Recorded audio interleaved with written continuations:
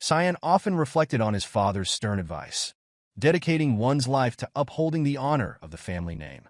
His father had always intended for Cyan to desire nothing more than to attend to his older brother, Echelle, like a loyal shadow.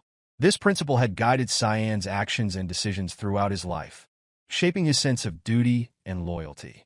However, the present situation was dire. Cyan found himself slumped on the ground, surrounded by the formidable Knights of Light. He pondered internally that it had indeed come to this point, a culmination of tensions and unresolved conflicts. Amidst the tension, one man stepped forward, his voice filled with awe. He remarked that witnessing such an extraordinary sight was priceless. A lone knight holding his own against the fiercest warrior of the continent was truly a marvel. The man continued, recognizing Cyan as his lord's younger brother, and called out his name, Lord Cyan Vert. Cyan responded with the name Boris. Despite being a member of the Order of Light, Boris bore a foul grin, his demeanor unsettling in the current moment. Summoning his crimson-purple dagger from the shadows, Cyan held it firmly despite his tattered body and the blood that oozed from his internal injuries. His presence was menacing, a stark contrast to the order he was part of. Cyan questioned whether the Emperor had ordered Boris's actions, his mind racing to understand the motives behind this betrayal. Boris feigned surprise, covering his mouth as if he had been unaware of the sinister rumors surrounding the vile black mist. Cyan's suspicions deepened, the pieces of the puzzle starting to fit together. In that instant, Cyan rose to his feet, releasing a black aura that emanated from him, sharp and threatening to anyone who dared approach.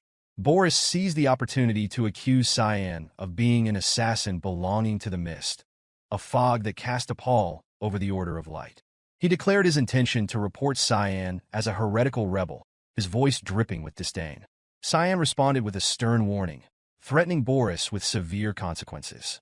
The tension between them escalated as Boris announced that escaping using a secret technique was impossible, revealing that he had cast a level 9 star magic barrier. Cyan's determination solidified. He knew he had to find a way to inform his brother and uncover who was truly behind these events. He declared his intent to raise everything, to destroy Boris and whatever plans he had in motion. Suddenly, a single word from Echelle carried more meaning than simple statements, causing Cyan to freeze in place as he realized the voice's origin. Memories of his father's advice echoed in Cyan's mind, dedicating his life to the family's honor and recognizing Echelle's success as his own. Yet, Echelle stood before him now, shrouded in mystery and accusation. Cyan understood that Echelle was the one orchestrating these events. His dark energy dispersed, and he fell to the ground, feeling defeated. Echelle expressed that Cyan's eyes revealed his lack of understanding regarding the situation. Cyan muttered in confusion, trying to grasp the gravity of Echelle's words. Echelle praised him for performing his duties well, for the family name, the people, and himself. Shock overwhelmed Cyan as Echelle revealed that he had shouldered the weight of their duty for decades and was now there to lift that burden from Cyan's shoulders. Cyan questioned if he had done something wrong, his hand clutching the dagger tightly. Echelle accused him of becoming a vile murderer under the influence of the sinister fog, deceiving everyone and committing heinous sins. Cyan grappled with these accusations, gritting his teeth at Echelle's harsh words. He thought about the numerous conflicts they had faced together. The feud over the imperial crown, the suppression of the demon army, the war for the unification of the continent, and how he had assisted Echelle in succeeding in all their endeavors. Dedicating his life to Echelle had also been for his own good, but now it seemed he was being cast aside without reason. Determined to confront the betrayal, Cyan mustered his dark energy, blood flowing from his wounds, and vowed to destroy Echelle. His aura radiated outward, filling the canyon with an oppressive darkness. A knight exclaimed that Cyan's magic was beyond human, recognizing the immense power he wielded. Undeterred, Cyan provoked Echelle, questioning how a supposed great hero could fear his own younger brother. Echelle, visibly angered, remained silent as Cyan approached with assassin-like speed. Cyan delivered 2 swift strikes, but Echelle effortlessly blocked them with his sword, the clanging of their weapons echoing through the canyon. Moving with calculated precision, Cyan circled around, believing that a single hit to a vital point would end the confrontation. He launched another attack, but Echelle remained unfazed, his composure unbroken. The clash continued, with Cyan's shadow energy intertwining with Boris's light power as it defended Echelle from behind. He marveled at Cyan's formidable magic, unable to comprehend its extent. Echelle dismissed his brother as a poor fool, swiftly stabbing Cyan in the abdomen and causing him to lose grip of his dagger. Echelle expressed regret, hoping for a peaceful resolution, as Cyan reverted back in surprise, losing his power and his grip on reality. Echelle kicked Cyan away effortlessly, treating him like worthless trash. Cyan watched helplessly as his brother walked away, his breath shallow and labored. He reflected on his seemingly foolish life as his eyes began to close. Summoning his last ounce of strength, Cyan dashed toward Echelle, his dagger inches from Echelle's neck. Echelle swiftly swung his sword, releasing a surge of light power to finish Cyan once and for all. A voice called out to Cyan from his dark consciousness, jolting him awake. He gasped for air, sweat dripping profusely as he realized his neck was intact. Looking up, he saw a maid screaming at him to get ready. Emily stood before him, surprising Cyan. It had been nearly 20 years since he had seen her, and she hadn't changed a bit. Recognizing his room and the childhood furniture, Cyan realized he had somehow become a young boy again. The room around him was familiar, triggering memories that felt both distant and immediate. Emily called out to him once more, mentioning a sparring match. Confused, Cyan recalled being back at the castle of the House of Duke Vert.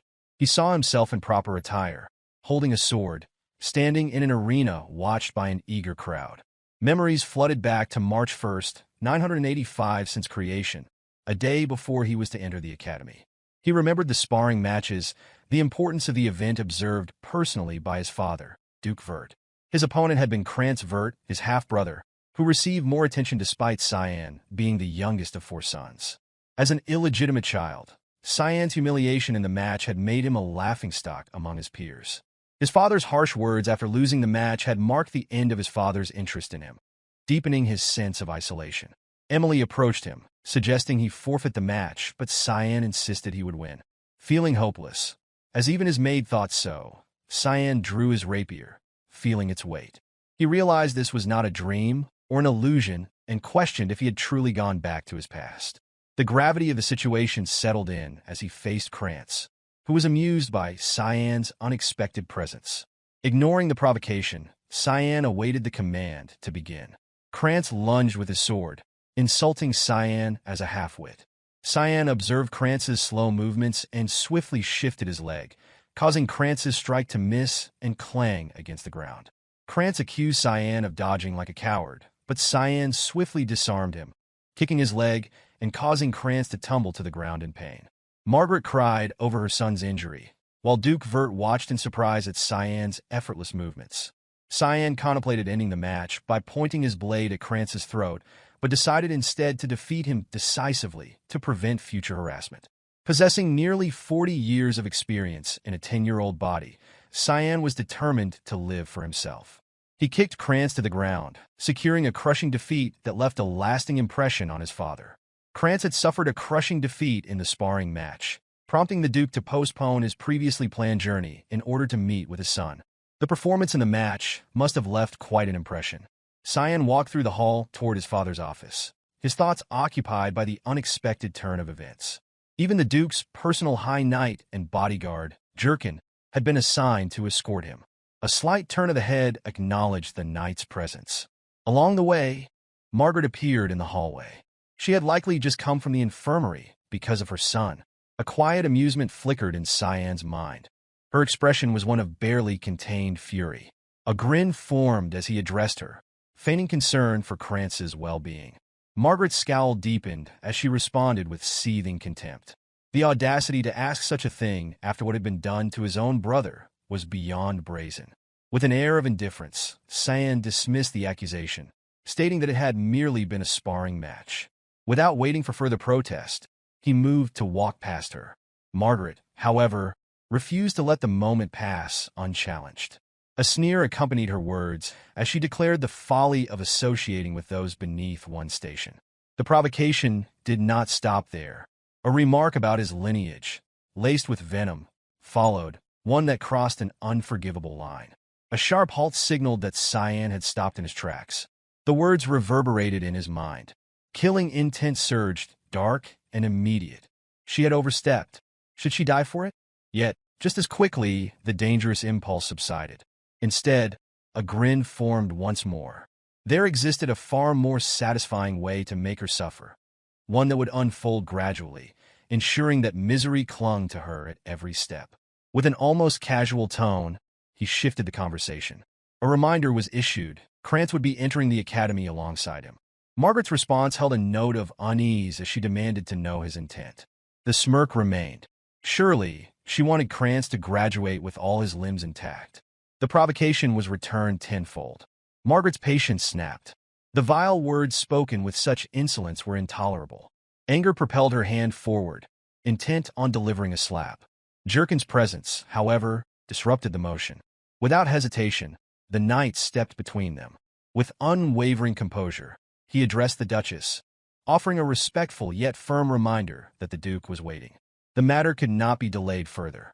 With a final, formal dismissal, Jurken ensured that the conversation had reached its end.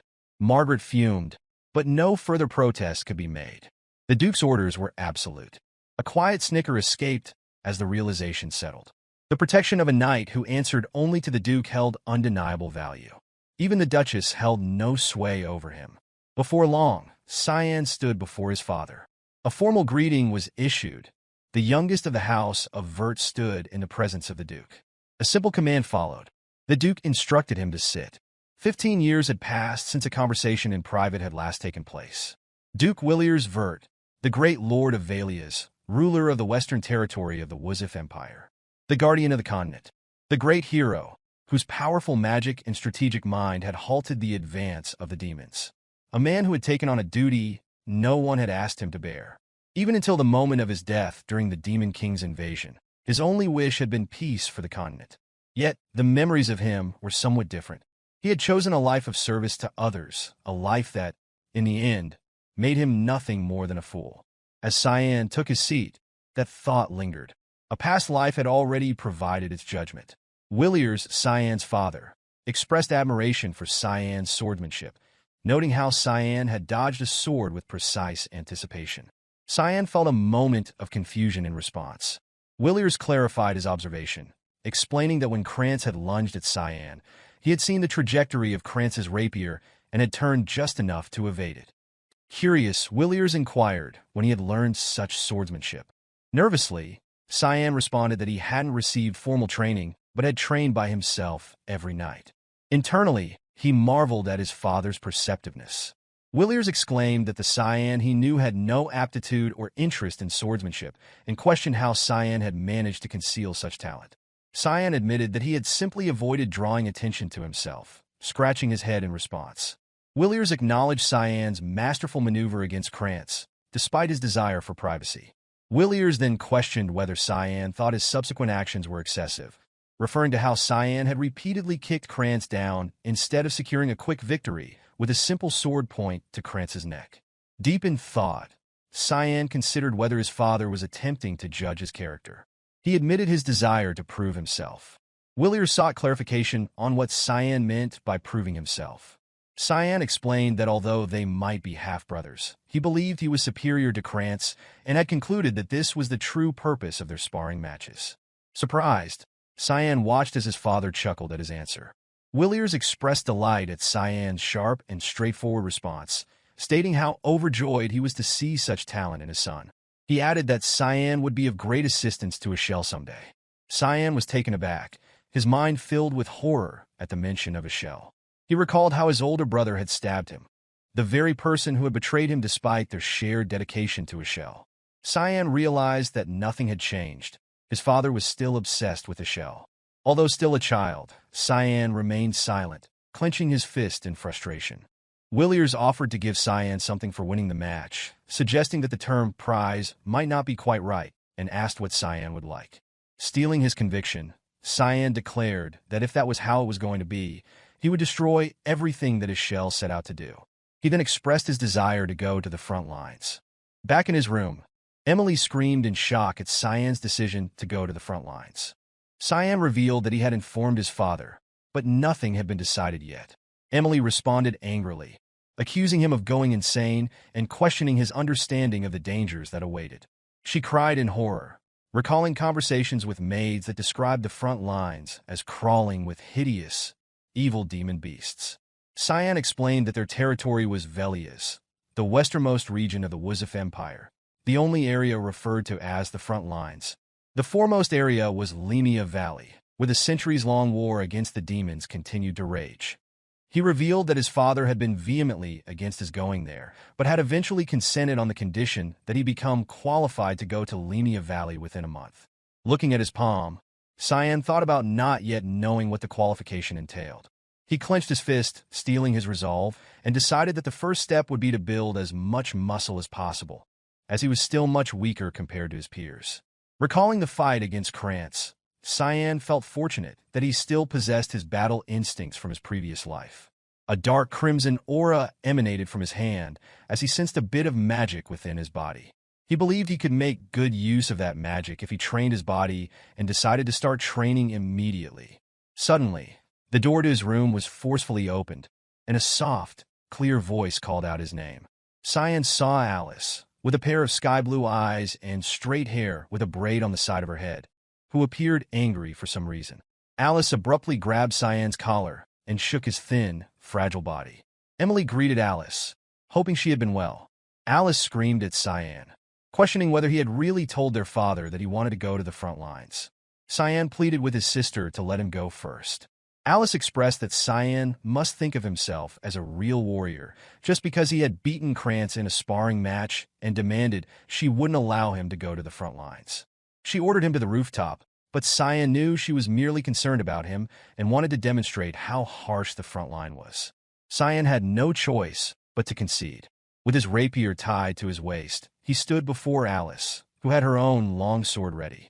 She declared that the moment their swords were drawn, if Cyan could withstand her attacks for 3 minutes, she would allow him to go to the front lines. Wearing a weary expression, Cyan questioned whether this was truly necessary. Alice dismissed his question, instead asking whether he was interested in carrying on the family name. Cyan thought to himself that this was the real issue and had zero interest in it. Alice took Cyan's silence as affirmation. Cyan drew his rapier, his face down, thinking to himself that sparring with Krantz had already made the day quite eventful. With light steps, Alice lunged with her sword drawn, attempting an attack. Cyan was surprised by her speed, but effortlessly blocked her strike. Alice was bewildered, wondering how a 10-year-old could block it. Cyan pondered whether Alice was truly not going to hold back against a brother 7 years younger than her.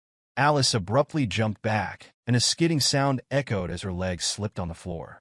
She marveled in shock at how he had parried her long sword with his thin rapier, her hand quivering as she realized the possibility of it being just a fluke. Her killing intent surged, and she remarked that Cyan was better than she had expected. Horror descended upon Cyan as he saw the seriousness in his sister's demeanor. He thought to himself that he was in trouble and tried to plead with Alice.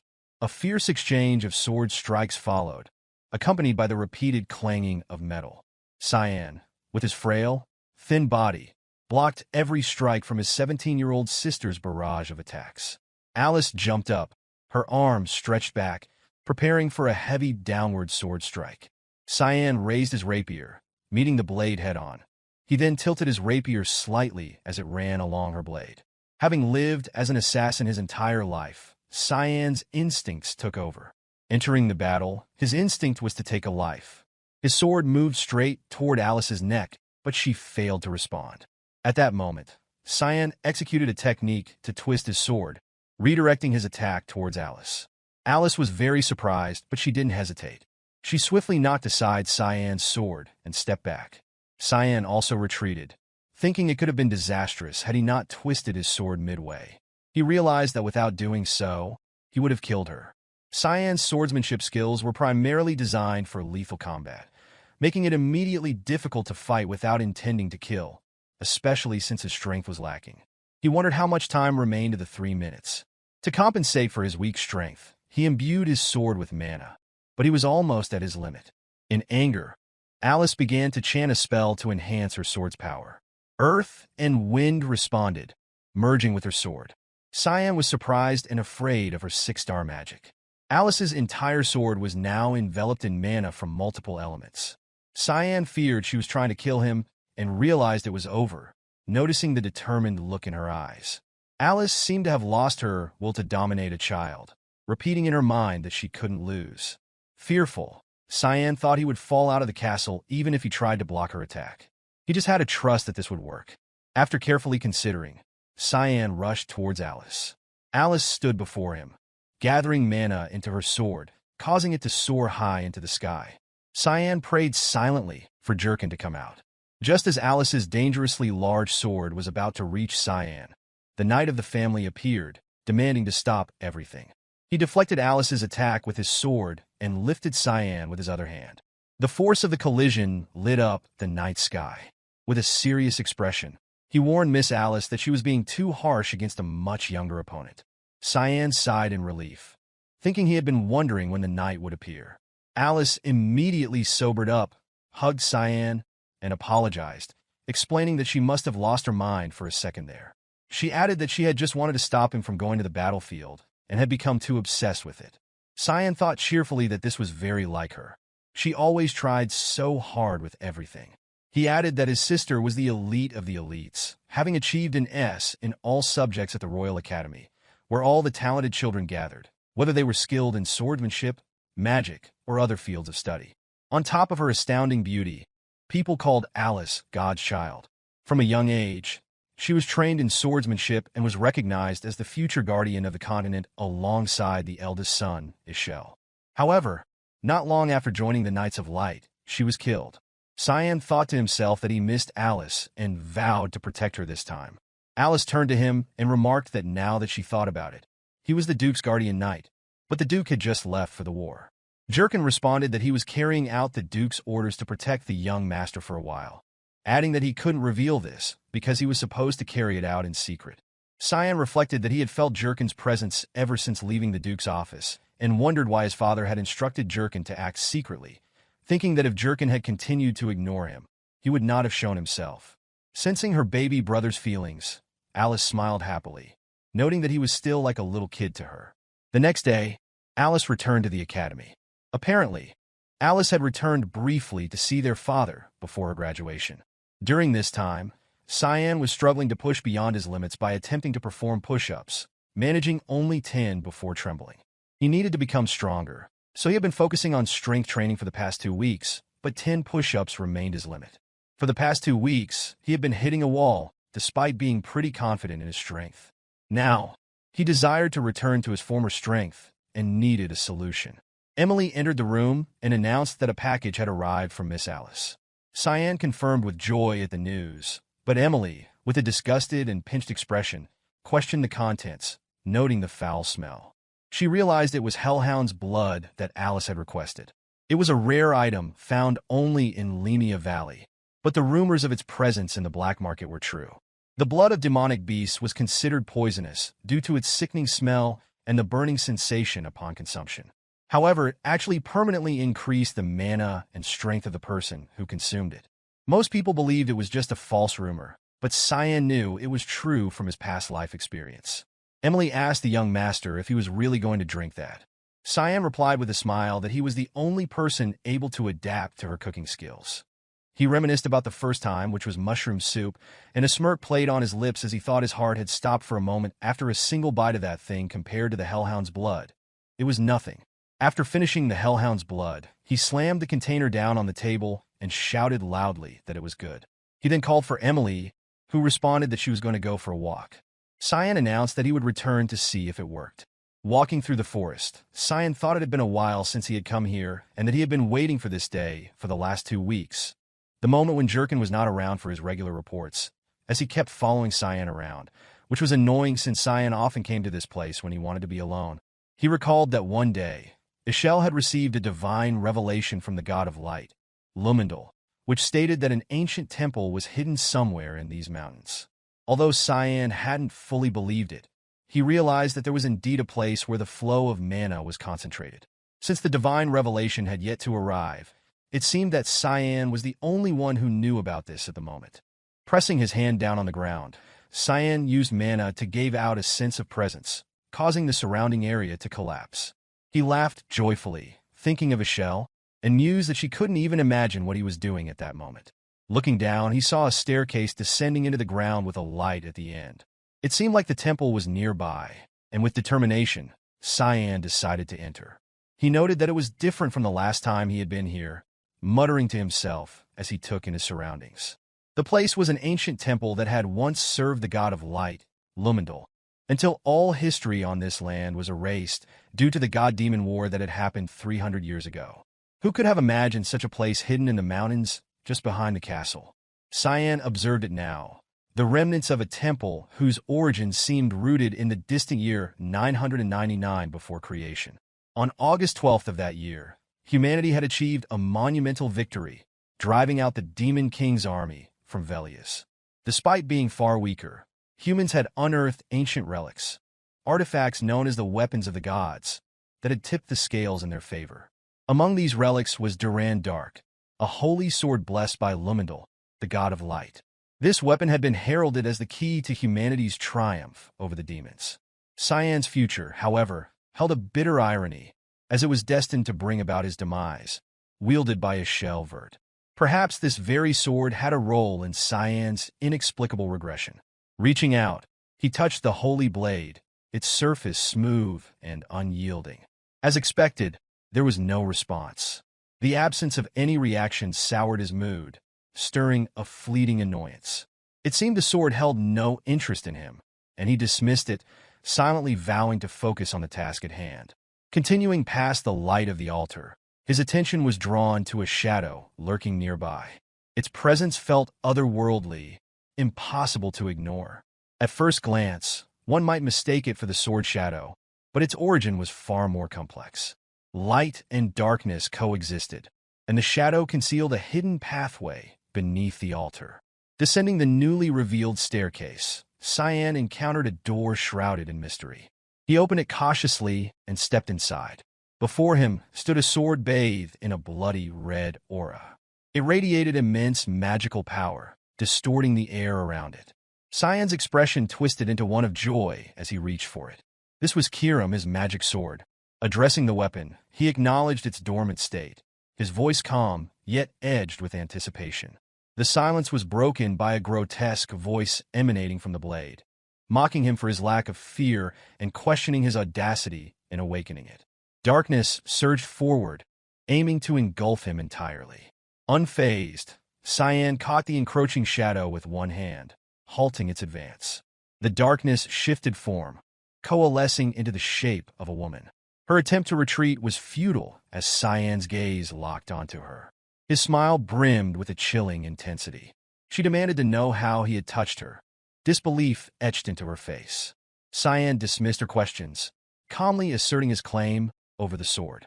She spat in defiance, lunging at him with her claws, only for him to evade her attack effortlessly. As the battle unfolded, her disbelief grew. She demanded answers, sensing the unmistakable presence of Air's aura surrounding him. Cyan confirmed her suspicions, declaring himself the successor of Air and commanding her submission. The demonic sword, now furious, launched a ferocious assault, her attacks growing faster and more relentless. Cyan's thoughts remained steady, calculating. Words had proven futile, and he knew Kirim's ultimate goal was to claim his body. Deciding to assert his dominance, Cyan stepped back and issued a command: sword manipulation. Instantly, Kirim's form stiffened, her movements ceasing entirely. As she collapsed, he offered her a final warning, suggesting she accept him as her master while he still retained a modicum of patience. Restrained and unable to move, Kirim's thoughts raced, wondering how Cyan could wield the incantation with such precision. Despite her defiance, Cyan repeated the command with unwavering authority. Each utterance of demonic sword control pressed her head further into the ground, forcing submission. With a final, begrudging tone, Kirim conceded, her resistance giving way as she addressed him as master.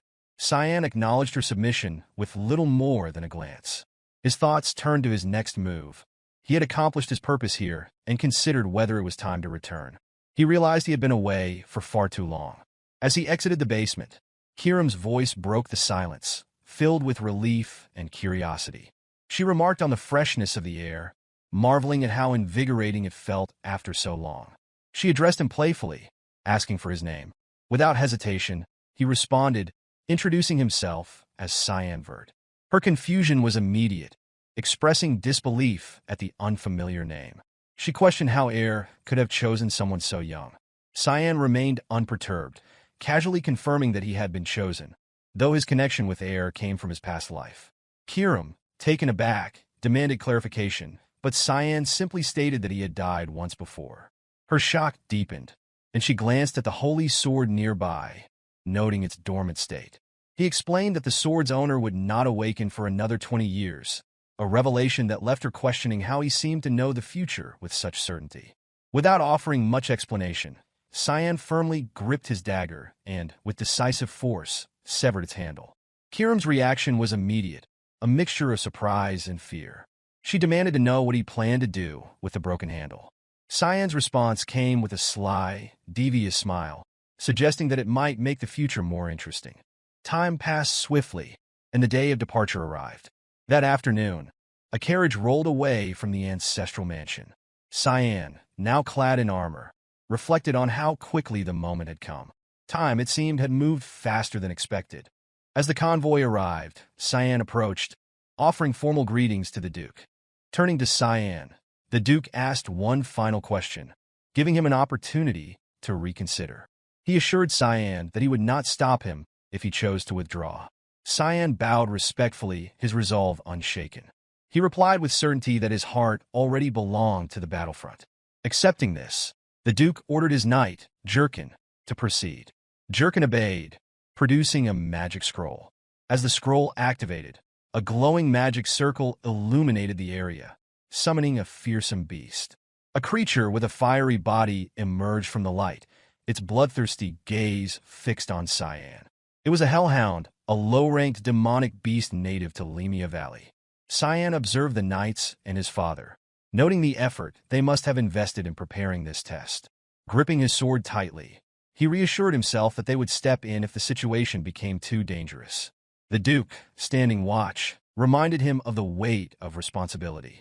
Every action carried consequence, and the trial before him was meant to demonstrate the strength of his resolve. As the word trial lingered in Cyan's mind, he recalled a recent conversation with Jurkin about arranging a duel. With only 3 days left to fulfill his promise to his father, he knew aimlessly practicing sword swings would not suffice. He had sought a real fight to hone his skills. Jurkin had suggested someone of Cyan's age, like young Master Krantz, as a potential opponent.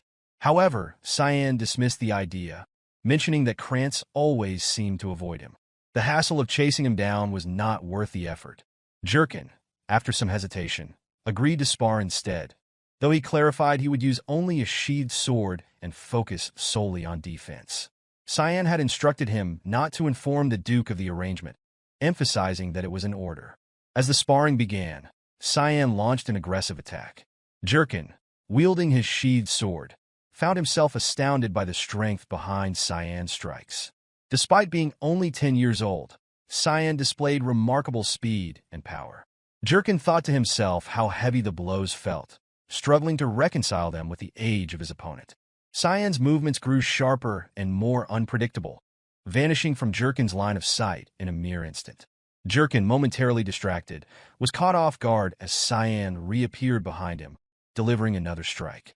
Though Jurkin remained stationary, focused purely on defense, the sheer intensity of Cyan's swordsmanship left him astonished. Cyan acknowledged his limits, silently admitting that defeating Jurkin was beyond his current ability. Still, the sparring session had served its purpose. Concluding the duel, Cyan expressed his gratitude. Jurkin, equally impressed, praised Cyan's progress.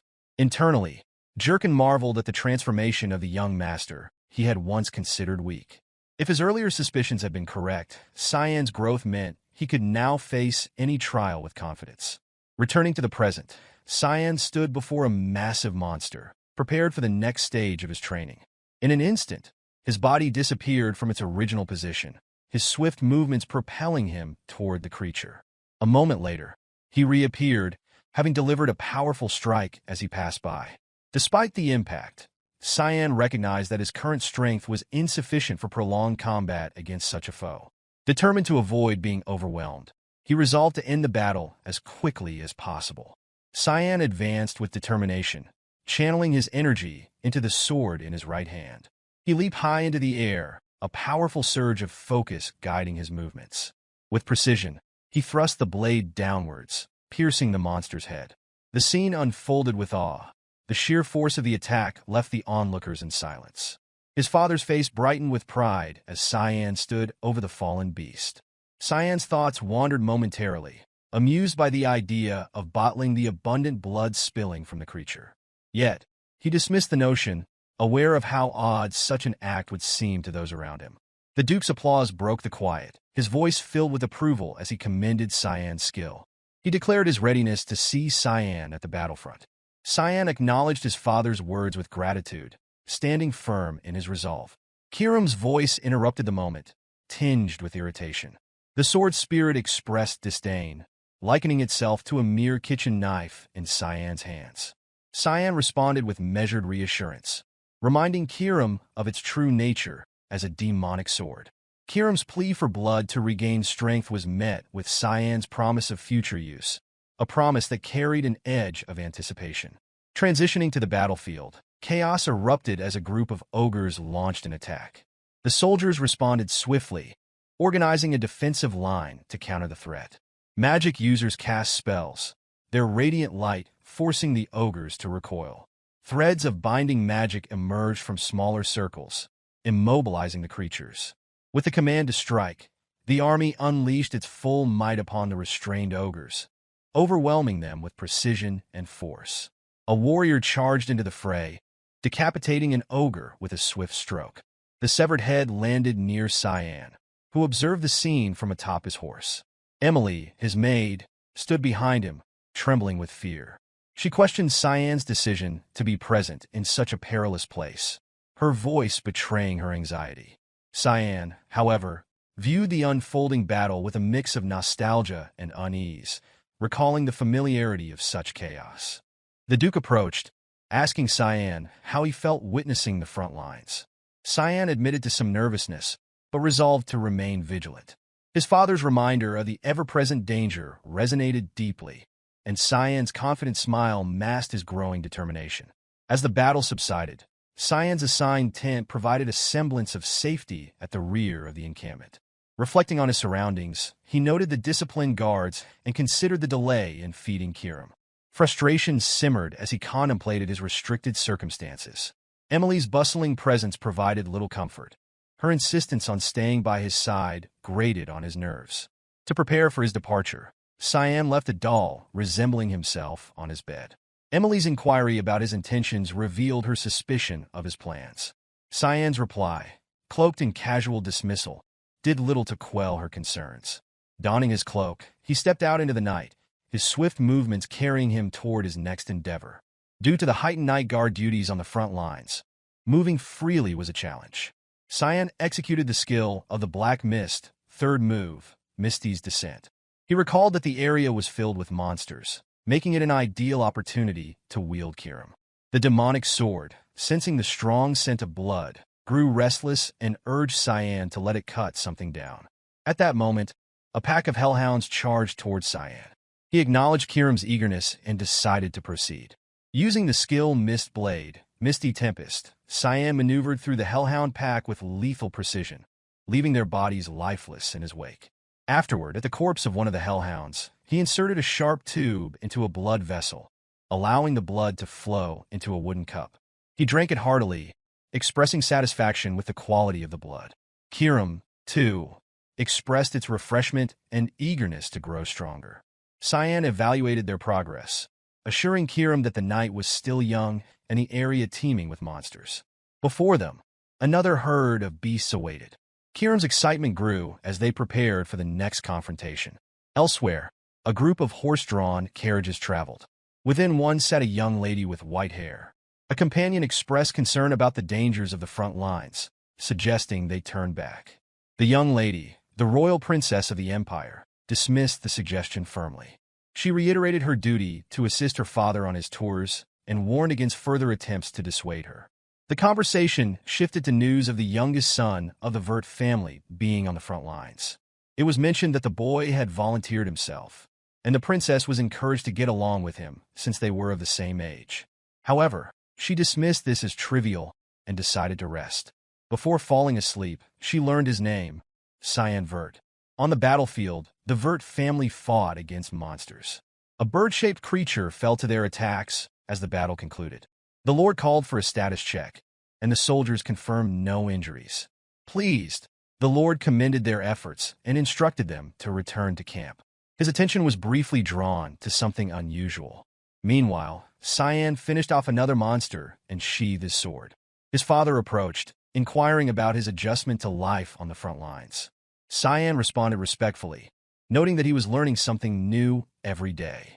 Surprised, his father acknowledged Cyan's perseverance and expressed pride in him.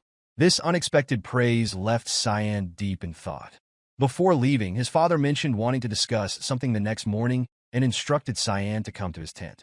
Later that night, in the monster territory, the sounds of movement and attacks echoed. A large monster attacked from underground, prompting Cyan to evade and observe. It was a deathworm, a creature that usually resided deeper in the valley. Kiram suggested taking over, pointing out the creature's regenerative abilities that rendered shallow injuries ineffective. Cyan, aware of Kiram's potential schemes, hesitated but ultimately agreed.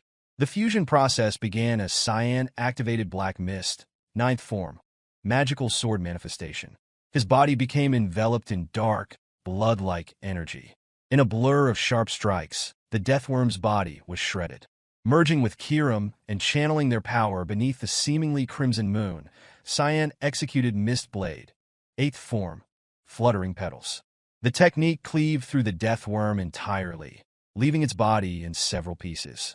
Cyan stood amidst the remains, victorious. Later, on the battlefield, someone examined the monster's bloodstains and noted that the creature had not been dead for long. Jerkin, holding a torch, remarked from behind that the mana emanating from the area felt unusually intense. He speculated whether a demon might have been responsible for the carnage. Cyan's father, standing nearby, declared that such a possibility could not be ignored and immediately ordered the area to be inspected thoroughly. The soldiers were instructed to burn the corpse without delay. As they complied, Cyan's father scrutinized the sword traces left on the monster's body. A sense of familiarity crept over him as he silently wondered if his mind was playing tricks, questioning whether the peculiar marks were merely a coincidence. Jerkin, observing something of significance, called for his attention. In front of them lay the massive corpse of a deathworm. Shock rippled through the group. It was a deathworm, something that should have been nearly impossible to kill. The question of who could have accomplished such a feat lingered heavily in the air. Jerkin voiced a theory, considering whether the act could have been carried out by a certain organization. The presence of the demonic sword manifestation technique loomed over the discussion. Allowing Kiram to take control unleashed her full power, but doing so always came with risks. She could completely overpower Cyan if his guard slipped. At Cyan's location, he lay sprawled on his bed, thoroughly drained. Exhaustion coursed through his body, and he inwardly reflected on the reckless nature of relying on Kiram to defeat even a single foe. The toll on his body was undeniable, yet he acknowledged that drinking the blood of demonic beasts had fortified him. Had this been a month earlier, his body might not have withstood the strain. Kiram observed his state with an almost analytical air. Her tone carried a mix of curiosity and suspicion as she remarked on his behavior and abilities. She noted that while he appeared to be a child outwardly, his actions, words, and handling of her suggested otherwise. His mastery over the geography of the Lamea Valley and the mist sword techniques spoke to decades of experience, not the abilities of someone his apparent age. Furthermore, she had pieced together his earlier statements and confidently concluded that he was a regressor. Cyan responded with a lazy, indifferent expression, as though the revelation mattered little. He questioned whether he hadn't made it obvious enough already, given his earlier comments about dying before. Kiram reacted with a heavy silence, clearly unimpressed, before snapping in frustration that it was hardly obvious when he had explained nothing. Cyan's nonchalant attitude persisted as he brushed off her concerns, admitting that he lacked the motivation to elaborate. Kiram, undeterred, pressed on with her suspicions. She speculated that killing someone like Cyan would have been no small task, deducing that his death must have involved the owner of Durand Dark. She considered the possibilities, whether he had fallen in a duel or through betrayal, and confidently concluded it was the latter. Cyan inquired about Kiram's thoughts on the matter. Kiram responded by observing Cyan's disdain on Holy Sword. Kiram admitted he would be foolish if he couldn't discern Cyan's intentions, deducing that revenge must be Cyan's goal regardless of the circumstances. He warned Cyan to be mindful, threatening to eliminate him if he faltered or lost control. Without hesitation, Cyan immediately punched Kiram, sending her flying with a disdainful expression. He asserted that Kiram should know her place, emphasizing that he was not an idiot. Kiram spun silently, and Cyan smiled to himself, thinking that she hadn't changed at all. She remained the same as she was in his previous life. At that moment, Cyan left his camp to observe the surrounding atmosphere. He pondered the current chaos, noting that the day seemed unusually tumultuous. Emily approached him, addressing him as young master and informing him that it was his turn. When Cyan asked if something had happened, Emily replied with a worried expression, explaining that a high-level monster's corpse had been found near the entrance of the valley. Cyan realized she was referring to the deathworm. He wondered silently. Emily continued, mentioning that it had been a long time since there was a sighting of a high-level monster near the camps. Cyan, fearing that he might be discovered as the one who killed the deathworm, hastily asked if there was anything else. Emily appeared flustered. Cyan attempted to inquire further, asking if there had been any reports of suspicious individuals or anything related to him. However, their conversation was interrupted by the arrival of Jerkin, who approached from behind and informed Cyan that the Duke wanted to see him immediately. Feeling uneasy, Cyan silently evaluated the situation. He lamented that he couldn't manage the corpses of the monsters because soldiers had suddenly appeared, disrupting his plan to enjoy a quiet life before entering the academy. Now, at his father's camp, Cyan bowed respectfully and greeted his father as the youngest son of the Verts. He secretly hoped his father wouldn't recognize him. His father responded with a serious tone, requesting Cyan to sit down. Cyan contemplated what excuses he could offer if his father inquired about the previous night's incident. His father asked directly what he had been doing last night. Anxiously, Cyan replied that he had gone to bed early because he was tired. Upon hearing this, Williers thought that while Cyan claimed to have gone to bed early, the traces of swordsmanship suggested otherwise. He wondered if he was overthinking it. Feigning ignorance, Cyan asked why his father was asking. His father didn't respond, seeming skeptical that someone so young could have slain a deathworm.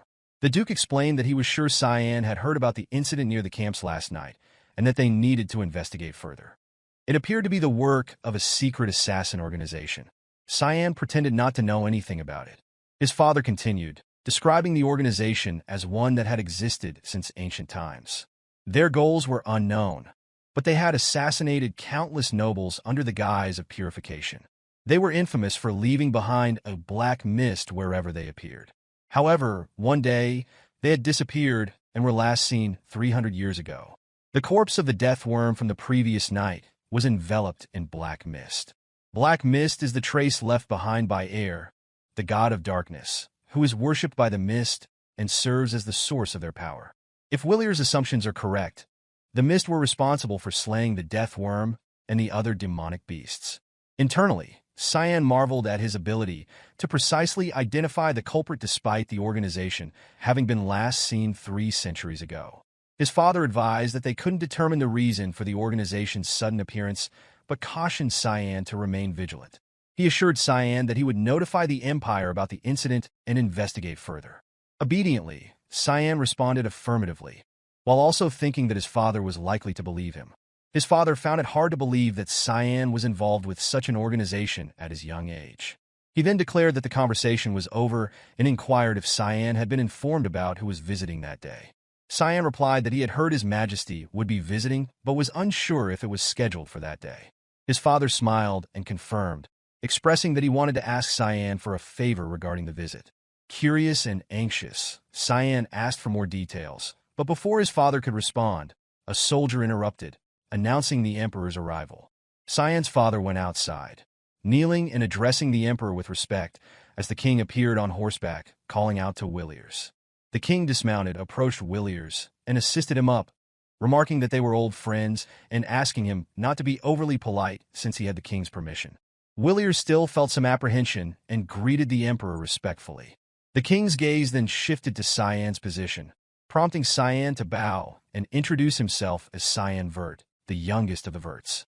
The king complimented Cyan, noting it was impressive for someone so young to reside in such a rough environment, and remarked that his children were definitely different from ordinary ones.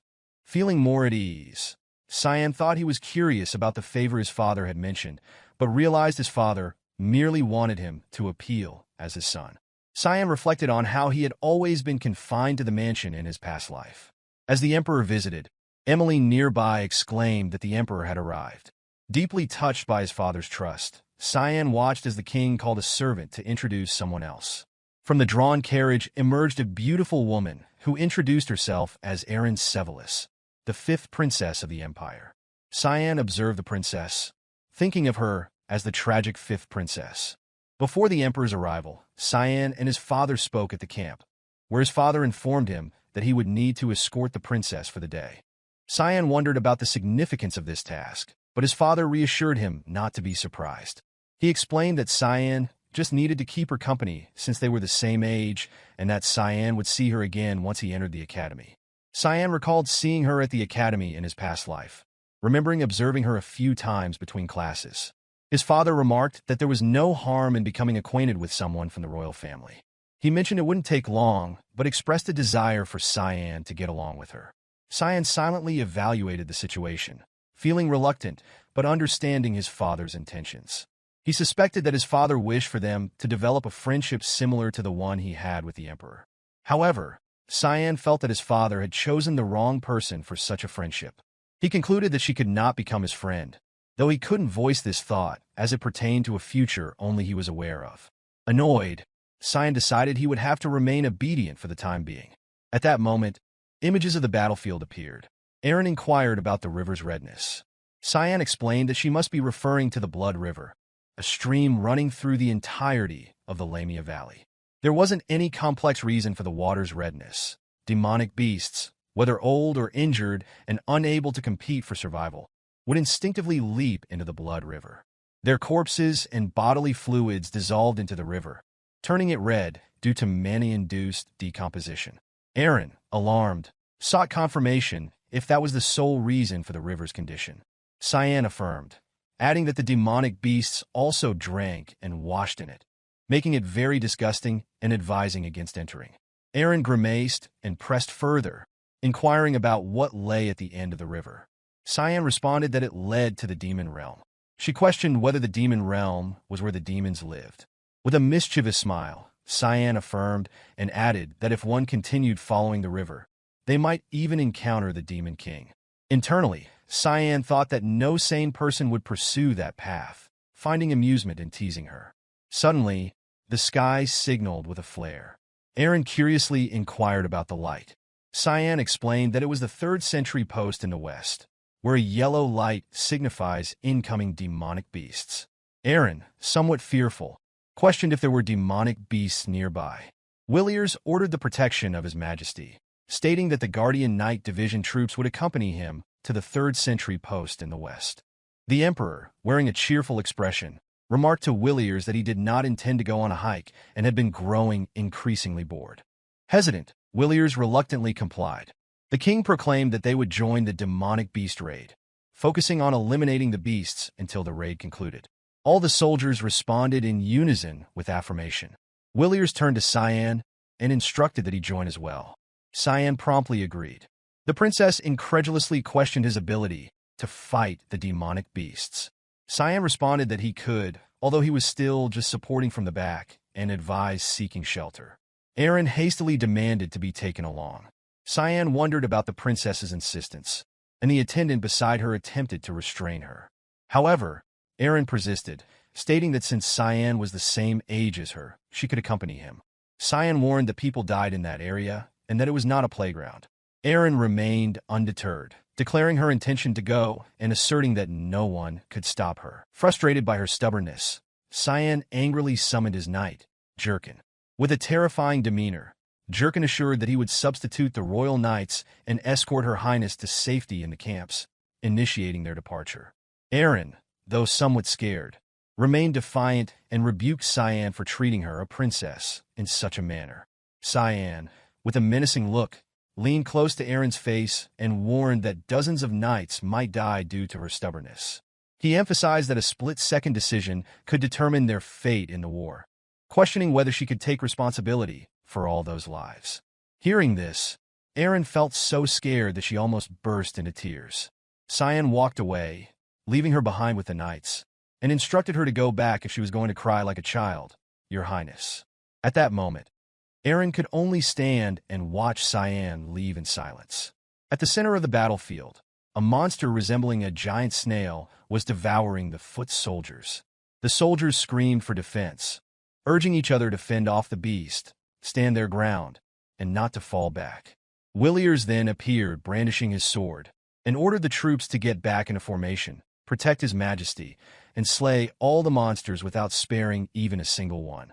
Upon hearing his command, all the soldiers charged into battle with unwavering determination. Arin Sevelus, the emperor of the Abusive Empire, had 2 wives. Kundel Quiselle was his first wife, but she is now dead. Cassandra Nephilis is his second wife and is considered the prominent judiciary of the empire. The former Empress Dion gave birth to the first and second princesses, while the current Empress Cassandra gave birth to the third and fourth princes. However, Arin Sevelus, the fifth princess, was a bastardized daughter born to a peasant mistress. People treated her as a scarecrow-like princess due to her mixed blood, but she did not care about how others perceived her. She fulfilled her duty as part of the royal family and devoted herself to her studies more than anyone else. However, she was framed for treason by those who resented her and was expelled from the royal family and the empire. Rumors spread that she died alone from a disease on an island, leading people to call her the tragic princess. It was believed that she could have lived a happy life had she not been greedy, and that it would have been better for her to live without any ambition. After recounting the story, Kiram questioned whether that was what Cyan's father had always told him in his past life. Cyan, who was currently engaged in battle with the monsters, responded that it was different, explaining that such was the nature of royal politics. At that moment, a giant snail was struck by powerful lightning, its body thoroughly cooked. Other giant snails suffered a similar fate. Cyan stood nearby, observing and evaluating that the emperor was skilled with his holy lightning ability. The king was slaughtering all the giant snails within his reach. Cyan noted that Emperor Dion was publicly recognized for his 8-star magic prowess, and that had he not become emperor, he probably would have been the Mage Association's head. Cyan understood that an intermediate-ranked demonic beast would pose no challenge, considering that being an emperor seemed to be his hobby. After a period of fighting within the camp, the emperor and Villiers sat together, enjoying wine. The emperor mentioned that it had been a while since they had shared a drink. The emperor admitted feeling quite lonely, noting that he was the only one drinking. Villiers apologized, explaining that he did not permit himself to drink on the front lines. At that point, the emperor changed the subject, recalling when Villiers had inquired about the current atmosphere in the empire. He noted that there had been a recent increase in the assassination of nobles, which was causing widespread anxiety. Villiers inquired whether there were any patterns to these assassinations. The emperor confirmed that all the victims were corrupt officials and that black mist had been present at each murder scene. Upon hearing this detail, Villiers pondered thoughtfully. The emperor then asked if Villiers had any ideas. Villiers responded that he had discovered traces of black mist in the area the previous day, suggesting that the followers of black mist might be mobilizing again. The emperor agreed that this made sense, but emphasized the need for further investigation. He appreciated Villiers' efforts in managing the situation, but expressed concern about the growing anxiety among the people. Additionally, the emperor mentioned another troubling matter. A noble was spreading rumors that blamed the fifth princess for the assassinations. Villiers sought clarification, confirming that individuals were attempting to associate Princess Arin with the incidents. The emperor elaborated that he had been dismissing these claims as nonsense, but suspected that a group intended to exploit her. He then requested a personal favor from Villiers, not as an emperor, but as a friend, to take care of Princess Arin if he were to die before Villiers. Accepting the emperor's request with a serious demeanor, Villiers assured that he would carry out the emperor's orders to completion. Pleased by Villiers' assurance, the emperor thanked him. Heavy rain poured at the campsite. Inside Cyan's tent, Emily felt frustrated and questioned him, prompting him to respond curtly, indicating that was all he had to say. Emily firmly countered, expressing that Cyan's actions were unacceptable, stating that as the princess, ending the escort would jeopardize any chances of marriage. Feeling overwhelmed by Emily's criticism, Cyan thought to himself that she might have thought he was planning a date. He then left the tent, telling Emily that he trusted her to manage things in his absence. Emily voiced her concern, asking if Cyan was heading to training despite the severe rain. Cyan reassured her not to worry and advised her not to stay up waiting for him either. As Cyan was about to depart, a girl cloaked in rain stood outside his tent, waiting. Puzzled by her presence, Cyan observed the stranger while Emily, filled with fear, asked who she was. The stranger then removed her hood, revealing herself as Princess Arin, and inquired where Cyan was intending to go. Arin approached Cyan and requested a conversation, apologizing if he was busy. Quickly changing her demeanor, Emily welcomed Arin warmly. Outside Cyan's camp, not only soldiers from his family were present, but also royal soldiers. Arin inquired how long Cyan had been there. Cyan responded that it had been about a month, and then curiously asked her the reason for her visit. Arin sensed something slightly ominous behind her and asked if they could be excused for a moment. Cyan turned to Emily and instructed her to go outside for a bit. Before leaving, Emily agreed and wished them a good time together. With everything quiet, Cyan thought to himself that spending time with a 10-year-old wouldn't be enjoyable, correcting his own thought by noting he was 40 in this situation. Arin hesitantly apologized for her earlier behavior, expressing that she felt she hadn't acted as a princess should.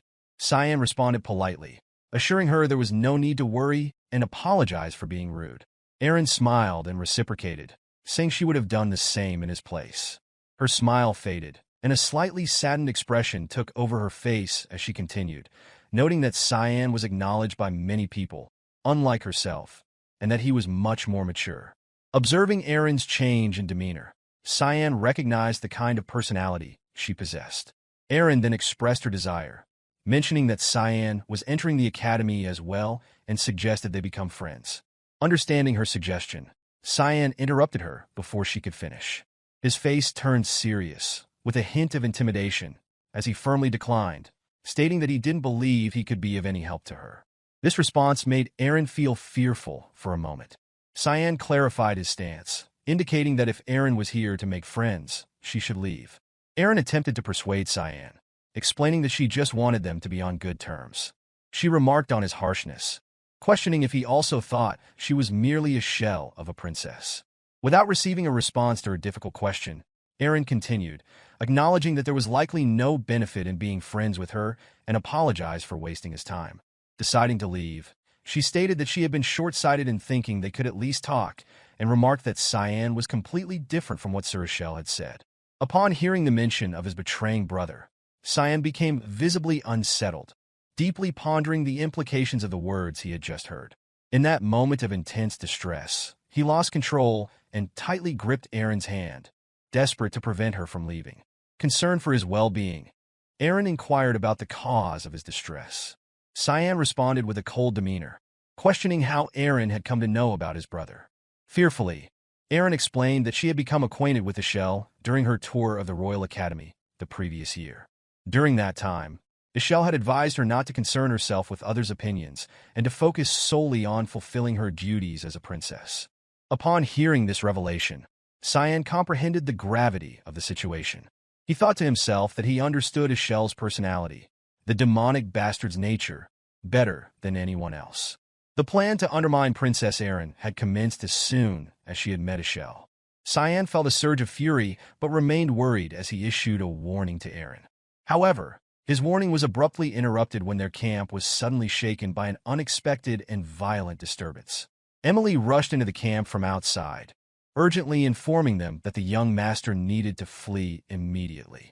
At that precise moment, a massive log crashed down onto Cyan's tent from above with such speed that its approach went completely unnoticed. The entire camp was obliterated in an instant, leaving devastation in its wake. Fortunately, Emily had been outside the attack range, and thus escaped death unscathed. Standing before them was a colossal monster, holding a tree branch, towering menacingly. Panic ensued as people began shouting to one another, cursing and exclaiming that the young master's tent was under attack, urgently urging others to verify his safety. Emily, overwhelmed by fear, crouched on the ground, her heart racing as she desperately called out for her young master. Meanwhile, the shock of the attack had reached Willier's camp, causing both the Emperor and Williers to become increasingly worried and highly uncertain about the unfolding events. A soldier entered the camp to report the dire situation, and the Emperor's face darkened with deep concern as he inquired about the details of the report. The soldier explained that advanced-ranked demonic beasts had ambushed the rear camps in the border regions and believed that the princess was present during the attack. In response to this alarming news, the Emperor urgently ordered all members of the Imperial Army to head to the rear camps without delay to ensure the princess's safety. The Emperor pondered the perplexing situation, questioning how the princess had come to be in the rear camps and whom she might be intending to meet in such a dangerous and volatile area. The narrative then shifted to the area under attack by the monsters, where two ogres emerged from the chaos, wreaking havoc and causing further destruction. Cyan, having survived the initial attack, was now hiding and carefully assessing the increasingly dire and chaotic situation around him. He observed that deathworms and ogres were typically creatures that resided only in the deeper, more secluded regions of the valley. Their unexpected presence in the rear camps indicated that something significant had changed in the dynamics of the area. Cyan wondered whether this change was a direct consequence of his own actions or involvement. Emily cried out in anguish, expressing that she had believed the young master to be truly dead and vowed never to leave his side again, her voice filled with joy. Returning to the time of the attack, Cyan had swiftly jumped off, managed to hold on to Arin, and dodged to the side to avoid the fatal blow from the giant log. He silently evaluated his own strength and capabilities, recalling that in his earlier days, he had even killed the Demon King, which suggested that he was not about to perish to what he considered a mere troll-like creature. Arin, clearly worried, asked whether the knights in the camps were safe. Emily reassured her by stating that there was no need to worry, as the knights were exceptionally strong and well-trained in combat. Arin, in a moment of intense emotion, hugged her face and cried, believing that this dire situation would not have occurred had she not come here. The knights accompanying them reassured Arin, affirming that they were all right and that it was their duty as the Knights of the Empire to protect her at all costs, emphasizing their unwavering and steadfast commitment to her safety and well-being. The remaining knight also smiled confidently and affirmed that he was right, assuring the Highness that they would protect her with their lives. Suddenly, Cyan's expression turned serious as he warned the knights to move. The knights didn't grasp his meaning and remained unaware of the imminent danger approaching from behind. In the next moment, the troll's large hand grasped one knight's body, and with a single grip, the knight was killed. Cyan stepped forward to protect Arin and instructed her to step back. Seeing Cyan's appearance, the ogre seemed to recognize something. Cyan immediately realized that the ogre had recognized him. Upon identifying its target, the troll threw the knight's body aside. Cyan urgently told everyone he would distract the troll, urging them to flee with the princess. Emily agreed without hesitation, not worrying about Cyan. She carried Arin and questioned the other knight actions, prompting him to leave. Cyan thought angrily, realizing that Emily was eager to leave. The troll raised both hands to attack Cyan, who prepared to counter. In the next moment, Cyan's sword cut through the troll's arm. After the attack, Cyan wondered why all the advanced-ranked demonic beasts were attracted to him, feeling as though they could smell something on him. Kiram chuckled maliciously, explaining Cyan of drinking the blood of countless demonic beasts to become strong, explaining that it was the reason Cyan had killed so many of them. Kiram added that it would be strange if the beasts did not come for him. Cyan urgently asked why Kiram was revealing this information just now, to which Kiram smirked and replied that Cyan had forgotten her true purpose. Before Kiram could answer, Cyan squeezed her shadow form, and the magic sword appeared. Kiram complained about Cyan's actions, pleading to be treated better. Cyan demanded silence, stating he didn't care how many monsters approached him. After making his declaration, Cyan rushed towards the troll. The troll threw a punch at him, but Cyan dodged and approached its head, cutting it off. The troll's heavy body fell to the ground. Cyan declared that now that no one was watching, they should go sip on some advanced-ranked demonic beast blood. In front of him stood a crowd of large monsters. Kiram excitedly announced that it was going to be a feast, but then he noticed something and called for caution as a large dragon with a purple body appeared. Cyan exclaimed that it was a devil dragon, and its roar echoed around them. Kiram confirmed that it was still a baby and added that the dragon also smelled Cyan. Cyan smiled maliciously, thinking it didn't matter why the dragon was there.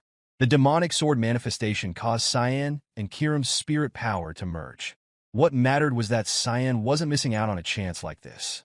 With a confident and intimidating face, Cyan declared that they had to catch the dragon. Kiram objected, stating that they had to eat it. On another side of the camp, a monster was attacked by several golden lightning bolts. The Emperor asked Williers if this was the last one. Williers replied that it seemed so. The Emperor then inquired about the princess and Williers' son. Williers responded that he couldn't find their traces past the tent. The Emperor apologized, assuring Williers that it was fine and understanding that he was surely worried about his son too. Trusting in Cyan, Williers replied that there was no need to worry about his son, emphasizing that what mattered right now was the princess. The Emperor thought that was cold, but Williers affirmed that a Vert should know to watch out for himself. At that moment, someone came to report to the Emperor that they had found the princess. The Emperor asked for confirmation, and immediately after, Arin rushed in calling for her father. The Emperor inquired about her condition and whether she was hurt anywhere.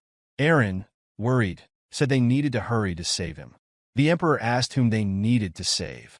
Arin explained that because of her, he was in danger. The Emperor asked her to calm down and to tell him what was going on. Williers stepped forward and addressed Cyan's maid. Emily replied, with a terrifyingly dark face, that she is. Williers demanded to know if something had happened to Cyan. Emily, frightened, thought she was scared as she had never seen the Duke look so scary before. Trembling, she stuttered that the young master acted as bait to give them time to run away. Hearing this, Williers' eyes sharpened as he looked at Emily. The royal soldier next to them immediately said he remembered where Cyan was last. He added that if the Emperor just gave an order, he would go with others to save the young master. The Emperor urged him to do so.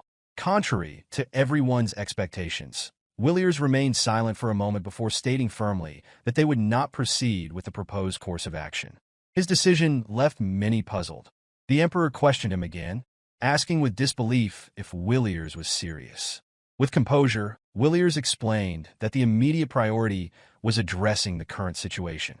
If the camps fell, the demonic beasts would invade the empire. The place had to be reconstructed immediately to prevent further loss of life. Emily, though terrified, found the courage to question what would happen to the young master. With a cold demeanor, Williers stated that Cyan had fulfilled his duty by aiding the princess's evacuation, demonstrating what it meant to be a Vert. Hearing this, the princess felt a surge of guilt, wondering why such sacrifices had to be made because of her yet again. Their discussion was interrupted by a piercing cry from above. Arin turned her attention skyward, recognizing the sound, a dragon. Above them, a dragon soared majestically, and soon she spotted Cyan clinging desperately to one of its legs. Cyan's face bore a defeated expression, tears streaming down his cheeks as he struggled to hold on.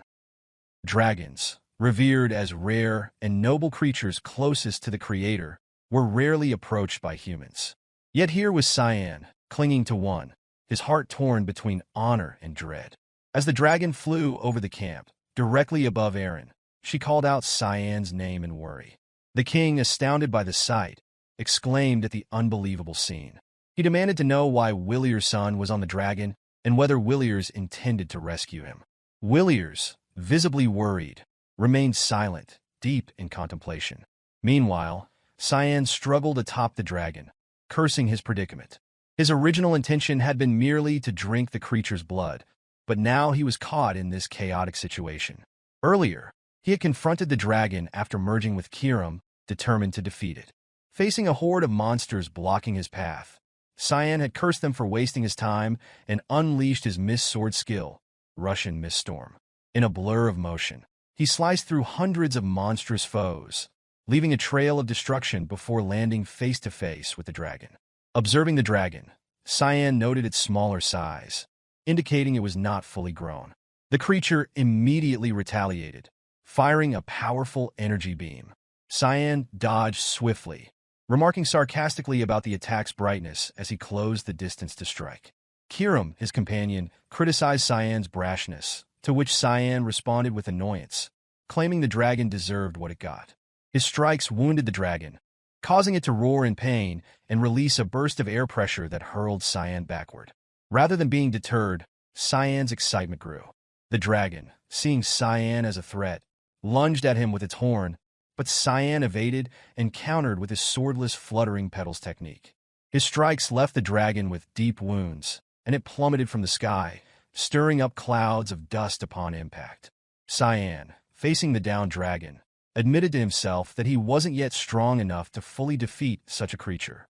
As Cyan prepared to finish the battle, the dragon suddenly rose, its sharp eyes fixed on him. A powerful gust of wind surged from its body, but Cyan held his ground, refusing to fall for the same trick twice. To his surprise, the dragon turned and fled, tail tucked. Realizing the creature's sensitivity to his attacks, Cyan panicked and pursued, unwilling to let it escape. This chase led to the current moment, where Cyan clung to the dragon's leg midair, his thoughts consumed by his predicament. Reflecting on his dwindling luck, he deliberated his next move. Kiram, appearing beside him, demanded to know why he was hesitating. Cyan, irritated, pointed out the people below them, emphasizing that using the demonic sword in their presence would result in dire consequences, including being burned at the stake. Kiram rebuked him for his indecision, urging him to act. As Cyan argued with Kiram, Williers, still on the ground, focused intently on casting an advanced spell. Cyan recognized the intricate golden swords forming within the magic circle, identifying it as 8-star advanced magic, the fabled secret sword of the heavens. Knowing that his son would be caught up in the chaos when the moment arrived, Williers cast his spell. Dozens of swords materialized, flying toward the dragon in a coordinated attack. Cyan, observing the spectacle, muttered in awe about his father truly living up to his title as the continent's guardian. The dragon, showing no fear, dodged and maneuvered through the barrage of swords with remarkable agility. Cyan found amusement in the dragon's skillful evasion, encouraging it with a mix of sarcasm and admiration. However, his tone shifted to worry as a sword aimed for the dragon's blind spot, potentially endangering him as well. Cyan commented nervously that the dragon might not be able to dodge this one. The sword grazed the dragon's leg, and the impact caused Cyan to lose his grip and plummet freely downward. Frustration overtook him as he lamented the missed opportunity for what he considered a special meal. Kiram, his companion, berated him, demanding that he fly or find a way to avoid crashing into the ground. Cyan resisted, knowing that using mist magic in front of onlookers would expose his powers and lead to severe consequences. Kiram, exasperated, accused Cyan of accepting death without a fight. Resigned, Cyan mumbled about his uncertainty but was suddenly struck with an idea. With renewed hope, Cyan exclaimed that he might have a solution. Kiram, sensing the direction of Cyan's thoughts, guessed his master's plan and questioned if Cyan truly intended to fall into the blood-infested river below. Cyan, seeing no alternative, replied with resignation, acknowledging the grim situation. Moments later, he plunged into the river, infamous for being formed from the blood of monsters. Though far from an ideal outcome, Cyan managed to survive the fall. In a distant place, a devil and a young demon observed the commotion. The young demon noted the rare sight of a dragon flying in the area and speculated about the strong demonic beast likely responsible for the disturbance. The elder demon corrected him, pointing out that humans lived across that border. Doubting the possibility, the younger demon expressed disbelief that a dragon could lose to mere humans. Growing quiet, he sensed something unusual. When asked what was bothering him, he explained that he could feel a strange, yet familiar energy from the area. The elder demon suggested he investigate, cautioning him not to kill indiscriminately out of boredom. The younger demon irritably agreed before spreading his wings and heading towards Cyan's location. Back at the river, columns of bubbles rose from the murky depths as Cyan emerged, gasping for air. Exhausted, he crawled onto the shore and complained bitterly about his predicament. Turning to Kiram, he asked if his companion was still alive. Kiram, soaked and fuming, snapped that he was contemplating how to kill Cyan for his recklessness. Cyan attempted to reassure Kiram, promising to clean up and regroup later. Kiram, clearly agitated, pressed Cyan about his plan, emphasizing the dangers of their surroundings, the demon realm. Cyan dismissed Kiram's concerns, insisting that encountering a higher demon was unlikely. Just as he finished speaking, a voice interrupted, exclaiming excitement at finding something fun. The voice struck a chord of recognition in Cyan, who muttered to himself about the familiarity of the speaker. The source of the voice soon revealed itself. Standing before Cyan was the young demon boy, his face fierce and eyes gleaming with curiosity. The boy demanded to know if Cyan was human. Stunned, Cyan recognized the figure before him as none other than the demon king, Valkyrion. Memories of Valkyrion's fearsome reputation flashed through his mind, an embodiment of evil whom no human dared to challenge. Under his breath, Cyan cursed the timing of this encounter. Valkyrion, calm yet menacing, repeated his question, asking Cyan to confirm whether he was human. Before Cyan could respond, Valkyrion's eyes darkened, and in an instant, he appeared behind Cyan with deadly intent. The demon king's voice, laced with malice, questioned whether Cyan wanted to fight. Reacting instinctively, Cyan swung his dagger, but Valkyrion vanished and reappeared effortlessly.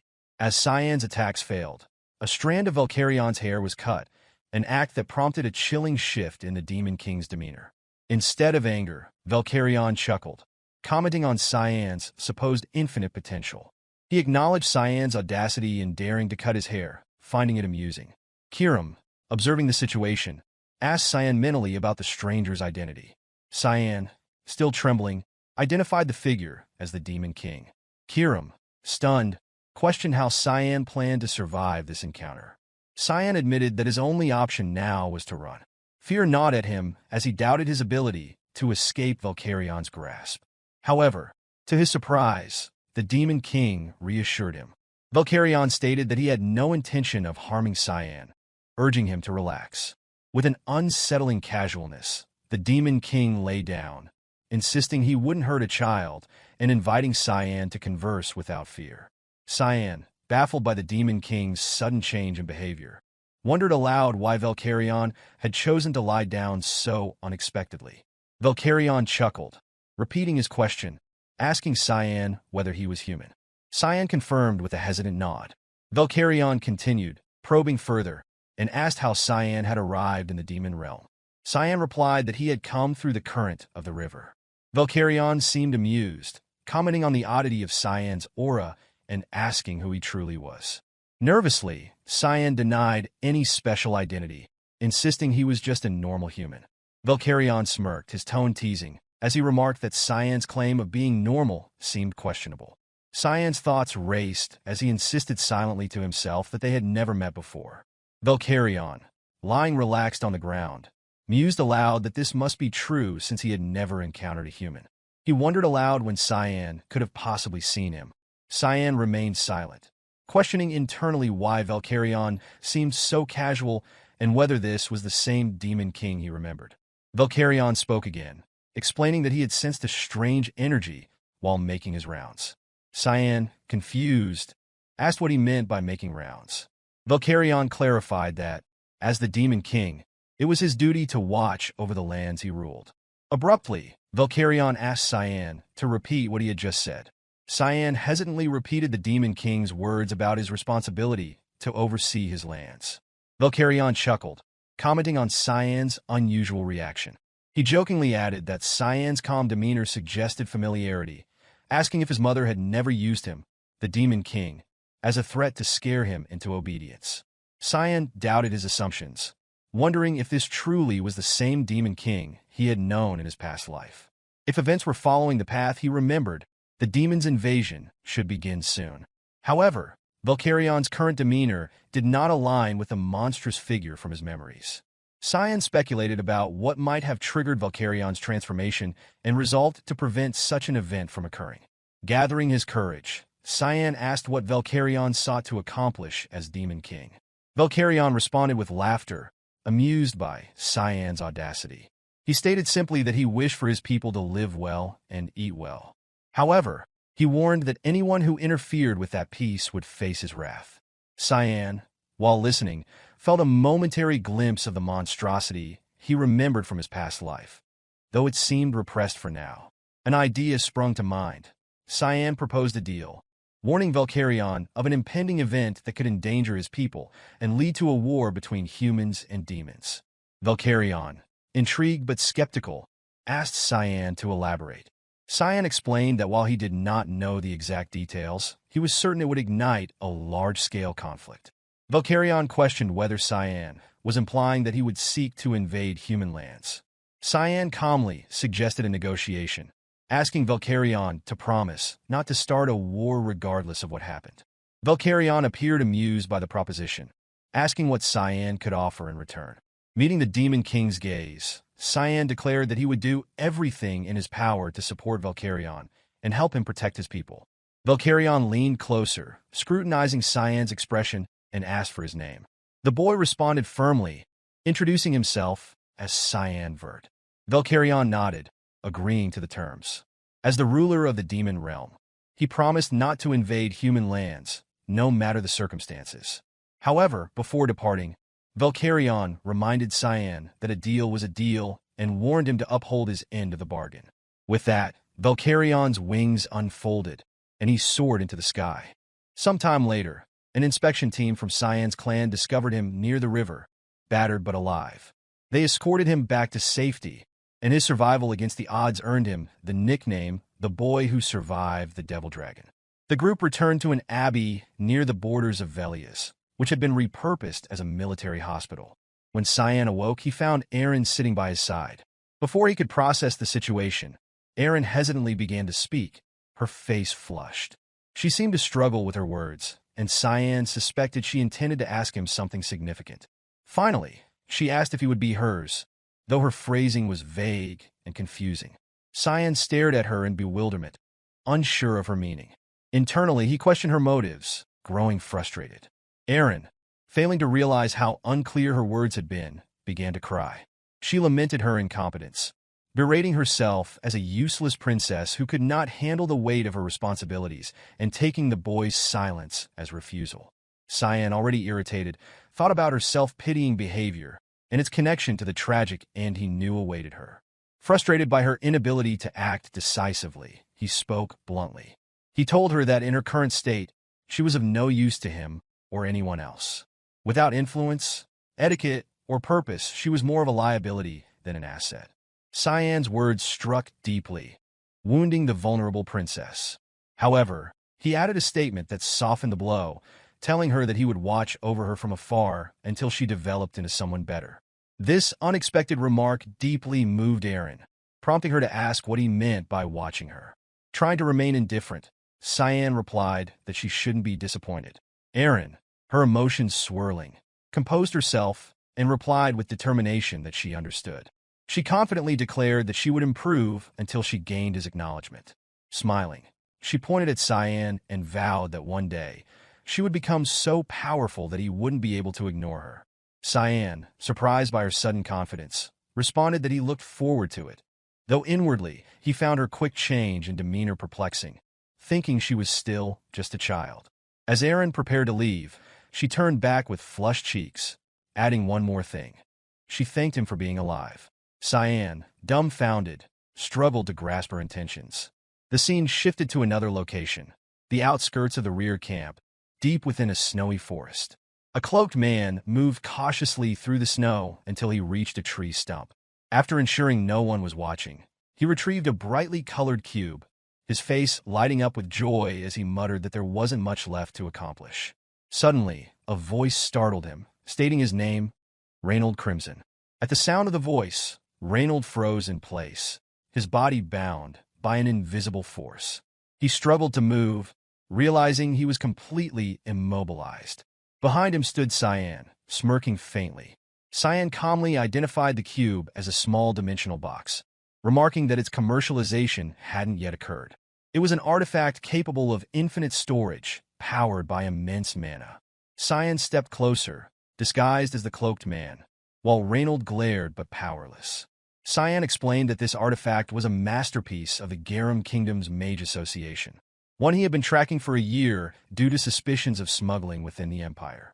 Without hesitation, Cyan seized the cube from Reynold's hand, commenting on how Reynold had been using it for his illegal operations.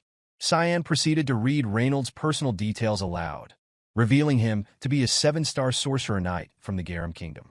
Reynold, shocked by Cyan's knowledge, grew even more alarmed when Cyan removed his hood, revealing his identity as Echelle Vert. Reynold began to wonder how Cyan had tracked him.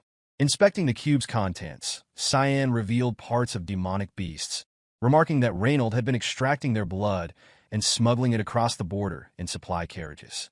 Cyan also deduced there was a spy in the Empire's supply department aiding the operation. Reynold immediately denied the accusations, claiming ignorance, but Cyan remained composed. He pointed out that the blood was already being sold on the black market. Reynold, recalling a transaction involving Hellhound Blood and Alice, began suspecting her betrayal. Regardless, he knew he couldn't let Cyan leave. Cyan continued his investigation, dismissively noting the beast parts as too large to consume, and wondered aloud how Reynold had managed to operate so boldly. As Reynold regained some control over his body, he smiled darkly and broke free of Cyan's restraining magic. With a crazed laugh, he cast a spell, Breath Fire, directing magical flames towards Cyan in an attempt to kill him. Reynold sneered, claiming that Cyan's carelessness would now cost him his life. The flames engulfed Cyan, and Reynold momentarily thought he was finished. The rumors about Cyan's strength, it seemed, were true. The fire spread, and Reynold, speaking smugly, lamented the loss of the dimensional box during transport, but remained confident in his victory. However, before Reynold could celebrate, his hand was severed in an instant. Reeling in pain and confusion, Reynold cried out as blood poured from his wound. He looked around frantically, noticing a strange black fog surrounding him. Before he could process what was happening, Cyan reappeared, alive and unscathed, and rushed toward him with terrifying speed. Cyan grabbed Reynold by the neck and pressed him against a tree, his aura radiating fury. With a menacing tone, Cyan demanded that Reynold reveal the smuggling routes and the identity of the spy. He warned that failure to comply would result in a death so horrifying that even Satan would pray for mercy on Reynold's behalf. The scene shifted to a bustling trading post on the western border of Velius. Merchants were fervently trading goods when two men opened a crate for inspection. As they lifted the lid, they froze in horror. Inside, they found the dismembered body parts of a smuggler dealt with by Cyan. The man's severed head lay among the blood-soaked remains, serving as a grim warning to anyone daring to follow in his footsteps. Cyan stood above and observed while Kiram questioned whether any action would be taken against the group nearby. Cyan responded with a calm assurance that the warning issued would suffice. The situation involving Reynold Crimson, a 7-star sorcerer knight from the Garum Kingdom. He had been smuggling demonic beast blood from the front lines without the Empire's knowledge.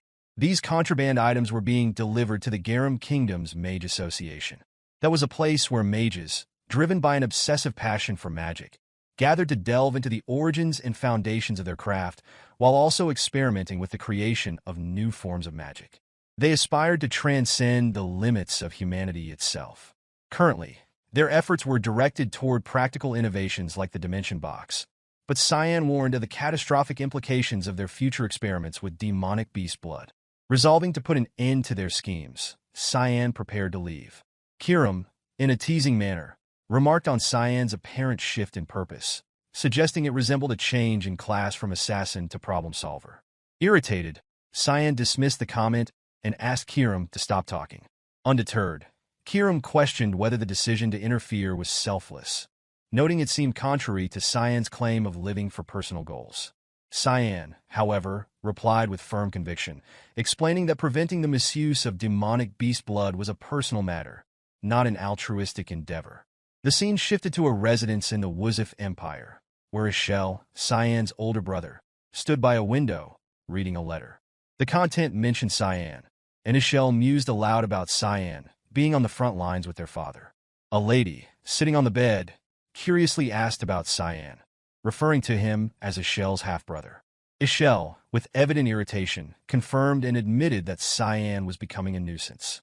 Resolving to confront him, Echelle decided to give him a visit. Meanwhile, Cyan was preparing to leave the battlefield. Emily expressed excitement about finally departing the front lines and speculated enthusiastically about the academy they were headed to, expecting it to be a far cry from their current grim environment. Cyan, however, viewed the academy differently, describing it as a harsh environment dominated by politics, envy, and competition over education. Despite his warning, Emily's excitement remained unshaken, as she chattered about the prospect of handsome instructors and the possibility of romance. Cyan wondered silently about her priorities and whether her enthusiasm was really about the academy. After a long journey home, Cyan stepped down from the carriage, taking in his surroundings. Unexpectedly, he encountered his half-brother, Krantz, who appeared strangely terrified upon seeing him. As Cyan attempted a casual greeting, Krantz fled in fear, leaving him puzzled. Kiram, observing the encounter, questioned who the stranger was. Cyan explained it was his half-brother and dismissed the interaction as unimportant. Kiram, however, laughed, noting the stark contrast between Cyan and his family. Cyan denied the observation, though he privately acknowledged someone else as the true opposite. Upon arriving at his family's residence, Cyan was surprised to find the servants lined up respectfully to welcome him back. This unusual display of courtesy puzzled him, as the servants had always ignored him in the past. He suspected their sudden politeness was due to the presence of his father or someone of equal authority. Reflecting on the changes that had occurred over the past year, Cyan considered this a testament to his own efforts. As Cyan approached his room, a sinister aura emanating from within caught his attention. Recognizing the presence, he steeled himself before entering. Inside, Echelle stood, his expression twisted into a disturbing grin. Echelle greeted Cyan casually, remarking on the time that had passed since they last saw one another. Cyan's shock and anger were palpable as he tried to maintain composure. Echelle continued, expressing mock concern over whether Cyan remembered him. However, Cyan found it difficult to focus, his thoughts consumed by the overwhelming urge to kill. As he reached for his demonic sword, Kiram materialized beside him, urging restraint. She reminded him that attacking Echelle impulsively would be unwise. Though infuriated, Cyan managed to suppress his rage and instead bowed, addressing Echelle as his older brother. Echelle, seemingly pleased, patted Cyan's head and expressed satisfaction at being remembered. Though this action incensed Cyan further, he forced himself to remain calm. Echelle then commented on Cyan's improved swordsmanship and expressed expectations that Cyan would soon prove useful on the battlefield. Despite his growing resentment, Cyan maintained a serious demeanor and replied that he looked forward to it as well. Echelle, appearing slightly skeptical, noted Cyan's response, but concluded by stating his pleasure at visiting. Inwardly, Cyan assessed Echelle's intentions. Knowing his older brother's habit of disregarding those deemed insignificant, Cyan recognized that Echelle's presence had a purpose. Strangely, this realization helped Cyan regain his composure. Cyan forced a peculiar smile, his expression strained, and acknowledged that he had missed him as well. Meanwhile, in the corridor, Emily wrestled with two heavy suitcases, her displeasure evident. She muttered complaints under her breath, remarking on how Cyan didn't even have any luggage and could have easily helped her. Frustration crept into her actions as she opened the door and immediately directed her anger at Cyan, questioning his behavior. However, upon noticing Echelle's presence in the room, she fell silent, her words abruptly halting in surprise. Echelle appeared calm and approachable, offering a smile as he observed Emily. He mentioned that he had heard of her closeness to Cyan and assured her to continue her work without hesitation. His tone was courteous, implying that she needn't feel uncomfortable. After delivering his statement, Echelle exited the room, prompting both Cyan and Emily to bow respectfully in farewell. As the door closed, Emily let out a sigh of relief and confessed her nervousness. Her demeanor quickly shifted to irritation as she directed a sharp look at Cyan, expressing her frustration at not being informed earlier of the first young master's arrival. Cyan, visibly uneasy, interrupted her complaint with a pointed tone, requesting to be left alone for a while. Emily, unaware of his troubled mood, attempted to protest but stopped short when she caught sight of his intimidating glare. He repeated his demand firmly, leaving no room for argument. Reluctantly, she complied, though she was perplexed by this unfamiliar side of him. Once alone, Cyan felt overwhelmed. He retreated to the bathroom, where the intensity of his emotions caused him to vomit. When he finally emerged, his demeanor had shifted, appearing slightly more composed. Turning his attention inward, he addressed Kiram, questioning why she had intervened earlier. Kiram, her tone mocking, replied that Cyan should actually be grateful. Cyan retorted, accusing Kiram of seeking opportunities to take control of his body. Kiram's response carried a sinister undertone as she clarified that her intent was merely to fuel Cyan's anger, savoring the emotional turmoil it would create. Amused by this revelation, Cyan laughed, acknowledging the dark honesty in Kiram's words. The scene then transitioned to Echelle's location, where he summoned a servant. The servant promptly provided an update, stating that the second young lady had been located in the northern territory of the White Elves, Farina. Echelle mused over the reputation of the White Elves, who were known for their disdain toward outsiders. He remarked on her ability to navigate such challenging environments and instructed the servant to monitor her movements closely, especially if there were signs of her return. The servant agreed to the task, noting Echelle's seemingly brighter mood and curiously inquired if the meeting with his younger brother had been enjoyable. Echelle responded with a laugh, acknowledging that it could be described as amusing, though his expression quickly turned foreboding. Correcting the servant, he admitted to being in a foul mood. Echelle's thoughts lingered on Cyan's expression during their encounter, noting the intensity in his younger brother's eyes. It felt as though Cyan viewed him as a lifelong nemesis. He questioned whether this perception was merely his imagination, but resolved to keep a close watch on him regardless. The servant assured Echelle of his dedication to the task, while Echelle, lost in thought, contemplated the enigmatic nature of Cyan's gaze, wondering what secrets he might be hiding. The scene shifted to a carriage waiting outside the mansion, with Emily standing nearby. Her displeasure was evident as she confronted Cyan, voicing her disappointment in his actions. Cyan attempted to justify his situation, explaining that he was only allowed to take a knight escort to the academy. However, Emily grew more irate, chastising him for not informing her sooner. The argument escalated briefly before it was time for Cyan to leave. He bid her farewell, urging her to behave in his absence. Emily, feigning indifference, returned the sentiment with a playful remark. As the carriage began its journey, Emily shouted after him, her voice tinged with emotion, urging him not to let himself be discouraged even if he faced difficulties.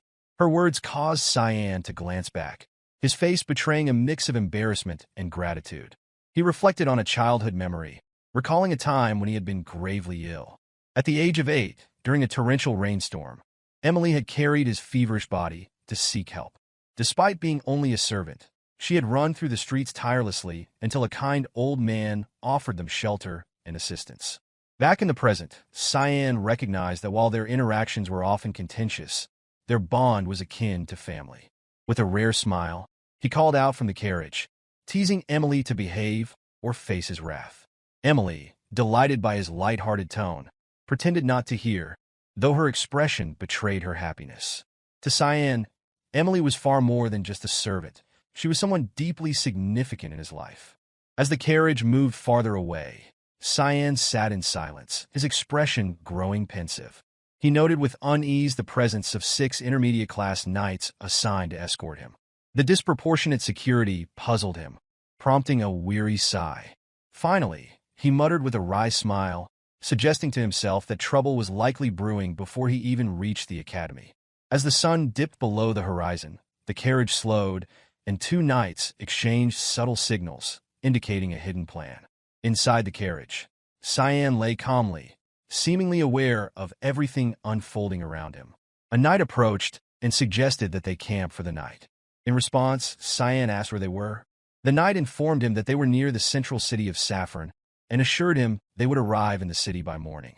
Cyan agreed and instructed the knight to inform him once the campsite was ready. The knight acknowledged the order with deference. Observing the surroundings, Cyan immediately recognized the knight's lie. He noted that there wasn't a forest like this near Saffron, nor was it a place with any notable shade or landmarks. The area, remote and isolated, was far from any central city. Internally, Cyan confirmed his suspicion, realizing the knight's true intentions. Moments later, another knight called to Cyan, requesting him to step out of the carriage. Cyan complied, feigning ignorance, and commented on how refreshing the air was. As he exited, the knights surrounded him. Noticing what he intended to do, Cyan inquired about the mastermind's identity. The man with brown hair hesitated, appearing anxious, while the other knights remained silent, their unease evident. One of them finally smirked, prompting Cyan to fix him with a menacing gaze and repeat his question. The knight with the smirk, now holding his sword, dismissed Cyan's inquiry, stating that it didn't matter since he would be dead soon. Another knight expressed regret over the situation, remarking that there were no personal feelings involved. A third knight added that he would try to make Cyan's death painless, instructing him to close his eyes and accept his fate. As the smirking knight lunged forward to attack, Cyan remained calm. In a flash, the knight's body fell to the ground in pieces, his head severed cleanly. The other knights froze in shock, their faces pale with terror. Cyan, now exuding a chilling bloodlust, brandished his sword and demanded to know who was behind the ambush. The knights, paralyzed by fear, failed to respond. Cyan's voice turned cold as he taunted them, questioning why they seemed unprepared for this outcome. The brown-haired stood frozen, unable to comprehend the scene unfolding before him. Summoning his courage, one knight charged at Cyan in a desperate bid for survival. However, his attempt was futile. Mere moments later, his head was severed. With swift and calculated strikes, Cyan unleashed a barrage of attacks on the remaining knights, each blow finding its mark. One knight, too frightened to fight, attempted to flee, but was swiftly cut down by Cyan's dagger that hurled toward his back. The man in the brown-haired, now the sole survivor, tears streamed down his face as he stammered in disbelief, questioning how an 11-year-old could be so fearsome. Cyan's reputation as someone who had survived a battle with a dragon suddenly seemed all too credible. As Cyan approached, his menacing gaze fixed on the man, he demanded a confession.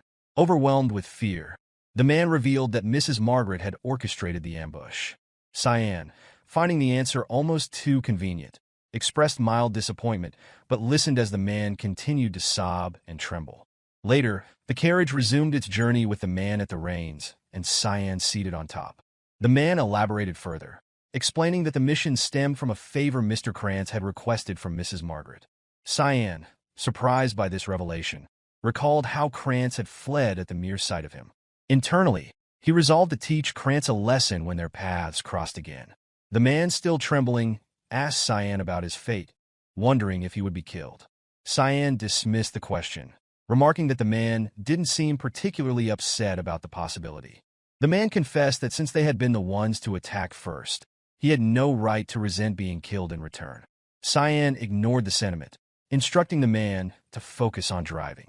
He added that there was a difference between being useless and having no value, and acknowledged the man's skill in handling the carriage. Surprised, the man thanked him. As the majestic city of Saffron came into view, Cyan announced their arrival. The scene shifted to a luxurious room where a shattered vase lay on the floor. A woman's furious voice demanded an explanation as she trembling in anger. Her butler confirmed that of the knights sent to attack Cyan, 6 were dead and 1 was missing. He added that the young master had left Saffron 10 days ago. Margaret, shocked and enraged, exclaimed that she had been assured there would be no problems. The butler bowed apologetically, admitting they had underestimated Cyan. Furious, Margaret berated him for being unable to eliminate a mere child. Attempting to justify himself, the butler suggested that someone unknown might have intervened on Cyan's behalf and proposed sending someone to the academy. However, Margaret, growing increasingly anxious, cut him off sharply. She reminded him of the consequences should Cyan retaliate, especially if Krantz were harmed. The memory of Cyan's terrifying demeanor and past threats caused her voice to falter with fear. The thought of what Cyan might do made Margaret resolve to abandon any further attempts, her anxiety visibly consuming her. Margaret, her face still tense, turned sharply to the butler and ordered him to stand down, forbidding any further action. Her voice carried a tone of finality as she added that no one must ever know about the incident. The butler bowed obediently, silently acknowledging her instructions before leaving the room. However, his movements caught the attention of Echelle's servant, who observed him carefully. The scene then shifted to Cyan, lounging comfortably in the back of a horse-drawn carriage. His thoughts drifted as he noted it had been 10 days since their departure. Sir Brian had been acting as his subordinate the entire time, and Cyan surmised that word of his survival had likely spread by now. With the Royal Academy drawing near, Cyan contemplated his next move regarding Brian. Interrupting his thoughts, Brian opened the carriage window and announced their arrival. Cyan, still half asleep, opened his eyes and acknowledged the information. As the Academy complex came into view, Cyan's mind wandered to the past. He reflected on his time there, remarking internally that while the memories weren't particularly pleasant, the Academy had shaped him in significant ways. Arriving at the reception desk, Cyan presented his family crest and introduced himself as Echelle Vert of the Duke Vert family. The staff member at the desk froze momentarily, visibly startled by the prestigious name, before quickly regaining composure. She welcomed Cyan with a smile, confirming his registration and instructing him to proceed to his assigned dormitory. She also informed him of the upcoming entrance ceremony and elemental test scheduled for 2 days later. Cyan's surprise grew when he learned he had been assigned a private room, something unprecedented for his family. He questioned whether there had been a mistake, but the staff member simply handed him a tray containing his belongings, a key, and a letter, avoiding further explanation. Still skeptical, Cyan accepted the items and made his way to the dormitory with Brian. When they entered the room, Brian, overwhelmed by the grandeur of their accommodations, dropped the luggage abruptly. His expression betrayed shock as he stood speechless. Cyan took a moment to examine the luxurious surroundings and quietly remarked on the significance of being placed in the royal hall, noting that no one from his family had ever received such an honor. Convinced that someone influential must be behind this, Cyan turned to Brian for confirmation about the luggage. Brian, still shaken, confirmed that everything had been delivered. Cyan then reached into his coat, retrieving something as he casually remarked that Brian's role had been completed now that they had safely arrived at the academy. Brian, misunderstanding Cyan's intent, began trembling and begged for mercy, fearing the worst.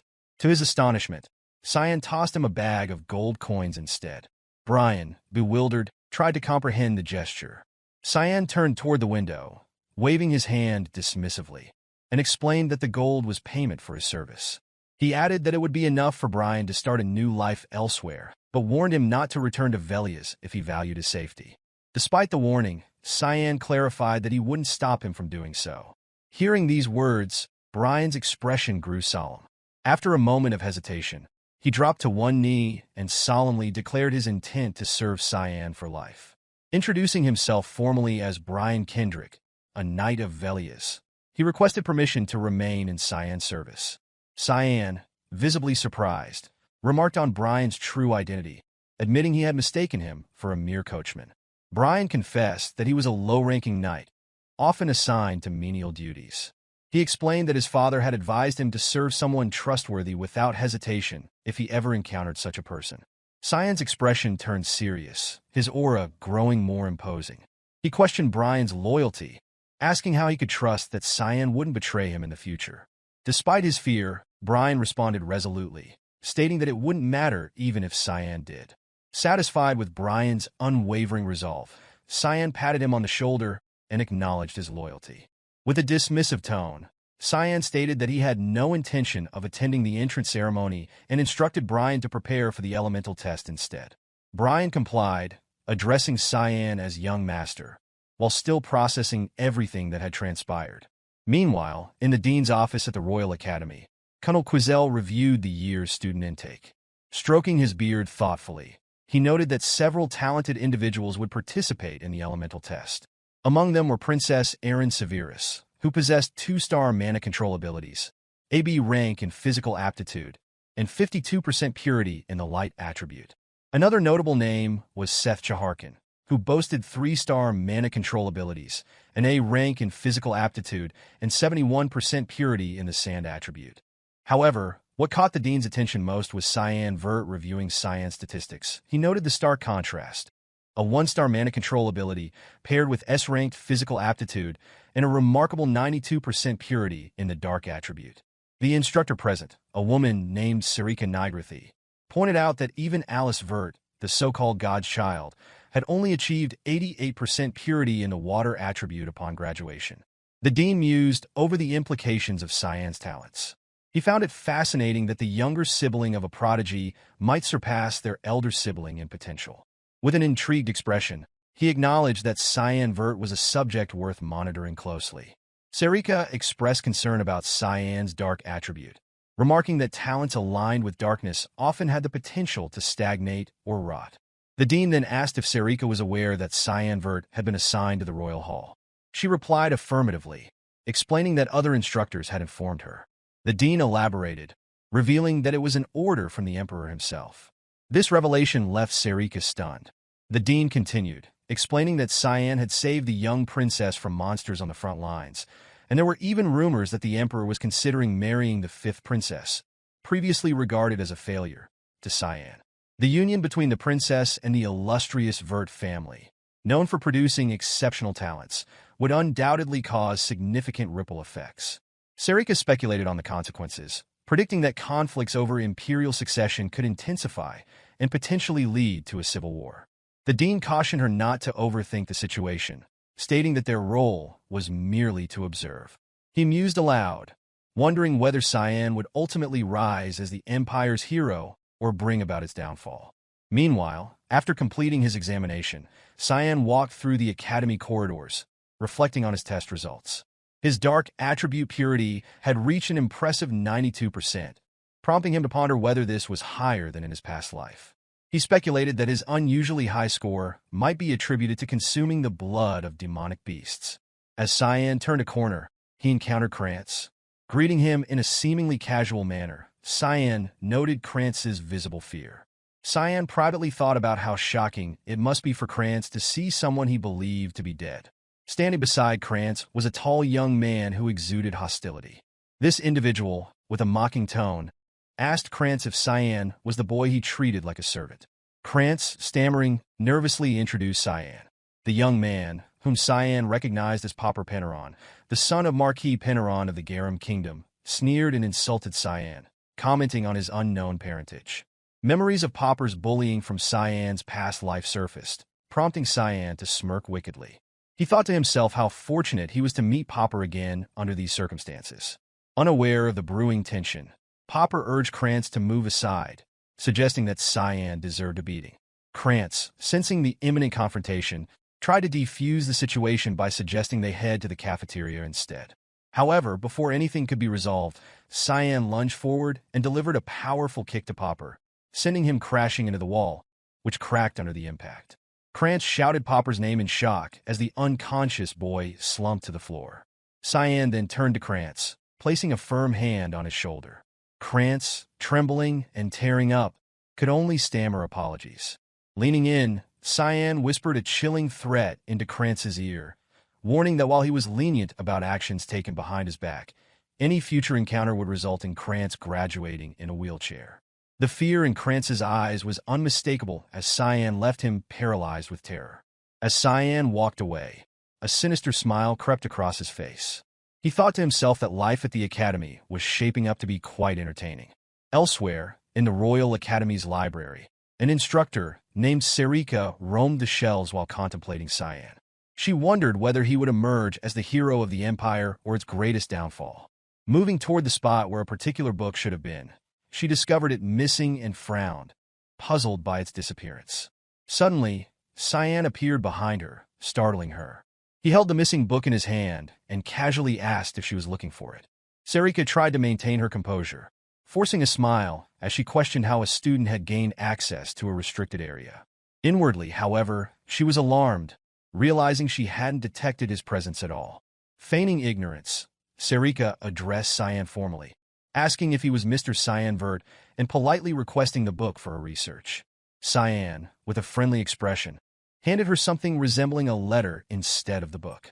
Serrika began to thank him when, suddenly, a sharp weapon was launched in Cyan's direction.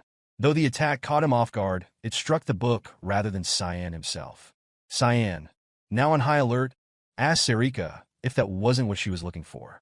His tone turned sharp as he accused her of belonging to the Mist, a notorious assassin organization. Serrika's expression hardened. Her true identity revealed as she held the letter hidden within the book and demanded to know how Cyan had discovered her secret. Cyan recounted his past life, recalling how he had initially found Serrika's demeanor unremarkable. She had presented herself as a kind and friendly instructor, frequently engaging him in conversations about his growth and his challenges as someone bullied by his brother. At the time, her interest in him had seemed almost comical.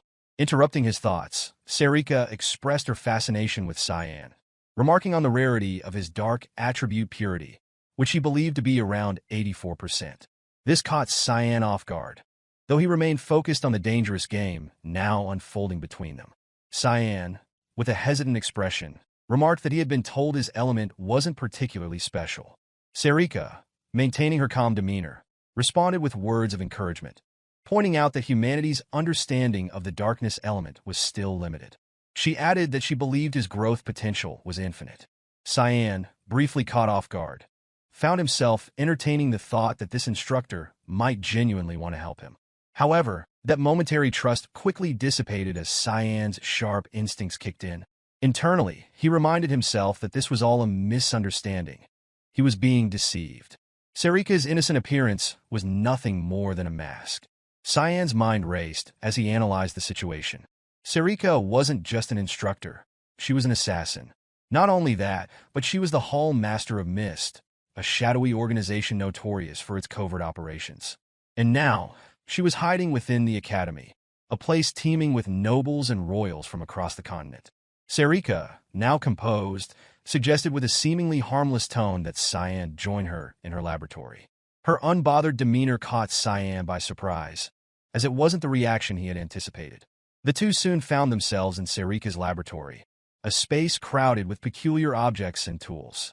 As Cyan surveyed the room, he noted that it hadn't changed from what he remembered. Sitting down, he casually sipped the tea offered to him. With a sudden, bright smile, Cyan commented that she had poisoned the tea. Serrika, unfazed, returned his smile and confirmed it cheerfully, stating it wasn't a severe poison and would only melt his organs. Cyan remained calm, thinking to himself that the poison wouldn't affect him, as he had built immunity from years of consuming demonic beast blood, and of course from Emily's less-than-edible cooking. Changing his demeanor to match the gravity of the situation, Cyan looked Serrika in the eye and suggested that she use something stronger next time. The atmosphere shifted as Serrika abandoned any pretense of friendliness. She leaned forward and suggested they have a proper conversation, asking Cyan how he had discovered her true identity. She also demanded to know how he was aware of her orders being hidden in the obscure book in the library. Her suspicion deepened as she speculated whether Cyan was a part of Mist himself. Calmly, Cyan asked what more proof she needed. Unnerved, Serrika scoffed, accusing Cyan of being overconfident after his recent elemental test results. Cyan ignored her remark and began recounting the events before his arrival at Chatran, where others had questioned why he only had one escort knight and a coachman for protection. He highlighted the recent string of noble assassinations and then asked Serrika directly when the purification project had begun. Feigning ignorance, Serrika questioned what he meant by purification project. However, her growing hostility betrayed her true feelings. Cyan clarified that he was referring to the assassinations and confronted her directly. Serrika, now with a cold and threatening tone, warned him that he might regret his words. Unbothered, Cyan pressed her further, asking if she was threatening a student. The confrontation escalated as Serrika flipped the table between them, attempting to obstruct Cyan's view. Cyan, unfazed, smashed the table in half with a single punch. Serrika, demonstrating her assassin skills, moved to the ceiling, armed with 2 daggers. From above, she lunged at Cyan, declaring that if he were truly a part of Mist, she would have known about him. With incredible speed, she unleashed 2 strikes aimed directly at Cyan. However, Cyan managed to evade them just in time. Serrika's excitement grew as she taunted him, refusing to let him escape. Cyan, now visibly irritated, drew Kiram's blade form, its dark energy pulsating in his hand. In a calm but serious tone, he stated that he had no choice but to fight back. Changing his grip on Kiram, Cyan rushed toward her, stating that if she couldn't trust his words, he would prove himself through action. His relentless assault from multiple angles overwhelmed her defenses, forcing her to call for a halt. Breathing heavily, Serrika's eyes widened as she recognized the weapon Cyan wielded. Staring at the dagger, she stammered, questioning whether it was the demonic sword Kiram a legendary weapon said to be wielded only by someone chosen by Eru. Cyan, holding Kirim firmly, asked coldly if she believed him now. He then added that Mist must currently be searching for its successor. Serrika, bewildered, demanded to know how Cyan was aware of this. With a chilling calmness, Cyan revealed that the successor Mist sought was standing right in front of her. He instructed Serrika to bring him to Eru, leaving her visibly shaken by the command. The scene shifted to a dark and desolate street in Lewin, the area illuminated only by faint moonlight. Serrika led Cyan to a concealed door, using magic to unlock it. As the door opened, a dense, eerie mist poured out, carrying an air of foreboding. Serrika motioned toward the doorway and informed Cyan that this was the path to the altar he sought. She added that he was on his own from this point forward. Without another word, she turned and disappeared into the shadows, leaving Cyan to venture into the darkness alone. Cyan surveyed his surroundings, quickly deducing the nature of the strange realm he was in. He noted that this was a unique space, expanded using the power of the god of darkness. From the outside, the area seemed far smaller than it actually was. As Cyan analyzed the terrain, he sensed ambushers lying in wait. He calmly assessed their positions, identifying 2 at one direction and 3 at another. Moments later, daggers flew toward him, but Cyan had anticipated the attack and effortlessly blocked every projectile. However, the thrown daggers were merely distractions. 2 masked assassins emerged from behind and moved in to strike. Cyan remained calm, thinking to himself that while he had predicted such a maneuver, this elaborate welcome ceremony was excessive. As the assassins lunged, Cyan skillfully dodged, stepping back with measured strike. The speed of the assassins' attacks was astounding, their movements appearing as flashes of red light. They threw a barrage of concealed weapons at Cyan, who blocked each one without faltering. Cyan retaliated by throwing their own daggers back at them, nearly hitting one assassin's face. However, the assassins skillfully deflected the projectiles, demonstrating impressive technique. Cyan briefly admired their abilities, thinking how remarkable it was that they managed to deflect his counterattacks in such a short window of time. But the respite was brief as all the assassins converged on him, activating their secret technique, expansion, and forming the deadly Deathhorn formation. Cyan found himself surrounded, with attacks coming from all 4 directions simultaneously. Despite the situation, Cyan remained unfazed. He had already analyzed their techniques, and in response, activated his own secret technique, expansion. A red aura enveloped his body, radiating outward with a menacing intensity. The assassins froze in shock, realizing that Cyan, a mere child, was using their exclusive technique. Their astonishment grew as Cyan unleashed Bloodthirst Wave, a skill that converted bloodlust into a physical wave of energy. As the wave surged outward, it engulfed the assassins, constricting their movements and making it impossible for them to breathe. One by one, the assassins collapsed unconscious, their bodies overwhelmed by the force of the technique. Cyan observed the aftermath and confirmed that none of them would be getting up anytime soon. However, Cyan's focus shifted to a final assassin who had yet to act. This figure had been silently watching from a distance, exuding an air of authority. Cyan suspected this individual was a higher-ranking operative. To prepare for any surprises, Cyan activated Mist Sword, unshakable roots of a great tree, channeling power into the demonic blade, Kirim. Before Cyan could execute the skill, the assassin launched a swift and powerful attack, interrupting his technique mid-action. Cyan staggered momentarily, surprised by the assassin's strength. His thoughts raced as he questioned the identity of someone capable of halting him so effortlessly. As the mask of the final assassin slipped off, Cyan's eyes widened in shock. Standing before him was none other than Serrika, the Hall Master herself. Serrika's expression twisted into a deranged smile, her cheeks flushed red.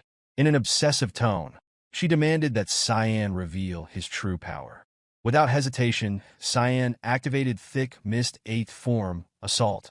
The skill unleashed 8 slashes within a single second, forcing Serrika to retreat. The ferocity of the attack even severed the hair tie that bound her hair, causing her long, smooth locks to cascade freely.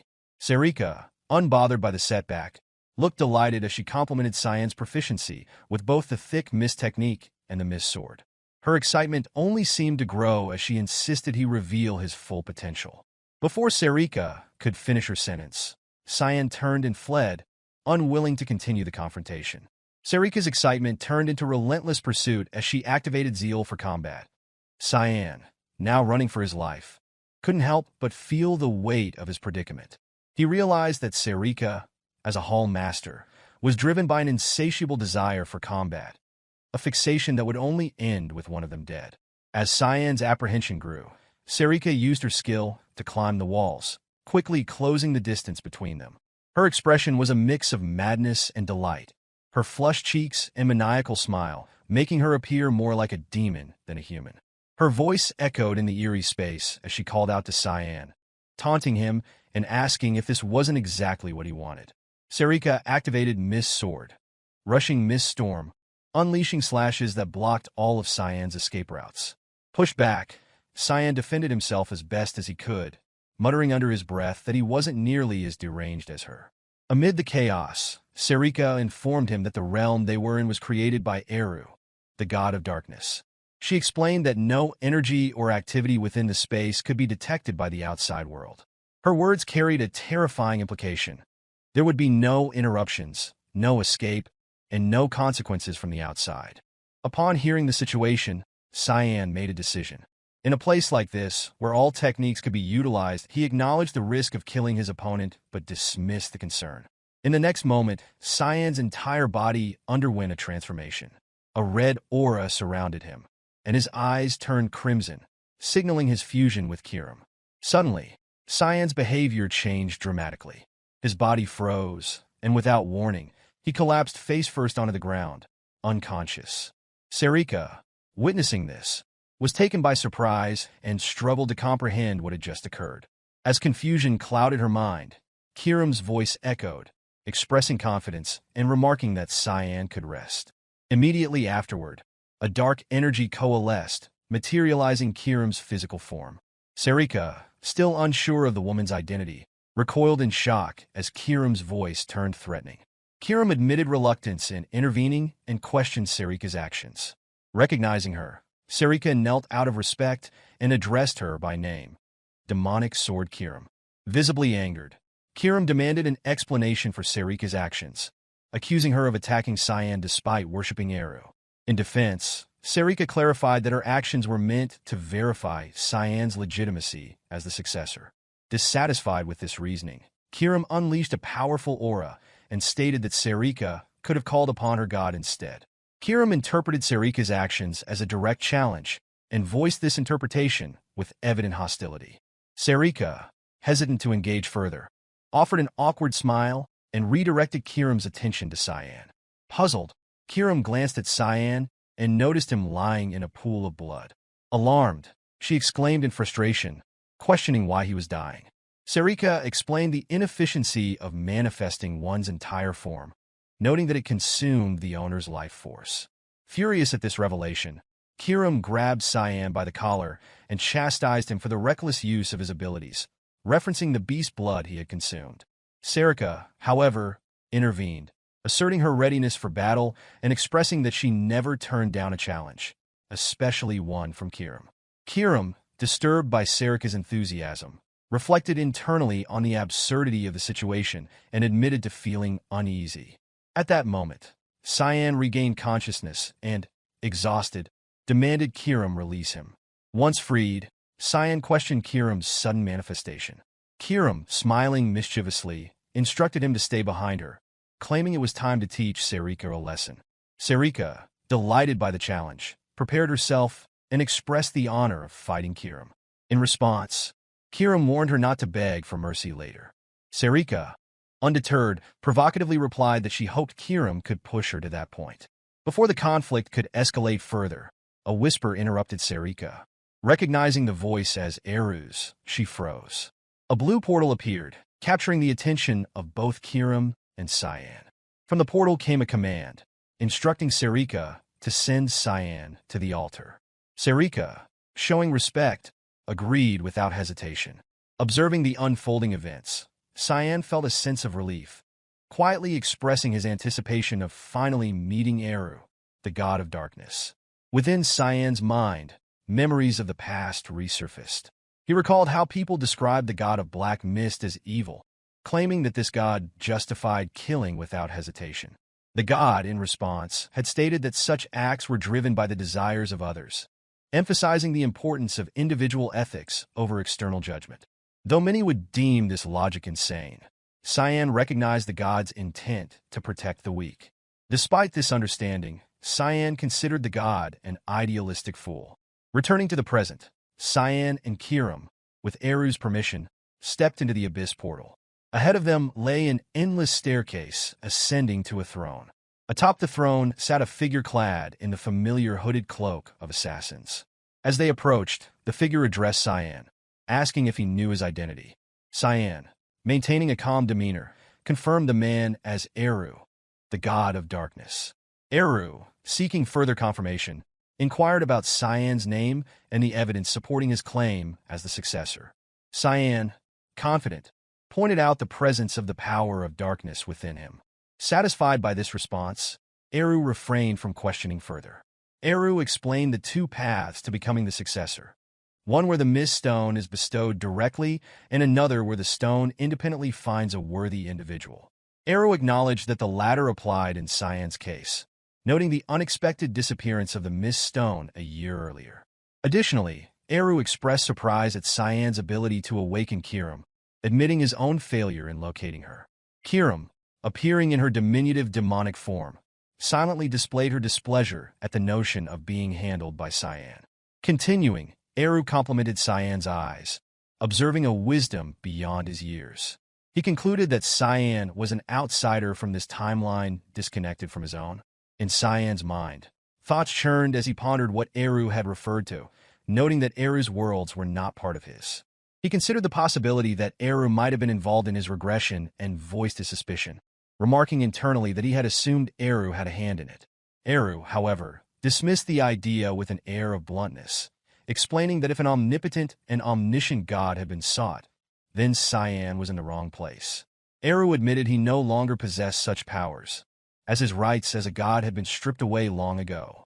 Hearing Eru's words, Cyan silently acknowledged their truth and admitted to himself that such expectations had indeed been misplaced.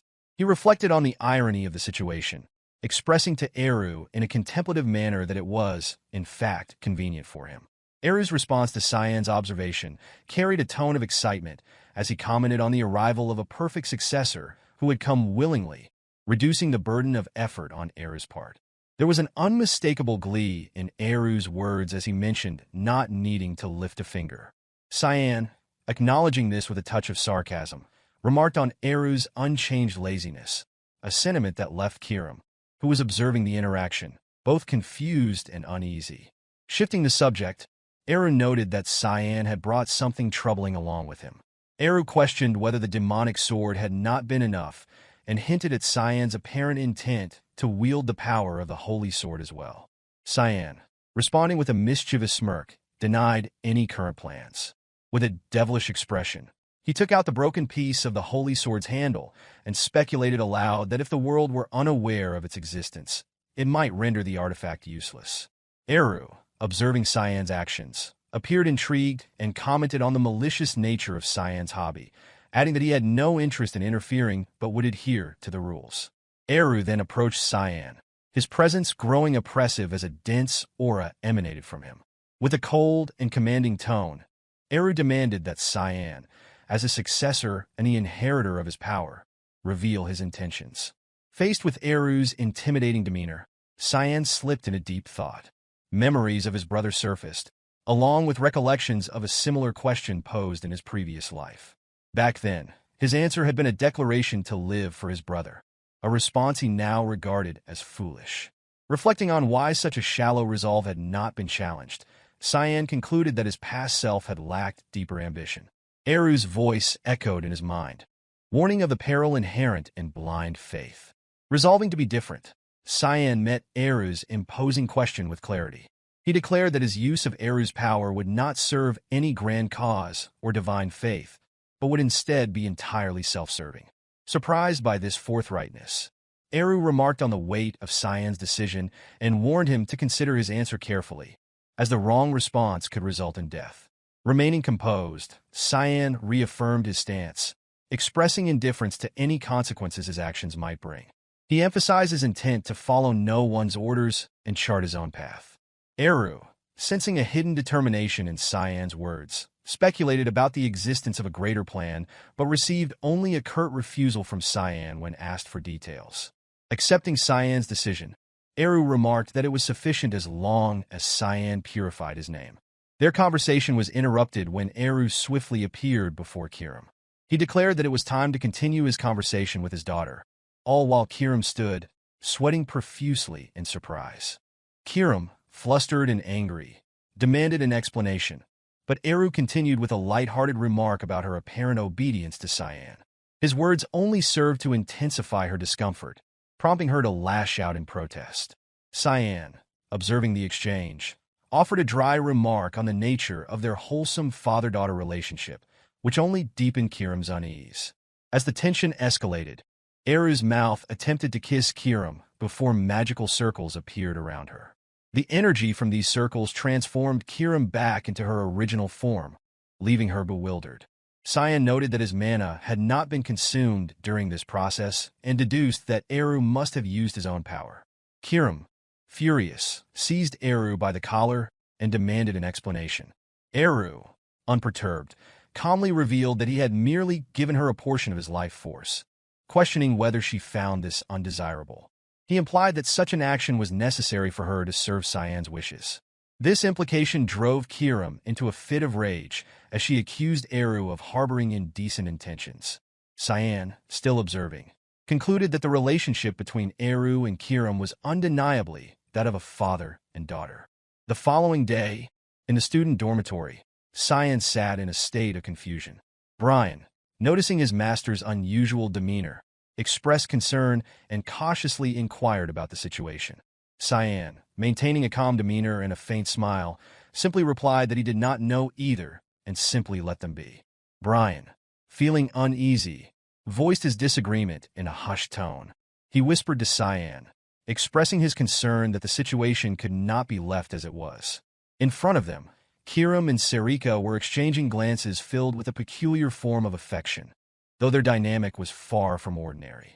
Kirim, visibly annoyed by Serrika's presence but still attempting to maintain a facade of civility, remarked with a strained smile that it was rather bold for an instructor to visit her students so early in the morning, hinting that others might gossip about their special relationship.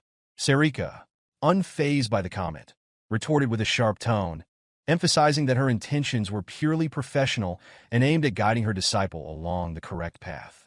She dismissed Kirim's insinuation, claiming the relationship was entirely normal. Kirim's expression hardened, her eyes sharp and threatening as she warned Serrika that a hall master ought to be more cautious. Serrika, not one to back down, snapped in return, questioning why her actions should matter to Kirim and telling her to mind her own business. The heated exchange resembled a battle of wits, with neither willing to concede. Kirim boldly declared that Cyan only needed her and that Serrika should keep her distance. Serrika, equally defiant, asserted that Cyan was her disciple and her responsibility. Standing amidst their escalating argument, Cyan wore a troubled expression, clearly unsure of how to resolve the conflict. He eventually stood up and announced his intention to go for a walk. Brian, alarmed by the prospect of being left alone with the two women, pleaded with Cyan to stay, but his protests were ignored. As the verbal duel continued, Brian's nervousness grew, beads of sweat forming as he feared becoming collateral damage in their clash. Outside the city, sunlight bathed the towering buildings, and the streets buzzed with activity. Merchants traded goods, and conversations filled the air. Cyan found a quiet, elevated spot where he sat alone, taking in the beauty of the bustling city below. For a moment, he felt a rare sense of peace and contentment. However, this tranquility was interrupted when a faint metallic scent drifted through the air. With his heightened senses, Cyan identified it as the smell of blood. His attention was drawn to an alley where a group of students surrounded a fallen peer. The victim had been kicked so hard that he crashed into a nearby barrel, coughing up blood as he clutched his bruised body. 3 other students loomed over him, their mocking laughter echoing through the narrow passage. One of them suggested something sinister, urging another to act. The student addressed as Barrett conjured an energy sphere and approached the fallen boy. With a cruel grin, he forced the injured student's mouth open and taunted him, claiming the sphere was a snack made especially for him and insisting that he eat it. As Barrett prepared to feed the energy sphere, the bullied student, terrified, closed his eyes tightly, bracing for the worst. Before the attempted assault could land, a commanding voice rang out, ordering Barrett to stop. It was Arin, who stepped forward with an air of authority. She sternly rebuked the aggressors, questioning how they could perform such a cruel act and whether they felt any shame in calling themselves nobles. Angered by the interruption, he revealed himself as Barrett Louismiel, the eldest son of Duke Louismiel of the Garum Kingdom. With an air of arrogance, he demanded to know who Arin was. Arin stood tall, crossing her arms confidently, and introduced herself as Arin Sevelus, Princess of the Wuzif Empire. Barrett, unimpressed, responded with a condescending smirk, noting that she was merely the fifth princess of the empire. Leaning closer, he mockingly expressed that it was an honor to meet her. Arin, uncomfortable with his demeanor, refused to shake his hand and instead demanded an explanation for the scene she had witnessed. Barrett, still smirking, dismissed her concerns, gesturing toward the injured student. He advanced menacingly, pulling the student forward and questioning whether he felt bullied. Intimidated, the student nervously denied the accusation, claiming that it was all just playful roughhousing. Arin, unconvinced, encouraged the student to speak honestly, pointing out his injuries as evidence. However, the student avoided her gaze and insisted that everything was fine, pleading for her to leave. Barrett, clearly pleased with this response, taunted Arin, accusing her of misunderstanding the situation. Undeterred, Arin declared her intent to take the injured student with her. Barrett, offended by her defiance, grabbed her arm tightly and threatened her, claiming she had failed to understand the situation. Puzzled, Arin demanded clarification, only for Barrett to growl that she had ignored his warning to leave. Before Barrett could finish his sneering insult, Cyan appeared suddenly, delivering a swift kick that sent Barrett sprawling to the ground. Arin's expression brightened at Cyan's timely arrival, relieved to be rescued from the tense confrontation. However, Cyan's attention was quickly drawn to a woman with pink hair standing nearby. He recognized her as Leximus. Observing her, Cyan was struck by a flood of memories from their shared past. He recalled an encounter on a rooftop where he and Leximus had engaged in fierce combat. Despite her being a woman, Leximus's swordsmanship had been formidable, her aggressive attacks forcing Cyan to fight with all his might. As these memories surfaced, Cyan contemplated whether the Leximus before him was truly the same person he had once known. Meanwhile, Leximus, witnessing the unfolding situation, grew increasingly concerned about the potential consequences of her involvement. Cyan defended and retreated, maintaining distance while assessing the situation. He remembered the continent's best swordsman, Leximus Klein. He knew she was originally from the Wuzif Empire, but after graduating from the academy, she entered the Count Klein household in the Garum Kingdom and even changed her nationality. The battle between them continued, with blue and red sword slashes cutting through the air. Leximus executed a sword strike from below, slicing the ground vertically. Cyan attempted to evade by leaping high, but was surprised when Leximus immediately leapt toward him, swinging her sword in an arc from below. It seemed as if Leximus had struck Cyan, but to her surprise, it was only his cloak. Unexpectedly, Cyan appeared above her, catching Leximus off guard.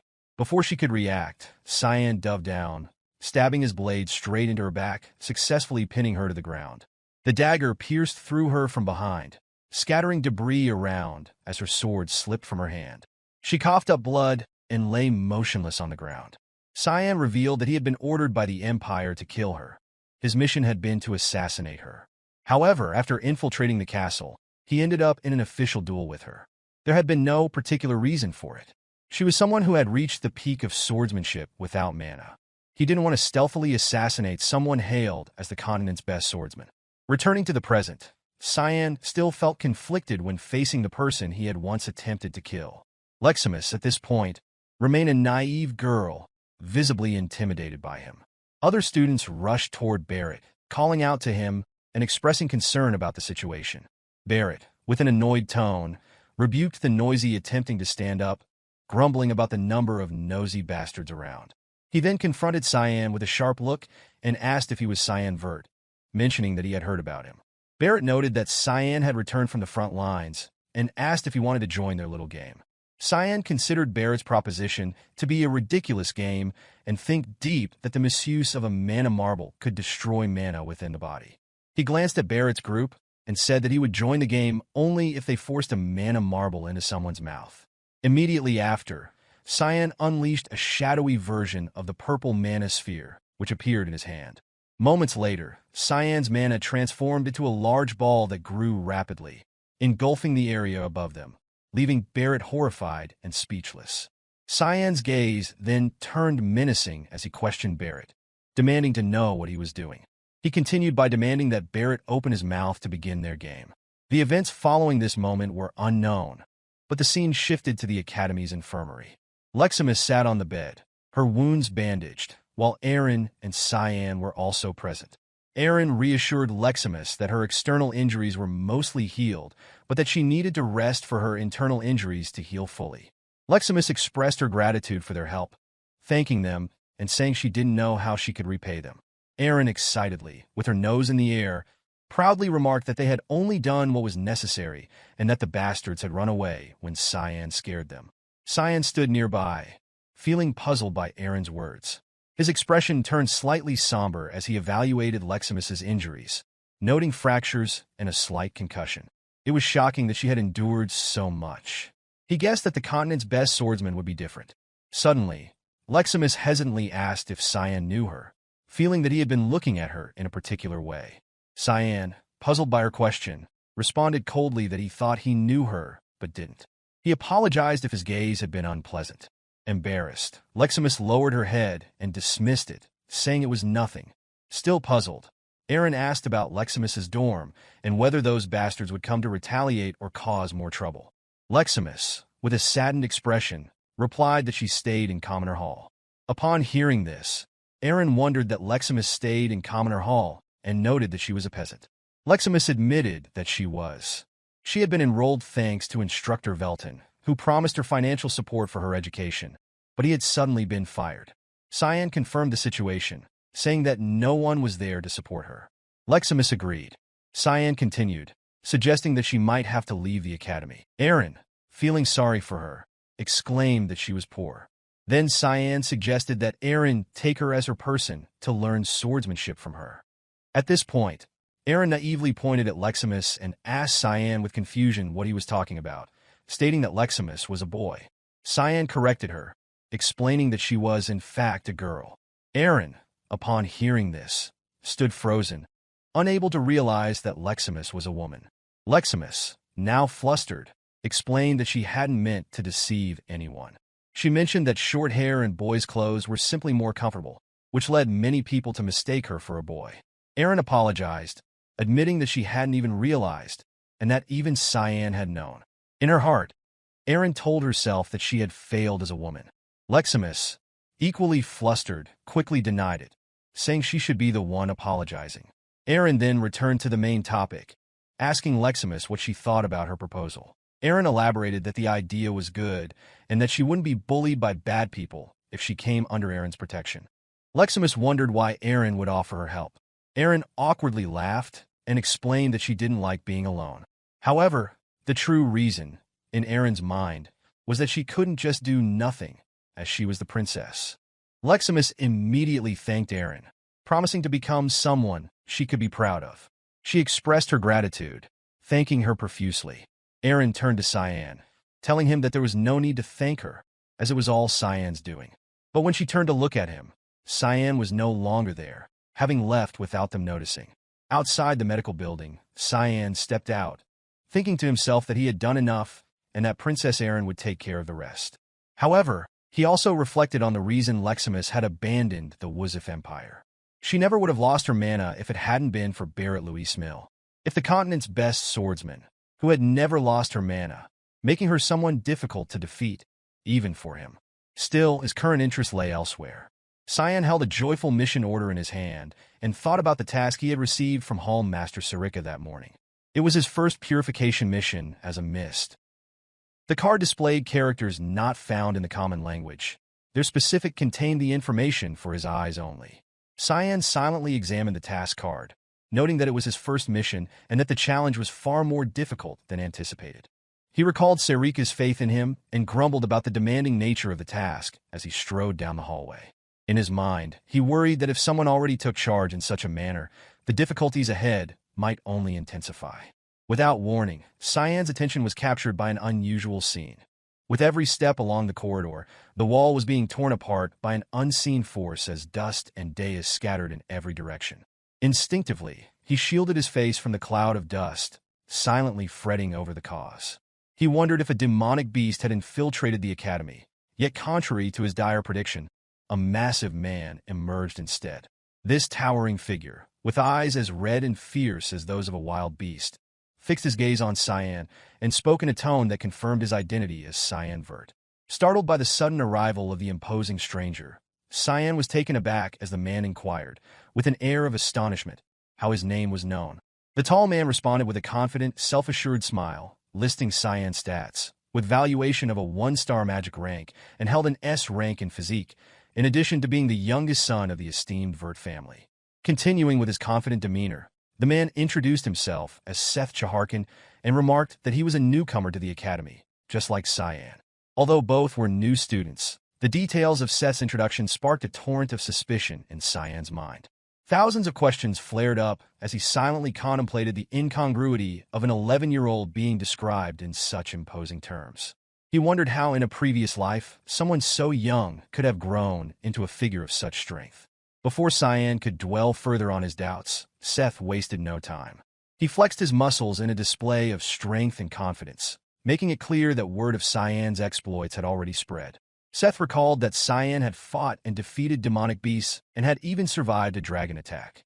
With a broad grin, he added that Cyan had earned an S rank for his physique, an accolade that Seth, despite all his efforts, had not managed to achieve.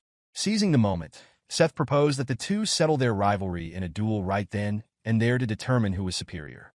At that moment, memories of Seth and a distinctive mark on his chest came flooding back to Cyan, a mark that symbolized Sparnia. This revelation confirmed the rumor that the so-called Prince of the Sand had indeed gained entry to the academy. Cyan recalled that Sparnia was a country nestled in the heart of a vast desert to the east of the continent, renowned for its powerful military. The first Prince of Sparnia had been a genius in both magic and combat, so formidable that even the mighty Abusive Empire had struggled in its attempts to conquer the nation. The downfall of Sparnia had been sudden, following the unexpected death of its only successor, a demise attributed to sickness. It was clear that Seth, in his youthful exuberance, had devoted too much effort to physical development while neglecting his overall health. The encounter with Seth at the academy now struck Cyan as both ironic and significant. Seth's fierce expression persisted as he demanded an immediate decision from Cyan. Though Cyan's thoughts churned with annoyance at the unexpected confrontation, remarking internally that he had not encountered Seth in such a manner in a previous life. He raised his head and responded. With measured resolve, Cyan confirmed that the challenge was to be faced immediately, a notion that Seth eagerly affirmed. He declared that no refusal would be accepted, insisting that both were equally eager to engage in this contest of strength. Yet when Seth's threats hung in the air, Cyan remained unfazed, replying with a clear and firm negation. Taken aback by the refusal, Seth demanded an explanation. Cyan wasted no time in pointing out that unauthorized duels were forbidden in the academy and that any contest of this nature required an official request to be submitted at the administration office. The knowledge of the regulations prompted Seth to quickly temper his aggressive stance. He inquired about the location of the administration office, to which Cyan pointed in the direction of the 3rd floor of the main building. Satisfied with the information, Seth dashed toward the main hall, promising that he would be swift and urging that Cyan wait. As the large figure of Seth disappeared around the corner, Cyan allowed himself a cynical thought. The rumor about his rival's mind being as muscled as his body now seemed true, for Seth was clearly taking a roundabout route. Cyan mused that perhaps a duel could not even be requested in the way he had imagined, and he decided that he would postpone any further confrontation to focus on the purification project for the time being. Elsewhere in the city, at the bustling slave market, a man with a prominent scar over one eye and a sword at his side approached another man from behind, addressing him with the formal title of Sir Zickerman. He informed Albus that the preparations were complete. In response, Albus turned his intense gaze upon his subordinate, and through clenched teeth he commanded that time be wasted no longer. He ordered the immediate delivery of the goods to the customers. He was one among the 3 wealthiest individuals on the continent. Despite maintaining a public image as a philanthropist, Albus's management of a slave market, along with his dealings in crossbreeds, painted a darker picture of his true activities. With an authoritative tone, he declared that that very day would mark the debut of his life's masterpiece, instructing his men to handle it with the utmost care. His orders were met with prompt and respectful affirmations. Nearby, Cyan observed the scene with a critical eye, thinking that his target had been confirmed and that his mission might progress more swiftly than expected. At that moment, Kiram interrupted the quiet observation, sensing a very complex energy. With genuine puzzlement, Kiram inquired about the nature of this energy and the identity of the mysterious target, remarking that something unusual was being concealed. Almost simultaneously, near the enclosures, Albus was seen laughing maliciously to himself as he taunted an unseen adversary, remarking that calm had finally settled in and that his money would soon be returned. Just then, a red mist materialized nearby, immediately seizing his attention. He turned back, wondering about the swirling smoke. In the next moment, a red light flashed through him and his companions, and one of his men fell without any reaction. Overwhelmed by fear, Albus collapsed to the ground. His remaining guard panicked and cried out for the culprit. Trembling, Albus ordered the guard to apprehend the intruder and fulfill his duty. Although frightened, the guard tried to remain composed while urging the unseen attacker to cease hiding and reveal himself. As if obeying the command, Cyan unsheathed the Kiram's blade form and swiftly advanced toward the mysterious man. Before any reaction could occur, Cyan struck, forcing the man to drop his sword. With incredible speed, Cyan delivered 2 precise cuts behind the man's knees, and the man collapsed in an instant. Then, appearing behind him, Cyan grabbed the man by the hair and pressed the sword to his neck. The stunned and defenseless man struggled to comprehend the situation, but Cyan ended his life with a swift slice to the throat. Witnessing this brutal act, Albus stood horrified, sweat beading on his brow as he glared at Cyan. In anger, he demanded to know the fate of his other men. Cyan replied in a sly manner that the answer would soon become apparent and hinted that Albus would soon join the others, gesturing to the fallen guards with a remark that employing so many people had not been worthwhile. Recoiling involuntarily at the threat, Albus stammered an inquiry about Cyan's intentions, suggesting money might be the motive, for he claimed to possess boundless wealth. Cyan said nothing at first. Then, without hesitation, he drew his sword again and severed the arm of a man who had been pleading for mercy. The victim's cry of pain echoed as Cyan slowly approached while the wounded man clutched his bleeding stump. Thereafter, Cyan began reciting a sentence of judgment against Albus for conducting inhumane experiments, engaging in crossbreeding with different races, and managing an illegal slave market banned by law. His eyes flared with anger as he pronounced that Albus's death was deserved. He allotted 1 minute for repentance, promising that all pain would vanish thereafter. Enraged, Albus gritted his teeth and argued that this punishment merely meant his impending death. Observing his futile struggle, Cyan muttered that remorse was not something he had expected, and then declared that the allotted time was over. Albus was to die painfully. As Albus begged for his life, numerous strikes from Cyan's missed sword rained down upon him, driving agonized screams until his life ended. After confirming that the purification was complete, Cyan surveyed the area and moved toward a prison room. He called out for Kiram, who confirmed that he sensed a melding of 2 distinct energies. With practiced ease, Cyan sliced through the iron bars and peered inside, finding an immobile girl. In surprise, he noted that by her stillness she appeared dead, but his expression soon normalized as he dismissed her as merely human. Kiram, however, disagreed. Pointing to what the girl clutched, she confirmed it was a dragon egg. Cyan took the egg. Later, in the academy dormitory, Cyan carefully placed the light purple, radiant dragon egg on a cushion. Upon seeing it, Brian could scarcely believe his eyes and questioned its origin. Cyan explained that he had simply picked it up off the street on his way to the academy. Brian was astonished that anyone would casually retrieve such an object, and he wondered aloud whether Cyan intended to sell it or deliver it to someone. Still in a state of panic, Brian worried about the possibility of the egg hatching. Calmly, Cyan reassured him that separated dragon eggs rarely hatched even with continuous elemental mana infusion, dismissing them as merely fancy rocks. No sooner had Cyan finished speaking than a cracking sound echoed through the room. Brian's ominous suspicion materialized as the egg began to fracture. Cyan and Brian stood frozen in shock while a purple light burst from within, signaling the imminent birth of a dragon hatchling. In awe, Cyan silently prayed as the light intensified and the shell cracked ever faster until it broke open entirely, revealing an adorable baby dragon. Overwhelmed, Brian grabbed his head in disbelief and wondered aloud what should be done next. Cyan, however, remained silent as he gazed at the surreal scene. The baby dragon sat before him, its body emitting a terrifying aura, and he silently concluded that this creature was neither truly a dragon nor entirely human. That woman had been nurturing a draconic human, a mix between a dragon and a human. This development was going to be a much bigger pain than Cyan had expected. At that moment, Cyan could only gaze at the baby dragon in silence. His intense stare immediately captured the creature's attention.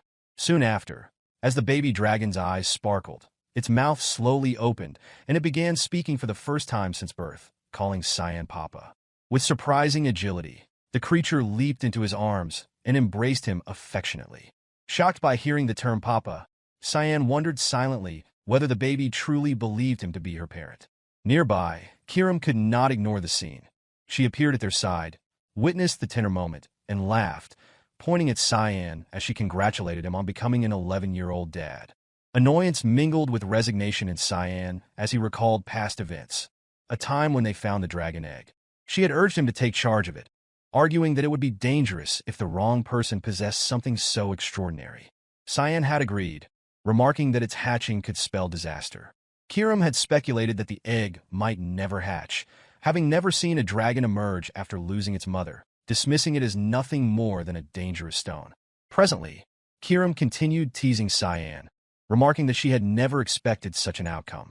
Irritated, Cyan emanated a dark, intimidating aura as he reminded her, with anger, that she had once insisted this could never happen. In her defense, Kiram maintained that her earlier words had been a prediction, a claim that now seemed tragically ironic. In his thoughts, Cyan worried that a hybrid such as this, by mere existence, might prove to be a threat. While the baby dragon slept peacefully in Cyan's lap, he remained anything but calm. Deeply troubled by the idea of harboring such a dangerous creature, he acknowledged internally that the situation was dire. Oblivious to the brewing tension, the baby dragon continued to slumber soundly. Cyan's contemplation led him to conclude that this was no ordinary mixture of human and beast. It was, in fact, a fusion of dragon and human. He reflected on how perilous the world to her, reasoning that if the Academy discovered the child's existence, the principal might resort to harming her in an effort to eliminate external threats. Moreover, the rigid traditions of the dragons concerning bloodline purity meant that if they learned of her existence, they might try to eradicate every creature privy to the secret. As Cyan looked down at the sleeping baby dragon, he questioned whether he should risk exposing her to such danger. He wondered if sparing her from a life filled with suffering might be the more compassionate course. At that moment, his arms moved almost of their own accord, as if preparing to act. Beside him, Kiram confirmed her understanding of his intent with a knowing look and an unspoken agreement that it might indeed be better for her not to live a miserable life. Cyan's hand slowly reached toward the baby dragon, who remained blissfully unaware in her slumber.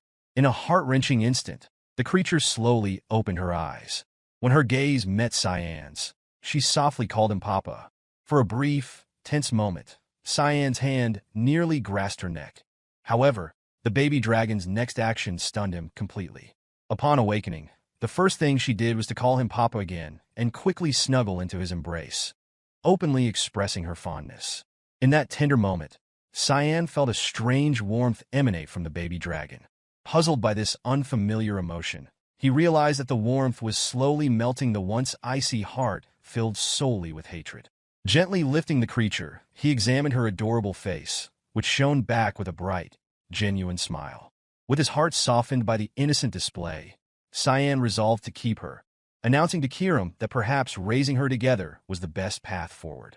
Kiram, standing quietly beside him, observed his happy smile in silence.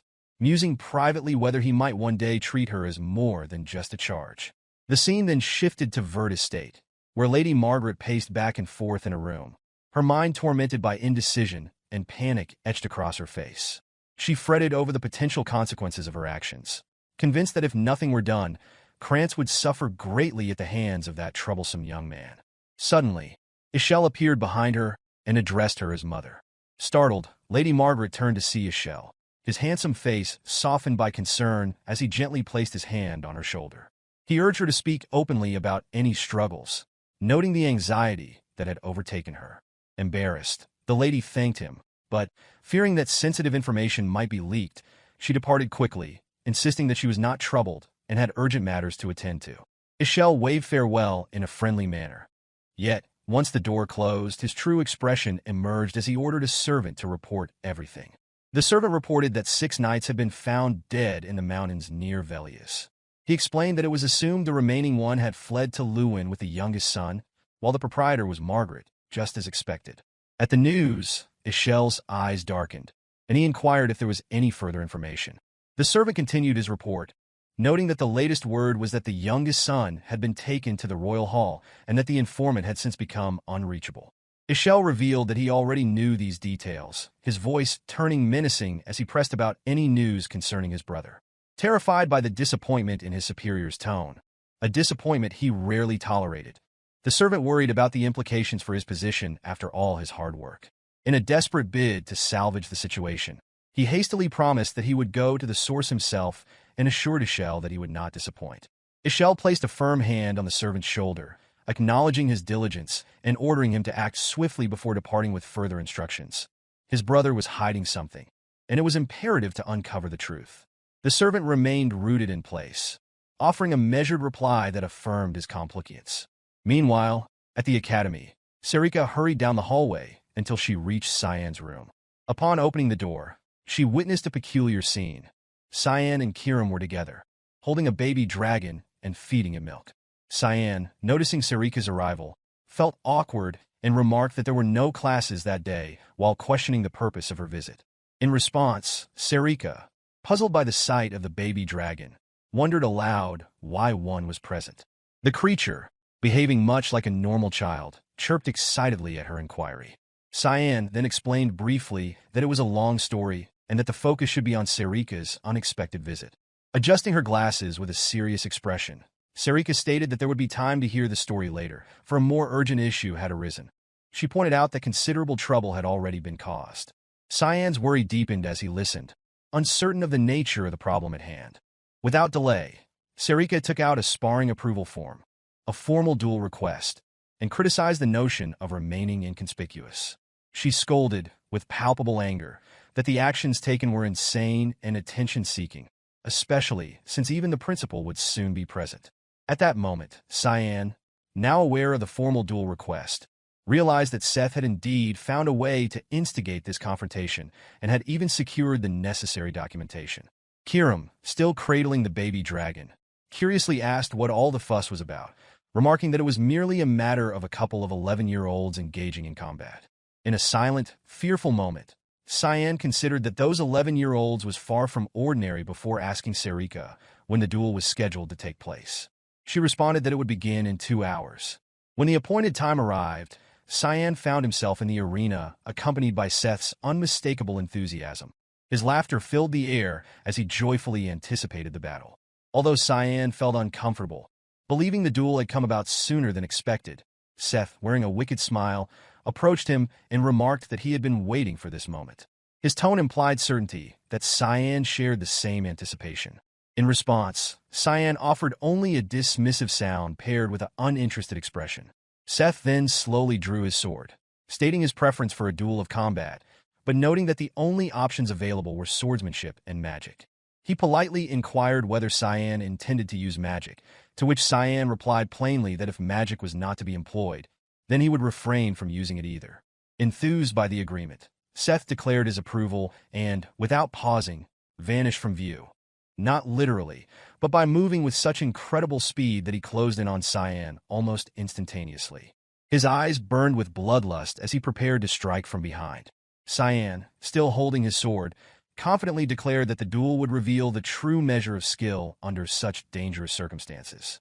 Despite his larger stature and the heft of his sword, Cyan remained calm and swiftly blocked Seth's initial attack. He did so with an effortless motion that harnessed the momentum of Seth's own strike rather than relying on brute force. Seth, perplexed by the ease with which his attack had been deflected, observed as Cyan skillfully countered with refined techniques. Cyan noted internally that an opponent like Seth, he did not need mere strength, but rather acuity and precision. As Seth continued his relentless offensive, his repeated strikes failing against Cyan's skill, his frustration grew. He shouted angrily that his methods were not working and channeled all his strength into a decisive downward strike. Cyan blocked the forceful blow, and Seth, frustrated, gritted his teeth while silently noting that his adversary was skillfully twisting away from his attack, using only the force of his downward swing, despite wielding just a rapier. Their blades clashed as Seth quickly maneuvered around Cyan, launching a low blow from behind. Faced with this dangerous tactic, Cyan maintained his composure. In a sudden move, he sheathed his sword, anticipating that Seth would shift his attack strategy from a blade strike to a kick. The surprise, however, was on Seth. Cyan had already deduced the change. In an instant, Cyan lowered himself to evade the incoming kick, then shifted his weight and used both hands to grasp Seth's leg, exploiting the imbalance created by the single-legged stance and the momentum of the kick. Cyan used his strength to successfully lifting him into the air. With a swift motion, Cyan hurled Seth's body forward in an arcing trajectory, and for a moment, it appeared as if Seth were about to kiss the arena floor. In his panic, he could only wonder if he possessed eyes on the back of his head. At the critical moment before impact, Seth braced his hands against the floor. However, the slam was so powerful that the ground cracked beneath the force of his palms. Managing to avoid a disastrous collision with the ground, he broke into a profuse sweat. Using his hands as a pivot, he spun and kicked in an effort to break free from Cyan's grip. Cyan released his hold on Seth's leg, a faint smile of amusement crossing his face as he mused that his counterattack had been impressively nimble for someone of his size. The students watching the match were astounded. One student, filled with disbelief, wondered silently what had just occurred and questioned whether Seth was even human. Panting heavily, Seth stood on his knees and then unexpectedly let out a mocking chuckle followed by a hearty laugh. Despite being overpowered by Cyan, he was exhilarated by the fight, remarking that he had lost in swordsmanship.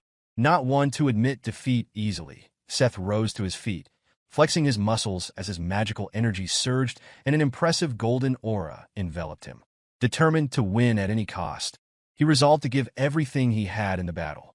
Cyan is slinging his sword over his shoulder with a faint, challenging smile as he silently accepted the invitation to continue.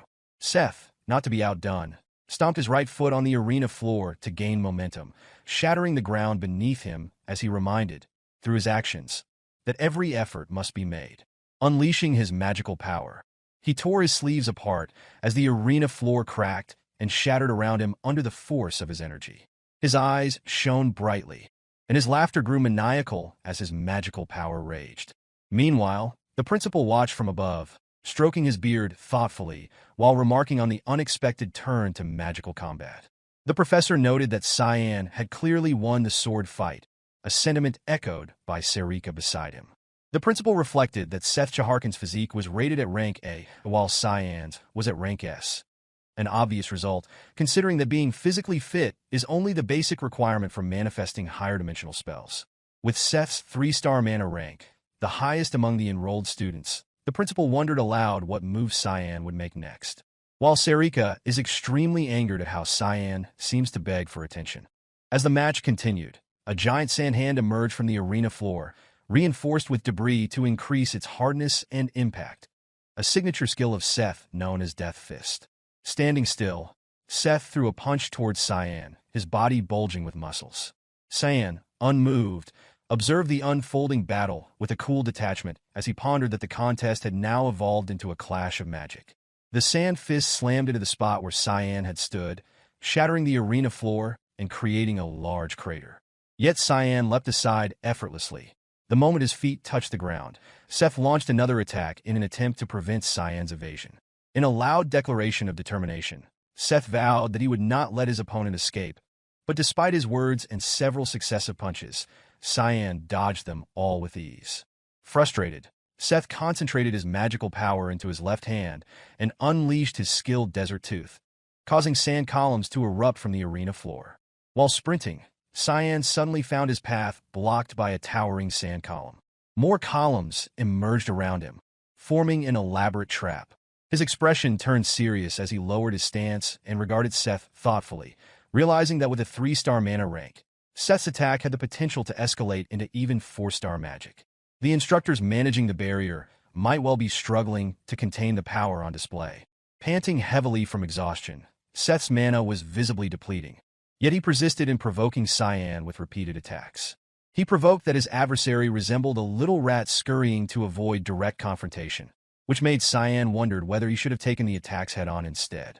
Seth, furious and gritting his teeth, shouted that a true warrior would never have been dodged, calling Cyan a little kid.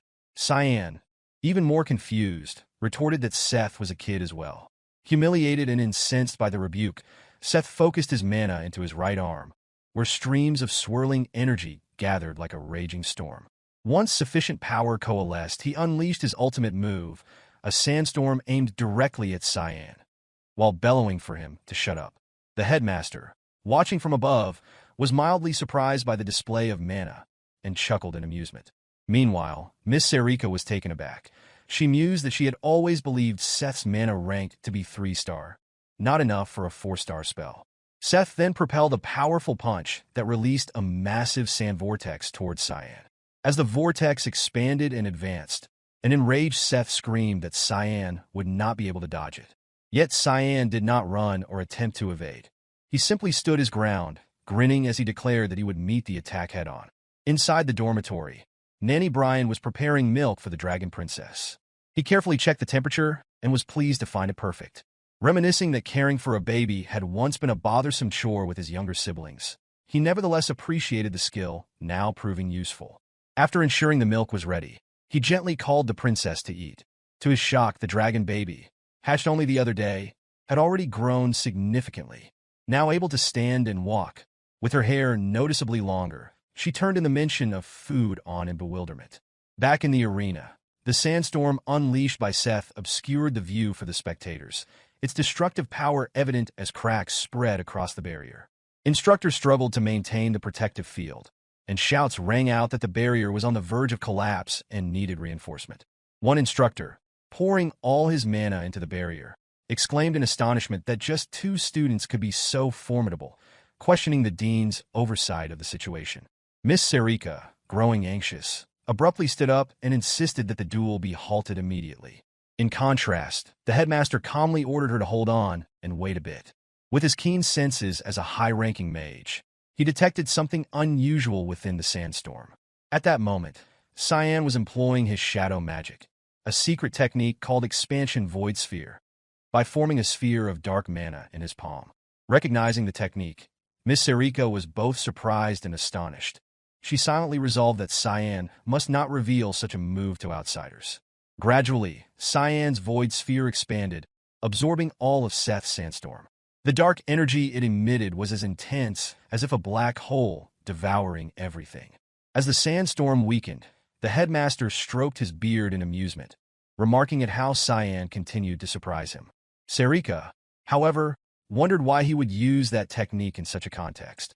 The void sphere grew until it completely absorbed the sandstorm, and then Cyan retracted it into his hand. Seth stood in silence, panting heavily and bewildered, unable to fathom where his sandstorm had gone. The students watching were equally astonished, speculating whether that mysterious black sphere was magic unlike any they had seen before and questioning who Cyan truly was. With dark magic still swirling about him, Cyan casually asked Seth if he wished to continue fighting. Utterly confused by how effortlessly his skill had been nullified, Seth suddenly collapsed to his knees and admitted defeat, lamenting that he had lost in both swordsmanship and magic. Seeing Seth's dismay, Cyan felt a twinge of guilt, wondering if his counterattack had been too one-sided. Then, in a burst of defiant energy, Seth pounded the floor and declared that he was tired of fighting weaklings and was motivated to train harder in the coming days. Uncertain when a rematch might occur, he extended his hand with a promise to a challenge, but when Cyan met his gaze, he decisively refused any further contest. After the match, Cyan returned to the dormitory seeing the little dragon, who had grown surprisingly fast. He noted that a dragon's growth spurt far outpaced that of humans, as she now appeared to be about 6 years old. The little dragon, with her hair neatly tied and dressed in well-fitting clothes, ran happily upon seeing Cyan and called out a cheerful welcome, addressing him as her papa. Reflecting on the rapid growth of a dragon-human hybrid, Cyan mused that she might soon be his age. Meanwhile, Brian scratched his head in mild confusion, remarking on her swift development. Cyan nodded in agreement, realizing that it would soon become more difficult to raise her in secret.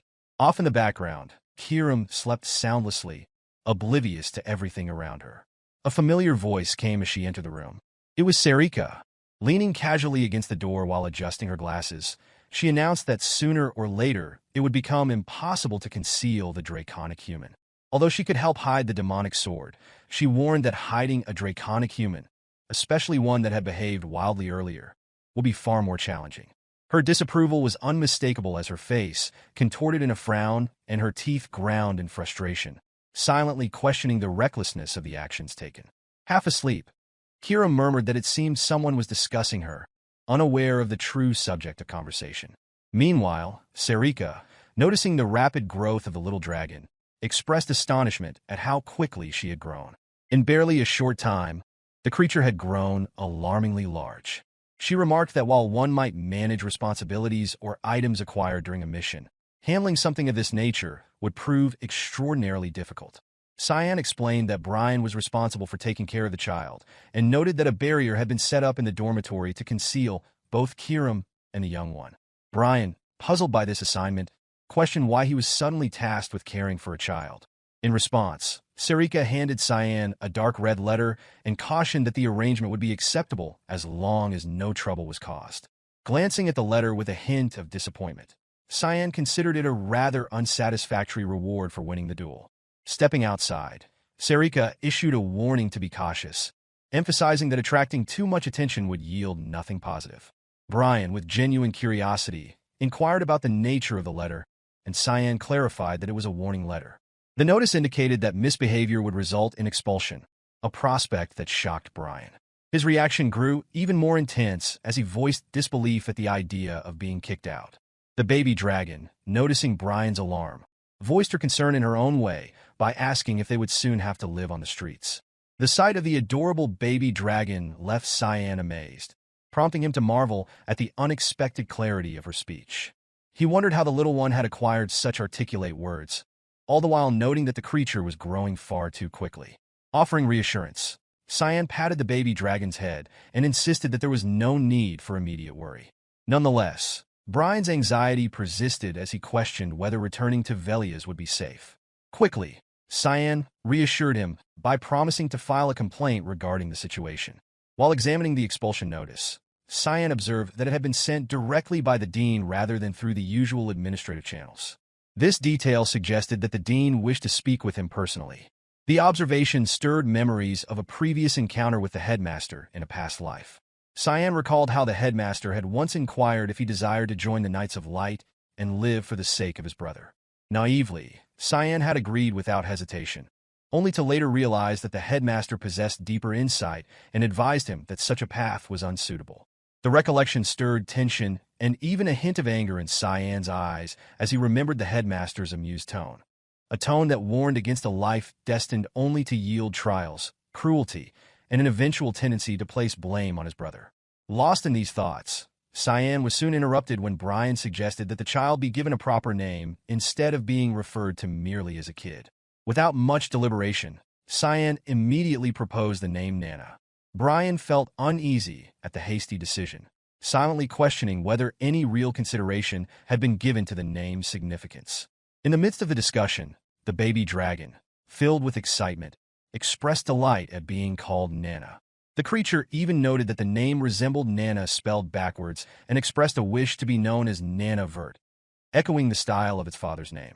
Cyan, however, remained perplexed as to how the little one knew his last name, while Brian's worry for the child's future deepened, fearing that she might become a target for bullying by the other kids. The scene then shifted to the Royal Academy Dean's office, where Headmaster Kundel Quiselle was diligently working on documents. As he contemplated a particularly intriguing case, he recognized the potential of a student who had managed to absorb a 4-star spell using only a 1-star black sphere. This rare talent, though impressive, appeared to require surprisingly little effort, prompting the headmaster to express a desire to understand the true limits of the ability. Kundel, known not only for teaching the current Emperor Arin Sevelus, but also as the father of the last Empress Diana, was one of the few 9-star mages on the continent. Since the passing of Diana, he had devoted himself exclusively to the education of students at the academy. Outside the hallway, Cyan approached the headmaster's office, his mind occupied by a single, pressing question. He had always regarded the headmaster as a pacifist, yet in this life the headmaster had unexpectedly intervened in the royal succession dispute. With a mixture of curiosity and contemplation, Cyan wondered what further insights or revelations might emerge from their impending conversation. As Cyan strolled down the hallway, a magical disturbance caught his attention. With a light tap, he revealed a boundary that materialized instantly, crafted by formidable magic. The energy within was remarkably pure and solid, and a smile of interest crept across his face. It was clear that someone had anticipated his arrival, for a 9-star area restriction barrier had been set up as a test. In the adjacent room, the principal sensed the barrier's fluctuation and eagerly anticipated how Cyan would overcome it. The principal presumed that only an exceptional mage could dismantle such a barrier, and estimated that it would take at least half an hour for Cyan to bypass it. However, in an unexpected turn of events, Cyan appeared through the window behind the principal's desk. He had leaped straight into the room, evading the barrier entirely, and landed in a pose reminiscent of a hero's landing, exuding an effortlessly cool demeanor. With wide eyes, he announced his identity as Echelle Vert, an incoming student, and declared his intent to express disagreement with the complaint.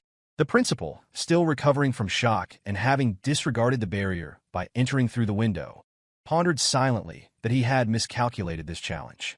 Slowly, he inquired about the nature of Cyan's disagreement. Cyan explained that although the warning letter had come from the principal, the impressive barrier outside convinced him that the letter was merely an excuse to test his talent. Admitting that the warning had indeed been aggressive, the principal acknowledged that while Cyan had demonstrated his formidable abilities, the warning would remain in place. Though indignant, Cyan felt powerless to reverse the decision. Seizing the moment, he asked the dean a pointed question about whether the principal favored the expansion of the empire or the honor of his family. A bold inquiry that left the principal visibly surprised. After a brief pause, the principal confessed that neither was his primary concern. Cyan pressed further, questioning if, following Emperor Dion's death, the principal would refuse to side with a third or fourth prince seeking the throne instead of the first. The principal's anger escalated, and his magical power surged as if on the brink of eruption. In a low, growling tone, he accused Cyan of excessive arrogance. Unruffled, Cyan reflected that he had once been a pawn for Echelle and found little difference between the principal's current stance and his own experiences from a past life.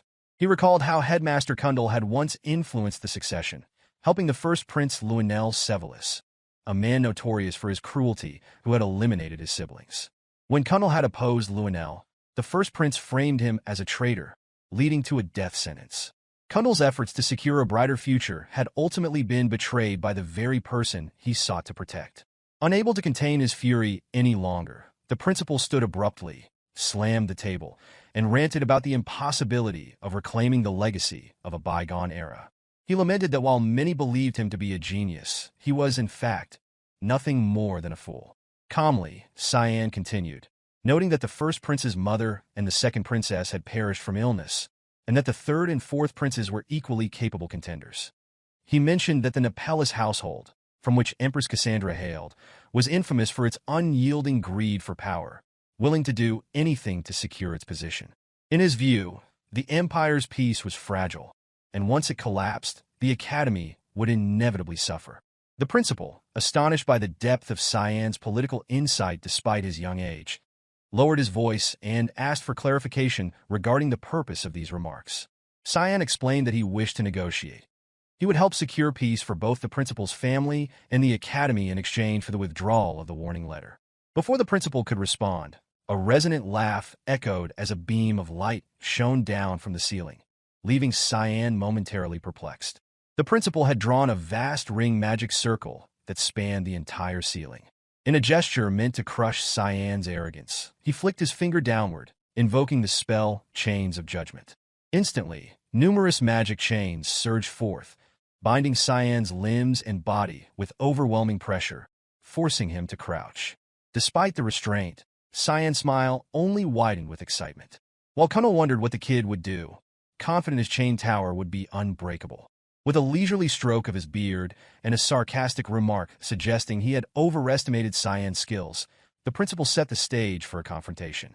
Without further argument, Cyan simply smiled and resolved to prove himself.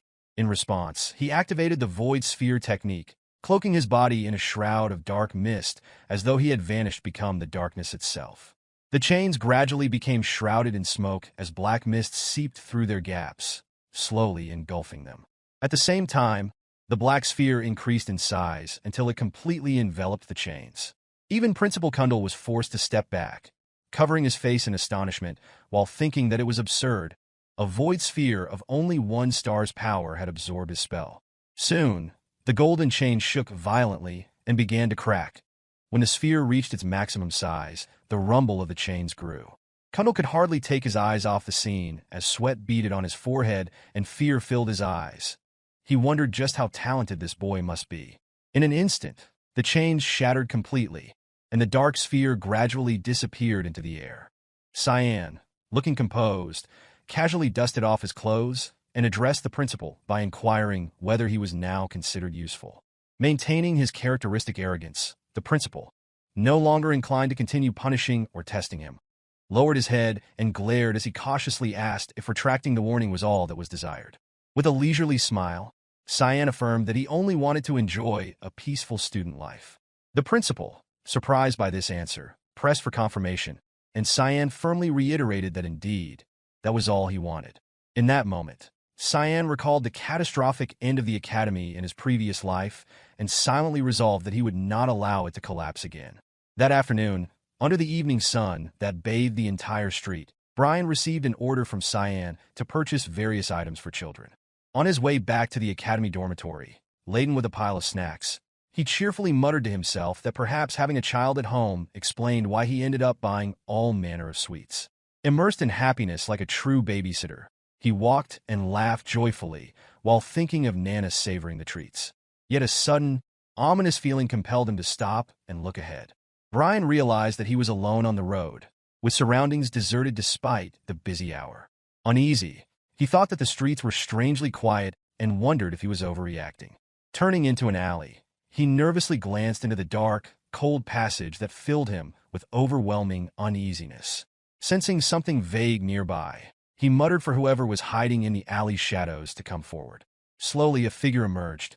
Stunned, Brian's eyes widened as he furrowed his brows in confusion. In his astonishment, he blurted that the figure must be coming to attack him. With a heavy thud, the bag fell to the ground, and the mysterious presence vanished, leaving only scattered food behind. The scene then shifted to Cyan, who was reflecting on his agreement with the dean. He mused that he had agreed to attend his lessons, even though this was his last class of the day, and felt unbearably bored. So bored, in fact, that he could not sit up straight. He lay on his desk and dozed off to the point of drooling.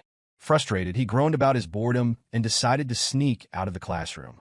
Quietly closing the door behind him, he muttered that learning something he had mastered 30 years ago was nothing short of torture, and resolutely determined that, with no pressing mission, he would simply go train. However, Cyan's plan to sneak to the headquarters of the training ground was abruptly foiled when Arin unexpectedly intervened. Standing behind him with threatening eyes, she inquired about his destination. Her tone edged with a prickly attitude as she reminded him that the lessons were not yet over. Startled, Cyan glanced over his shoulder and turned to see Arin fuming. Hastily, he fabricated an excuse that he was headed to the bathroom, addressing her as Her Highness. The princess, however, was not fooled. She bluntly accused him of lying and insisted that such an excuse was unacceptable if he were truly going to the bathroom. Leximus quickly intervened, admonishing the princess to behave more appropriately. Yet Arin pressed on with her questioning, asking once again if he was really heading to the bathroom. Finding himself unable to provide a satisfactory answer, Cyan diverted the conversation to Leximus, asking if he had permitted Leximus to address the princess by her name. The girl appeared startled and confused, But the princess calmly replied that there was no need to change the subject, adding that she had allowed it in private. Immediately afterward, she pressed closer and irritably questioned why Cyan still referred to her as Her Highness if they were friends. Flustered, Cyan turned away and responded that he was merely a civilian while she was a princess, making it impossible to address her so casually. Arin then criticized him for being too serious, to which he lazily retorted that he would take it as a compliment. At that moment, someone descended from upstairs. Upon hearing her name called, Arin was startled, turning her head and becoming instantly stunned. Cyan noticed the princess trembling, sweat dripping from her forehead, and looked up to see two senior academy students approaching leisurely. They appeared to know her well and sneered as they remarked in mocking tones that it had been a long time since they last saw Arin. Arin surveyed the gathered figures and calmly pronounced the names Pavian and Nerovian. With silver hair flowing gracefully, the princess respectfully bowed and adjusted her dress as if to mark the passage of time. Pavian stepped forward with disdain, his gaze fixed on her as he clicked his tongue in mockery, suggesting that she was now mingling with commoners. Nerovian, his smirk barely concealed, added a cutting remark about her consorting with servants, insinuating that birds of a feather flock together. Overwhelmed, Arin lowered her head, rendered speechless by their words. Beside her, Leximus also bowed hastily upon recognizing the two before her. Cyan, observing the scene, quickly identified them as the third and fourth princes, the sons of the current queen from the Nepellus family, and noted with concern their clear disapproval of her. Eventually, the two arrogant princes took notice. Pavian, in a tone of feigned surprise, expressed his astonishment, while Nerovian stammered in confusion upon realizing Cyan's presence. Without delay, Cyan introduced himself in a straightforward manner as Cyan Vert, the youngest of the Vert. Ignoring Arin completely, the princes stepped past her to greet him warmly. Pavian remarked that there was no way he would fail to recognize a son of Duke Vert, admitting that he had been impressed by Cyan's duel. Seizing a rare opportunity to recruit such talent, Pavian shamelessly extended an invitation, promising to include him at any forthcoming party. Cyan's attention briefly shifted to these royals as he noticed Arin's dejected demeanor. She remained bowed and silent, her initial greeting to her royal brothers long past. The princes continued their shallow chatter, with Nerovian suggesting that they talk further and become friends, patting Cyan on the shoulder as though it were a rare opportunity. Dismissing their words with a curt affirmation, Cyan offered a polite, dismissive reply. Satisfied, Pavian bid farewell, and the conversation ended. At that moment, a familiar, malicious voice emerged from behind Arin. Her brother placed a hand on her shoulder and whispered with an arrogant smile that she should know her place and avoid excessive pride. Shock widened her eyes as his contemptuous reminder resonated painfully. Without hesitation, he further humiliated her by sneering that she needed to be more self-aware. Alongside him, Pavian frowned at Arin, his gaze reducing her to insignificance, before both turned their backs and walked away, leaving her overwhelmed by a torrent of bitter emotions. Leximus, still reeling from the encounter, could hardly believe what she had witnessed. She asked in astonishment whether those men were indeed princes and lamented their behavior. Arin, still with her face darkened, coldly remarked that they were still family, invoking the old adage that blood is thicker than water. At that moment, Cyan interjected, challenging the notion by suggesting that, in his eyes, she was in a worse position than strangers. Arin jerked her head up, her eyes filling with a blend of surprise and horror. Calmly, Cyan explained that whether it was blood or water, in the face of power both were meaningless. He knew that within the royal family, everyone eventually turned on one another in the struggle for the throne. He reminded her that if these princes were treating her so poorly, it was simply because they were wary of her. Stunned by his frankness, the young princess remained silent as Cyan added with a calm acknowledgement that they were merely trying to keep her in check. Cyan's parting words, a simple farewell, caused her cheeks to flush red and her heart to flutter. Distracted by the warmth on her face, she found it increasingly difficult to concentrate on preventing him from skipping class. Leximus, noticing Arin's flushed expression and naive demeanor, worriedly inquired if she was all right. Later, Cyan returned to his dormitory and called out loudly, yet only found Nana, the dragon girl, sleeping soundly. After scanning the room and muttering that no one was present, he called out again, this time summoning Brian and Kiram. At the mention of her name, The lazy demon sword floated over with a grumbling acknowledgement, complaining about the constant interruptions. Observing Kiram now flickering like a flame, Cyan inquired why she had assumed that form. The demon's sword lazily explained that it was more convenient for concealing her presence, and when Cyan curtly questioned the lack of politeness in addressing him, he pointed at Kiram in order to search for Brian. Abruptly, Kiram's demeanor changed as she shouted in anger, protesting that she was not to be treated like a dog and that his methods of asking for favors were not proper, insisting that Brian would eventually find his way back. Cyan silently endured the outburst. Suddenly, Kiram sniffed the air and remarked that she detected blood. Cyan startled and confused. The scene shifted to a nearby alley where a group of thugs, led by a smug nobleman from the academy, was shoving and jostling Brian. The nobleman sneered that Brian's current predicament was the consequence of his earlier failure to heed their advice while they were still being kind. The person in question was none other than Barrett, the arrogant noble who had bullied Leximus before being driven off by Cyan. Now, he was venting his anger on Brian to avenge the humiliation.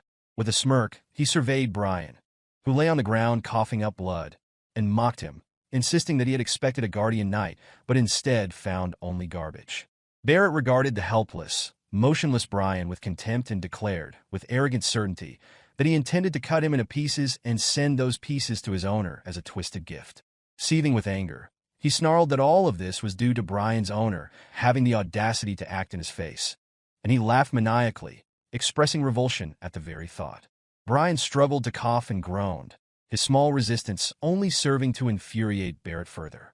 In response to Brian's blunt retort, which suggested that Barrett would never succeed, Barrett frowned and glared, his anger deepening with every challenge.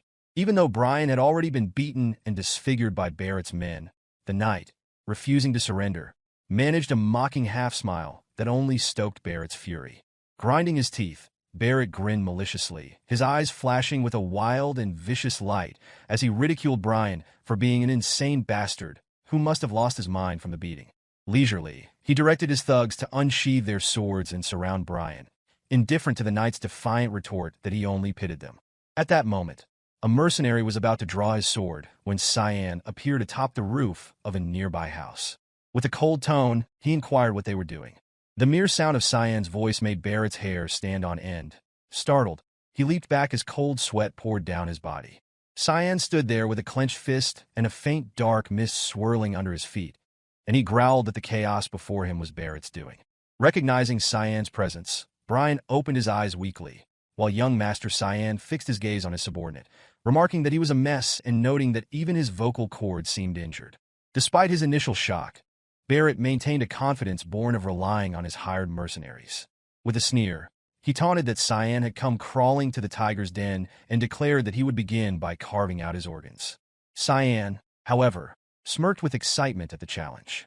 Gripping his demon sword Kiram tightly, he descended into the thick mist using his eighth form, Assault, aiming straight for the throats of the mercenaries below.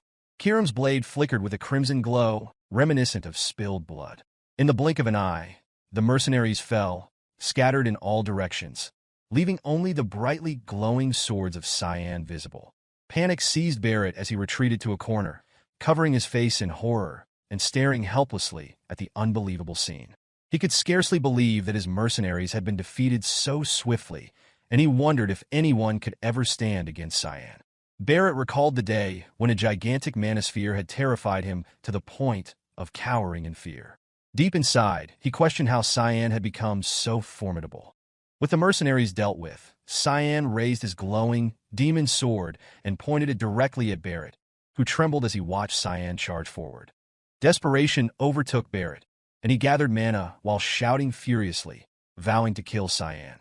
Before he could complete his incantation, Cyan rushed forward and delivered a swift kick to Barrett's stomach. The force of the blow sent Barrett flying backward, tumbling several times until he finally crashed at the end of the alley, writhing in pain and unable to rise as he groaned in agony.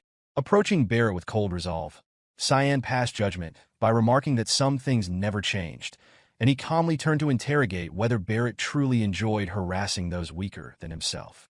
Despite being at a disadvantage, Barrett managed to sneer and scoff, questioning what hobbies had to do with such matters and implying that Cyan might kill him for his insolence. Barrett Louis Mill, the oldest son of the Louis Mill household, recognized as the true authority in the Garum Kingdom. In Cyan's previous life, Barrett had been notorious for problematic behavior, physically assaulting others, burning small animals alive for amusement, and even crossing the line by murdering a female classmate under the pretext that she was practicing magic. When an order came from Mist to purify him, Cyan recalled infiltrating the mansion where Barrett had been staying and witnessing the countless corpses of tortured servants stored in the basement. He remembered vividly the moment when Barrett had smiled at him and dared him to kill him quickly rather than prolong his suffering. A smile so terrifying it still made others' blood boil, its perverse indifference devoid of humanity. The recollection of that scene stirred a deep, seething rage within Cyan. Cyan glanced at Barrett with disgust, silently thinking that killing him in such a manner was hardly the punishment he deserved. After all, Barrett had claimed to have had all his fun before dying. Memories of what Barrett had done to Leximus flashed through Cyan's mind, and he could not accept that mere death could atone for the countless lives Barrett had ruined. The thought alone stoked a fierce anger within Cyan. The price he had paid for destroying so many lives was far too little. Without warning, Cyan seized Barrett by the mouth and forced him to open it. With a swift swing of his arm, he conjured a small mana sphere into his hand. Barrett immediately realized that Cyan intended to force him to swallow the mana sphere to completely destroy his mana core. Horrified and unable to move his soaked, weakened body, Barrett could do nothing to escape Cyan's grip.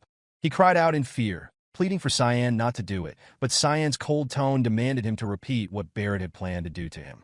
As the mana sphere was drawn closer, Barrett's panic intensified. He shouted wildly that he was a member of the Luis Mill family, the most powerful family in the Garum Kingdom, implying that such a lineage might protect him from harsh consequences. Cyan sneered at his words, remarking bitterly on how much Barrett talked. Then, forcefully, he shoved the mana sphere into Barrett's throat, pressing it firmly to prevent any chance of spitting it out, and compelled Barrett to swallow it. In a tone as cold as ice, Cyan remarked that it was acceptable if Barrett detested him. Barrett thrashed in agony, struggling to resist the forced ingestion, but Cyan's grip only tightened. He continued, dismissing any words spoken behind his back, and denounced Barrett for daring to lay his dirty hands on his subordinate. A garbage excuse for a human being, in Cyan's eyes. A malicious smirk played upon Cyan's lips after he forced Barrett to swallow the mana sphere. The agonizing pain tore through Barrett's mouth, and he cried out as the intense light of the sphere seemed to engulf and burn him from within. Above, a figure concealed in a tattered cloak silently observed the scene. One of Echelle's subordinates, now panic-stricken, watched from a distance and thought anxiously that he had never imagined such power could be hidden. He resolved to notify young Master Echelle immediately, though he also worried that this revelation might interfere with his plans. Unexpectedly, an arm reached out from behind him. Clad in the assassin's mist-cloak, a mysterious individual named Serrika grabbed his mouth, pressed a dagger to his throat, and whispered that he was the little obsessive stalker who had been following her disciple everywhere recently. After dealing with Barrett, Cyan turned and walked toward Brian. By that time, Brian managed to sit up, leaning against a corner and cradling his injuries. His swollen face, marred by the conflict, prevented him from meeting Cyan's gaze as he whispered an apology, expressing regret that he had never imagined such a large group would attack him. Observing Brian's disheveled state, Cyan regarded him with cold scrutiny and bluntly questioned whether his subordinate was truly fit for duty, wondering why he had engaged in a fight that was clearly unwinnable. Brian bowed his head and murmured his apologies further. Cyan then crouched down in front of Brian, resting his chin on his hand in a teasing manner, and inquired why Brian had not simply run away.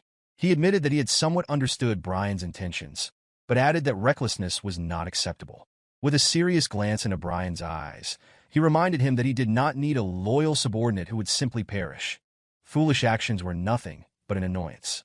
Rising to his feet, Cyan warned that a lecture awaited Brian upon their return, while Brian continued to bow and whisper apologies. At that moment, his voice rang out, calling for Serrika to come forward. She chuckled in amazement at the observation. Cyan glanced at her and at all the guild members who had hidden nearby. Calmly, he responded that it was impossible not to notice, given that they had brought all their hall members along. The other guild members silently withdrew as Serrika appeared, leaping down and seizing the person following Cyan by the collar. With an amused tone, Serrika declared that she had brought a gift and she tossed the hapless man to the ground, leaving him dazed. Cyan showed no surprise at these developments. He calmly stated that the man who had been trailing him was well known, a fact that elicited a surprised exclamation from Serrika. She then admitted, with a slight sigh and a hint of admiration, that she did acknowledge his talent. Reflecting on the secret observations she had made of him over time, she praised his powers that surpassed those of a typical assassin, his intellect that enabled him to negotiate fairly with the Dean, and his mental fortitude that allowed him to handle the demonic sword with ease. In her eyes, he was an ideal candidate for succession. However, her expression turned sharp as she reminded him that such events could not continue indefinitely. More people would eventually become suspicious. Cyan met her gaze calmly and confirmed that he would be careful. Suddenly, his eyes narrowed, and his tone turned threatening as he declared that he had no intention of living like an idiot who took advantage of others. He vowed that if anyone dared to lay a hand on his people, he would crush them without mercy. Serrika bowed her head and laughed in amusement, remarking internally that she understood. She believed he would protect his own people. Concluding that further intervention was unnecessary, she waved goodbye and added that she was confident he would handle matters before departing. Cyan, perplexed by her unexpectedly calm reaction and feeling a growing suspicion, watched her leave. Just before she departed, she turned back, pointed at the figure still lying on the ground, and reminded him not to forget that person. She intended to deal with Barrett and his minions.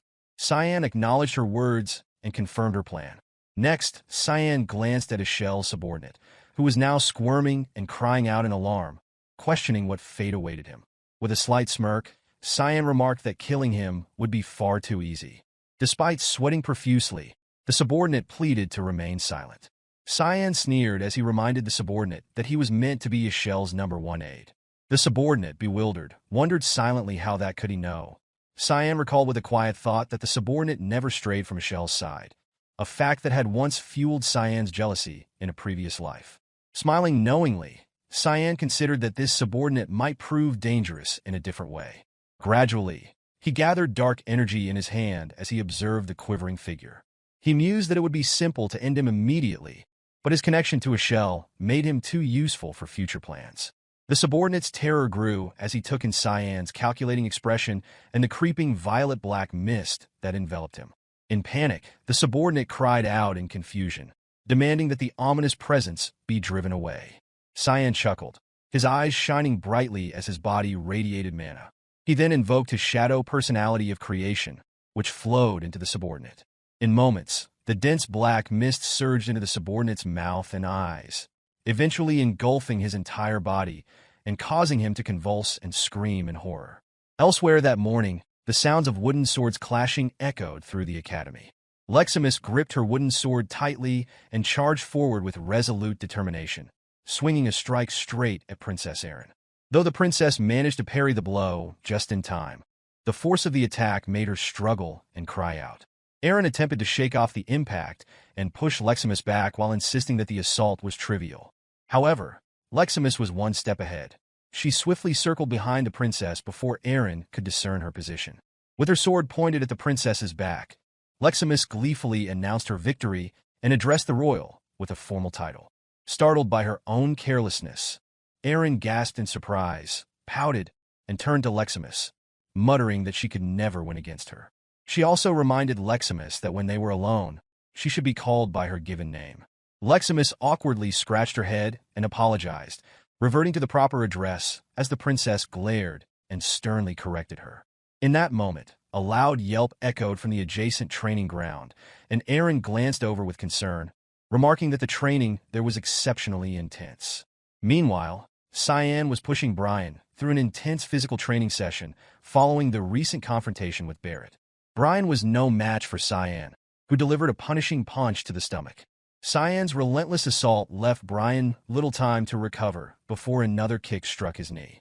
As Brian cried out in agony, unable to defend or counterattack, he hunched over in pain after a barrage of blows.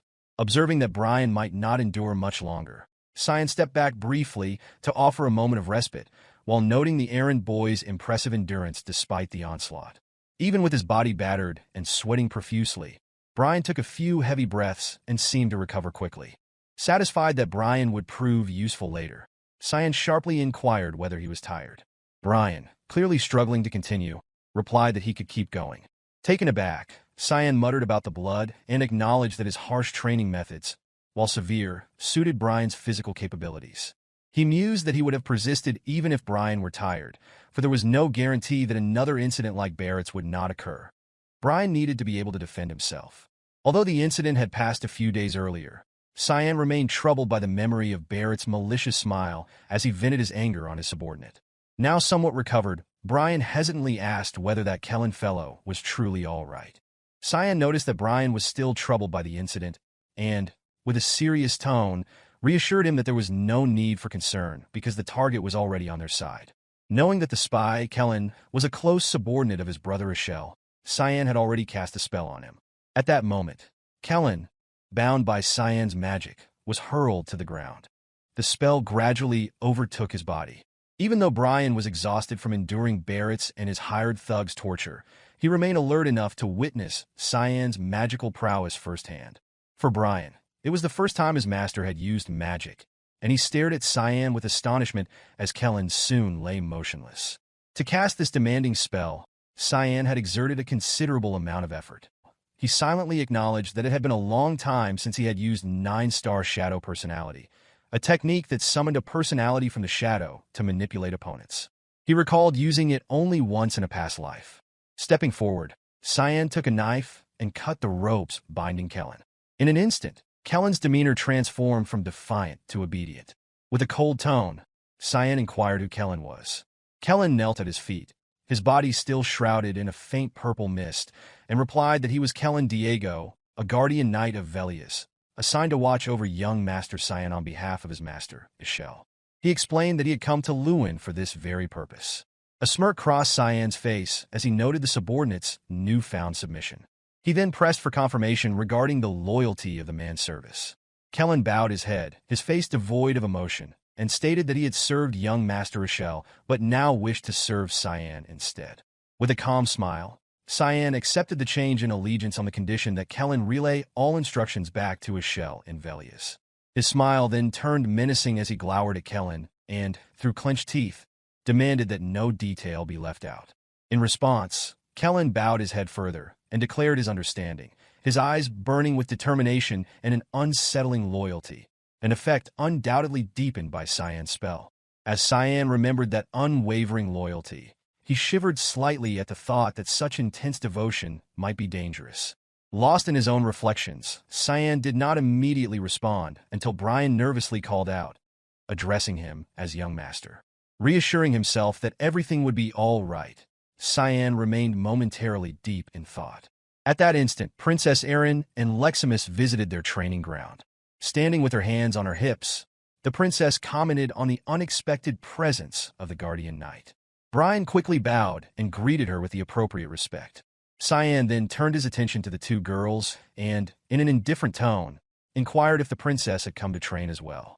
The princess replied with an enthusiastic smile that she attended training every weekend alongside Leximus, a plan she believed was wise in light of the recent incident. At the mention of that incident, Cyan's thoughts drifted to the events of the previous week. Barrett Louis Mill had been found in front of the nurse's office, beaten nearly to death and rendered unable to use magic ever again. Although Barrett had once employed a formidable stone-swallowing trick that decimated mana core and sealed a harsh fate for Leximus in a past life, Leximus's reaction had not matched Cyan's expectations. He had anticipated a sense of satisfaction, yet Leximus simply bowed her head in silence whenever Barrett's incident was mentioned. Suddenly, a small voice shattered the moment. The little girl Nana shouted, calling her papa loudly, startling everyone on the training ground. Floating in the air above them, she captured the attention of all present.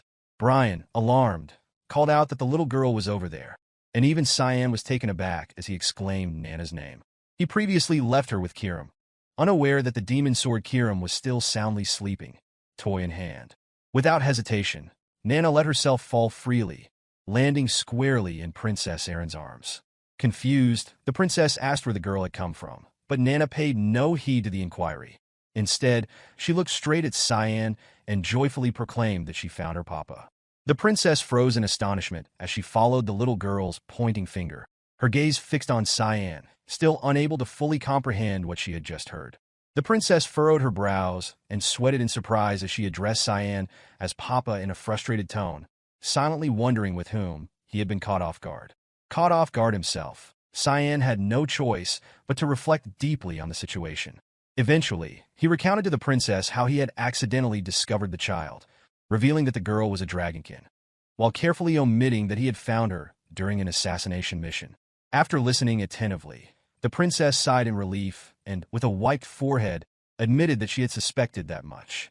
She expressed her relief that the child was not really his, confessing that she had entertained all kinds of ideas about her origin.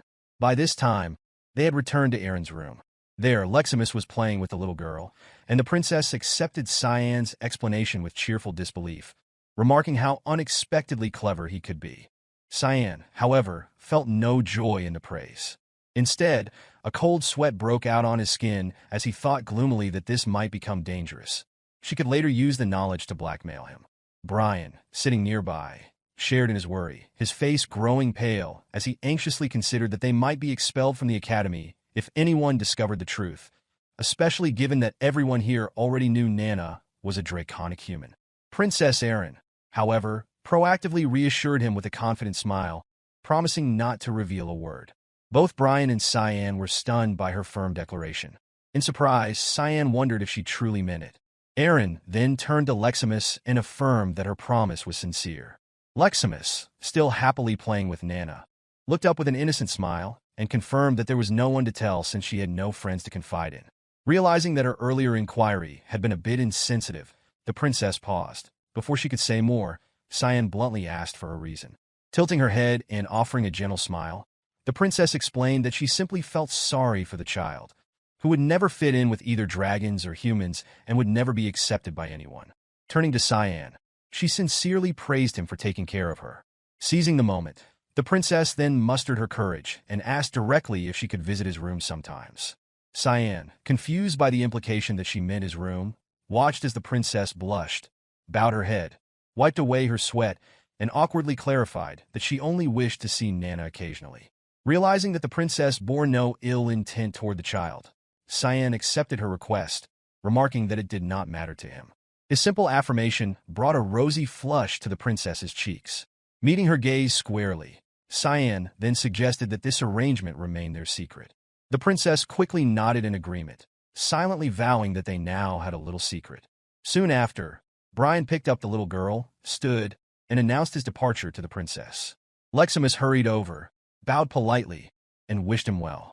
After Cyan had left, Leximus noticed that the princess was still lost in thought. With confusion, she addressed the princess, but the latter remained absorbed in her own reveries. A soft smile frozen on her flushed cheeks as her heart pounded with the secret hope of growing closer to Cyan. Alarmed by the princess's odd demeanor, Leximus called out, asking if she was feeling unwell. Later, when Cyan returned to his dormitory and roused the demonic sword Kiram, he learned of the events that had transpired. Kiram merely smirked and raised an eyebrow, remarking that something amusing must have occurred while she slept, and teasing that perhaps Cyan should reveal that he was living with the demonic sword as well. In a fit of fury, Cyan pointed an accusing finger at Kiram and admonished her for falling asleep while babysitting the child. Unperturbed, Kiram replied in a casual tone that the child did as she pleased because she took after her father. Brian, meanwhile, held the little girl in his arms even as she wriggled, clearly preferring to be with Cyan. Suggesting that they take her on walks to relieve her stress from being indoors all the time, Brian received a thoughtful nod from Cyan, who crossed his arms and pondered before agreeing that it was not a bad idea, thankful by the acceptance of his suggestion. That evening, far in the distant mountain range, two dragon-like figures soared together through the sky. Suddenly, one dragon halted, sensing something unsettling. The other, startled, inquired as to what was wrong. The first, with an unhappy expression, explained that he detected a sickening odor and wondered where it might be coming from. Cautiously, the second replied that although the source was not very close, they were near Lewin. The first dragon continued to feel uneasy, furrowing his brow as he questioned whether the smell originated from the Lewin Academy. Concluding that they must pause their journey back, his eyes glowed ominously as he peered downward and pointed toward the source of his discomfort. That night, after deciding to let Nana play outside, Cyan and Brian took her to an empty road on the outskirts of Lewin. Having been confined to Cyan's dormitory for so long, Nana was thrilled to finally fly freely under the open sky. With her small wings flapping excitedly, she darted ahead, prompting Brian to chase after her while shouting warnings that the way was dangerous. Calmly, Cyan followed, watching Nana's joyful exclamations as she marveled at the vastness of the place. Smiling to himself as he observed her radiant face and unbridled delight, he noted that being 10 kilometers from the center of Lewin should be safe for her to play as much as she wanted. Followed them, Kiram mocked Cyan in a tone laced with sarcasm, remarking that he was acting like a real father and teasing that he might as well get Nana a mother like the princess from earlier. Cyan gritted his teeth, ready to retort, when suddenly a chilling sensation ran down both of their spine. Sensing something amiss, Kiram muttered that something was coming. In that moment, 2 dragons appeared directly before them. One of the dragons sneered disdainfully, a look that immediately set Brian on edge. Recognizing the danger, Brian panicked and yelled for Nana.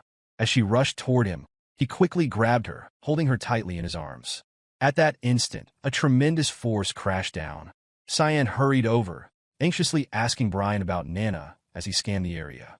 Nana clung to Brian, visibly frightened but thankfully unharmed. Brian shielded her from the flying debris as he nervously reassured that she was safe.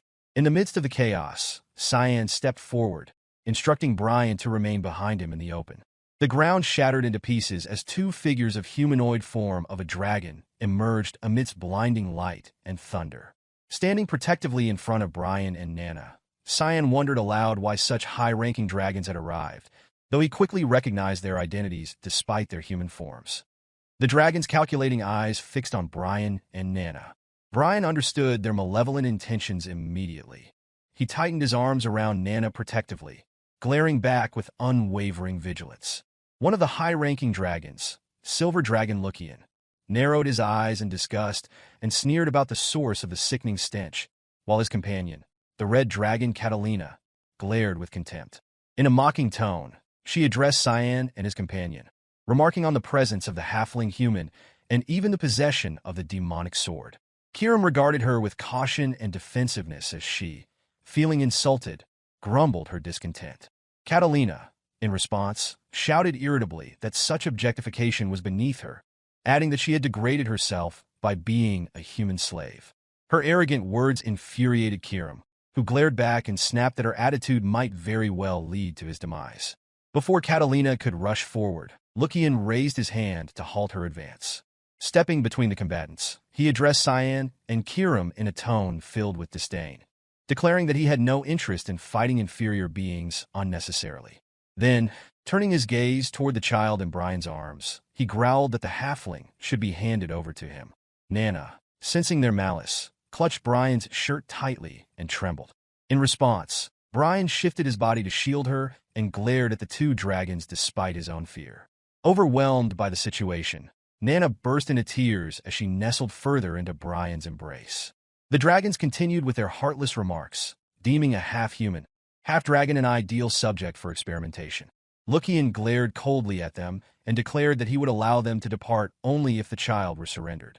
Unfazed by the threat, Cyan seized Kiram in anger and snapped at Lucian to be silent. Enraged by his insolence, Lucians demanded him to repeat what had been said. In a cold reply, Cyan reiterated his command for silence, referring to Lucian with a derogatory remark. Lucian then lowered his head briefly, a smirk forming on his lips as he laughed before swinging his sword to slash the ground beside Cyan. His intent was not a direct attack, but rather intimidation. The display was enough to startle Brian, who immediately hugged Nana and shouting his concern. Calmly, Cyan ordered Brian to move far away from the danger. Seeing that Cyan was unscathed, Brian promptly carried Nana away while responding respectfully. Meanwhile, the dragon's power had torn up the ground near Cyan, sending sparks flying. Cyan observed the display and silently admired the fancy technique, while Lucian gripped his weapon tightly as lightning flashed continuously along his spear. Lucian soared upward, sneering as he declared that this was why he was called inferior. Instead of answering directly, Cyan countered with a technique known as Thick Mist Ninth Form Demonic Sword Manifestation. By merging with his demonic sword, Kiram, Cyan's skin darkened while his hair transformed into blazing crimson flames. The dragons immediately recognized his new form. In shock, Catalina remarked on the power, to which Lucian replied calmly that it was the power of the exile.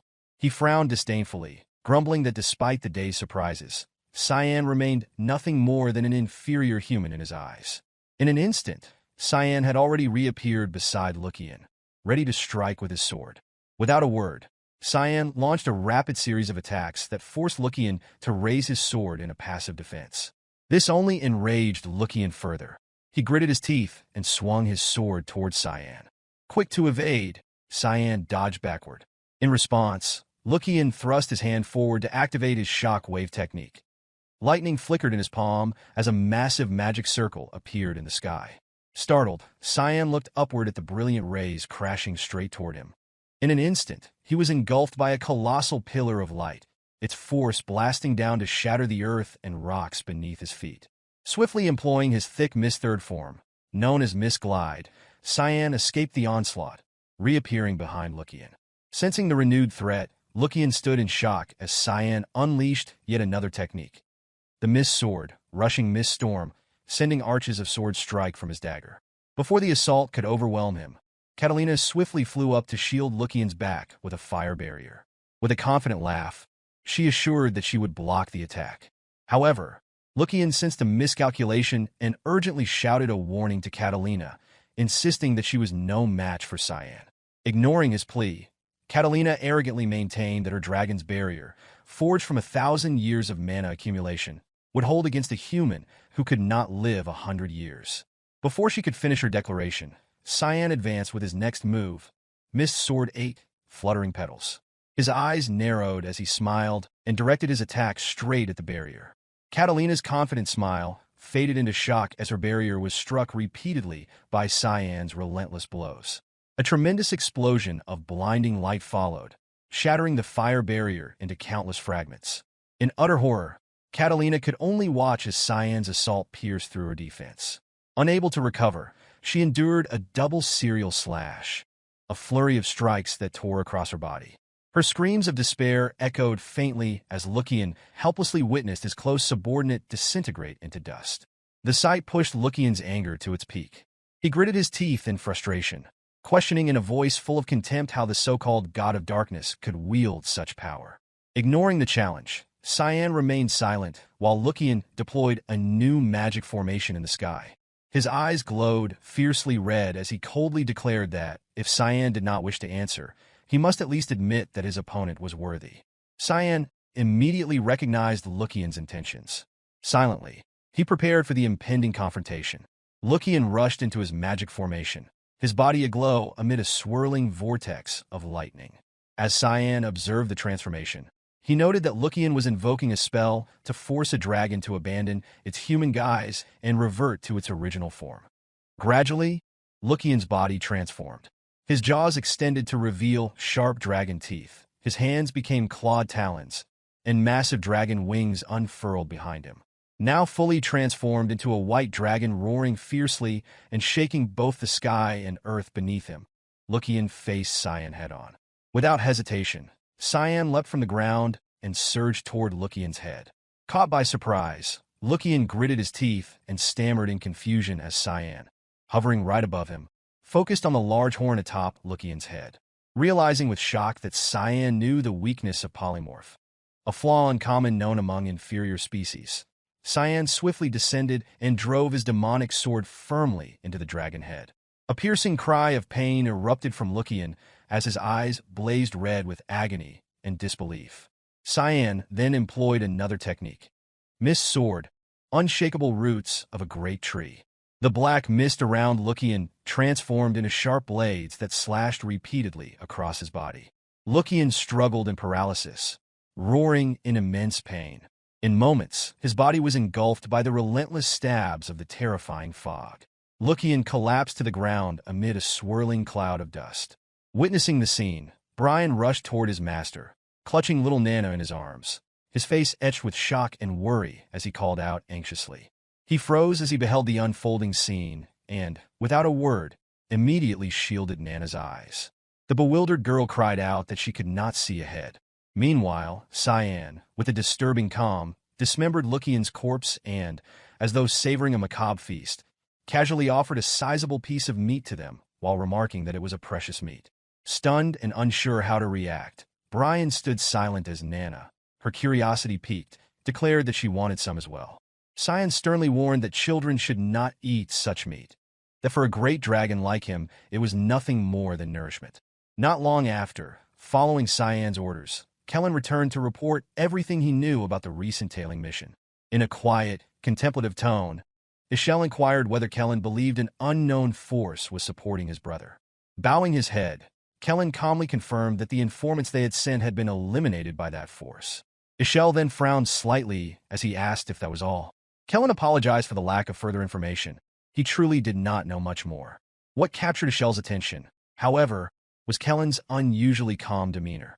Typically anxious and prone to losing his composure, the subordinate now appeared composed and markedly different. So much so that Echelle could not detect the desperation that once defined him. It was as if Kellen had become a completely different person, maintaining his calm facade while concealing any suspicion. After a brief pause, Echelle bowed his head and announced that he would ask Kellen a question. At those words, Kellen froze and met Echelle's cold, scrutinizing gaze. In that moment, a hint of worry crept across his face as he realized that this was a test, an indication that Echelle was beginning to doubt him. Without hesitation, Kellen pounded his chest and bowed deeply before Echelle solemnly intoned the familiar blessing. Let the blessing of Luminal be with him. A leisurely smirk then curved Echelle's lips as he expressed his appreciation for Kellen's response, a measure meant to confirm the subordinate's genuineness. Noticing Kellen's nervousness and the cold sweat on his brow, Echelle cautioned him that this was merely a regular ritual and nothing more. Alert and still lost in troubled thoughts, fearing that if his doubts fully blossomed, he might not escape, Kellen turned to leave. As he opened the door in deep contemplation, he was startled to find someone standing just behind it. For an instant, he thought of the woman he knew as Cyan's maid, Emily, who had been about to knock. Smiling awkwardly upon seeing him, Emily greeted him with a friendly hello. Kellen frowned in suspicion and inquired, in his own guarded manner, what had brought her there. At that moment, Echelle stepped forward and patted Kellen on the shoulder, explaining that he had called her. He then inquired, with measured curiosity, if her name was indeed Emily. After a hurried stammer of affirmation directed to the young master Echelle, she blushed shyly, and he asked if she might do him a favor. Elsewhere, at a meeting consisting of mana crystal to communicate, the leader convened for an urgent meeting. He announced in shock the fact that both Lucian and Catalina were missing. The remaining people gathered around the massive mana stone of their leader, huddled through smaller mana stones, and explained that the pair had manifested divine powers at the outskirts of Lewin. However, that apparition was the last trace of them. Both having been above 8-star level, their shattered mana stones attesting to the destructive forces unleashed during the battle. Examining the remnants, one individual questioned whether the killer had erased all other evidence through magic. Another added that for such erasure to be possible, the culprit would almost certainly have to wield dark elemental powers.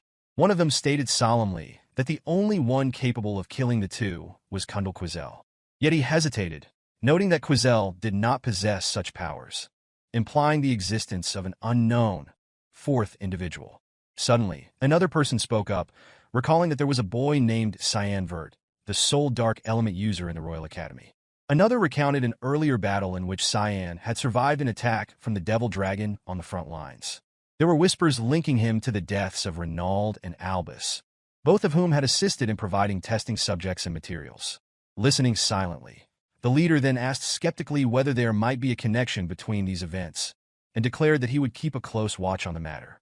The leader recalled its granddaughter, who was around Cyan's age, and immediately suggested that Lunav Rainreaver should have her granddaughter become acquainted with Cyan Vert.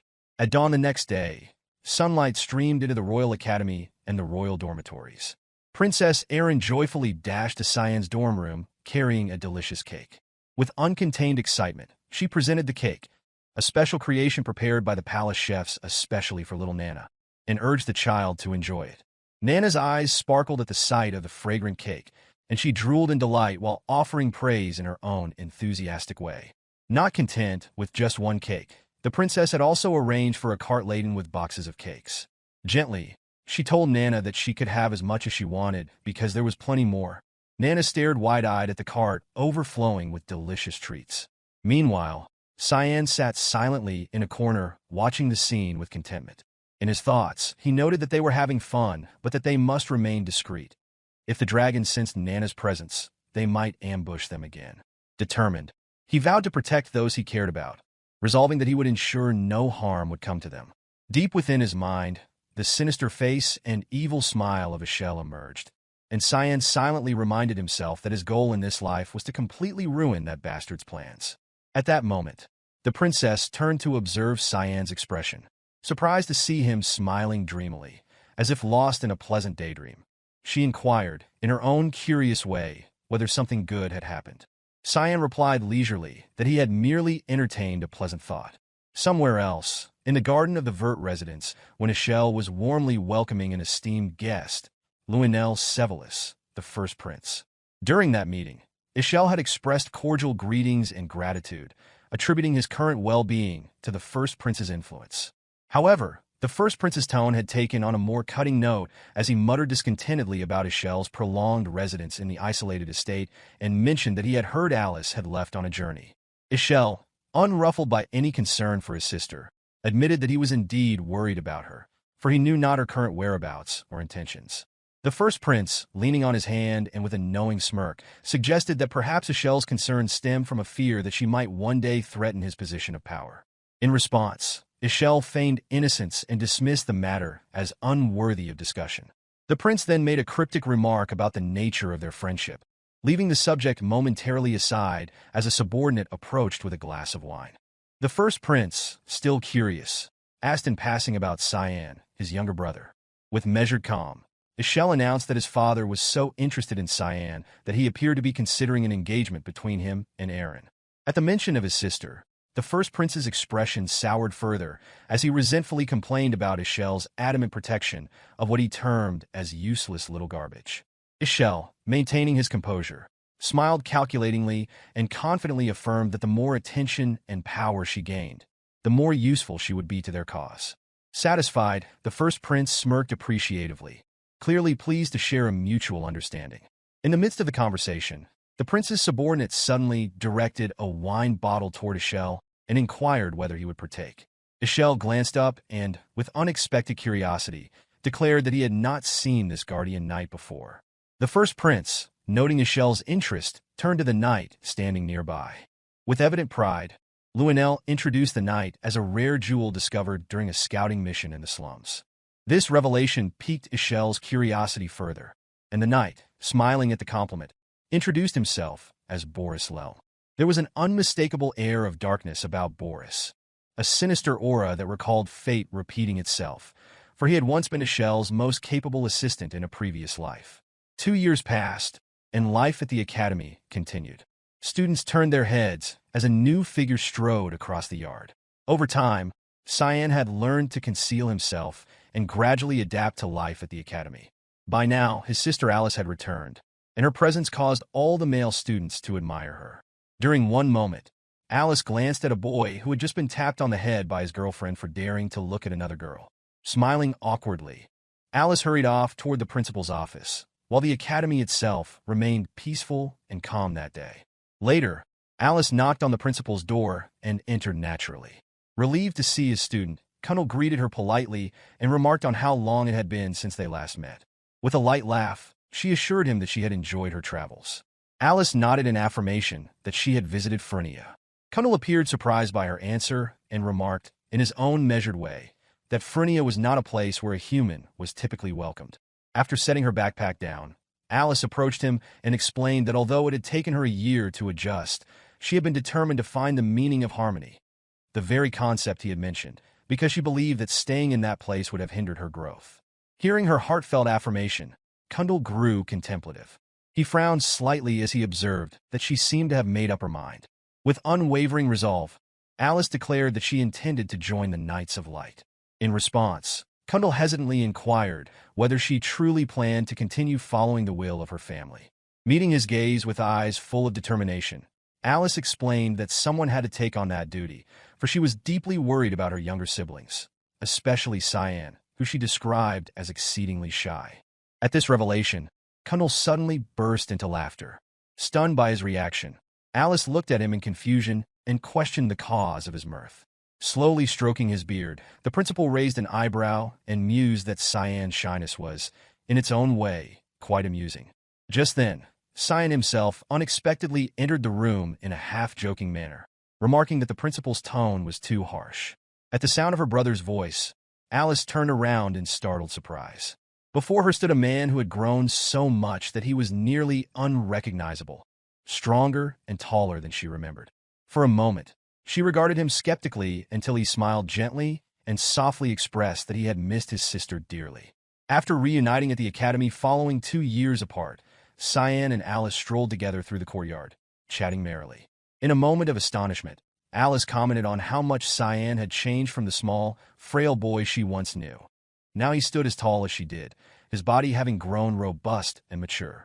She raised her hand to compare their heights and murmured that he was now the same height as her, and predicted that he would soon be taller.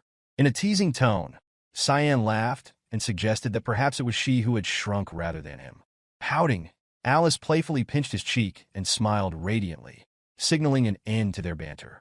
Amid the joyful reunion, a nostalgic thought crept into Cyan's mind. He recalled the 2nd of July in the year 988, a day he remembered from his past life. Gazing at his sister's radiant smile, he felt an uneasy jolt, remembering it as the last day he had seen his sister alive. Concerned, Alice asked if he planned to go home now that summer break had begun. Cyan's smile turned sad as he explained that no one, aside from her, would welcome him there. Surprised and worried, Alice widened her eyes and asked if that was why he had not returned home for 2 years. Lowering his head, Cyan offered no immediate response. Instead, his thoughts drifted to his older brother. He silently reasoned that there were several factors keeping him away. Echelle's presence, the constant threat from the Duke's wife, who would kill him at every opportunity, and the inaction of their father. As he walked quietly toward the academy gates, he considered that returning would be akin to suicide and resolved not to go back until after graduation. While lost in his troubled thoughts, Alice suddenly asked if he was on good terms with Krantz. In an instant, Cyan's tone turned cold and displeased as he dismissed any possibility of friendship with Krantz. Alice was utterly shocked by this revelation, for she had been away from home so long that she was unaware of the full extent of the enmity between the two brothers. Confused, she pressed for clarification. Cyan fixed his glare upon her and explained in terse terms that she knew all too well how Krantz had treated him. He had even attempted to kill him once. Stunned and left speechless, Alice could only absorb this bitter truth. At that moment, Brian, who had been silently trailing behind them, stepped forward to offer his testimony. He introduced himself as Cyan's guardian knight, Brian Kendrick. Alice covered her mouth in astonishment, remarking that she had long wondered about the presence of a guardian knight following them. Brian, feeling awkward, managed only an embarrassed smile. Alice recalled that Cyan had once briefed her about all the secretive actions of Krantz and his mother, and now, learning the full story, she was overwhelmed with shock. Muttering in confusion about her time in Phrygia and how unaware she had been, she could barely process the revelations. Cyan, observing his sister's seething anger, her eyes now glowing with fury and an almost murderous aura in the silence, calmly explained that the real culprits were the Duke's wife and Krantz. Noting her silent, intense anger, he gently called her name, urging her to come out of her thoughts. Finally, snapping out of her reverie, Alice sighed and then looked directly at Cyan with a firm tone, asking if he had spoken to anyone else about these matters. Cyan nonchalantly replied that there was no point in discussing the past, as if it were a foregone conclusion, noting that Krantz made no effort to reflect on his own actions. Before Cyan could continue, Alice suddenly lunged forward and embraced him, catching him off guard. Tears streamed down her face as she whispered, with quiet sorrow, that he need not keep his burdens to himself, because she would always be there to protect him. Though Cyan only lowered his head in silence, his thoughts heavy with the weight of their shared future, the unspoken bond between them was palpable. Brian, also moved to tears by the siblings' connection, watched as Alice quickly rose, patted her brother's shoulder, and announced that she would like to remain with him longer, though she had somewhere she needed to be. Startled when she suddenly embraced him as well, Brian's face flushed scarlet, and he stammered a hesitant greeting. Alice, unfazed, simply smiled and reiterated he left her little brother in Brian's care. Brian then exchanged a wary glance with Cyan, who shot him a murderous glare, his finger running threateningly along his throat. Internally, Brian cried that he had done nothing to deserve such hostility. As the sunset descended, it was time for Cyan to bid farewell to Alice. He watched her departing figure with a bittersweet smile, recalling how she had looked so angry the last time they saw each other, a memory that dredged up an incident from his past life. In that long-ago time at Vert Estate, his half-brother Krantz had forced him to practice sword fighting merely as an excuse to bully him. Back then, Cyan was a weak, timid child with no combat skills. Overwhelmed by Krantz's brutality, he had been struck down repeatedly. Krantz had arrogantly slung his sword over his shoulder and taunted him with scornful laughter, jeering at his feeble state and calling him an orphan. Terrified by these threats, past Cyan had pleaded for mercy, only to have his protests cut short when Krantz lunged forward and struck him across the face, snarling that he talked too much. Unable to resist, Cyan had suffered a merciless beating, until Krantz's onslaught was abruptly halted by Alice's intervention. She had arrived just in time to command him to stop, her fury as fierce then as it was now. With a stern order to apologize immediately, she had silenced Krantz. Even as Cyan recalled that moment with a grim amusement, knowing that it would soon cause turmoil within the Duke's household, he also remembered how that day had sealed his fate. In his past life, after joining the Order of the Knights of Light, his dear sister had perished on the battlefield, left mangled by a horde of monsters, a fate he was determined to prevent from repeating. Just then, Brian entered carrying 2 letters and announced them for the young master. He showed Cyan the envelopes, asking where they had come from. Brian explained that one originated from the academy and the other from a janitor. From the color and design alone, Cyan deduced their likely senders. Ignoring the janitor's letter, he took hold of the dull black envelope and remarked nonchalantly that it was probably from the palace. Brian, examining the envelope closely, confirmed it bore the imperial family seal. At that moment, Kiram peered out curiously, asking what the letter might be. Brian admitted that he, too, was curious, but Cyan, seemingly already aware of its contents, explained that the letter announced a banquet to be held later in the year. Opening the black envelope, he discovered a mission card from the mist. A quick perusal revealed that the other letter was, in fact, an assassination order aimed at Drenian Nephilis, a major incident that had occurred during a previous palace banquet. Cyan pondered the shock of the news, noting that, as the younger brother of the current empress, this revelation carried considerable weight. Kiram, noticing her master's deep thoughts, asked directly if he would be going. Cyan looked up at her and replied that he had some business at the palace. The mission immediately reminded him of past life memories.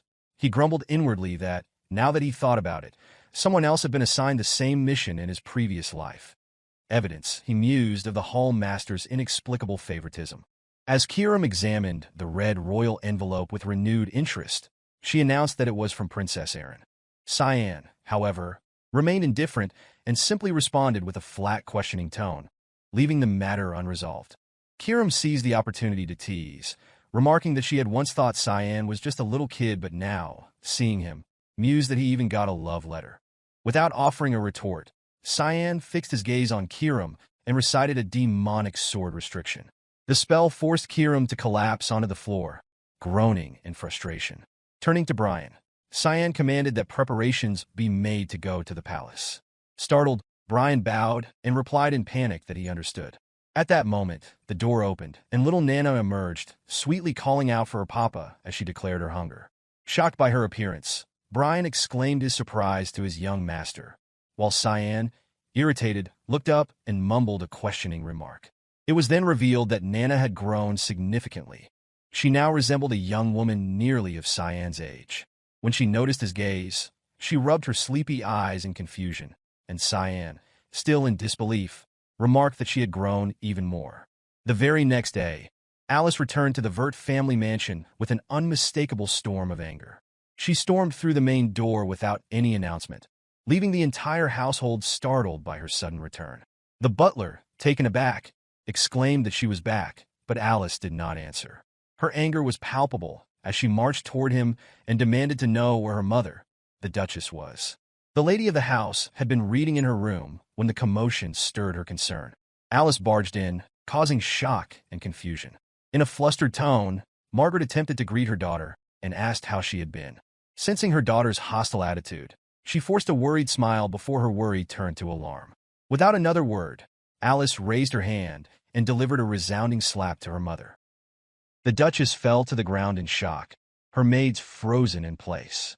One of them quickly rushed to call for the head butler. As he entered the main hall, his fists clenched in anger, he ordered the guards to take immediate action. Margaret, holding her face in disbelief, stared at Alice and asked, her voice trembling, if Alice had lost her mind. Filled with fury, Alice accused Margaret of attempting to kill Cyan. Margaret, stunned and sweating nervously, asked if Alice had any proof. Alice did not respond directly, but her demeanor made it clear that she knew the truth. As the guards began to surround Alice, Margaret, still on the floor, demanded to know how Alice could dare strike her without evidence. Alice remained silent. Trying to regain control of the situation, Margaret ordered the guards to remove Alice. The guards hesitated for a moment, but eventually moved toward her, prepared to act. One guard, with blue hair, attempted to grab Alice, but she swiftly dodged and leaped above him, knocking him out with a single strike. She then summoned her elemental spirit ability, Undine, forming a ball of water in her hand. As the other guards tried to approach, Alice unleashed a powerful water attack, sending them flying backward. Her strength and determination were evident, leaving everyone in the hall in stunned silence. Margaret could scarcely believe her eyes. She trembled, confused by what she had just witnessed, wondering if Alice had truly used spirit magic to defeat the guards so easily. Approaching Margaret with clenched fists, Alice revealed that the guardian knight of Cyan had confessed everything. Margaret, now defensive, placed her hands over her chest and asked Alice to stay away. But Alice fixed her gaze firmly on Margaret and mentioned that the knight had revealed her of attempting to assassinate Cyan 2 years ago. Alice then questioned whether Margaret truly believed she could get away with it just because Cyan had remained silent. Margaret, stunned, tried to stay calm, pointing at Alice and asking if she really believed the words of those she considered inferior over hers. She could not understand why Alice seemed so determined to believe them. With a serious expression, Alice addressed Margaret by her full name, Margaret Erzith, and told her to remain silent. Alice stated that she would inform their father and warned Margaret to prepare for the consequences. Staring intently at Margaret, Alice declared that she was finished. As the guards slowly began to recover from Alice's attack, she turned her back on Margaret and started to walk away. Margaret, watching her, muttered under her breath, calling Alice stupid, unaware of everything that had transpired. Sweat beaded on her forehead, and with a malicious smile, Margaret taunted Alice, saying that Duke Villiers only cared about that one particular child. Meanwhile, Alice made her way to Duke Villiers' office to report the incident. When she entered, the Duke, noticing her arrival, calmly turned his head and informed her that he was already aware of Margaret's attempt on Cyan's life. He asked her what more there was to say. Shocked and confused, Alice struggled to understand how the Duke could be so indifferent. His own son had almost been killed, and this was all he had to say. The Duke, standing by the window, turned to face her and explained that he never intended to make excuses. He believed everything would be fine as long as Cyan was okay. Alice, losing her composure, extended her hand and told him that she had faced 6 official knights and would have died if it hadn't been for his knight, Brian Kendrick. The Duke looked at Alice with a smile and asked if she truly believed that Fool had saved Cyan. He revealed that Brian was nothing more than an errand boy for the knights, dismissing his heroism as a joke. Alice was stunned by this revelation. She asked the Duke if he was implying that Cyan had defeated the 6 official knights on his own. The Duke walked toward her and concluded that she did not truly know Cyan. He pulled out a red envelope sealed with an imperial golden seal and handed it to her. Alice, surprised, asked what it was. The Duke explained that it was an invitation to a banquet hosted by the imperial family. Since he could not attend, he wanted Alice to go in his place. Alice took the envelope with both hands, examining it carefully. The Duke reassured her to relax and not worry about Cyan, claiming that he was stronger than she thought. After that, the Duke decided to return to the barracks. Alice, left in shock, wondered if Cyan was truly as strong as the Duke had suggested. Holding the envelope, she watched as the Duke left, closing the door behind him. Silent for a moment, Alice then left the office and walked down the hallway, deep in thought. She questioned whether she truly did not need to worry about Cyan, especially considering he was only 13 years old. As she walked, a pink-haired woman in knight armor caught her attention. Hearing her voice, Alice turned and soon recognized her. It was Cecilia. A smile lit up Alice's face as her eyes sparkled with joy. Cecilia smiled warmly in return, though she struggled to stay calm. Overcome with emotion, Cecilia lunged at Alice, hugging her tightly. Tears filled her eyes as she asked where Alice had been all this time and why she hadn't even sent a letter. At first, Alice was taken aback by the suddenness of the embrace, but she soon apologized. Cecilia Rain was a high-ranking knight of the Knights of Light, and had been Alice's exclusive maid, teacher, and friend. Alice gently took Cecilia by the shoulders and moved her off, suggesting that it was time for a change of scenery. Cecilia, still confused, asked what Alice meant. In response, Alice took out the red envelope the Duke had given her, closed her eyes, and with a smile, suggested they go together to the Imperial Palace. Meanwhile, in a forest, a black carriage made its way down the path. Inside, Nana, now dressed in maid's clothes, gazed out the window, marveling at the beauty of the forest. When she spotted a deer, she burst into excitement, her tail wagging excitedly. Nana was not alone in the carriage. Cyan was there as well. Dressed in an elegant black suit, Cyan wore a serious expression and asked Nana to put away her tail. Hearing this, Nana closed her eyes, briefly growling, trying her best to concentrate. Soon, her demeanor changed, and she became cheerful once again, her tail and wings vanishing as she exclaimed. Cyan, perplexed by her behavior, couldn't help but smile. He hadn't known she could hide parts of her body like that, and it made him feel a bit safer.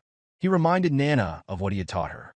Immediately, Nana adopted a more formal tone, smiling and addressing him as her young master as she introduced herself as his maid, pointing at herself and excitedly repeating her name, Nana. Cyan, sweating a little, was both amused and worried. He thought she might cause problems because of her boundless excitement. Suddenly, the carriage came to an abrupt stop.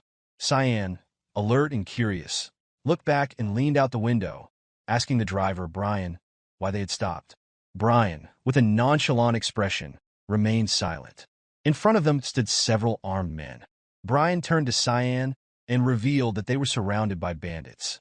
The leader of the bandits, a man with orange hair and a large scar across his face, smiled wickedly and demanded that Brian hand over everything they had. Cyan, seeing the bandits through the window, calmly closed it and told Brian to get rid of them.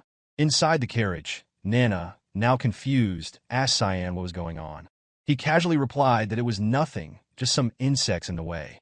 Before the bandit leader could issue any orders, Brian swiftly drew his sword and slashed the leader's neck. The bandit leader's body fell to the ground, and the other bandits, shocked and sweating, watched in disbelief. They quickly decided to retaliate, drawing their weapons and preparing to avenge their fallen leader. Brian, seeing they were ready to strike, sighed and lowered his head. He decided it was time to test his new technique. Just before the bandits could land their move, Brian opened his eyes and with swift precision unleashed a technique known as serial slash. In the blink of an eye, powerful slashes cut through the air, striking the bandits down so quickly that they barely had time to react. Their lifeless bodies collapsed to the ground. Brian sheathed his sword and remained silent for a moment. A proud smile crossed his face as he reflected on how much stronger he had become, no longer the weak Brian he once was. However, Cyan, irritated by the delay, ordered him to move immediately. Brian, quickly returning to the carriage, started it up again and responded with a simple affirmation. At the same time, in another location, a large stack of reports was placed on a table in an office. Serrika, sitting in a chair, was reading through the documents when a woman brought her more reports. The woman explained that more people than usual were expected to attend the upcoming banquet and suggested to Serrika that it might be better to postpone their plans. With a distant look in her eyes, Serrika glanced down at the reports and firmly replied that the plans had to proceed as scheduled. The woman, nervous and sweating, asked why Serrika was so eager to hasten the assassination of Drenian Nephilis. Serrika, resting her elbow on the table and holding the report in her other hand, read it carefully. She revealed that Nephilis was a disgusting man, a rapist who preyed on married women, using his powers for manipulation. In her view, he needed to die as soon as possible. As she picked up another report with a photo of Sevelus, she stared at the image, revealing to the woman that this vile man was, in fact, her fiancé. The woman, shocked by this revelation, stared at Serrika in disbelief. Serrika then picked up another report, this one featuring a photo of a girl with blue hair. She was surprised to see that Lunav Rainreaver would be attending the grand banquet. Lunav, a rare genius with all elemental stats at 20%, was known for her delicate health and had rarely appeared in society. Lunav was the granddaughter of Regressed Rainreaver, the head of the Gore Mage Association. Serrika studied Lunav's report. Her thoughts focused on the girl's mysterious background. With growing concern, Serrika wondered why someone so reclusive would be attending the banquet. The woman standing before her explained that the president of the association had instructed Lunav to attend. This news shocked Serrika, and she began to suspect that something troubling might be planned for the event. She felt uneasy about the upcoming banquet. Meanwhile, in the city where the grand banquet was to take place, Cyan and his group arrived.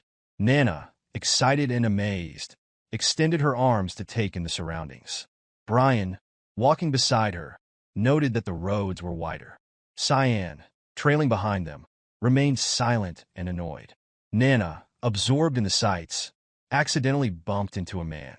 The man, with his hands in his pockets, glared at her, gritting his teeth and demanding to know who she was and to watch where she was going.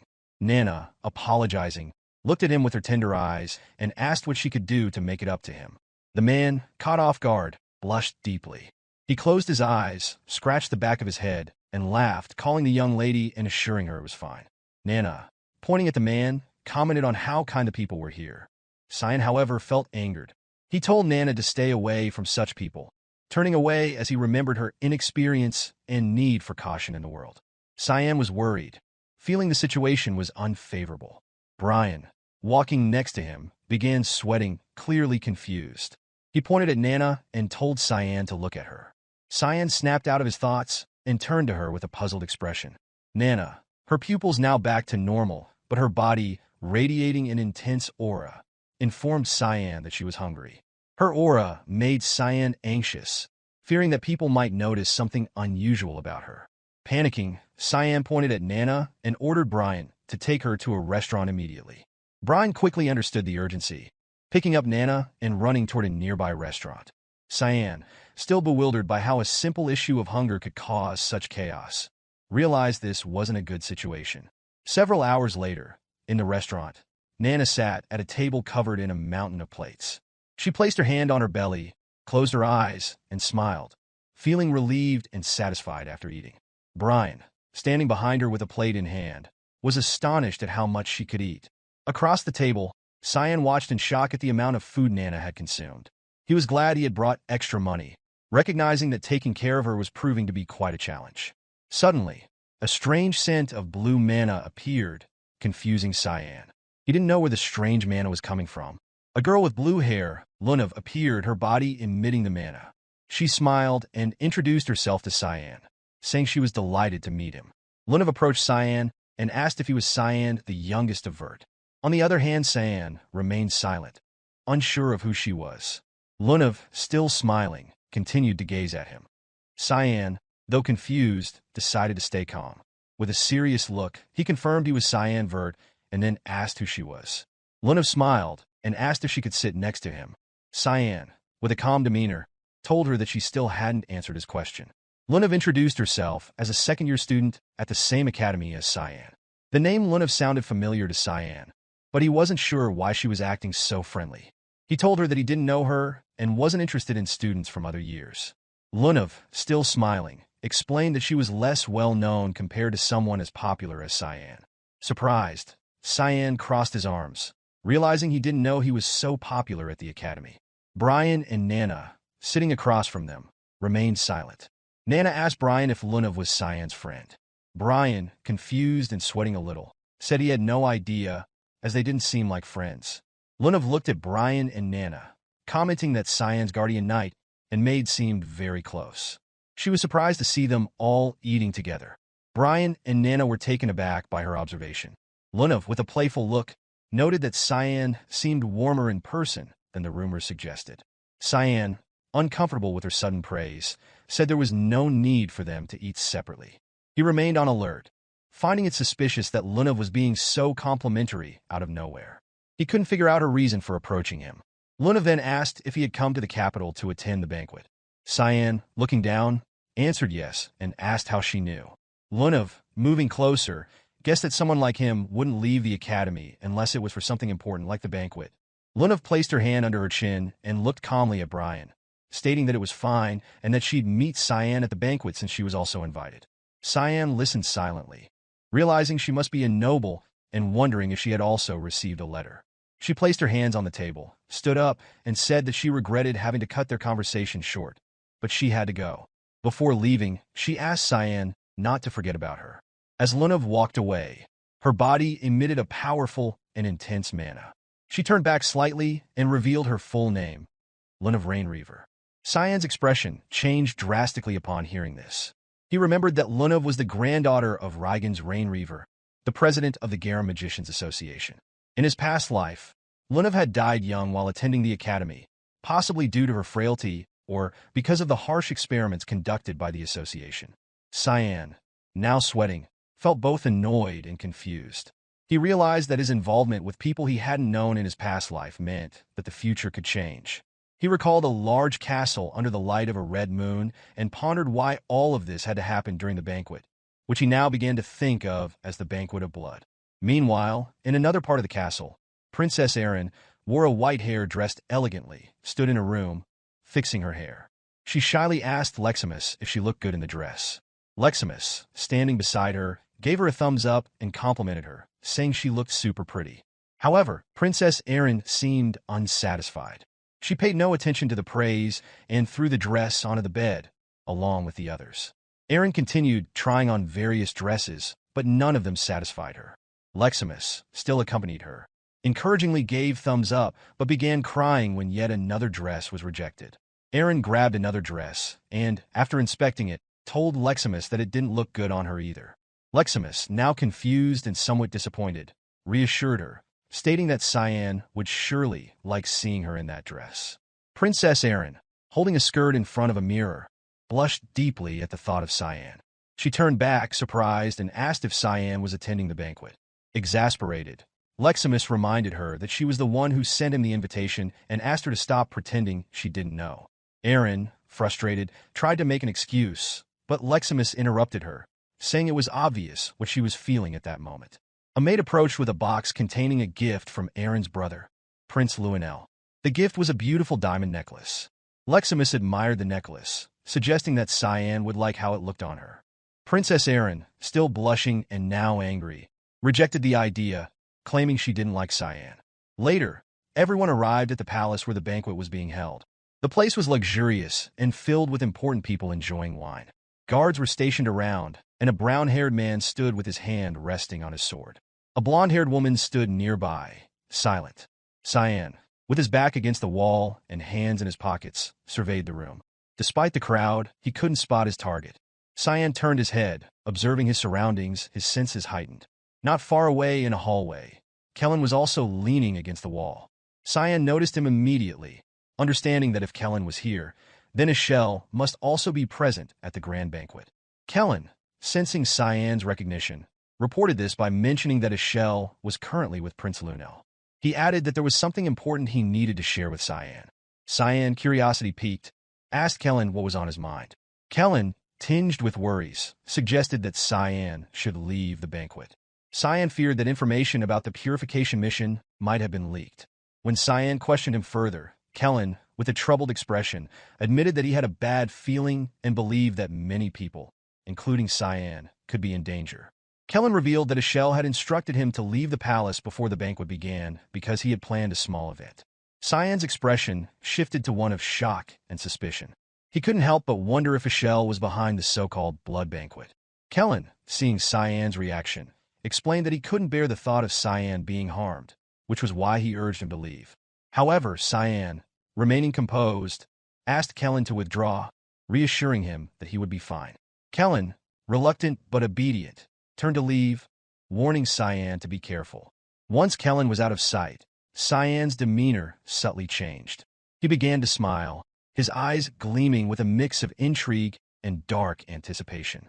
The idea of Echelle's little event fascinated him, making him realize that Echelle was even more unpredictable and dangerous than he had anticipated. At that moment, Kira manifested beside him. Her presence emanated a subtle, yet palpable malice. She looked at Cyan with a sly grin and asked if he was worried about innocent people dying. Cyan, with his back still against the wall and his hands in his pockets, closed his eyes and smirked. He calmly replied that he wasn't worried at all. In fact, he found it almost endearing, the way things were unfolding. Cyan opened his eyes, his gaze distant and contemplative as he realized that the most important task at hand was to postpone the purification mission. Using his psychological influence technique, he began to send out subtle mental signals throughout the banquet hall, a method of psychic communication that only the members of Mist could use. Serrika, who was present at the banquet in an elegant dress, felt the influence and turned her attention towards Cyan.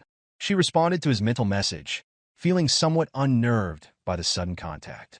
Cyan praised her, commenting that her dress suited her well. But Serrika, with a serious look, demanded to know what was going on. Standing quite a distance away, she listened as he explained that they needed to postpone the mission to avoid drawing unwanted attention. Serrika, grabbing a glass of wine, asked him why they needed to delay. Cyan, with a calm demeanor, revealed that he had just received information indicating that the banquet would soon turn into an ocean of blood. This revelation caused Serrika's expression to change drastically. She began to tremble, her fear palpable, and asked him if what he said was true. Cyan, with a serious look, told her that there was no time for detailed explanations. They needed to first ensure there were no monsters nearby. Serrika, clearly shaken, pressed him further, asking if he was sure of the information's reliability. Cyan's eyes gleamed with a confident smile as he explained that he knew the person who could be behind this and had anticipated such a possibility. He added with a smirk that her perverted fiancé was also going to die in the chaos and asked if that wasn't good news.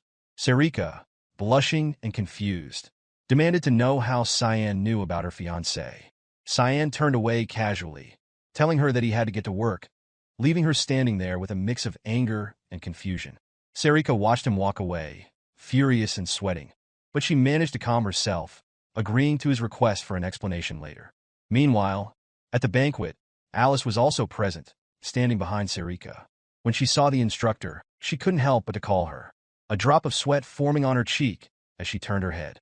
Recognizing the voice, Serrika turned around and saw Alice in a very elegant dress. Holding the skirt with both hands, Alice approached Serrika with a smile, clearly pleased to see her. With a joyful look, Alice told Serrika that it had been a long time since they had seen each other. Serrika, still confused and a bit weary, asked Alice what she was doing there. Alice explained that she had only come to get some fresh air, as it was part of her duty. Serrika, however, couldn't shake off her fear. She was deeply worried that Alice too would be dragged into the impending disaster. Absorbed in her thoughts, she didn't immediately notice Alice calling out to her, asking if she was okay. Just then, a man wearing a blue outfit appeared, advancing toward them with a graceful stride. Upon seeing the two ladies, remarked inwardly that it was like looking at two beautiful flowers. Alice forced a smile while Serrika, clenching her teeth tightly, grew angry. She thought to herself that she was already overwhelmed, and now this man had shown up. The man, Drinian Pephilis, was the target of their mission. He approached them, placing his hand over his chest and bowing his head as a sign of respect. He then introduced himself. Meanwhile, in another part of the palace, Cyan was walking down a hallway. He passed through a door and encountered Brian.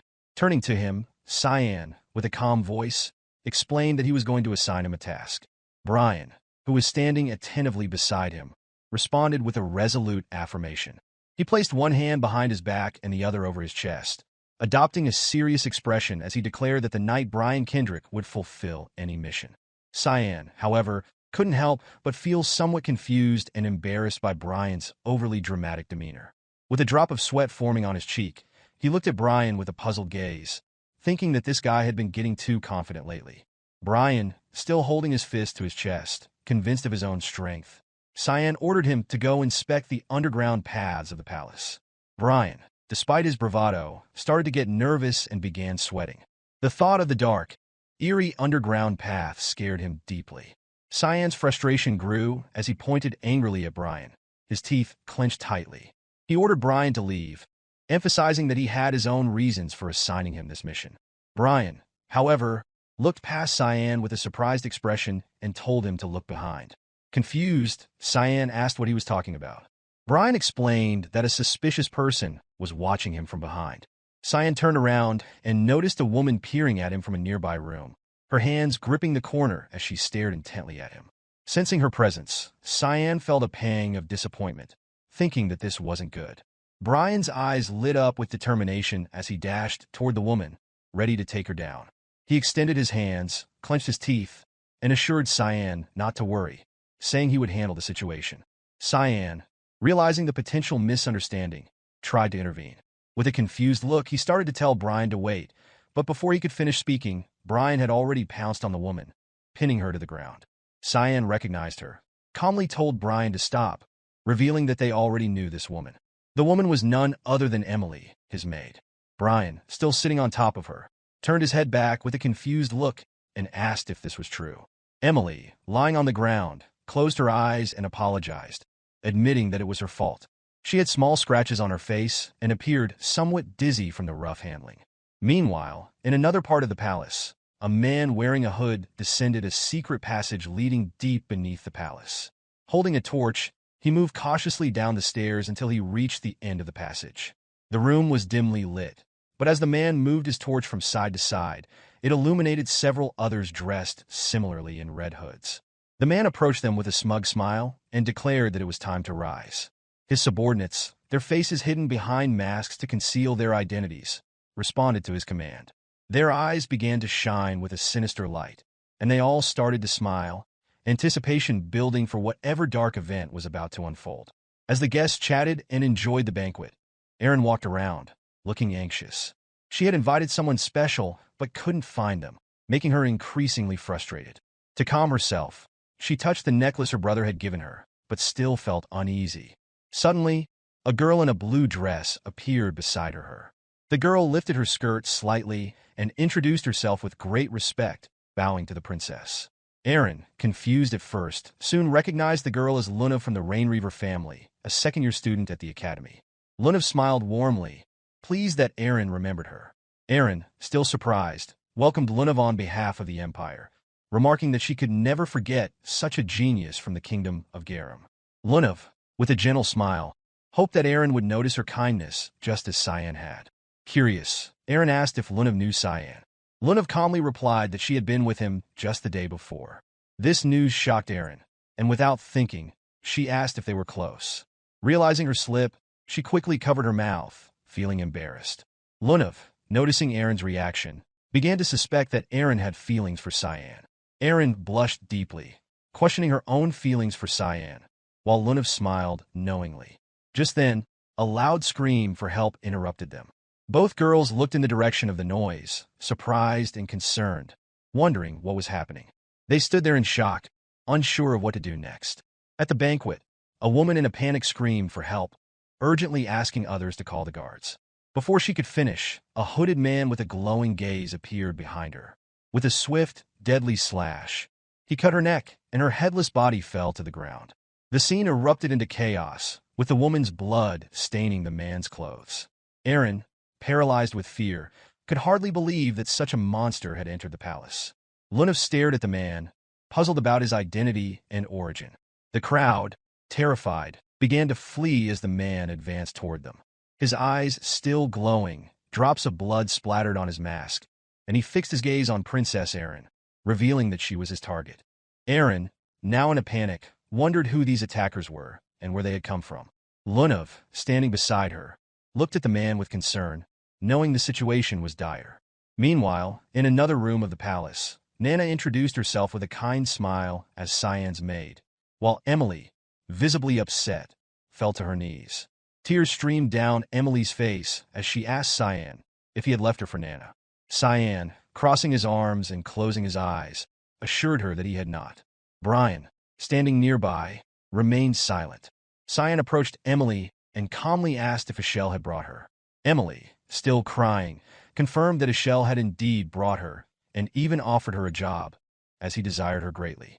Cyan's expression turned angry when he heard Emily's story. He demanded to know what job she was referring to. Emily explained that days ago, Echelle had offered her a job as his maid, but she had declined because she wanted to be available for Cyan's return. Cyan, troubled, asked Emily if she was certain about the precision of the story.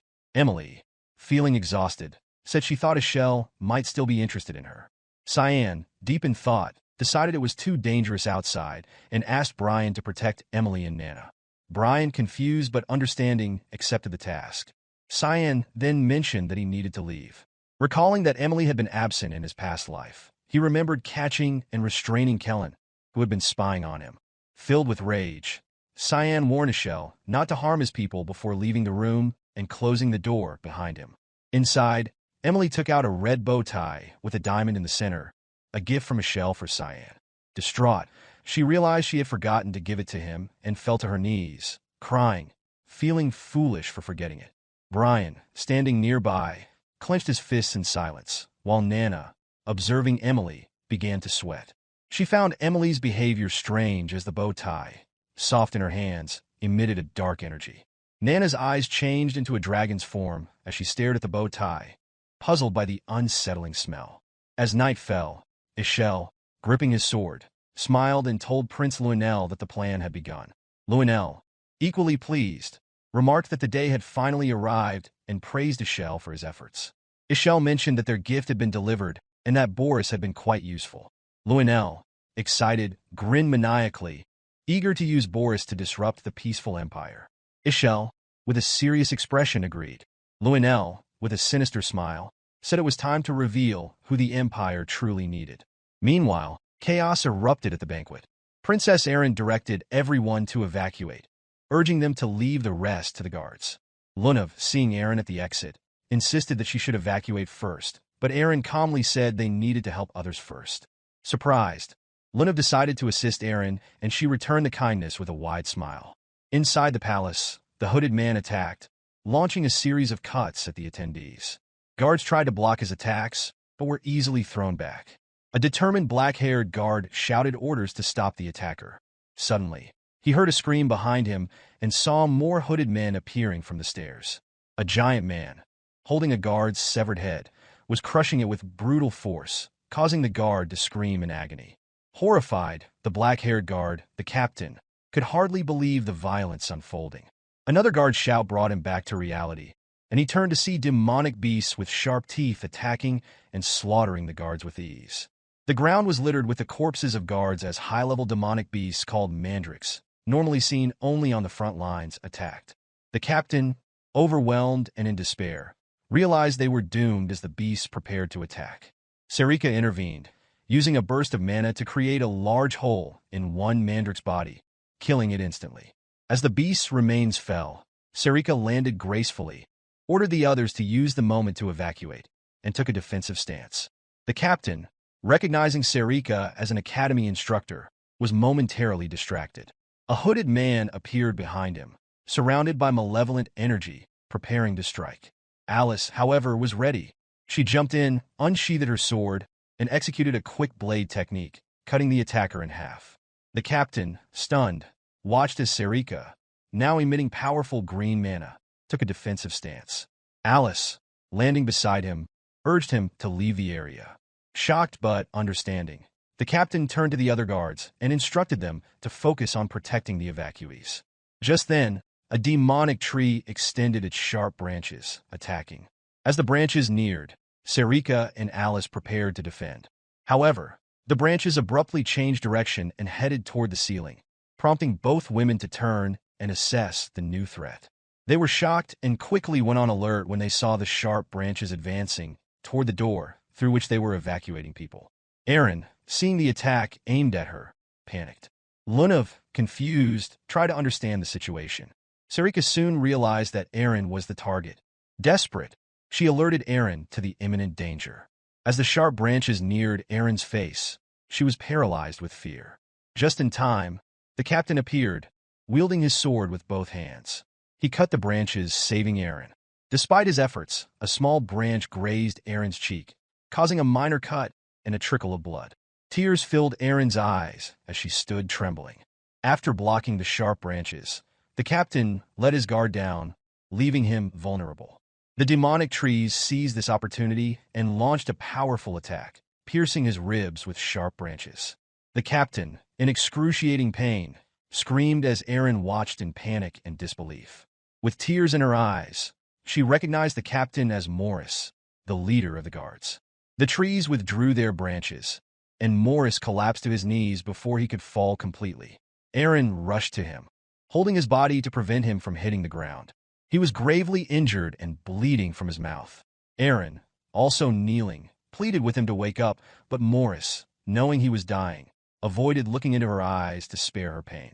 Overcome with guilt, Arin tearfully blamed herself. Lunav then appeared, standing protectively in front of them. With one hand clenched and the other extended toward the demonic trees, she used the Aqua Blast technique, summoning a small ball of water in her palm. She followed this with the combo Wind Spear ability, firing a powerful burst of water at the sharp branches. As she unleashed an even stronger blast, Arin, still holding Morris, was surprised by Lunav's display of fusion magic, especially since Lunav was only in her second year. Lunav turned to Arin, and after assessing Morris's condition, calmly informed her that there was no hope left for him. She urged Arin to take the opportunity to flee to safety. Within moments, Morris succumbed to his injuries and passed away. Arin stood silently, staring at Morris's lifeless body, unable to accept his death. The sharp branches of the demonic trees, exuding ominous aura, prepared to attack again. The guard stepped forward to protect her. The blonde-haired guard, furious and determined, vowed not to let Morris's sacrifice be in vain.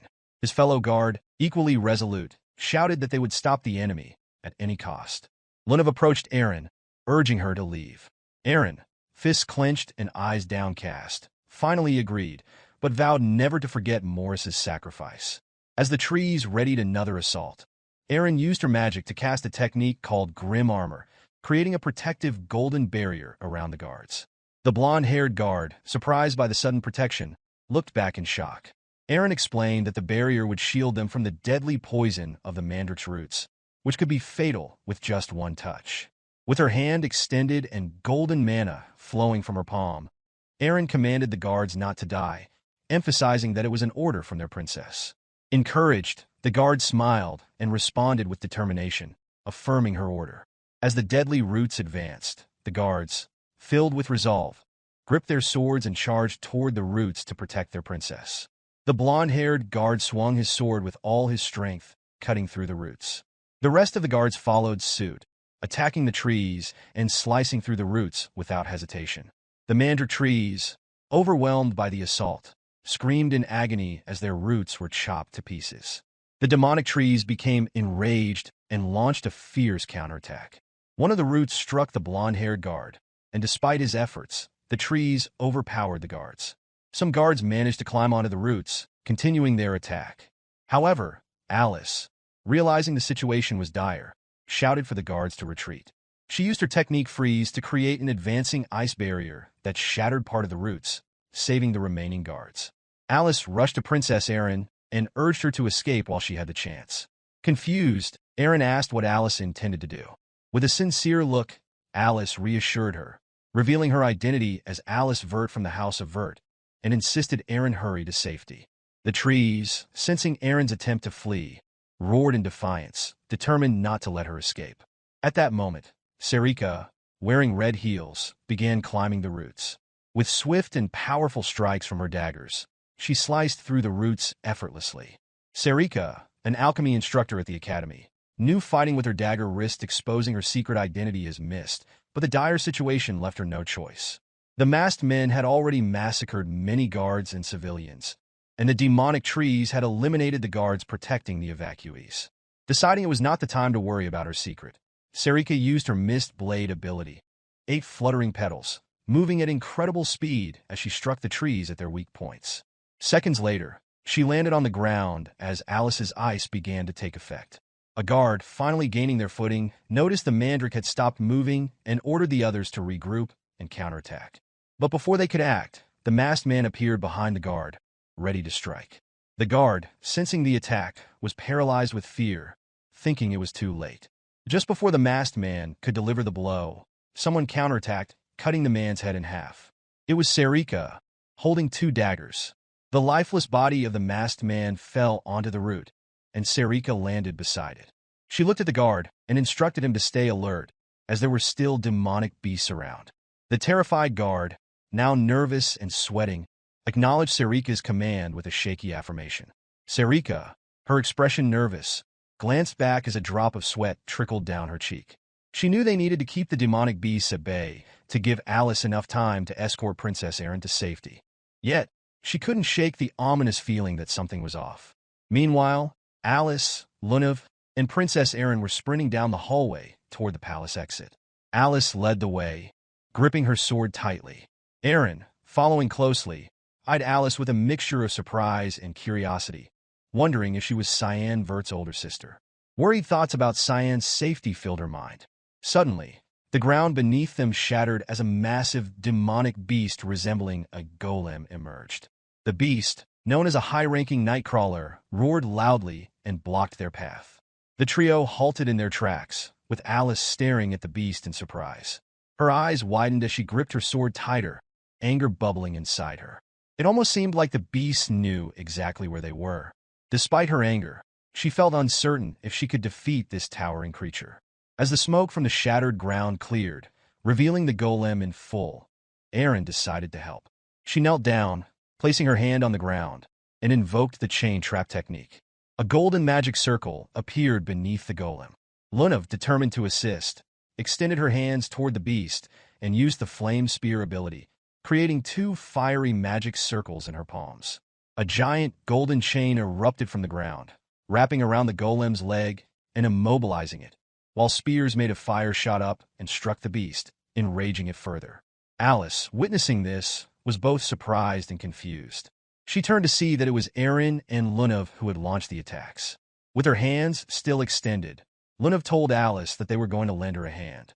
Arin, focusing on summoning more golden chains, caught Alice's attention and urged her to attack now.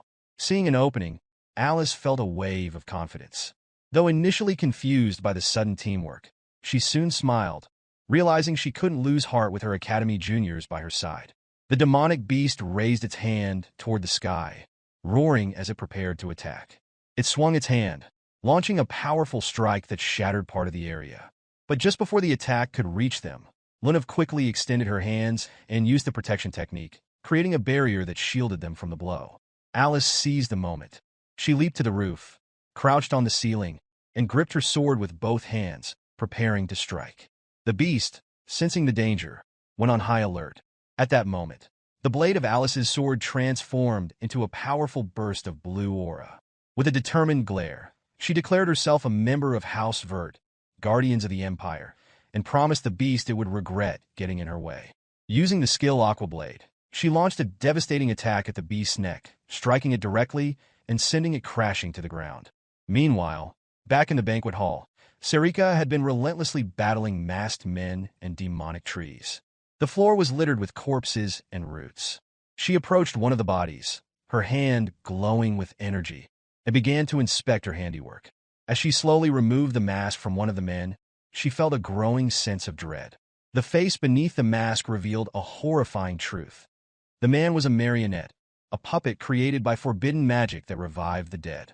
Serrika's shock was palpable as she realized the implications. Forbidden magic of this kind was not only prohibited, but also incredibly difficult to perform. It required immense magical power and time to create such puppets. Serrika stood up, her mind racing with the realization that this couldn't possibly be the work of a single individual. The sheer number of puppets suggested a coordinated effort, and she couldn't shake the feeling that someone was orchestrating a plot to start a war. Elsewhere in the palace, more masked men appeared, but they were quickly cut down by a series of powerful golden stroke of attacks.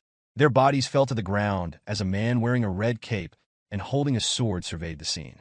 He couldn't believe that such chaos had erupted on the night of the banquet. As he looked around, he wondered if the battle was finally over, though uncertainty lingered in his mind. Dion, exhausted but resolute, knelt on one knee with his sword embedded in the ground. Despite his formidable appearance, the strain of the battle had taken its toll. As several guards, Luenel and Echelle, rushed to his side, they were alarmed by his posture, thinking he was injured. He reassured them, however, raising a hand to stop their approach. With a weary smile, he admitted that he had simply overexerted himself. Turning his head back, he smiled warmly at Echelle, expressing how comforting it was to have him by his side during such dire times. Lunav, his son, stood nearby, relieved to see his father in good spirits, and couldn't help but smile as well. Echelle, calm and serious, moved to help him up, though Dion initially declined, suggesting Echelle should attend to others first. Echelle insisted, gently supporting him as he rose to his feet. Echelle explained that the knights within the castle would handle the rest. Echelle, with a calm and steady gaze, assured him that there was nothing to worry about and promised they would stay by his side to protect him. Meanwhile, in another part of the palace, the demonic beast Alice had fought finally succumbed to her powerful attack, collapsing lifelessly to the ground. Alice, still gripping her sword with both hands, glanced around, a mixture of confusion and exhaustion on her face. Sweat dripped down as she tried to comprehend where these relentless attackers were coming from. Behind her stood Lunav and Princess Arin, both visibly fatigued and drenched in sweat. They were surrounded by masked men, their swords drawn and their bodies radiating a sinister energy. The situation was dire. Alice, exhausted from battle, couldn't understand why these enemies kept coming despite their weariness. The three of them knew they couldn't afford to let their guard down. The battle was far from over, and they had to find the strength to keep fighting. The scene shifted to Brian and Emily. Brian asked Emily if the tie was a gift from young Master Echelle to young Master Cyan. Emily calmly replied that it was. Brian looked puzzled, expressing that he didn't have a good feeling about the situation. He wondered why young Master Echelle would send a gift to young Master Cyan. Emily, a bit confused, asked if something was wrong with the gift. Brian, still curious, said no, but it was strange. Young Master Echelle had never sent gifts to young Master Cyan before. He thought to himself that Cyan had always harbored resentment toward his older brother, something far deeper than just trivial family issues. Suddenly, Nana interrupted, urgently saying they needed to leave quickly. Brian was confused and asked why. Nana replied that she had a feeling something dangerous was coming their way. They had to move now. Emily noticed something strange about Nana's eyes and asked Brian what was wrong with them. Before Brian could respond, an explosion erupted behind them. Brian and Emily stood in shock. Brian quickly reached for his sword and told Emily to get out of there quickly. Emily, still in shock, asked what was happening. It was a high-ranking monster, the Behemoth. The scene then shifted to the back of the emergency exit, where people were still running, trying to escape the palace. The Marquis, running in terror, thought to himself that it was over. He was going to die. He had managed to get out faster than anyone else, but he never expected those monstrous creatures to be waiting at the front door. He vowed to himself that he had to make it out alive, no matter what, so he could see his lovely maid, Lily. He remembered her tied hands and thought that he couldn't die there. A sinister smile crossed his face, thinking that just thinking about her kept him going. Now he wanted to see Serrika broken like her maid. He then asked the guard who was following him if the back door was safe. The guard quickly affirmed the question, at least he thought so. Angry, the Marquis snapped, asking if the guard was joking, trying to boast his status. Before he could finish his sentence, a masked man attacked him, killing him instantly. The Marquis's body lay dead on the floor. The guard following him was shocked and shouted his name. The girl beside the guard was also shocked, but it was too late. The Marquis was already dead. The knights following the Marquis were now panicking, saying they were screwed. Suddenly, they were all stunned to see a surge of water. It was Alice, using her water ability, Aqua Explosion. She turned to Lunav and said it was her turn now. Lunav used her freeze ability, and in a moment, all the masked men were taken out by their combined abilities.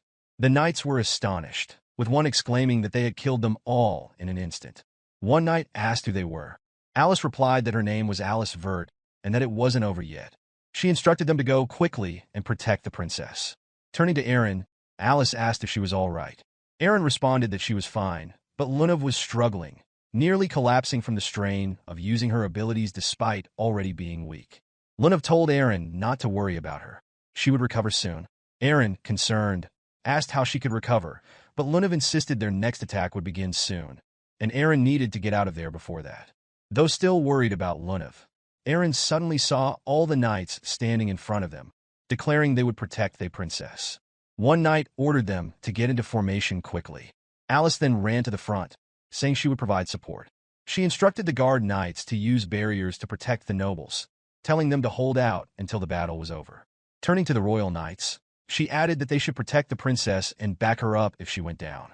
Blue mana began to radiate from Alice's whole body, and she declared she would do everything in her power to stop these monsters. But as Alice thought to herself, even if she kept taking them down, more kept appearing from elsewhere, as if they knew exactly where they were at all times. Lunav and Arin stood behind the royal knights, with Arin saying that the next wave was coming and they should prepare to attack with all their might. The enemies were after them, because they could sense the evil mana in the necklace Arin was wearing. The scene shifted to Emily and Brian, who were facing a monster. Emily, terrified, stood behind Brian as he aimed his sword at the creature. Brian, focused on the monster, replied, telling her to stay behind him. He thought to himself that for a high-ranking monster to appear in the palace, something must be happening. Just like the young master had said, Brian had always been protected by the young master, but now it was time to defend himself. However, Emily was standing so close that his face turned red. She then said she believed in him and that he could save them. The high-ranking monster suddenly charged with its mouth wide open. Emily, shaking and scared, warned him that it was coming. Brian gritted his teeth, telling her to stay close, not to separate from him. As the monster lunged, Brian struck its right arm, halting its advance. He smiled, saying that he had stopped it and that it should be doable. But then the monster barrage of attack, pushing Brian back. Emily, worried, asked if he was all right. Still trying to stay brave, Brian responded that he would be fine, promising not to let the monster even scratch her. The monsters then charged once more, with its gaping mouth wide open. Brian thought to himself that this might be the end for him. In his mind, he apologized to the young master. Just then, Nana appeared in front of them and attacked the monster. Both Brian and Emily were shocked, with Emily asking what that was. After defeating the monster, Nana landed on the ground, purple mana swirling around her. The monster was dead, and Nana looked toward them with a crazed smile. The scene shifted to Arin, who was trying to hold back the masked men while the royal knights attacked them. But their efforts weren't enough. Alice was also fighting, managing to strike down several enemies, but she was getting tired, sweat pouring down her face. She thought to herself that this would never end at this rate. She didn't know who was behind all of this, but it was clear they had planned it well. The knights would be exhausted soon, and they needed a different solution. During the battle, Alice struck a masked man, knocking his mask to the ground. She was shocked to see that he was an undead, resurrected using black magic. Alice realized she needed a magic that was the opposite of dark magic. The first thing that came to her mind was the god of light, Lumendal, and his light magic. She thought that if someone could cast light magic, they might have a chance to win. It was the only way. She suddenly called out to Princess Arin, who was confused. Alice explained that she needed Arin to imbue her sword with her mana. Arin hesitated, replying that she couldn't do it. If she did, the protection spell on the knights would be broken. But one of the knights reassured her, saying they could hold on for a while and that she could trust them. Still unsure, Arin finally agreed. She used her ability, Blessing of Light, and Alice's sword began to glow with bright golden light. Alice felt hopeful. It was working, she thought. Combining two types of mana was difficult, but if she added spirit magic, things might flow as smoothly as butter. She wasn't sure if it would succeed, but would try and take the risk anyway.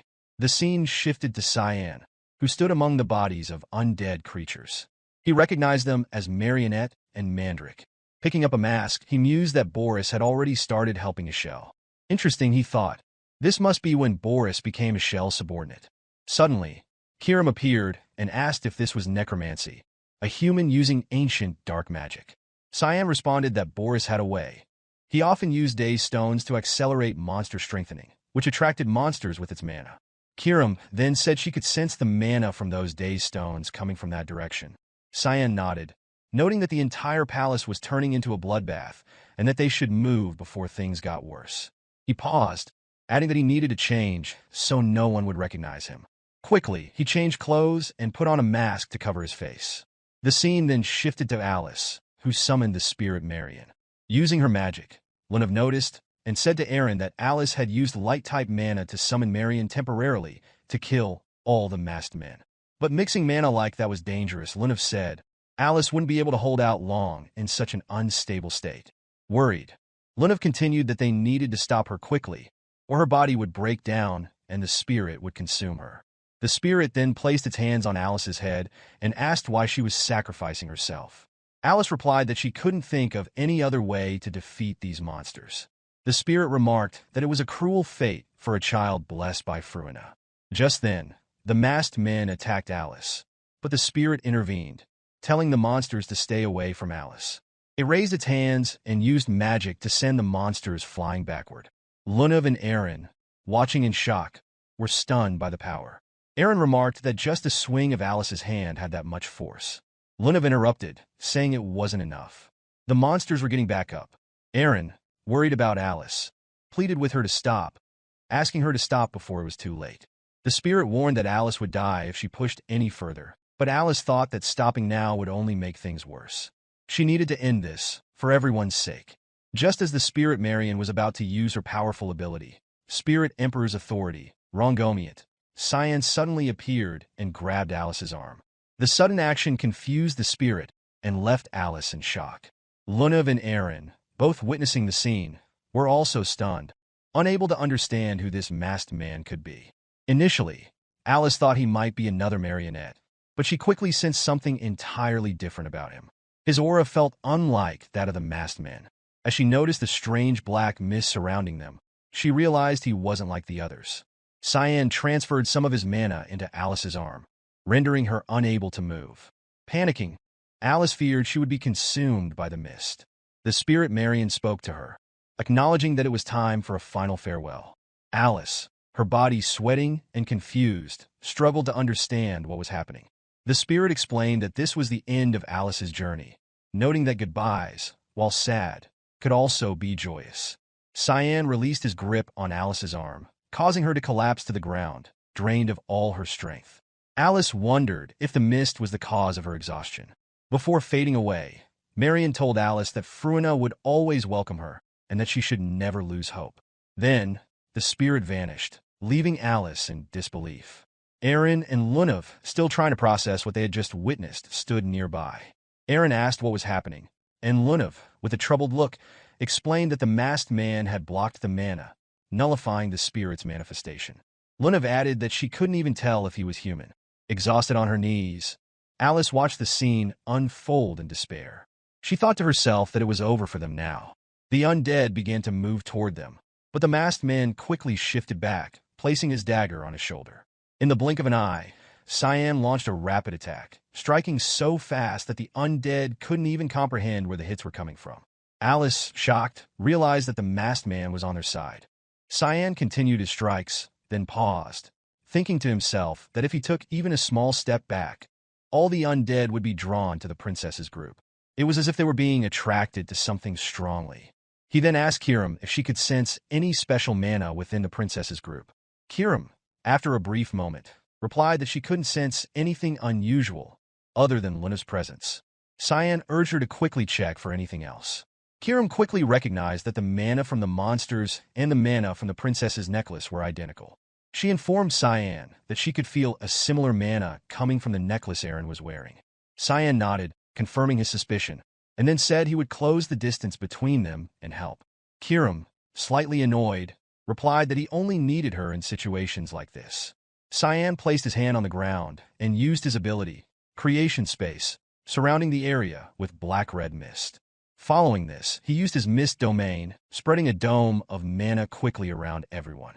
One of the royal guards, noticing the mist, warned everyone to be cautious, as they didn't know what might be inside it.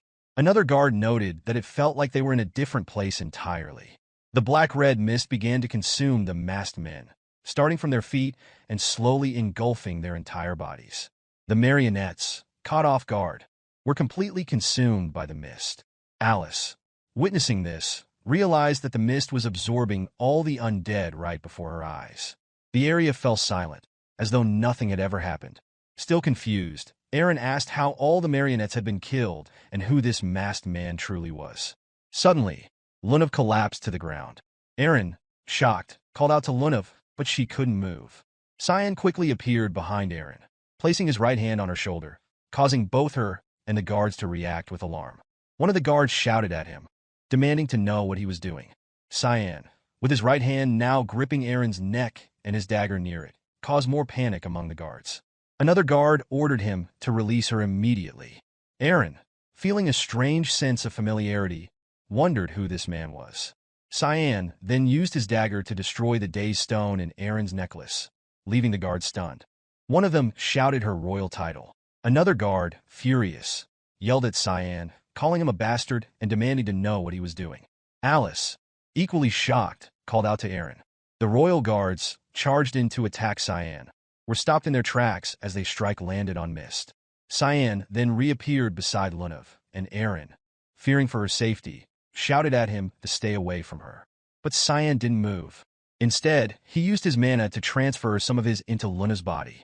Arin, determined to protect Lunav, tried to use her God Stinger ability to attack Cyan, but he swiftly dodged and transformed into mist.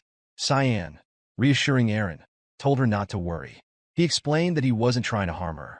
By destroying the jewel, he had ensured that the monsters would no longer be drawn to her. Arin, touching her necklace, asked if the necklace her brother had given her was the cause of the attraction. Cyan urged her to focus, stating that it wasn't the time for explanations. She needed to leave the palace through the front gates quickly. He had cleared the path for her and reminded her to be careful. As the black-red mist began to dissipate, Arin realized that the place was returning to normal. A guard asked if she had been hurt.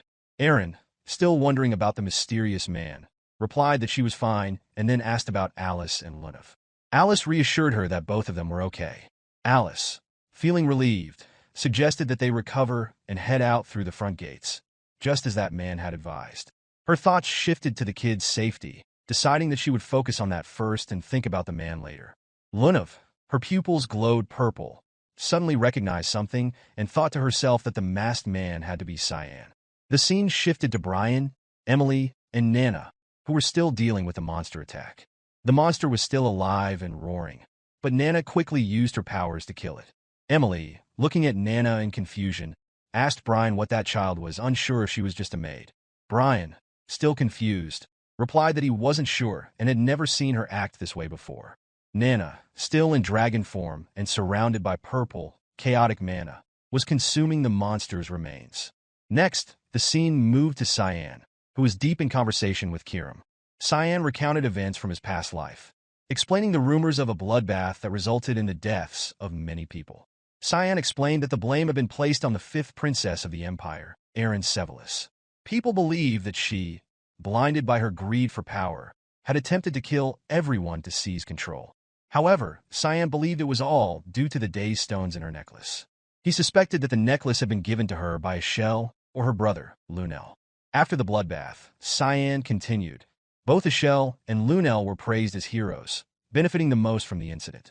Kiram's eyes widened with shock and disgust, realizing that Cyan was suggesting that those two had orchestrated the entire event for their own gain, sacrificing their own people for power.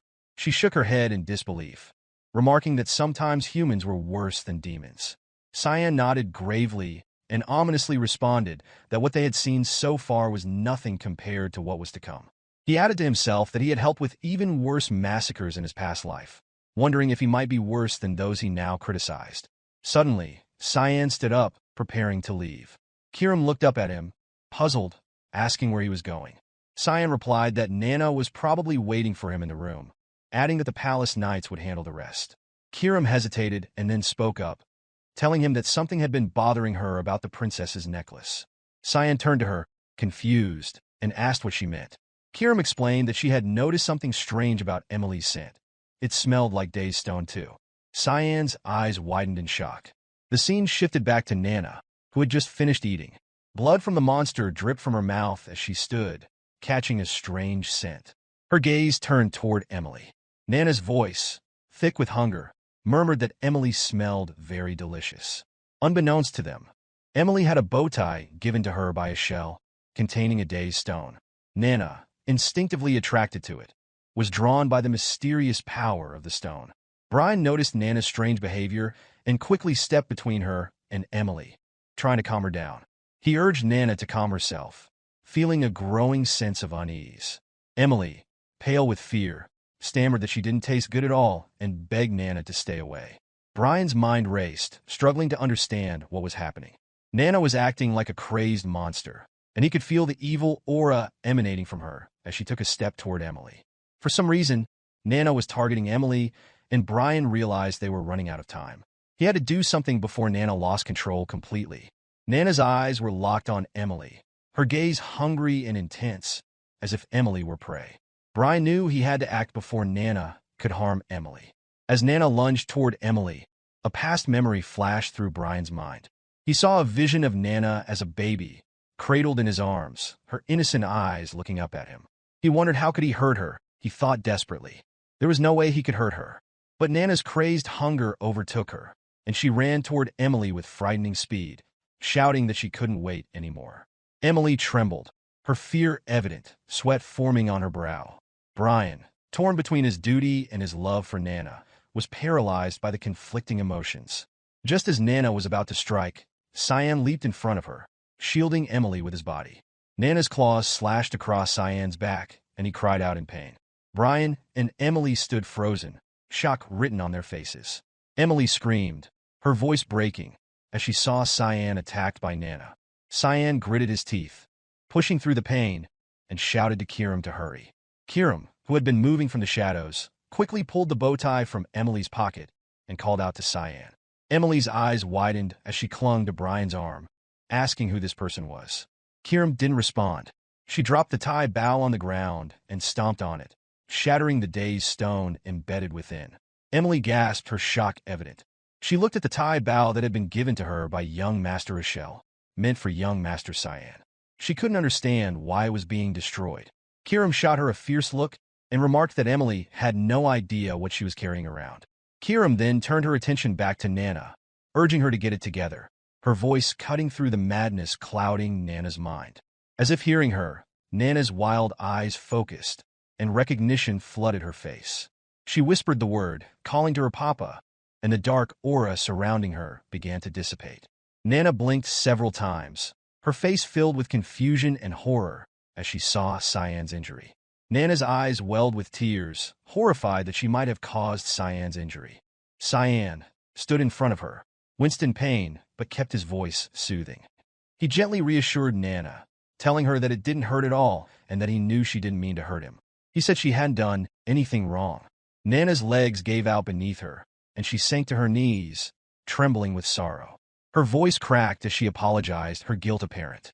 Brian stepped forward, his concern evident as he asked if Cyan was all right. Cyan waved him off, still focused on Nana, and assured him that he would be fine. He then said that they needed to leave the area quickly, as the situation was chaotic. The scene shifted to Lunel, who stood in an eerily quiet hallway, his brow furrowed in confusion. The silence was unnerving, and it seemed as though no one was there at all, despite this place normally being teeming with monsters. The sound of a voice suddenly broke the stillness. It was the Emperor, who asked Lunel if the area was clear. Lunel quickly composed himself, explaining that it seemed the situation had already been handled. Echelle, who stood nearby, shared the confusion that was evident on Lunel's face, but he remained silent, his eyes darting around the hallway, searching for something. Suddenly, Arin's voice broke through the silence as she called out, running toward the Emperor with a worried expression. She was breathless from running. When the Emperor saw his daughter, his stern expression softened, and a smile tugged at his lips. He gently asked if Arin was all right. Arin threw her arms around him in a tight hug, relieved to see him safe. She pulled back slightly to look him over, asking if he was hurt anywhere. The Emperor chuckled, shaking his head and assuring her that he was fine, thanks to Echelle and Lunel. He gestured toward both men, acknowledging their help. Arin's gaze shifted to Lunel, and her expression hardened as she regarded him. There was a cold, unreadable look in her eyes as she took in her brother's presence. Lunel met her gaze, his expression equally icy, and remarked that he was glad she was not dead. Arin, though furious on the inside, calmly responded that she was glad he was all right too, despite her conflicting feelings. Her mind raced with the many questions she had for him, but she knew her priority was to take care of the others first. At that moment, Alice and a royal knight kneeled before the Emperor, their heads bowed in respect. Alice spoke calmly, expressing her relief that the Emperor was safe. The Emperor nodded at her, a grateful smile crossing his face. He thanked Alice for her bravery in protecting his younger daughter, promising to reward her handsomely for her effort. As Arin listened to the exchange, she noticed Echelle leaning closer to Lunel, whispering something in his ear. Her eyes narrowed, suspicious. She tried to catch the words, wondering what he was saying to him. Whatever Echelle said had an immediate effect. Luanel's face lit up with a wicked smile. Suddenly, he turned, pointing his sword at Lunav, who had been standing quietly to the side, watching the scene unfold. Luanel announced loudly that he had figured out who was behind the incident, drawing everyone's attention. He pointed his sword at Lunav, his voice filled with accusation. He declared that the granddaughter of the Garum Mage Association's president, Lunav Rainreaver, was responsible for the chaos. Luanel called for her arrest. Alice watched in growing confusion as the scene played out. She couldn't understand why Luanel was making such an accusation. Her eyes darted between him and Lunav, standing at the center of the hallway, the tension hanging thick in the air. The Emperor's face darkened with anger. He addressed Luanel sharply, commanding him to lower his sword immediately. Arin stepped forward, her expression furious as she defended Lunav. She snapped at her brother, insisting that Lunav had saved many people, including herself, and that it was wrong to accuse her without proof. But Luanel remained unfazed, his gaze still locked on Lunav.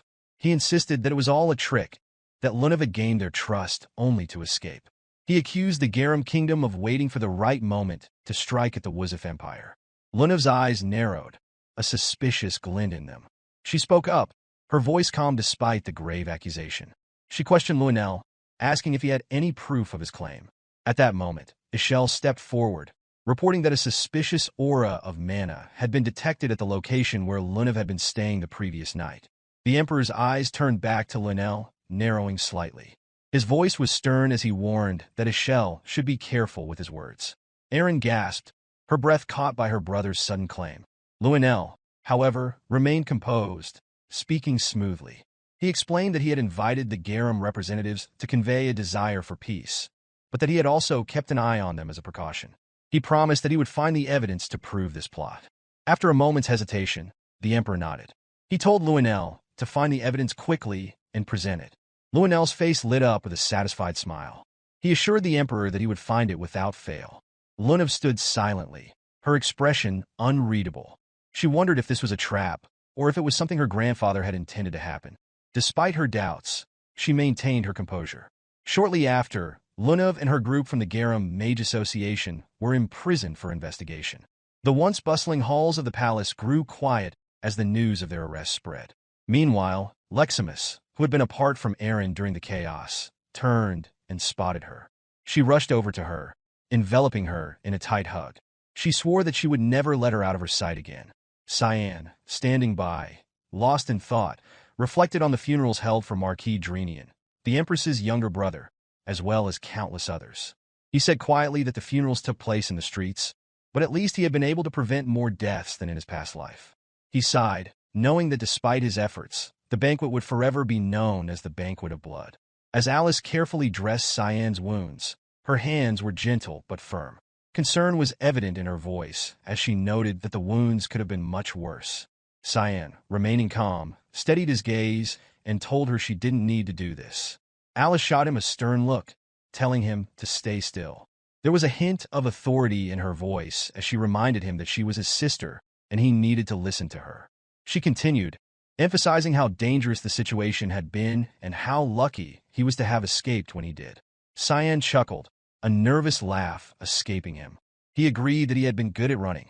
Alice's expression softened, but she grew thoughtful as she continued. She asked about the masked man who had saved her, mentioning that if it hadn't been for him, she might have died that day. She paused, her mind working as she glanced at Cyan.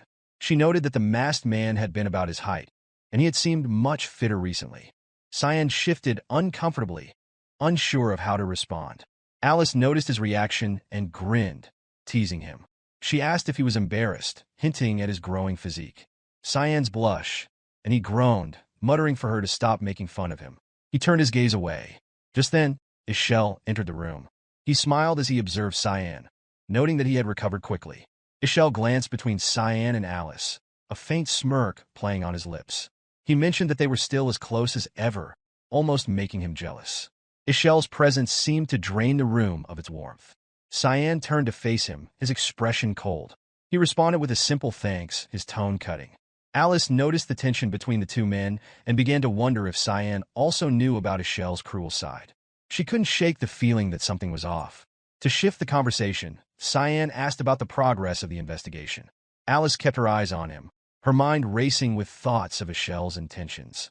Echelle, his demeanor growing serious, reached into his pocket and pulled out a bracelet with an embedded daze stone. He explained that he had come because of it, holding the bracelet up for Cyan to see. Echelle said it had been found in Lunav's room. He continued, calmly stating that Lunav claimed the bracelet was a gift to her. Cyan's eyes narrowed as he examined the bracelet. He remarked thoughtfully that the person who gave it to Lunav should be a suspect. Echelle nodded approvingly, praising Cyan's cleverness. He then asked if Cyan remembered receiving anything from anyone during the banquet. Cyan shrugged nonchalantly, his tone evasive, stating that he didn't know. Cyan then asked if Echelle knew who had given the bracelet to Lunav. Cyan remained guarded, sensing something more was at play. Echelle replied that he had heard a merchant in the palace had given it to her, but that the merchant had been found dead earlier that day. He said he was looking for more clues. Leaning closer, his voice dropped to a low, serious tone. Echelle asked if Cyan was sure he didn't receive anything during the banquet. Cyan's thoughts raced. He realized this wasn't an investigation at all. Echelle was trying to find a scapegoat.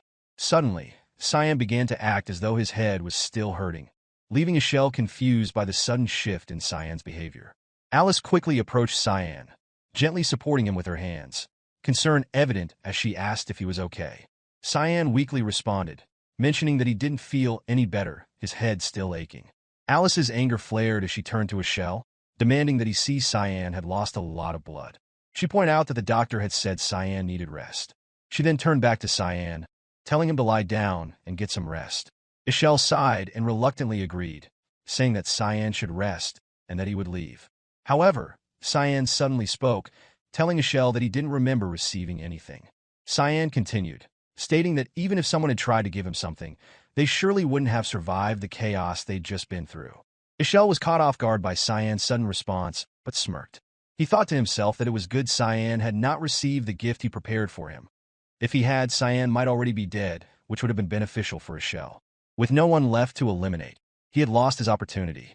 His face twisted in frustration, unable to get rid of Cyan.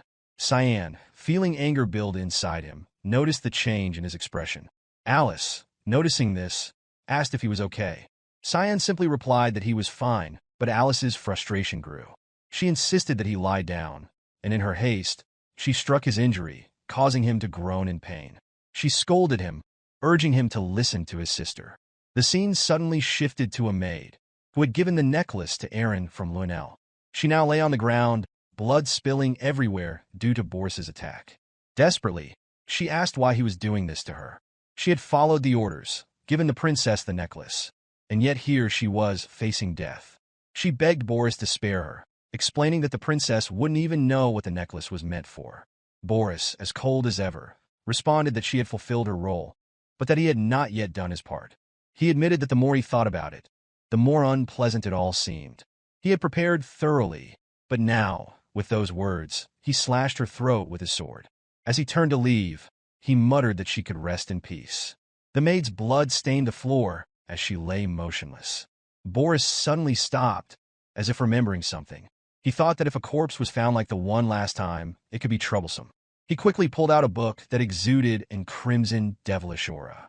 He mumbled to himself that he had to make sure nothing like that happened again. With that, a snake-like creature emerged from the book, roaring fiercely. Boris commanded it to devour the maid's corpse, ensuring that nothing would remain behind. The scene shifted to Emily, who sat on a bench outside a safe house, softly singing a tune to herself. She was startled when a knight appeared behind her, but when she recognized him, she relaxed. It was Brian, holding a shopping bag filled with apples. He greeted her, explaining that he had picked them up from the town on his way back. Brian sat down beside her, commenting on how pleasant the weather was. Emily, still eating, asked how long they would need to stay there. Brian replied that the young master had instructed them not to return until he said so, adding that it was hard to predict when that would be. The scene shifted to a few days earlier, where Cyan held Echelle's gift in his hand. He asked Emily if the gift had been from Echelle. Emily quickly confirmed, explaining that it was meant to congratulate him for attending his first societal event. Without hesitation, Cyan destroyed the gift with his powers, muttering that Echelle had certainly tried to make it as complicated as possible. Emily was shocked, her eyes wide as she exclaimed over the destruction of the precious gift. Cyan, his expression serious, told her that the palace and the Vert Estate were no longer safe for her. He instructed her to stay hidden until further notice. Cyan then turned to Brian, who was holding Nana and cleaning the blood from her mouth with a handkerchief. Nana still seemed uneasy, likely due to the attack on Cyan, though it had been unintentional. Brian noticed Cyan's attention on him and quickly responded. Cyan ordered Brian to protect Emily, and Brian nodded, agreeing to do so. Cyan added that he needed Brian to take care of Nana as well. Nana looked confused, and Cyan smiled gently at her, assuring her that it would only be for a while. He asked her not to cry. Back in the present, Brian sat, lost in thought. He reflected on how he had never seen Cyan make that kind of face before. He knew he needed to support him this time. Emily interrupted his thoughts, asking if Nana was all right. Brian reassured her that while Nana had struggled for a few days, she was fine now. Emily nodded and observed that a lot had happened with the young master while she had been away.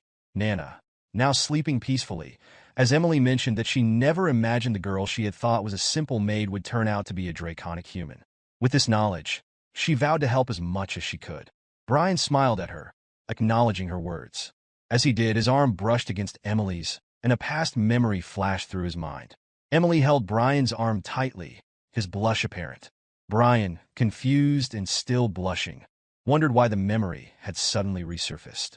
Still smiling, Emily said they should do their best for the young master. Brian, also still blushing, smiled back and agreed. The scene shifted to the Emperor's room, where Luanel was speaking with Dion. Luanel, confused, asked what his father meant. The Emperor responded, telling Luanel that he was releasing Lunav and the other members of the Garum Kingdom who had been arrested. Luanel was shocked, asking how his father could let these suspects go when they had clear evidence against them.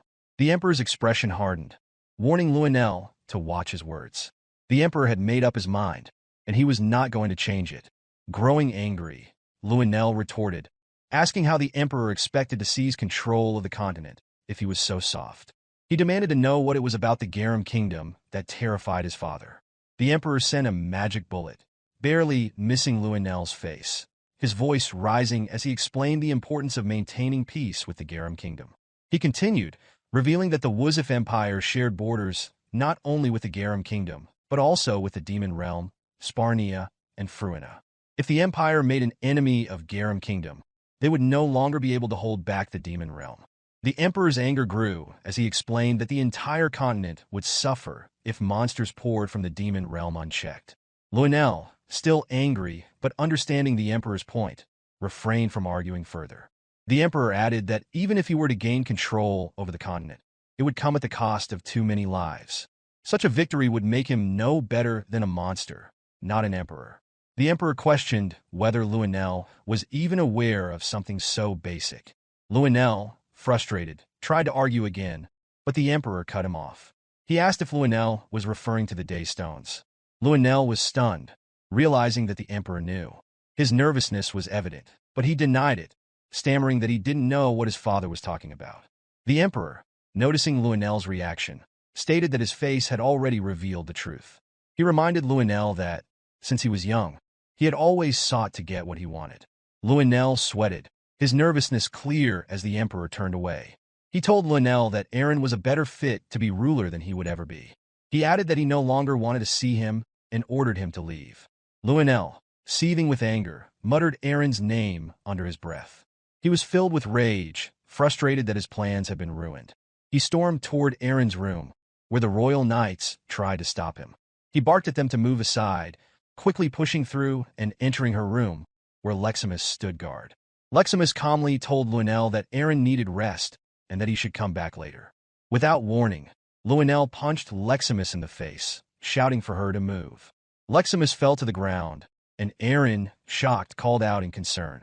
Luanel advanced toward Arin, fear evident in her eyes. However, she gathered the courage to ask what was going on. Luanel, wearing a wild smile, replied that he had come to talk with his precious sister. His voice dripped with sarcasm. Leximus, now standing again, glared at Luanel, warning him that even though he was a prince, if he continued acting in this manner, as the princess's subordinate, she would be forced to take action. Luanel, enraged and silent, stared at her with a mocking smile. He called her a parasite and challenged her to do something about it. He threatened that if she continued to interfere, he would have her and her entire family executed, using her words as an excuse to erase her entire lineage. Leximus, shocked and afraid, lowered her hand from her cheek, realizing the situation was escalating. Before Lunel could continue his threats, Princess Arin stepped in, her voice calm and collected as she demanded him to stop. She asked if there was a specific reason he had come to see her, wondering if he wanted to hear something from her. Lunel, confused and panicked, stared at her, trying to figure out how she knew what was happening. Arin remained calm, repeating her question, asking again if he wanted to hear something from her. Lunel, speechless and unable to respond, began to sweat heavily, sensing something was different about Arin. Arin, still poised, calmly stated that she had not received anything from him. Lunel, his confusion deepening, felt a growing sense of danger. He couldn't respond, and his nervousness became palpable. The scene shifted a few hours earlier, where Princess Arin had gone to see the Emperor. Sitting on the sofa in his office, she closed her eyes and answered his question. She confirmed that there was no relation, but the Emperor looked at her uncertainly. He reminded her that the necklace she had brought him held a jewel that was not ordinary. It was a Days Stone from the Black Blood tribe. The Emperor explained that the Days Stones had once been used to control forbidden dark magic, particularly to dominate monsters. Though now disdained, these stones had been used to control dangerous creatures. He told Arin that there had been recent reports of someone inside the palace secretly purchasing one of these jewels. He mentioned a black market merchant named Gilbert and a maid named Marilda, both of whom had been involved in making such deals for some time. But now both were either missing or dead. Hearing this, Arin's eyes filled with confusion, though she remained outwardly calm. The Emperor then revealed that Gilbert and Marilda had been in frequent contact with Lunel and asked Arin once again if she was sure she hadn't received anything from him, implying that the necklace could have been a gift from her brother. Nervously, Arin, fidgeting her finger and with a trembling voice, denied ever receiving anything from Lunel.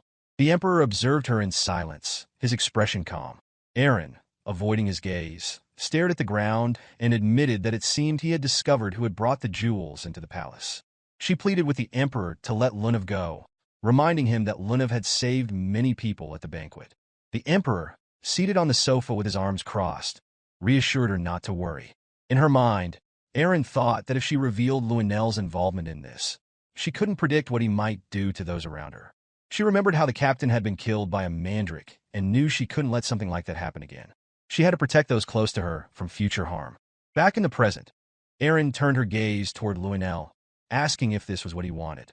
Lunel stood up, his hand in his pocket, and a suffocating energy surrounded him as he stared at her, replying that he had never given her anything. Arin remained calm and told him that was exactly what she had told their father. Lunel's gaze filled with rage. He couldn't understand her attitude and grew increasingly angry, questioning why she was acting as if he had done something wrong. He approached Arin and asked if he should deal with her subordinate first.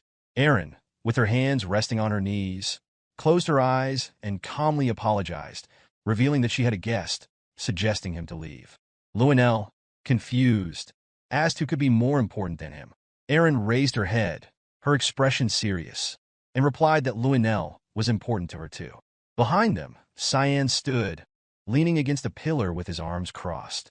He looked down at the ground and, with a quiet apology to Lunel, explained that he hadn't meant to intrude. Upon hearing Cyan's voice, Lunel was shocked, realizing he hadn't noticed Cyan's presence at all. He didn't know why Cyan was there. Cyan, now standing upright, put his hands in his pockets, raised his head, and with a suffocating look, explained that he had heard everything. Lunel's body trembled with fear as he asked Cyan how long he had been hiding there. Cyan stepped away from the pillar and, sounding confused, pointed to himself with his thumb, explaining that he simply didn't have much presence, as it was the main trait of assassins. He remarked that he was invisible. Lunel clenched his teeth in frustration, unable to believe Cyan was speaking so casually in his presence. He wondered if Cyan was making a joke of him. Furious, he questioned how Cyan dared speak that way in front of him. Cyan approached the sofa where Princess Arin sat, placed his hand on the armrest, and looked at Lunel with a menacing smile. He asked what Lunel was going to do about it, wondering if Lunel was going to try something with him as well.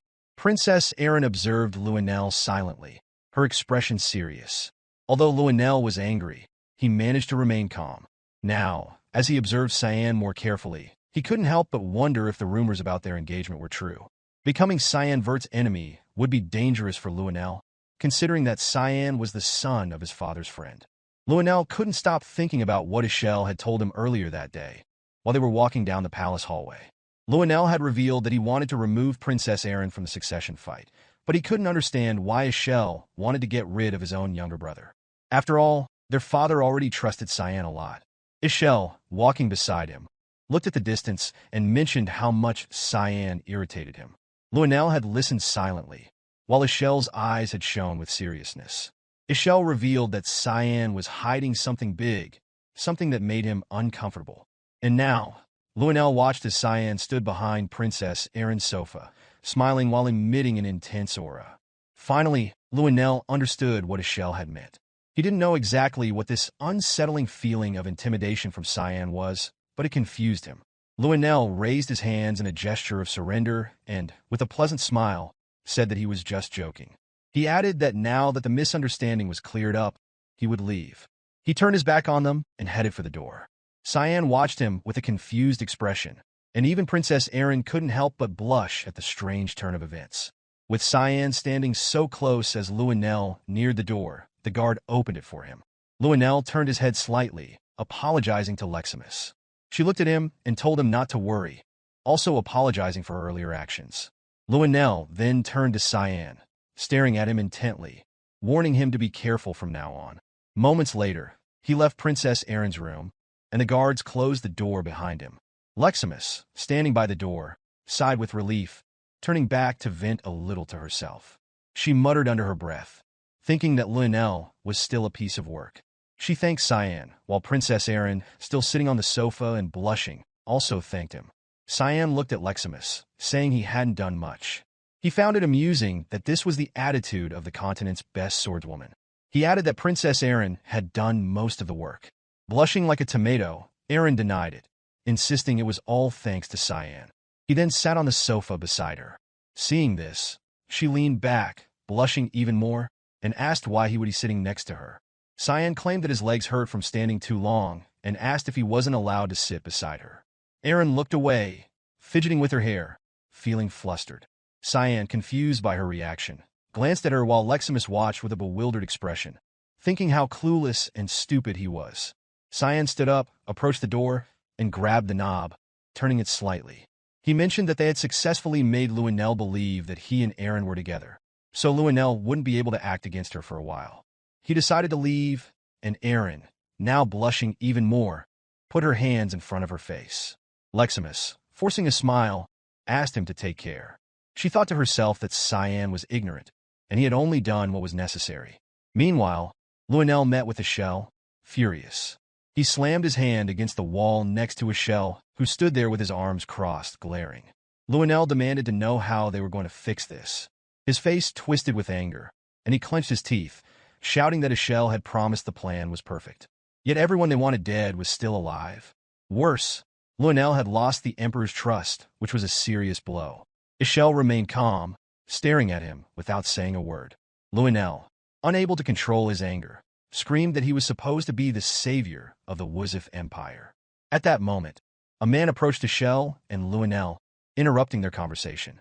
The man announced that there had been some success. Luenell, still with his hand on the wall, turned and demanded to know what the man meant. Echelle remained silent, arms crossed, observing the interaction. The man was none other than Boris. Bowing his head with a hand on his chest, Boris greeted the prince. Luenell stepped away from the wall, his anger simmering, and asked Boris where he had been all this time. Boris calmly explained that he had been fulfilling an order from Duke's eldest. Echelle's gaze turned serious as he mentioned that he had heard Emily had disappeared and asked Boris what success he had achieved.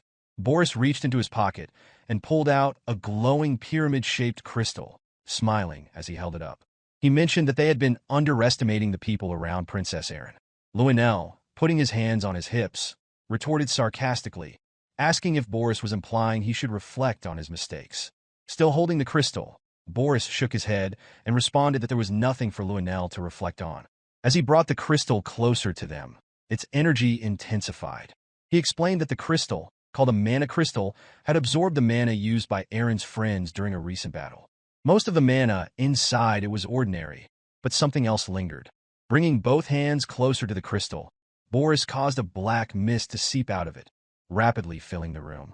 Lunel, taken aback by the sight, was shocked. Echelle, however, remained calm, watching intently. Boris continued, explaining that this black mist was extremely rare and malevolent. It was the mana of a demonic sword.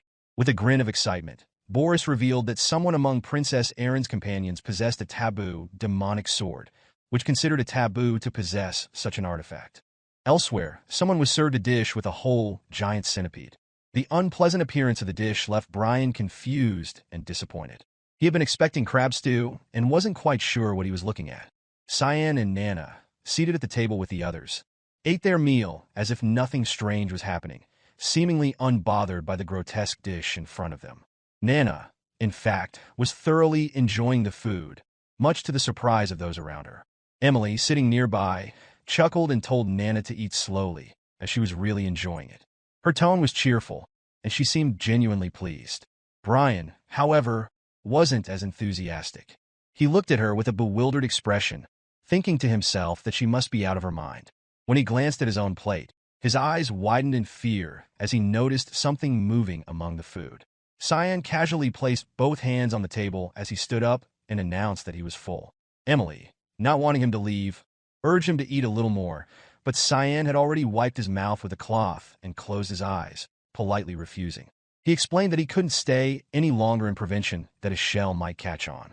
His voice remained calm, but the mention of Echelle caused Emily to slam her fist on the table in frustration, cursing his name under her breath. Once Cyan was done, he explained that he had only come to check on her. It wasn't safe for her to return yet, and if she needed anything, she could send Brian. Cyan gestured toward the window, indicating the guards surrounding the area outside. Hidden in the branches of a tree, a member of Mist was keeping watch. Cyan had taken precautions to ensure the safety of this place, making it one of the safest locations for now. As Cyan stood and moved toward the door, Emily's face grew anxious. She called out, not wanting him to leave. Cyan turned his head slightly and reassured her not to worry and to take care of herself. He then directed his gaze to Brian, who was sending a glare of centipede meat as he affirmed the order. As Cyan stepped out of the house, sunlight spilled across the wooden door, bathing him in its glow. Before he could leave, however, a voice caught his attention. He turned slightly to see Serrika standing nearby. Her gaze was sharp, and as she stared at him, she demanded an explanation for how he knew about the blood banquet and about her fiancé's death. She remarked that he had been acting as though he knew the future. Cyan remained composed, as Serrika prompted him to choose his words carefully. Serrika's shining eyes reflected both suspicion and a search for answers. If he slipped up, she might consider him an enemy. After a brief silence, she added, her tone almost demanding, asking just who he was. Unbothered, Cyan replied that Drenian had been someone he had to purify anyway. He questioned whether it really mattered how he knew. Serrika's eyes flared with intensity. She hissed that it did matter and, with a smirk, added that maybe he was another spy from an organization. Cyan coldly responded that if he were, she would have to do something about it. Serrika grinned wickedly and pulled out a dagger, glowing with dark, purple energy. She lunged at Cyan, but before she could strike, Kiram suddenly appeared, blocking the attack and pushing Serrika back.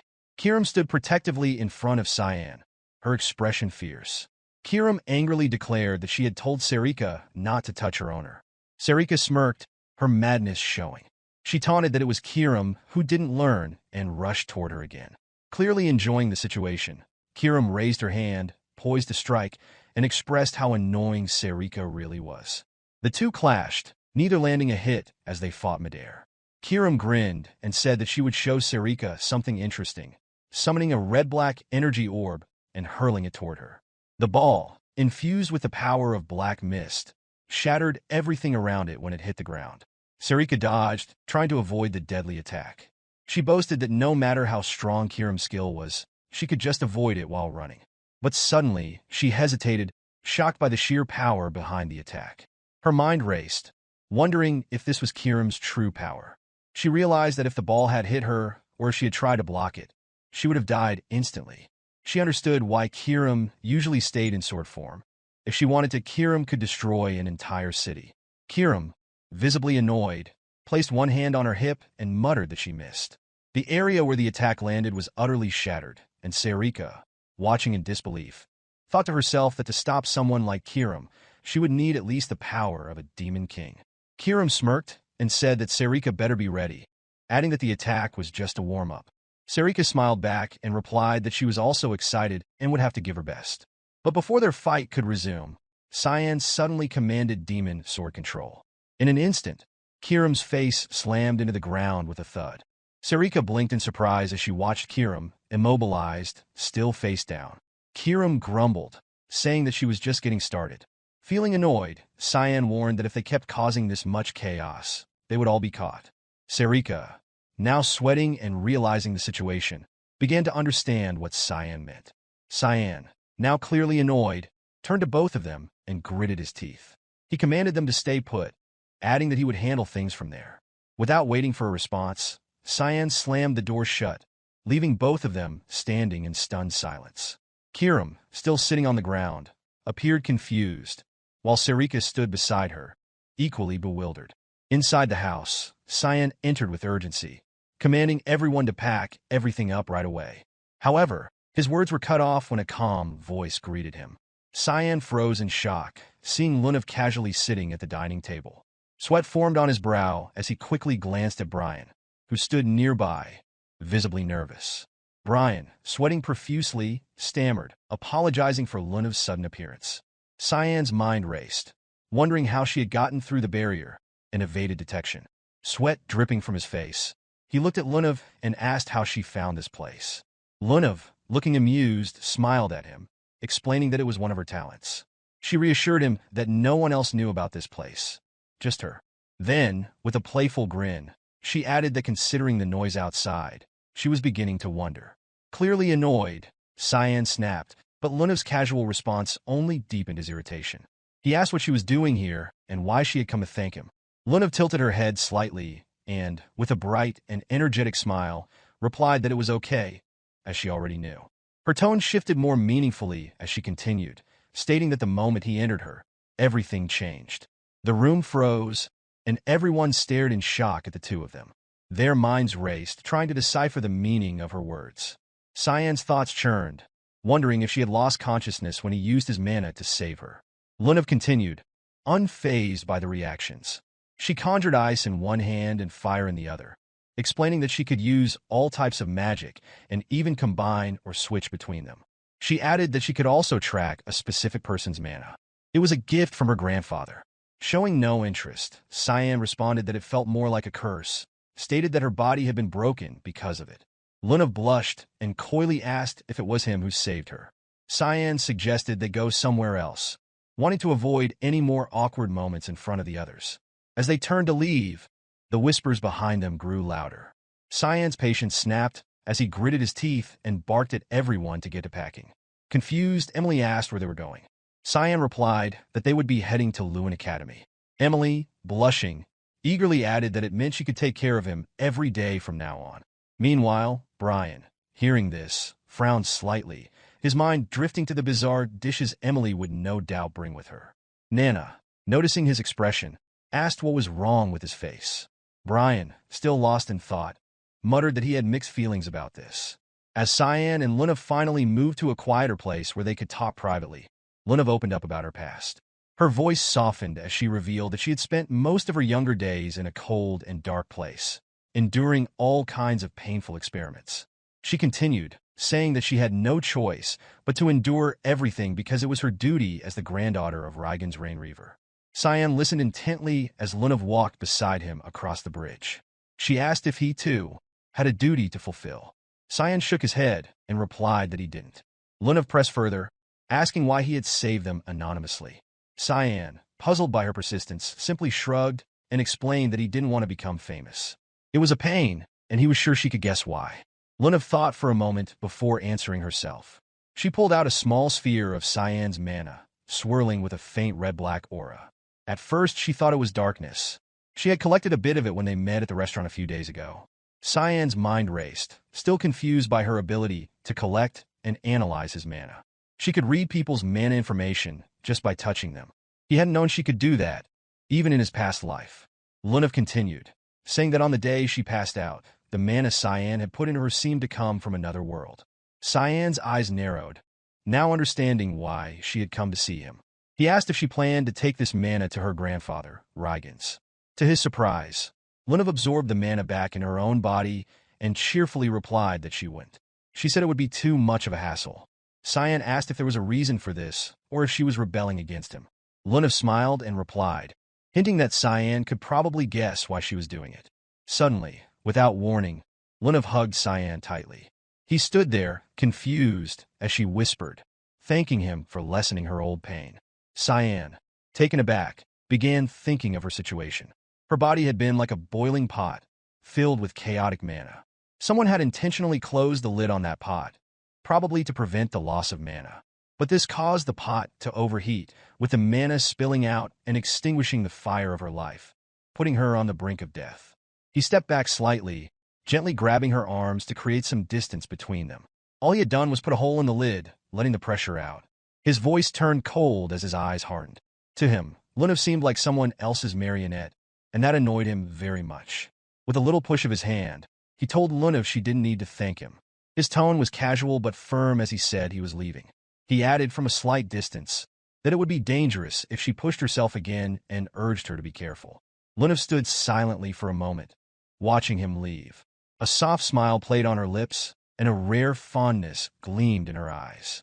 She murmured to herself that he was definitely a good person, her gaze lingering on him as he disappeared from sight. The scene abruptly shifted to the Garum Association president's office. Inside, a man stood before Reborn Rainreaver, the powerful head of the association. The air was thick with tension as the man reported that Lunav had been arrested, but was then released. Regens's face darkened with rage, and he slammed his fist onto the desk with a force that echoed through the room. The sound was deafening, rattling papers and shaking the room. The man continued, saying that thankfully, no charges had been filed. He asked if they should send a petition. Regens's jaw clenched tightly as he responded through gritted teeth. No, there was no need for that. The frustration in his voice was clear as he leaned forward, his eyes burning with fury. He told the man to track Lunav down and bring her here immediately. As Cyan and his companions traveled toward the academy, the atmosphere within the carriage remained relatively peaceful. Emily, sitting close to Cyan, radiated joy, her happiness so apparent that it prompted a curious remark. Emily's smile brightened her face as she responded with enthusiasm, expressing her happiness at being able to serve once again. Sitting quietly beside her, Nana remained lost in her own thoughts, offering no comment. Moments later, still filled with excitement, Emily recalled something and inquired about the academy's rules regarding maids. A brief pause followed before Cyan, crossing his arms confidently, stated his belief that the principal would make a special exception in his case. Upon arrival at the academy, Cyan wasted no time and proceeded directly to the principal's office. However, the principal greeted him with a firm stance, rejecting the request outright. The refusal was immediate and unwavering. Maintaining a calm demeanor, Cyan folded his arms behind his back and attempted to reassure the principal, promising that no one would notice the maid's presence. The principal, unimpressed, raised an eyebrow and questioned the reasoning behind making an exception. A bead of sweat formed on Cyan's forehead as he quickly responded with a hasty promise, vowing to attend all lessons without skipping. The principal's patience wore thin, and his fist struck the table as he scolded, emphasizing that such a thing should be expected regardless. Additionally, the matter extended beyond just one maid, but there were two. Leaning in slightly, the principal's tone shifted, his voice lowering as he posed a more pointed question.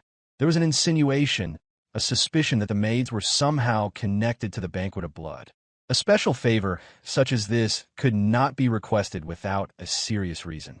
Despite the weight of the inquiry, Cyan remained composed, his arms still crossed behind his back. Casually, he posed a counter-question, inquiring about the alternative if the reason was not a trivial one. Curiosity and frustration grew within the principal, who demanded a straightforward answer. With a sly smile, Cyan raised a finger to his face, teasingly suggesting that permission must be granted first before any explanation would be provided.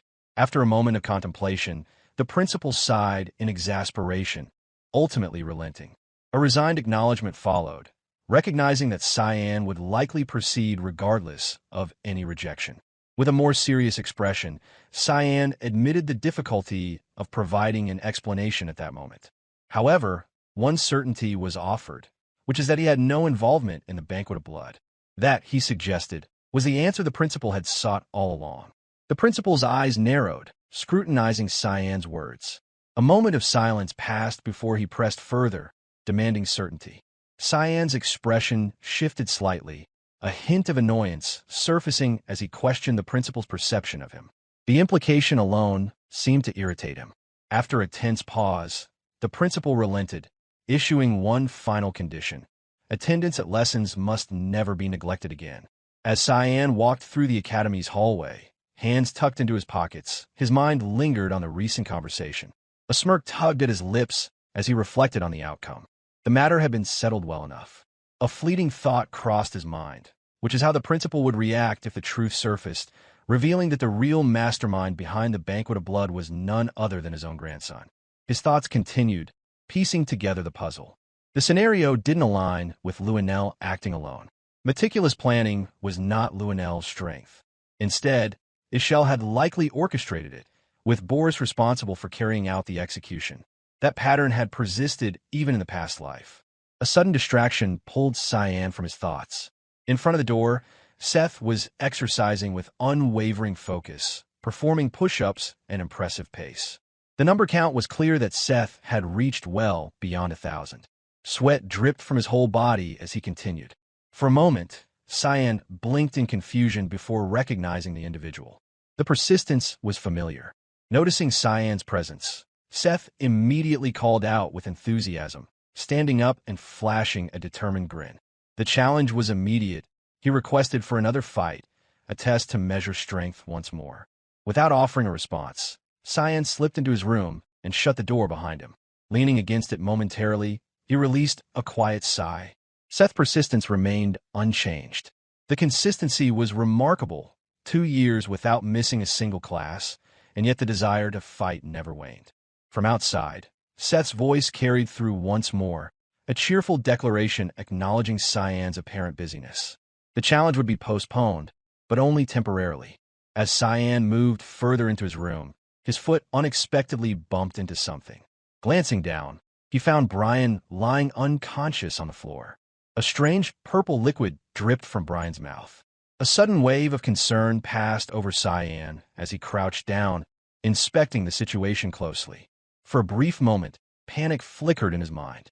The question arose. He was wondering if Brian was dead. At that moment, Emily's cheerful voice echoed from nearby, calling out to Cyan. Startled, Cyan quickly gestured toward Brian, seeking an explanation for the situation. Emily entered the room, carrying a plate of cookies that emitted an eerie aura of death. Beside her, Nana happily munched on the same cookies without a hint of concern. Emily, chewing contentedly, offered a simple response. Brian had fallen asleep after consuming the cookies, which had been made especially for Cyan. Cyan's eyes widened as his gaze flickered between the unconscious Brian and the suspicious cookies in Emily's hands. A strange, dark energy seemed to radiate from them, an ominous presence that made their origin all the more concerning. Cyan immediately understood why Brian had collapsed after consuming them. A direct order followed, forbidding her from ever cooking anything for Brian again. A simple yet defiant question arose from her lips, demanding an explanation. Exasperation flickered through Cyan's face as he replied with finality, asserting that it was an order and nothing more. Cyan, unbothered by her complaints, slumped onto the sofa. Worry for the future weighed heavily on his mind, pressing into his consciousness. A sudden sight pulled him from his musings. A letter rested on the table, seemingly unnoticed until now. A question surfaced, spoken aloud as he inquired about its origin. Still sulking, Emily responded with little interest, explaining that Brian had received it, though she knew nothing beyond that. Cyan picked up the envelope and tore it open, immediately recognizing the sender. It was from Lunav. However, before he could read further, a voice called his name. Holding the letter, he turned in the direction of the voice, his surprise evident. The unexpected presence prompted an immediate question, curiosity laced with disbelief. Emily, startled by the sudden intrusion, instinctively clutched the plate of cookies as though ready to launch them at the unknown figure. Suspicion tinged the air. Standing at the doorway, wearing a warm smile, was Lunav. A casual greeting followed, as if her presence required no explanation. Before Cyan could formulate a response, she revealed a bold truth that she had run away from home. Meanwhile, deep within an unknown underground passage, two cloaked figures moved in silence. A man's voice, hushed and cautious, acknowledged the presence of the Garum Association's guards. They would arrive soon. Beside him, a woman responded with unwavering confidence, assuring him that the matter had already been taken care of. No concern lingered in her tone. The man continued, his voice low and serious. A reminder followed, which that this was the only way to stop Regan's Rainreaver. Amusement colored the woman's voice as she chuckled in response, dismissing any suggestion of guilt. A curious glance from the man accompanied a simple remark. After all, the target in question was her own student. The woman's expression darkened slightly, her smirk widening as she tilted her head. She was none other than Lewin's academy instructor, Nella Aronis. A brief, deliberate pause followed before her voice carried a wicked amusement. A claim was made, which is that pity for that monster was not something she possessed. Satisfied, the man nodded. That sentiment worked in their favor. Nella adjusted her cloak, her smirk deepening with a hint of malice. A declaration followed that she would proceed to the location, confident that their colleagues had already reached Lunav by now. The man, in a gesture of sincerity, bowed. His words carried a declaration of loyalty to the Garum Kingdom. Still smiling, Nella returned the nod. The scene shifted back to Cyan and Lunav, now seated together in a small cafeteria. The tension had not faded. Lunav regarded Cyan, her expression unreadable, before making an observation. His actions earlier had been aggressive. The way he was dragging her out of his room so abruptly had been unexpected. Cyan, holding his teacup, posed a question of his own. A barrier spell had been placed on the dorm doors. A logical inquiry followed. He wondered how she managed to bypass it. With casual ease, Lunav conjured mana in her palm, demonstrating her method. She had analyzed the barrier using mana and then neutralized it with a spell. A touch of pride laced her tone as she described the process, finding it rather impressive. Sweat formed on Cyan's cheek as he processed the explanation. A silent thought crossed his mind, that this was far beyond simple scanning. The ability to analyze and directly negate spells was something else entirely. Lunav chuckled, shifting the conversation to another matter, as she asked whether he read the letter yet. Cyan, arms crossed, provided a straightforward answer, explaining that the timing had not allowed for it, because she had arrived the moment he was about to read it. Lunav, smiling, placed her hands around her face as she admitted the reason for her sudden appearance. Waiting for his response had proven unbearable. A change in Cyan's expression was immediate. His tone darkened as he posed a direct question, wondering whether Regan's was the one to send her. Lunav fell silent, her fingers tightening around her face. Cyan, growing more insistent, repeated the question, whether Regan's as the one who had told her to contact him. The demand for an answer left no room for evasion. A brief hesitation preceded her response. At first, yes, that had been the reason, but she no longer that way. Continuing, she acknowledged that trust was entirely in Cyan's hands, putting the choice to trust her in his hand. Cyan's voice, calm, yet unwavering, expressed that trust did not come easily. Another question followed. He asked her true intentions. Gazing in her teacup, Lunav finally elaborated. Strange occurrences had begun to surface within the association. 2 dragons, both tied to the organization, had vanished from the Lewin region. Smugglers, trafficking foreign goods, had been discovered lifeless, and their cold corpses left behind. Finally, she lifted her gaze, a slight smile curving her lips. She followed with a claim, and her suspicions had been correct. Cyan had been involved in all of it. Cyan lowered his head, his thoughts running deep. One piece of information stood out, which was that he had not known that the dragons had connections to the association. A quiet chuckle escaped as he considered her deduction. Lunav, unfazed, stated her next course of action. A statement that carried an unexpected weight, revealing that her death was imminent. Cyan, hearing the words, found himself momentarily confused. Lunav's expression did not shift. Instead, She happily recalled a moment from the past. Cyan had helped her before, and for that, she was grateful. But awareness of her own condition was something she had long accepted. Memories of the experiments that had shaped her surfaced in her mind. A final remark followed, that her body had been broken beyond repair. Rising to her feet, she held up a hand. She estimated that she would only have about 3 years left. A farewell followed, offered with gratitude. Cyan responded that he didn't believe it. He wondered why Lunav was so relaxed about the situation. He wondered why wouldn't she worry knowing that she would die soon. Lunav chuckled, closed her eyes, and replied, expressing her desire to feel something. Cyan thought to himself that she was an annoying brat. He stood up, placed his hands on the table, and looked down. It wasn't his business, he decided, and told her to go back. Lunav, still sitting, asked if he was leaving. Cyan, turning to leave, confirmed that he was. He explained that he didn't like getting involved in annoying situations. As Lunav cheerfully said goodbye, she added that she would see him next time. Suddenly, Kiram appeared and asked Cyan where his manners were. She asked if it was really okay to leave Lunav like that. Cyan answered that it was for the best, explaining that the Garam Association had been waiting for him. As Cyan left, some guards appeared, cloaked and ready. Lunav closed her eyes and remarked on how she thought she had done a great job sneaking out. She questioned why they were there so early. One of the men replied that it was time to go, as Mr. Rygens was looking for her. Lunav, curious, looked at the cloaked man. He explained that Mr. Victor was busy and that he was from the 6th branch of security in the Garam Kingdom. Lunav, chuckling, called him a liar, as she didn't know anyone named Victor. With a swift movement, she used her wind ability and began running.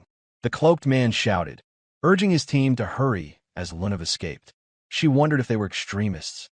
Suddenly, someone appeared in front of her with a glowing hand full of mana. As Lunav tried to think of an escape plan, the man placed his hand on her head, using his ability called Sleep Catch. Lunav was frozen, unable to move. As the effect took hold, she fell into a deep sleep. The man, smiling, said that he hadn't expected it to be so easy. He removed his cloak, revealing a bald head, and remarked that they had been caught much too quickly. He then told the others to take her to the carriage. At that moment, Kiram sensed something and became startled. She told Cyan that it seemed they were fighting. Cyan, confused, wondered if the men were from the Garam Kingdom. The men placed Lunav in the carriage, and it began to move toward its destination. When they arrived, they found themselves at a church. One man told the others to stand guard by the carriage, and the rest entered the church. Inside, the bald man approached someone sitting in the front row and said he had brought Lunav Rainreaver. The person, named Nella, responded with approval, calling Lunav a pitiful child who had been experimented on her entire life, only to be used and discarded. Nella added that they would use her for a good cause. Meanwhile, Lunav remained unconscious in the carriage, her hands bound behind her. Outside, the guards by the carriage grew flustered as a red-black fog surrounded them. One man exclaimed, asking what it was, and another guessed that it was the mist. Before he could finish, his face was cut in half. Another guard shouted his name in panic. In an instant, all the guards were sliced in half. A frightened man, sweating and pleading for mercy, called out in desperation.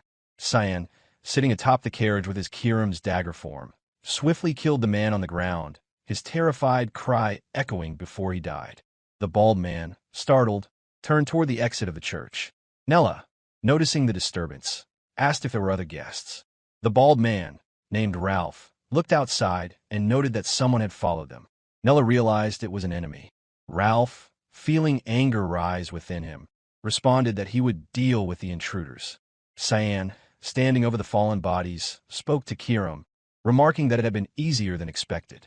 He added that it wasn't over yet, because the stronger individuals were still inside the church. When Ralph emerged, a blue mana surged from within. He addressed Cyan, noting that the kid had done well to get this far, but wondered if he had come alone. Cyan, wearing a mask, simply replied that it didn't seem that way for Ralph. He thought to himself that Ralph was like Lunav, only more unstable. Ralph clenched his fists and charged toward Cyan. But as he got closer, Cyan realized that Ralph was more erratic than Lunav. Ralph declared that he didn't need help to defeat someone as weak as Cyan. Just then, Nella emerged from the church and was surprised to see Ralph sitting on the ground with his arms crossed, looking defeated. She commented that this was not what she had expected. In that moment, Cyan punched Ralph in the face, knocking him unconscious. He then turned to Nella, asking if she was the last one and why they wanted to take Lunav. Nella, raising her hand in front of him, conjured a fireball in her palm and responded with a teasing remark, warning that asking too many questions would make him unpopular with the girls. Before throwing the fireball at Cyan, Nella added that he should find out the answer to that himself. Cyan, watching her magic closely, noted how she freely combined elements. His eyes widened as he realized that she was definitely like Lunav. Nella then used her ability, Thunder Flame, sending flames surging forth from the palm of her hands and launching them toward Cyan. As he dodged the flames, Cyan thought to himself that he now had even more questions. He drew Kirim Dagger's form. Nella, confused, watched as he deflected her fire with just a dagger. Suddenly, Cyan closed the distance between them, saying he had her. Seeing him so close, Nella shouted in disbelief, sweat dripping down her face as panic set in. Using her ability, Air Leap, she dodged his attack just in time.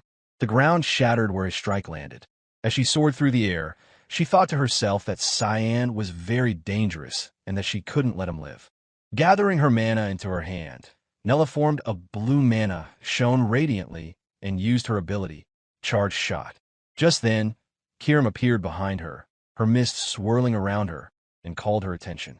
Nella, puzzled, realized that Cyan wasn't alone. Kirim grabbed her, and she shouted for her to let go. Desperately, she used her mana and launched an attack at Cyan, giving it all her might, but he dodged, landing beside where her attack struck, causing the ground to shatter. Cyan observed, noting that Nella sure had a lot of mana. Meanwhile, Nella struggled on the ground, trying to free herself from Kirim's black mist, gritting her teeth in frustration. She snapped at him, demanding if he hadn't hurt her. Kirim, standing beside her, calmly explained that no human could free themselves from those restraints. Cyan stepped in front of Nella, asking who had ordered her to kidnap Lunav and how many more of them there were. Nella lowered her head and, with a grin, remarked that Cyan was an interesting kid and that he would find out soon enough. One of her eyes was damaged, and blood dripped from her face as she added that they would seek him out and that he should not worry about who wanted to kidnap Lunav. She then coldly, will wait in hell for him. At her reaction, Kirim looked confused and remarked on her response.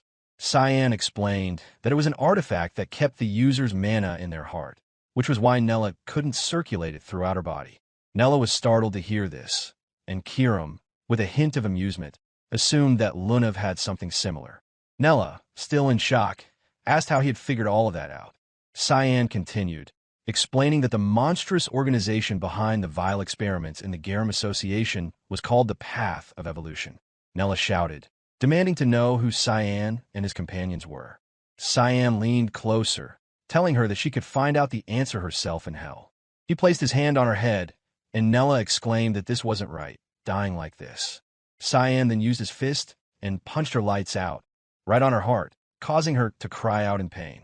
As he did so, he reflected on how, in his past life, he had found an ancient text in a Garum Kingdom laboratory that described how to use an artifact called Heart Curb, how to control it, and the experiments related to it. The text also explained how to eliminate it if its use failed. At that moment, Cyan pulled something out of Nella's heart. The item glowed in his hand as he held it closely, noting that it still worked well. Kirim asked what Cyan was going to do with it. Cyan ordered her to get Lunav out of the carriage. Kirim hesitated but reluctantly complied, bringing Lunav out of the carriage and placing her on the ground, still silent and upset. Cyan approached Lunav, telling her it was his first time trying this and that he didn't know if it would work. He tightened his fists and shattered the heart crystal, placing its power into Lunav's heart. Cyan thought that if Lunav had something similar in her heart, this should be able to destroy it. As he transferred the crystal ball's power into her body, Kirim stood nearby, arms crossed, watching closely. Cyan's hand and Lunav's chest glowed radiantly with blue mana. Suddenly, Lunav's eyes opened. As dusk settled, the rays of the setting sun illuminated the Garum Mage Association's main building. Lunav slowly opened her eyes, her expression filled with surprise. She wondered what this feeling was. Her hand began to release a soft blue glow of mana, and her body felt lighter, as though a great weight had been lifted from her shoulders.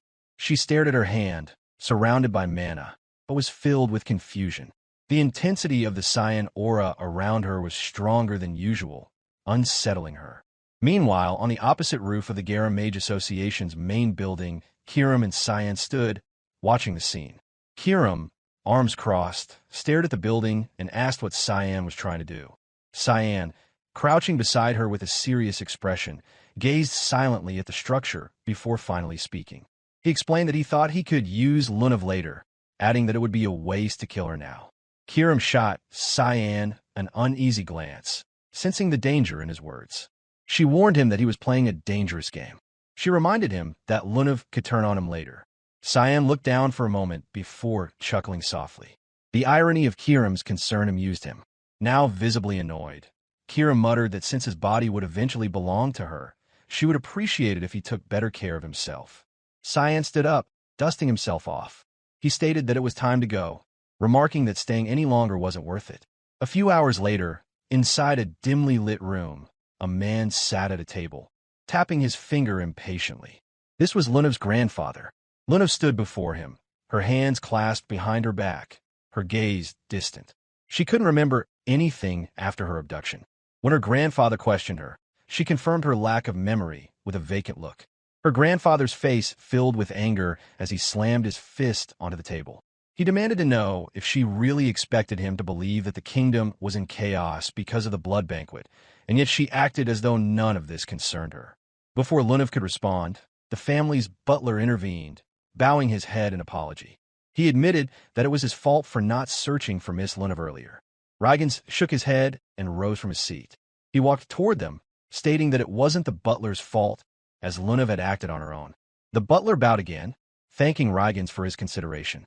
Rygans approached the butler, placing a hand on his shoulder with a calm expression, thanking him for his hard work and care toward his granddaughter. The butler humbly replied that he was just fulfilling his duties. Rygans nodded, acknowledging the butler's efforts. However, in the next moment, Rygans' hand began to emit intense flames. The butler froze, feeling the heat radiate from Rygans' palm. Rygans' calm demeanor quickly gave way to panic as his eyes burned with fury and his body exuded a terrifying murderous aura. He growled, asking if the butler really thought he could get away with betraying them and harming his granddaughter. The flames grew stronger, tearing through the butler's clothes.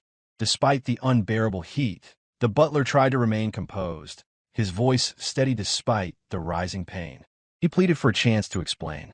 Lunav stood nearby, watching in horror as sweat beaded on her cheek. She couldn't believe what she was witnessing, the cruelty of her own grandfather. Rygans' eyes gleamed with rage as he clenched his teeth, barking that hearing the butler's voice sickened him. The flames grew even stronger, penetrating the butler's skin and burning deeper into his body. His face contorted in agony as he fell to his knees, his body slowly consumed by fire. Lunav pressed her hand to her mouth, paralyzed with fear. She could hardly process the fact that her grandfather was capable of such brutality. As the butler writhed in pain, Rygans wiped his hands clean with a handkerchief, his expression cold. He revealed that the butler was one of those who had ordered Lunav's kidnapping. The butler's body was still smoldering as Rygans turned to Lunav and asked if she had learned anything about Cyan from the Vert family. Lunav's nervousness was adamant. She knew that Rygans already had the answer, but she hesitated, still too terrified to speak. She lied, her voice barely above a whisper, stating that she hadn't discovered anything special. But even as she spoke, she knew the lie wouldn't work. Her gaze dropped to the ground, and a sense of hopelessness washed over her. Rygans started toward her, his footsteps heavy. He asked coldly what that was supposed to mean. Lunav finally admitted that she had returned late because she had been meeting with Cyan, but there hadn't been anything special about their first meeting. Rygans placed his hand on Lunav's shoulder, clearly displeased with her answer. His gaze sharpened as he leaned closer, his voice low and dangerous. He asked what Cyan was hiding, his eyes flashing with fury. The tension in the room thickened. Rygans elaborated that Cyan was a Vert and that he knew he was hiding something. He speculated that someone else might be helping him. Lunav met Rygans' gaze, her own eyes shining with resolve. She answered that Cyan only had a guardian knight and a useless maid, explaining that there was nothing linking him to the incident. Cautiously, she asked why he was so obsessed with him. Raigan's body radiated a suffocating purple mana as he stepped closer, his anger palpable. He growled, asking if Lunav was asking questions now. His eyes narrowed as he reminded her that she was a Rainreaver, and Rainreavers didn't ask questions because they only need to do as they were told. His words were sharp, leaving no room for argument. Lunav fell silent, unsure of what to say. Raigan turned his back to her, his arms crossed behind him. He closed his eyes, his voice calm but filled with authority. He told her that if she had no more answers, she could leave. After a pause, he added sternly that she wasn't allowed to go outside for a while. As Raigan dismissed her, Lunav approached the smoldering body of the butler. Her heart sank, and her gaze filled with sadness. She thought bitterly to herself that she was so sick and tired of this household. The next morning at dawn, at Lewin Academy, Seth, shirtless and fell asleep, had his back against Cyan's door. He was completely oblivious to the world around him. Cyan peeked around the corner, noticing Seth sprawled out in front of his room. Mild irritation crossed his mind as he observed that Seth hadn't even attended his classes. Deciding to deal with it later, Cyan turned and headed downstairs. As he descended, he overheard a group of students talking. One of them mentioned that classes had been canceled because the instructor had disappeared. A blonde girl chimed in dismissively, hoping it wasn't a big deal. Cyan approached, confusion flickering across his face as he wondered what was going on. Just then, a voice cut through the chatter, announcing that instructor Nella Aronis had disappeared. Cyan immediately recognized the voice and turned to confirm his suspicion, and it was instructor Serrika. Serrika approached him, placing a hand on his shoulder, her body surrounded by a sinister aura. She accused him of being responsible, her voice laced with dark intent. Cyan blinked in confusion, shaking his head slightly, and asked what she was talking about. Serrika's eyes narrowed. She demanded to know why he had killed the magic instructor. Cyan stepped back, shaking his head in denial. He stated firmly that he didn't even know that instructor. Serrika placed her hand under her chin, smirking slightly. She remarked that, of course, he didn't know Nella Aronis, since he had skipped all of his lessons. Cyan's face paled as confusion washed over him. Sweat beaded on his brow, and he struggled to respond. Serrika continued, her tone growing more serious. She explained that Nella Aronis had been a talented mage from the Garum Kingdom. Mages were known to come to Lewin, as it was a neutral area. But there had been rumors that she had opposed Raigan's Rainreaver, so they had been keeping an eye on her. Serrika placed one hand on her waist and adjusted her glasses with the other, closing her eyes for a moment before continuing. She said that Lunav's kidnapping was something none of them had expected. They had planned to take action soon, but Cyan had handled things for them. Cyan's mind raced as he finally realized why Nella Aronis had seemed familiar to him. He was lost in thought when Serrika noticed his lack of focus. Frustration crossed her face as she snapped at him to stop zoning out. She assured him that she was the only one who knew about this. Her voice softened, but the weight of her authority remained clear as she informed him that she was giving him a new mission and that he would have to stay out of the academy for a while. Cyan extended his hand, now catching up to the situation. He asked who would replace the instructor. Serrika, her expression serious, adjusted her glasses again and explained that other teachers would take turns for now, and they were already looking for a new mage to fill the position, because the advertisements had already been published. At the same time, a man was placing his suitcase into a straw-filled carriage. The man, wearing a black hat, looked around with a smile, clearly enjoying the view. The carriage driver, an old man, turned his head toward him and asked if he was from the city. The man, none other than Boris, nodded cheerfully. He said that he was there for a job, adjusting his cap with a satisfied grin. He added that he had heard there was an opening, so he was in a bit of a hurry. The old driver looked at him in surprise and remarked that a job at Lewin Academy was an impressive position. Boris chuckled awkwardly, feeling a bit embarrassed. He touched his hat again and looked away as the carriage moved along. Back at Lewin Academy, Emily lay sprawled on a sofa, clearly bored out of her mind. She sighed dramatically, sinking deeper into the cushions. Kiram stormed into the room, her face set in an angry scowl. She demanded that Emily get up from her spot. Emily replied lazily, still lounging, She pointed out that it was Cyan's dorm, and nothing in it belonged to Kirim. Kirim's patience snapped, and her eyes flared with anger. Before long, Cyan arrived and opened the door. His eyes fell on the unusual scene. Kirim was fast asleep on the sofa, while Emily sat on the floor nearby, her head covered in bumps. Cyan blinked in confusion before asking Emily what she was doing. Emily's eyes filled with tears as she pointed at Kirim, who had clearly dealt the blows. She cried that Miss Kirim was very scary. Cyan sighed, shaking his head. He told Kirim to get up as they had a new mission. Kirim stirred, rubbing her eyes, and half asleep, asked if the mission was urgent. Emily, now excited, quickly raised her hand and asked if she could come too. Cyan, pointing at Emily with the other, explained that he actually had an important mission for her. Emily's eyes widened with curiosity, and she eagerly asked if it was true. Cyan pointed toward Nana's room door with a serious expression.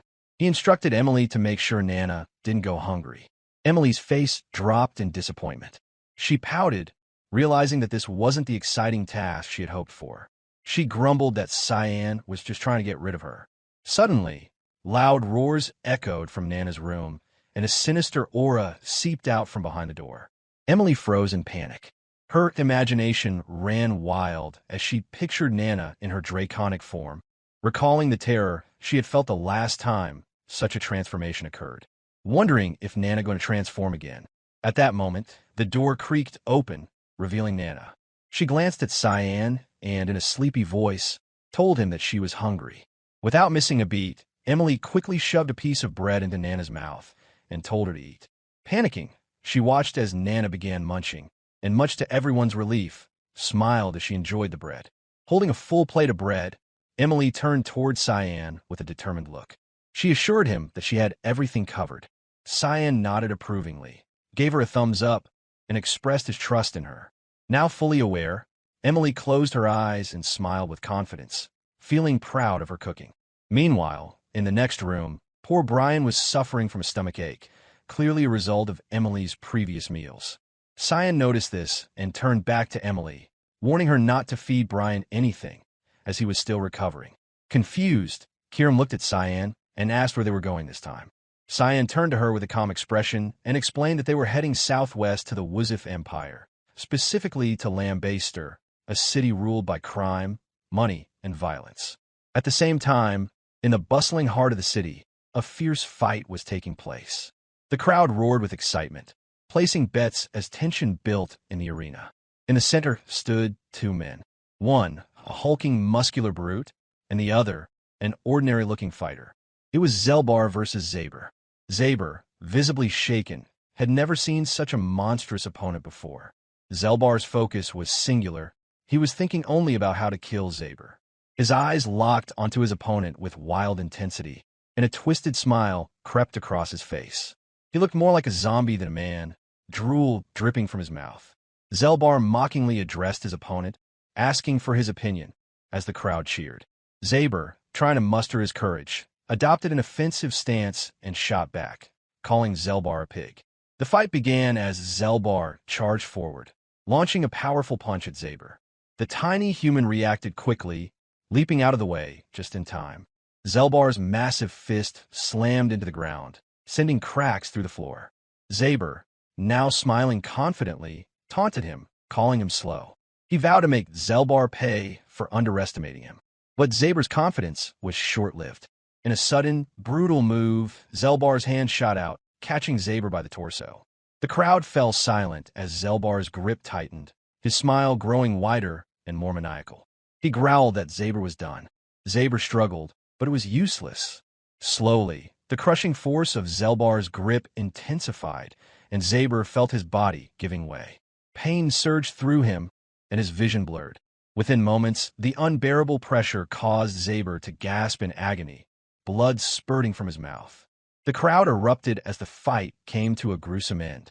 Zelbar stood victorious, Zaber's limp body at his feet, a crazed grin on his face.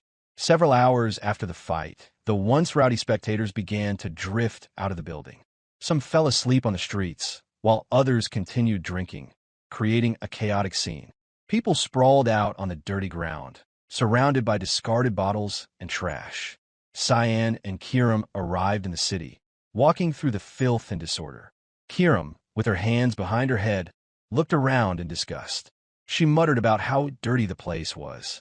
Cyan, walking calmly beside her, explained that Luan was a neutral region due to agreements between nations, but this place had descended beyond impartiality because it was completely out of control.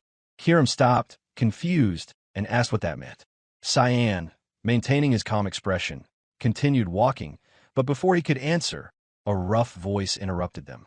A towering, muscular man appeared, crossing his arms as his presence emitted a suffocating aura. His intense gaze first locked on Cyan, but quickly shifted to Kiram. Smiling smugly, he greeted her, ignoring Cyan, and suggested that she hang out with them instead of the kid. His subordinates chuckled and grinned, clearly amused. Kiram, still with one hand behind her head, pointed to herself in confusion and asked if he was talking about her. Cyan, observing the man seriously, explained that the city's chaos resulted from too many criminals and a complete lack of control or law. The man's eyes sparkled with excitement, and his smile widened, as if Cyan's words amused him. He sneered and warned the kid to prepare herself, as things could get messy. But Cyan remained unfazed, his eyes filled with quiet confidence. A small smile crept across his face. Moments later, the muscular man and his subordinates lay on the ground, bruised and battered, piled on top of one another. The once arrogant leader now had bumps all over his face, and tears welled in his eyes as he groaned in pain. Cyan and Kiram stood over them, victorious. Cyan pulled his hood over his head while Kiram shifted into her orb form. Without another word, they turned their backs on the defeated group and walked away. After a few minutes, they arrived at a hotel. Cyan approached the counter and placed a red bag full of coins in front of the receptionist, stating that he wanted the best room. The receptionist, a woman, blinked in surprise, eyeing the bag. She asked how old he was, confusion evident in her voice. Cyan, now holding the bag tightly, shot her a disdainful look and demanded once again, more sharply this time, that he wanted the best room for one person. The receptionist hesitated, flustered by his attitude. Cyan leaned in slightly, his eyes narrowing, and asked if this was how she treated customers. He then inquired about who owned the place, his voice drawing the attention of everyone in the lobby. Upon hearing his demand, the expression of the receptionist, Lisa, changed drastically. Her eyes widened in surprise, and a bead of sweat trickled down her face. She quickly bowed slightly, placing her hands over her abdomen and apologizing, welcoming him to the Lambaster cage. Several minutes later, Cyan stood by the window of his newly reserved room, looking down. He noticed a carriage pulling up outside, surrounded by several men. He was somewhat surprised to see that they had finally started to arrive. Among them, high-status men mingled with rough criminals, some scarred, others wearing eye patches. Cyan observed the scene quietly before deciding it was time to leave. He descended the stairs and approached the receptionist again, casually asking if her name was Lisa. Lisa turned around, flashing him a kind smile and confirming her identity, offering to help him. Cyan stepped closer, his expression calm, and stated that he wanted to use the cage. Lisa froze, her smile faltering as she glanced away nervously. She explained that new clients weren't allowed to use the cage, her voice shaky. Cyan fixed her with a penetrating gaze. Something was off. The room was nearly empty, and the atmosphere felt tense. He could feel something in the air and asked, in a low but sharp voice, what had happened to all the clients who were here earlier. Lisa's eyes flickered with alertness. She was trying to mask her panic, but Cyan could sense it. The faintest trace of murderous intent lingered in the room. She lowered her head, pretending to apologize, and said she was just doing her job. Cyan stood silently, studying her. She was hiding something, and it intrigued him. His body pulsed with faint killing mana as a smile crept across his face. He muttered to himself that it was interesting, then slipped his hand inside his cloak, watching Lisa intently, eager to see just how far she would go. Feeling the sudden surge of mana, Lisa quickly drew 3 small knives, adopting a offensive stance. Her gaze hardened, eyes wide with surprise, and she extended her hand back, ready to throw the blades. Her movements were swift and sharp. Cyan's smile deepened. Without hesitation, he crouched down. Lisa hurled the knives with all her strength, But at that very moment, Cyan tossed something into the air. The knife struck the object, ricocheting off with a metallic ring. Lisa blinked, confused, as she realized the object that blocked her attack was a gold coin, now bent in half. Lisa, visibly shaken and sweating, stood up, gasping heavily. She was in shock, still processing the intense, murderous aura that had washed over her moments before. It seemed impossible to her that Cyan, a boy who had initially seemed unthreatening, could be the one emitting such a deadly presence. Cyan picked up the bent gold coin and wiped it clean with a look of mild disappointment. Noticing his expression, Lisa immediately apologized, trembling, insisting it was a misunderstanding and that she hadn't meant to hurt him. Cyan turned the damaged coin in his hand, frowning as he held it up for her to see. He calmly asked who would take responsibility for it, his voice laced with coldness. His words struck a chord in Lisa, and tears welled in her eyes. She hadn't meant to escalate things, and now she regretted her rash actions. The dimly lit hotel hallway, with its flickering torches, added to the tension. Lisa, trying to regain her composure, opened a door leading to the basement and gestured toward the dark stairway, explaining that the cage could be reached by following the stairs. Her voice softened as she then produced a shiny, square-shaped pendant and handed it to Cyan. She told him it was the VVIP plaque. Cyan eyed the pendant with mild curiosity as he took it from her and turned it over in his hand, asking what it was for. Lisa crossed her arms as she explained that the pendant granted access to special rooms and privileges, assuring him that it would keep him secure if worn. However, she hesitated, glancing at him nervously. She didn't understand why he was so determined to visit the cage, warning him that it was dangerous down there and that he should avoid it unless he thought he had multiple lives. Cyan barely reacted to her warning. He simply gave a small smile, more interested in the pendant than her words, and dismissed her advice, mumbling quietly to himself, considering her words more of a threat than advice. Frustrated and unsure of how else to warn him, Lisa turned on her heel, her anger bubbling up. She muttered that he could do whatever he wanted and walked away.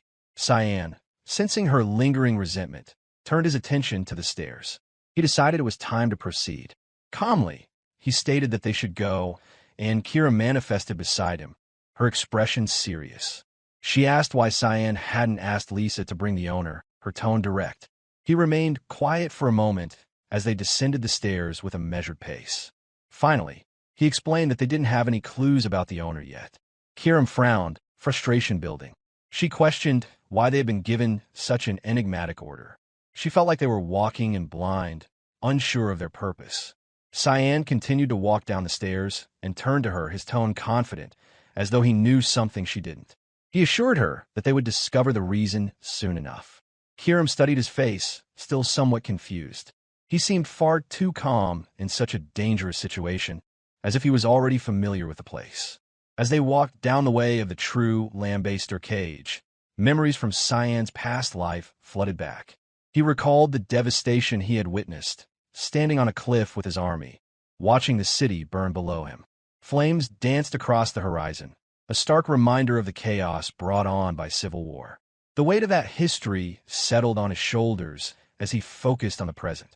Kiram glanced at him, her serious expression reflecting the gravity of the moment, and asked how much of a mess there was in the area, curiosity lacing her voice. Cyan lowered his gaze, contemplating the destruction he had seen before. He replied quietly that they were about to find out. They approached the imposing entrance of the Lambaster cage, and the atmosphere shifted. An immense pressure filled the air, making it hard to breathe.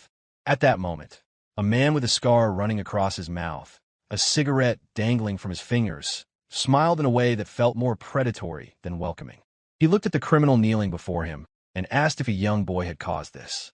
The kneeling man, hands on his knees, nodded and explained that it happened near the entrance of the city and that the boy was no ordinary child. The boss, named Gunther, a man with striking white hair, intertwined his fingers thoughtfully. He mused aloud if a child like what he said was in a Lambaster cage.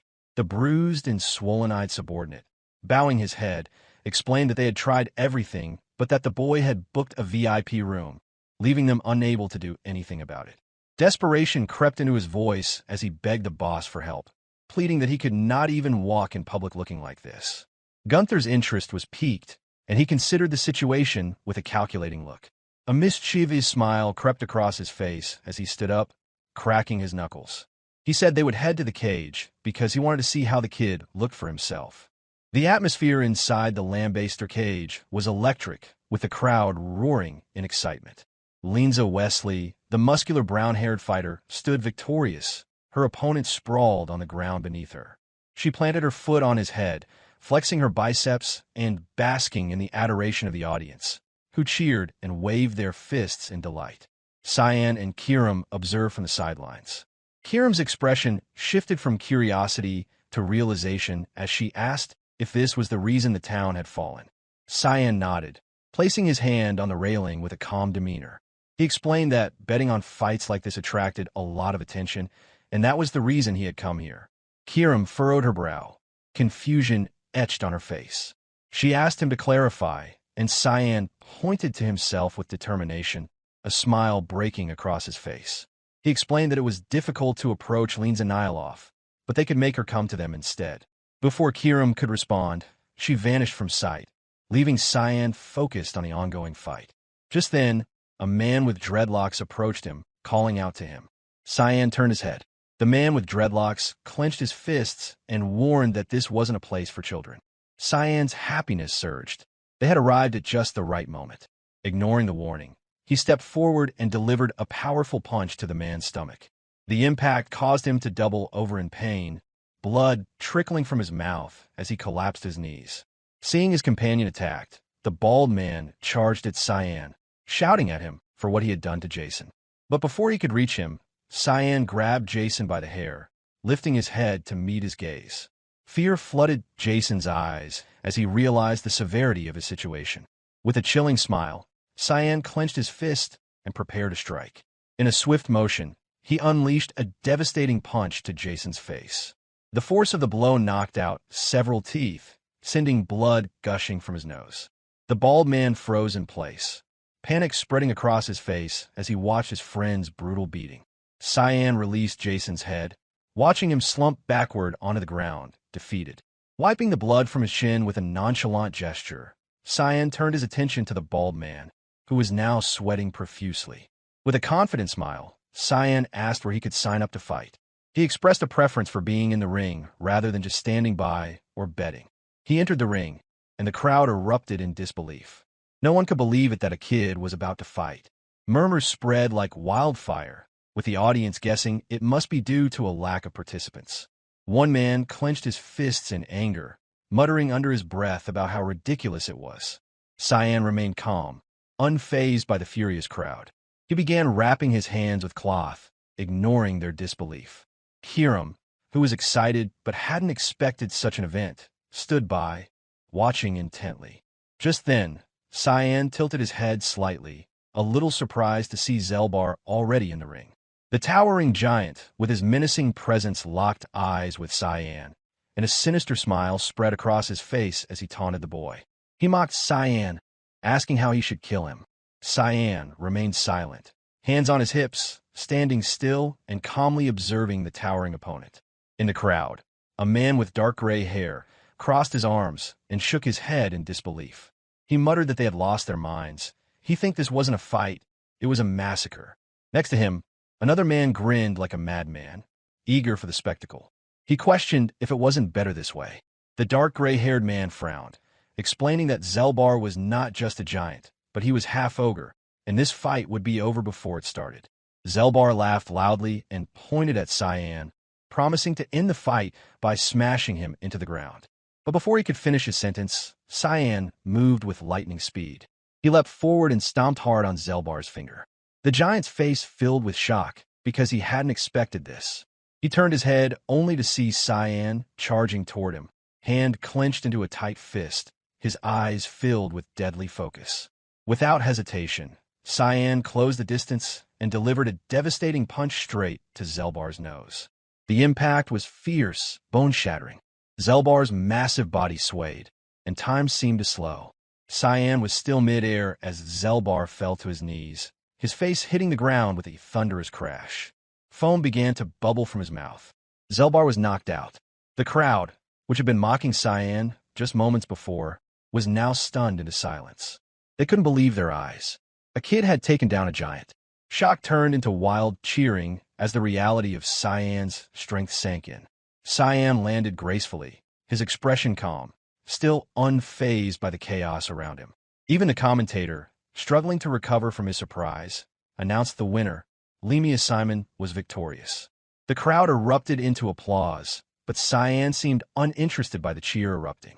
Beside him, Kiram frowned and asked why they called him Lamea Simon. Cyan's face remained stoic as he explained that he couldn't reveal his true identity. He reminded her that he was the son of a duke. Kiram's expression grew skeptical, and she asked what the point was if his face was already uncovered. Cyan blinked, recalling the spell he had placed on himself. He explained that his face was masked by an active spell, meaning anyone who tried to remember him wouldn't be able to. They would see him, but the details would fade from their minds.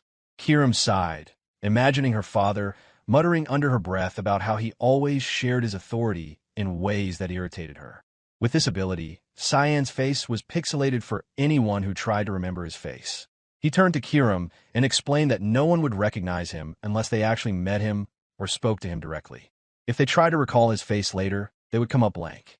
Kiram stared at him for a moment before vanishing into thin air. She said she was going to sleep as her presence faded. Cyan, one hand in his pocket, touched his shoulder with the other. He stared at the lingering energy trail Kiram had left behind, his eyes filled with confusion. She wasn't usually this concerned about him. Her voice echoed in his mind, assuring him that she hadn't been worried. Meanwhile, the body of the giant Zelbar still lay motionless in the ring as the crowd continued to cheer for Cyan. Standing nearby was a man with white hair, his eyes locked on Cyan. It was Gunther, and his eyes gleamed with excitement. A wicked smile curled on his lips as he thought to himself that this kid would be his next opponent. He silently hoped that Cyan wouldn't disappoint him. A few hours later, night had fallen, and the streets were shrouded in fog. The entrance to the cage was busy with several people arriving. At the reception desk sat Lisa, her arms crossed and her expression serious. When the group in front of her approached, Delkia, a blonde woman, the manager of the red light district, stepped forward. She pointed at Lisa with the other. Her face was calm, though a hint of anger simmered beneath the surface as she stated she didn't want to be there longer than necessary and would get straight to the point. Delkia explained that a small boy had been causing trouble and snarled as her expression darkened, demanding Lisa bring him to her. Lisa didn't flinch. Her face remained composed as she replied calmly that she had no idea what Delkia was talking about and told her to get out. She asked who Delkia thought she was, storming in like that. Behind Delkia stood several men, some armed, some not, all taking aggressive stances, ready for a fight. Delkia placed her hands on her hips, a smile returning despite her growing fury. She warned Lisa to stay out of it, stating that since the problem had started in her territory, Lisa shouldn't get involved. Lisa's eyes narrowed as her hands slipped behind her back. With a swift, silent motion, she unsheathed 2 sets of small assassin's knives, refusing to let the situation escalate any further. This wasn't just about territory, but it involved their clients, and that made it personal. Delkia clenched her fists, extending one arm to the side as her anger boiled over. She yelled that the boy was there, and she knew it. One of the men behind her drew a dagger and eagerly asked if they should finish her off. Lisa's eyes filled with concern as she realized how serious the situation was. Cyan had really stirred up trouble this time. Just as she was about to act, Cyan suddenly appeared, raising his hand and calmly speaking. His voice cut through the tension, and everyone turned in shock, stunned by how he had entered unnoticed. Even Lisa, who had been preparing for a fight, was speechless. She asked how long he had been there. Cyan began to walk toward them, his demeanor as calm as ever. He replied that he had been there since she mentioned the problem starting in her territory. Cyan approached Delkia, his eyes meeting hers with a calm, unwavering expression. He suggested that instead of bothering Lisa, she should talk to him. Delkia, caught off guard by his gaze, looked surprised at first, but as she took in his handsome features, her expression softened. Her eyes filled with admiration as she found herself smitten by the boy in front of her. With a serious look, Cyan extended his hand and apologized if he had caused her any displeasure, offering a handshake. In Delkia's eyes, Cyan was so stunning, far more than just a boy. As he spoke, she didn't seem to care about the situation anymore. She took his hand in both of hers and pulled it close. "It's okay," she interrupted him, cutting him off before he could explain further. She brought her face closer to his hand, her eyes soft and full of affection. Blushing, she asked what his name was. Slightly confused but remaining composed, Cyan answered that his name was Simon. Delkia's blush deepened, and she gazed at him even more lovingly, murmuring that it was a brave name for such a fine face. Lisa, standing behind Cyan, couldn't believe what was happening. She was shocked and exclaimed that Cyan was a minor, her voice filled with panic. She realized just how dangerous Delkia was, far more dangerous than she had first appeared. With a worried look, Lisa quickly added that Cyan didn't have to talk to her and urged him to come her way. But Delkia wasn't letting go. She continued caressing Cyan's hand with her cheek, oblivious to Lisa's concerns. Cyan turned his calm gaze toward Lisa, shaking his head slightly, and reassured her that he would take care of it. Lisa panicked further, warning him that he didn't understand, saying Delkia was dangerous. Delkia smiled sweetly, still holding Cyan's hand with one of hers while pulling out a red card from her chest. She presented it to him, explaining that it was her business card and that she'd love to have a much deeper conversation with him next time. Cyan took the card and, as he glanced at it, realized it wasn't just any business card, revealing it was from Delkia's pleasure room, an exclusive service catering to the most selective clients. As Delkia's men began to leave, she gave Cyan an affectionate smile, telling him not to forget to stop by. Cyan's calm facade cracked, and panic set in. His eyes widened in fear as he realized just how crazy this woman was. She was dangerous, and worse, she was obsessed. Delkia placed one hand on the doorframe as she prepared to leave. She turned back one last time, smiling seductively, and added that she could serve him for free. Her voice dripped with affection, and her words made even one of her men blush. With that, Delkia said her final goodbye to Cyan, leaving both him and Lisa stunned in the room. Lisa rested her elbow on the table, her face propped up in her hand as she sighed. She asked if Cyan had even been listening to her, to which he pointed toward the door with a confused expression and replied that they were the ones who provoked him first. Lisa stared at him for a moment before responding that she had also heard he fought in a match, which he won. Cyan blinked in surprise, acknowledging that news sure spread fast around there. Lisa chuckled, explaining that it was a small place. Cyan began climbing the stairs, and as he did, Lisa called after him, warning him not to go anywhere near the pleasure room. Cyan, his face showing slight embarrassment, waved her off, claiming he didn't visit places like that. Lisa, still with her face resting in her hand, watched him closely. She couldn't help but think he looked adorable, trying to hide his embarrassment. Just then, a mysterious woman appeared, leaning against the wall with her arms crossed. Her voice broke the moment as she commented that it was good that Delkia had left on her own. Lisa's head shot up in surprise, her eyes immediately locking onto the woman. It was Linza Nilov, the owner of the Lambaster cage. Linza's eyes gleamed as she gave Lisa a teasing smile and remarked that Lisa had gotten quite close to Cyan.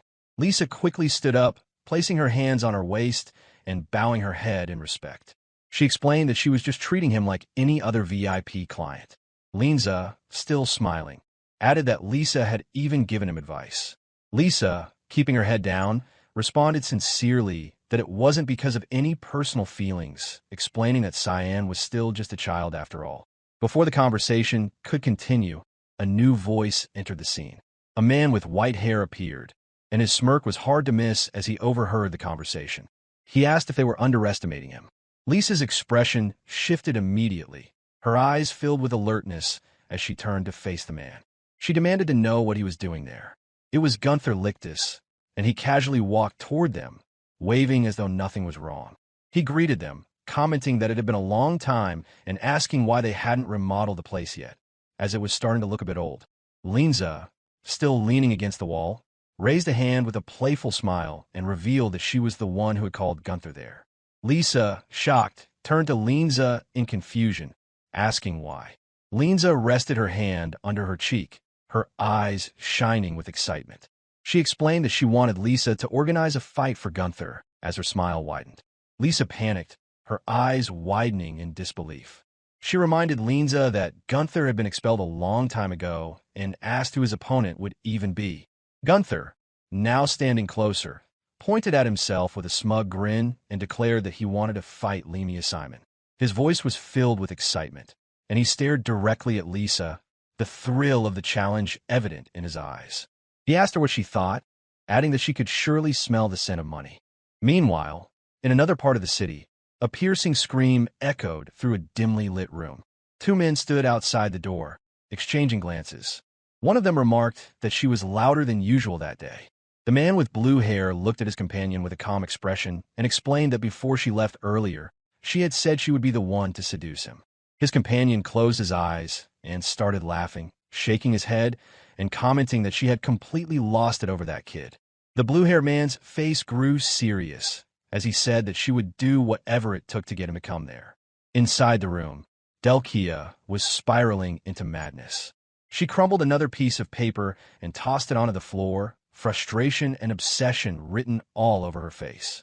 The bed was strewn with portraits of handsome men, but none of them were him. She sat among them, desperate, her thoughts consumed by one thing. This didn't make sense, she muttered to herself, her eyes wild. She had seen him. She knew she had, but she couldn't remember. Her fingers dug into her hair as she clutched her head, her despair mounting. She could remember Cyan, but not his face. His beautiful face was blurry, no matter how hard she tried to focus on it. It slipped away like a dream, fading upon waking. Tears welled up in her eyes as frustration turned to grief. She sobbed, her voice breaking as she asked why she couldn't remember him. But just as quickly as the sadness overwhelmed her, desire took its place. Delkia's hands moved to her face, her tongue slipping out as a twisted smile crept across her lips. Her eyes filled with a strange, obsessive love she could barely contain. She whispered to herself that she needed him more than ever. In the Lambaster red light district, where alcohol, women, and gambling flowed freely, Cyan stood at a distance, observing one of the clubs with a frown. The establishment belonged to Delkia, a thought that brought back an awkward memory. He recalled how she had once taken his arm and pressed her cheek against it, an incident that now filled him with mild displeasure. With a resigned sigh, Cyan pulled up his hood and turned away, deciding to search elsewhere for clues about Linza. Just then, a young girl carrying a basket bumped into him, spilling its contents onto the ground. Cyan glanced down to see packs of cigarettes scattered everywhere. He watched as the girl scrambled to collect them, a look of confusion crossing his face. Concerned, he asked if she was all right. The girl, appearing quite young, clenched her fists and apologized sincerely. Cyan furrowed his brows in puzzlement. He didn't understand why she was apologizing to him. He then helped her to gather the cigarette packs. As he placed the packs back in her basket, he asked gently if she had hurt herself. The girl hesitated for a moment, before reassuring him that she was fine. But then, to his surprise, she placed her hands on the ground, prostrating herself in thanks. Startled, Cyan gestured for her to stop, saying it wasn't necessary. He lifted the basket toward her and remarked that it was quite a lot of cigarettes, and asked if she was selling them. The girl explained that the cigarettes were exquisite products from the Grey Merchant Union and offered them to him for purchase. With a serious expression, Cyan told her that he didn't smoke. His gaze lingered on the basket as his mind swirled with questions about the Grey Merchant Union, a name he had never heard before. The girl bowed in gratitude, and Cyan studied her with mild curiosity. He asked where she usually sold the cigarettes, noticing a nervousness in her demeanor. She admitted she sold them in the alleys west of the red light district, explaining that if she was lucky, she could sell everything by night's end and return home before sunrise. Her honesty struck him. She could only go home once the entire batch was sold. Cyan's expression hardened slightly as he processed this. Without another word, he took out a gold coin and offered to buy the whole basket. The girl's eyes widened in confusion, reminding him that he had just told her he didn't smoke. Cyan bent down and gently insisted she take the coin. He then pulled out a second one, adding that this one was for her. The girl's face lit up with joy as she took the coins. She handed over the basket cheerfully, saying goodbye and waving as she walked off, thanking him profusely. Cyan stood silently, watching her disappear down the dimly lit street. After a moment, he quietly incinerated the basket with his power. As the amber glow faded, Kiram materialized beside him, her expression furious. Kiram coldly questioned him, suggesting he should start a charity. He then explained that the direction the girl was heading would lead to the dump site. Kiram's anger shifted to confusion, and she pressed him, asking why he would follow her. Cyan simply murmured to her to watch. Moments later, someone struck the girl, sending her small frame crashing to the ground. She groaned, clutching her side in pain as she tried to crawl away. The gold coin Cyan had given her slipped from her pocket, gleaming in the dirt. The attacker, criminal Cyan had dealt with before, sneered down at her. Upon seeing the coin, his eyes narrowed, and he growled that she had lied to them about having no money left. The thug cracked his fingers menacingly, glancing at the girl as he imagined she had lied about the cigarettes too. A bald man behind him chuckled and encouraged him to teach her a good lesson. The thug advanced slowly, his eyes gleaming with anger, ready to vent the rage that simmered within him. The girl cowered on the ground, covering her face as fear and tears filled her eyes. She trembled as she begged them to believe that she hadn't stolen anything. Suddenly, a calm, yet commanding voice cut through the night. Cyan remarked that she was asking them to believe her, yet they still wouldn't stop. The criminals froze, shivers running down their spines, as the familiar voice washed over them like a cold wave. The two men at the back cowered, recognizing Cyan immediately. The blonde thug, however, clenched his fists, emboldened by Cyan's unexpected appearance at their base. With a defiant grin, he muttered to himself that this time, he wouldn't let his guard down. Before the blonde thug could make a move, Cyan delivered a powerful kick straight to his face. The girl watched in awe as Cyan dispatched the criminals in the blink of an eye, stunned by the sheer speed of his attacks. Cyan grasped the thug's foot, lifting it with an iron grip. Panic flashed across the thug's eyes, and with a desperate, pleading look, he stammered, asking why Cyan was doing this to them. Cyan tilted his head as he replied coolly that it was simple. He found joy in even the smallest things. He stared intently into the thug's eyes, adding that torturing scum like him brought him a lot of entertainment. With that, Cyan tightened his hold on the thug's leg, applying more force until a sickening crack echoed through the air. The thug's face twisted in agony, and a scream tore from his throat. Quietly, Cyan approached the girl, scooped up the golden coin from the ground, and remarked that the thug wouldn't be walking anytime soon. The girl, still shaken, looked up in surprise, grateful yet unsure. As Cyan handed the coin back, he smirked and added that she might want to keep a tighter grip on it next time. With wide eyes, the girl thanked him sincerely. Just then, a slow clap broke through the silence. A man with stark white hair stepped forward, clapping with a sly grin plastered on his face. Cyan spun around, immediately alert, his eyes narrowing as he eyed the man suspiciously. He didn't recognize him because the spell should have hidden his identity. This stranger was none other than Gunther Lichtus. Gunther's smile widened as he scrutinized Cyan, his hand resting thoughtfully on his chin. He wasn't entirely certain at first, but only one person moved with that kind of skill. He mused aloud. Gunther's grin grew as he pointed at Cyan and identified him as Lamea Simon. Gunther was the one who run this part town. Cyan's expression remained unreadable, calm as ever. Gunther glanced disdainfully at his battered subordinate lying nearby, muttering that this was the idiot Cyan had thrashed last time. With a flash of annoyance, he stepped on the man's head, pressing down until the life drained from him. His contemptuous expression didn't waver. The girl, witnessing this brutality, fell to the ground, hands clamped over her face, shivering with horror as a scream escaped her lips.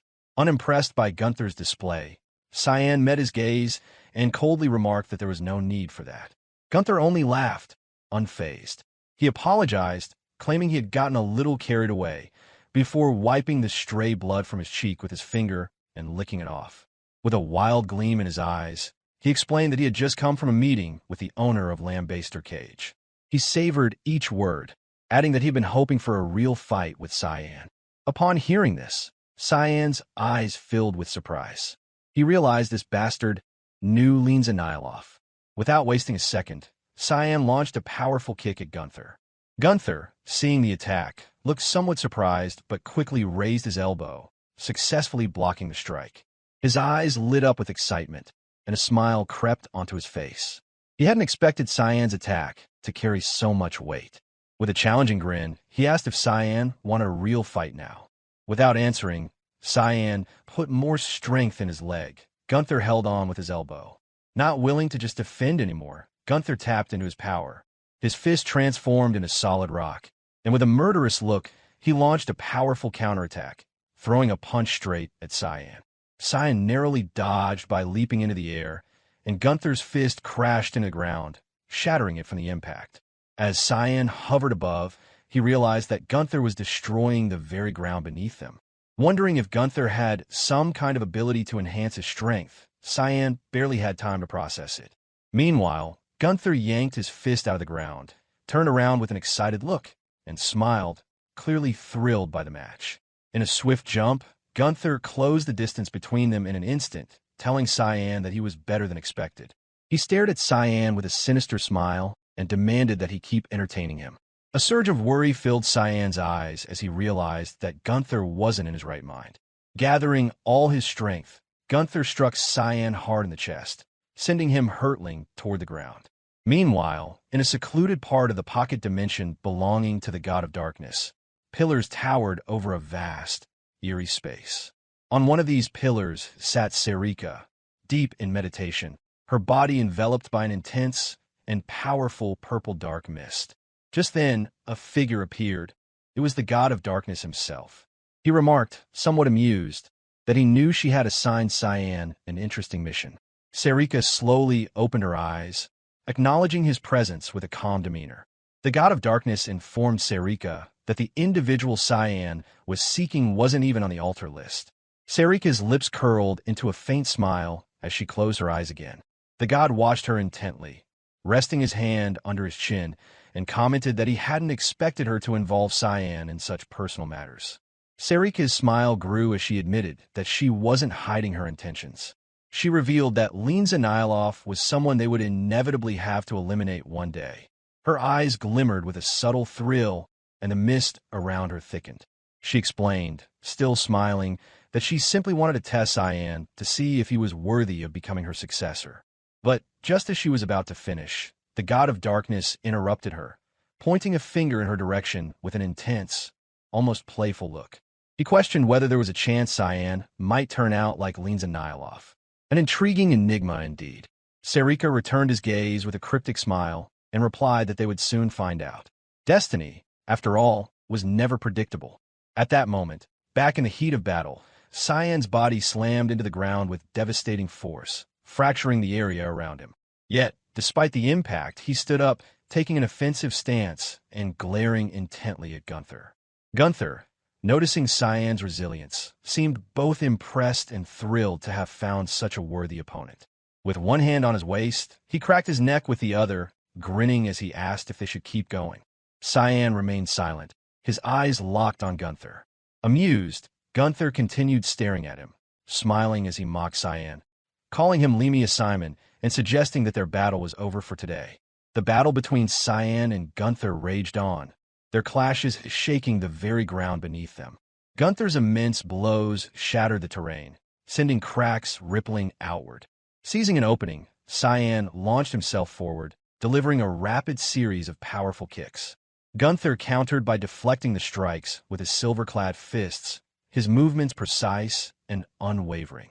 As Cyan prepared to land a devastating punch, he abruptly demanded to know the whereabouts of Linza Nyloff. The question seemed to strike a nerve. Gunther's expression twisted with irritation, and he growled, questioning why Cyan would bring up that woman in the midst of their fight. His eyes began to glow ominously as he warned Cyan not to underestimate him. With a surge of energy, Gunther unleashed a series of powerful attacks. Cyan managed to block it, though the force pushed him several steps back. While catching his breath, Cyan analyzed the situation. His strikes weren't causing any damage to Gunther's arm. The mystery gnawed at him, but there was no time to ponder further. Gunther charged again, launching another crushing blow and daring Cyan to block it. Cyan evaded the attack just in time, leaping to safety onto a wooden pillar nearby. The ground where Cyan had stood moments ago was obliterated by the force of Gunther's strike. Gunther, standing amidst the wreckage, grinned slightly. He acknowledged Cyan's skill, admitting that his opponent was far stronger than he anticipated. Yet, his determination remained unshaken. He demanded that Cyan come down and continue their battle. As Cyan steadied him atop the pillar, a voice echoed in his mind. Kirim suggested stepping in. Cyan, however, sensed something unusual and told Kirim to wait. A sharp sound caught his attention moments later. A flurry of knives embedded themselves in the ground near Gunther. A commanding voice ordered Gunther to stop.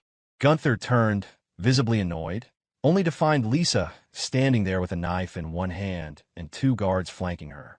Lisa, clearly furious, demanded to know why Gunther was attacking an esteemed customer. Her tone was sharp and unyielding. Gunther, his patience wearing thin, snapped back, claiming that Cyan was the one who started the fight. Lisa wasn't convinced. Her anger flared, and her eyes seemed to blaze with intensity as she accused Gunther of causing trouble yet again. The two bickered, their exchange revealing a familiarity that puzzled Cyan. Watching them argue like old acquaintances, he wondered about their history. Eventually, his frustration bubbling over, Gunther declared that he was leaving with a pointed warning not to forget about their unfinished fight. He stalked off, and Cyan, observing the abrupt shift in Gunther's demeanor, mused about how unexpectedly obedient the man became in Lisa's presence. As Gunther disappeared into the distance, Cyan leaped down from the pillar, landing effortlessly. Lisa approached him, her tone softening as she inquired if he was hurt. Cyan reassured her that he was fine, but expressed his displeasure at the situation. Startled by his words, Lisa quickly bowed her head, apologizing profusely and emphasizing his VIP status. Cyan, perceptive as always, noted her nervous demeanor and asked if she had a favor to request. Lisa's reaction betrayed her intentions. Beads of sweat formed on her cheek as she hesitantly admitted her need for assistance. However, Cyan cut her off, revealing that Gunther had already mentioned meeting with the owner to arrange their fight. He dismissed the matter with casual indifference, adding only one condition. The frightened little girl nearby had to be given a job. Lisa's surprise was palpable.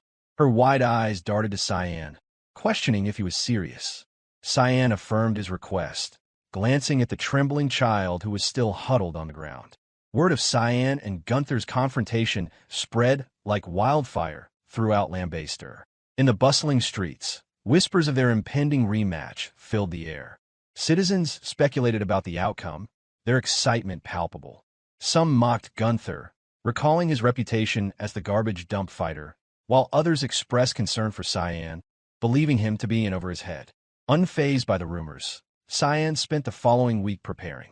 He roamed the city, participating in cage fights to familiarize himself with the rules and dynamics of Lambaster's infamous combat arena. Through his battles, he learned 3 core rules of the cage. No weapons were allowed, a fight ended if one opponent lost the will to continue, and killing was strictly forbidden, at least until now. One evening, Cyan stood victorious in the cage, his opponent lying unconscious at his feet. Wiping dirt from his shirt, he reflected on the brutal simplicity of the rules.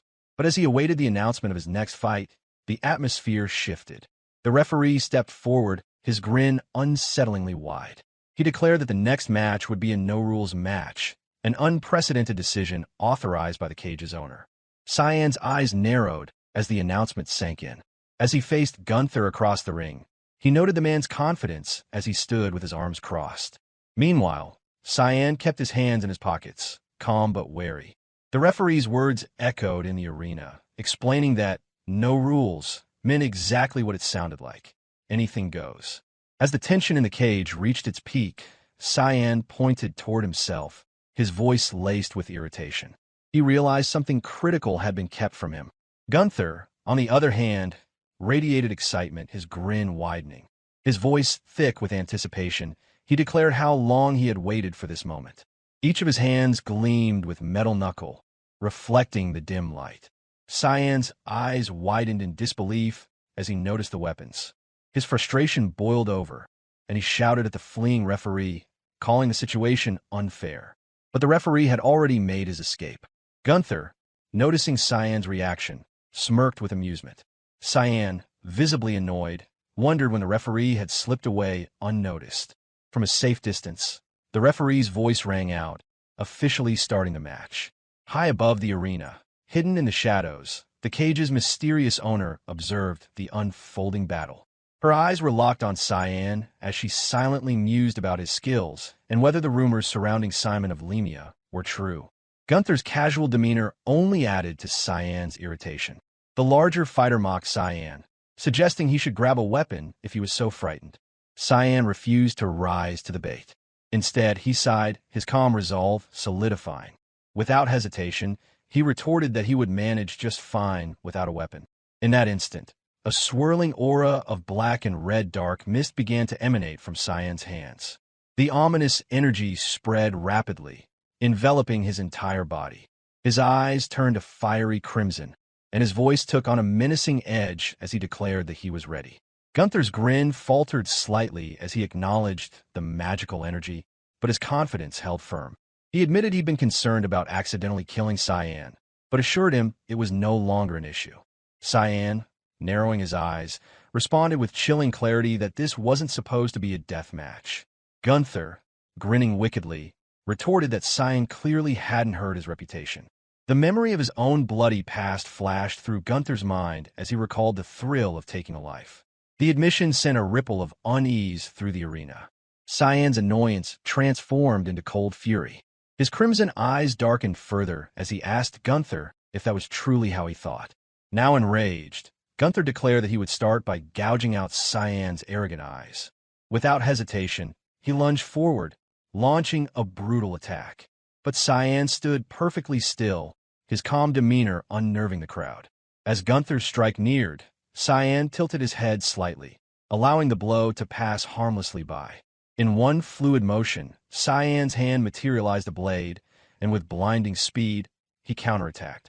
The crowd froze in stunned silence, unsure of what had just transpired. Gunther stumbled past Cyan, clutching his arm. A moment later, a cry of agony escaped him as he realized his arm had been severed. Gasps rippled through the audience, and one onlooker exclaimed in disbelief, struggling to process the speed of Cyan's strike. Gunther fell to his knees, his face contorted in pain. His furious gaze locked on his Cyan as he vowed revenge, his voice trembling with rage. But Cyan's figure loomed over him, shrouded in dark red mist. His voice was deadly calm as he warned Gunther not to move unless he wanted to lose his life entirely. The sheer weight of Cyan's presence seemed to crush Gunther's defiance. The once fearsome fighter now trembled under Cyan's gaze, his face devoid of emotion. The referee, finally brave enough to step back into the ring, declared Cyan the victor. The crowd erupted in a mix of awe and fear. One man muttered about the mysterious black mist and speculated that the demonic mana had wielded it. Sweat dripped down his face as he whispered his suspicions, claiming the blade Cyan carried could only be the legendary demonic sword. Later, Cyan descended the stairs of his lodging, wiping the blood and dirt from his face with a piece of cloth. His mind was deep in thought. Someone had deliberately ensured he wasn't informed of a no-rule stipulation. He wondered if Linza had caught on to what he was trying to accomplish. As Cyan reflected, a small, excited voice broke through his thoughts. The little girl he had rescued earlier came running toward him, holding a glass of water. Her face was alight with admiration as she gushed about his performance. Cyan looked at her with a serious expression and inquired if she had already started working. The girl, brimming with excitement, revealed that manager Lisa had assigned her the role of assistant. She promised to work hard, her enthusiasm contagious. Cyan glanced at her badge and noted her name, Louise. He gave her a gentle pat on the head and encouraged her to keep up the good work, earning a bright smile in return. He turned, his annoyance rekindled as he prepared to confront her about the lack of information regarding the match rules. However, before he could speak, Lisa bowed deeply, apologizing profusely. Even Louise seemed startled by the gesture. Lisa explained that she hadn't known about the no-rules condition either. It had been arranged privately between Gunther and the owner. Her voice was laced with regret as she admitted that she should have been more thorough. Cyan regarded her thoughtfully before standing upright and requesting a meeting with the cage's owner. Hesitant, Lisa revealed that the owner preferred to remain anonymous. Frustration flickered across Cyan's face, but he accepted her answer, cautioning her to be more vigilant in the future. As Cyan prepared to leave, a man appeared before him with a respectful bow. The stranger introduced himself as Morris of the Grey Merchant Union. Morris's expression shifted to one of barely contained excitement as he lusted upon the Kirin blade. He leaned in slightly, his voice dropping to a fervent whisper. Morris asked Cyan if he would be willing to sell the demonic sword, his words dripping with a strange mix of eagerness and madness. Cyan's expression hardened, his crimson eyes locking onto the man. The air around them grew heavier as a cold fury brewed within Cyan. He calmly denied any knowledge of the demonic sword, but the merchant wasn't fooled. Bowing slightly, Morris insisted there was no need to hide the truth, claiming he was the only one in the area capable of recognizing such a weapon. Morris then began recounting his background. He revealed his previous affiliation with the Albus Merchant Union under its former leader, Zitterman Albus, who had been assassinated 2 years ago. Following that tragedy, Morris left the organization and joined the Grey Merchant Union in Lambaster, focusing his expertise on weapons and rare artifacts. He boasted of his connections, including his past as a supplier to the Garum Association, and confidently declared himself unmatched in the realm of weapon knowledge. Morris's tone shifted to one of awe as he described seeing Cyan's blade, referring to it as the legendary demonic sword of darkness. He declared that the weapon had been waiting for its rightful owner for countless years. With a crazy smile, Morris urged Cyan to name his price, assuring him he would pay any amount to acquire it. Cyan's patience snapped. He grabbed Morris by the neck, lifting him effortlessly off the ground. His grip tightened as he asked Morris if anyone else knew about the sword. Morris, choking and struggling weakly, cried out, pleading for his life. Cyan's voice dropped to a chilling tone as he warned Morris that if no one else knew, it would be easier to silence him permanently. Fear flooded Morris's face as he gasped for air, calling out desperately for help. Suddenly, 3 assassins appeared, one stepping from the shadows and another emerging from the ground.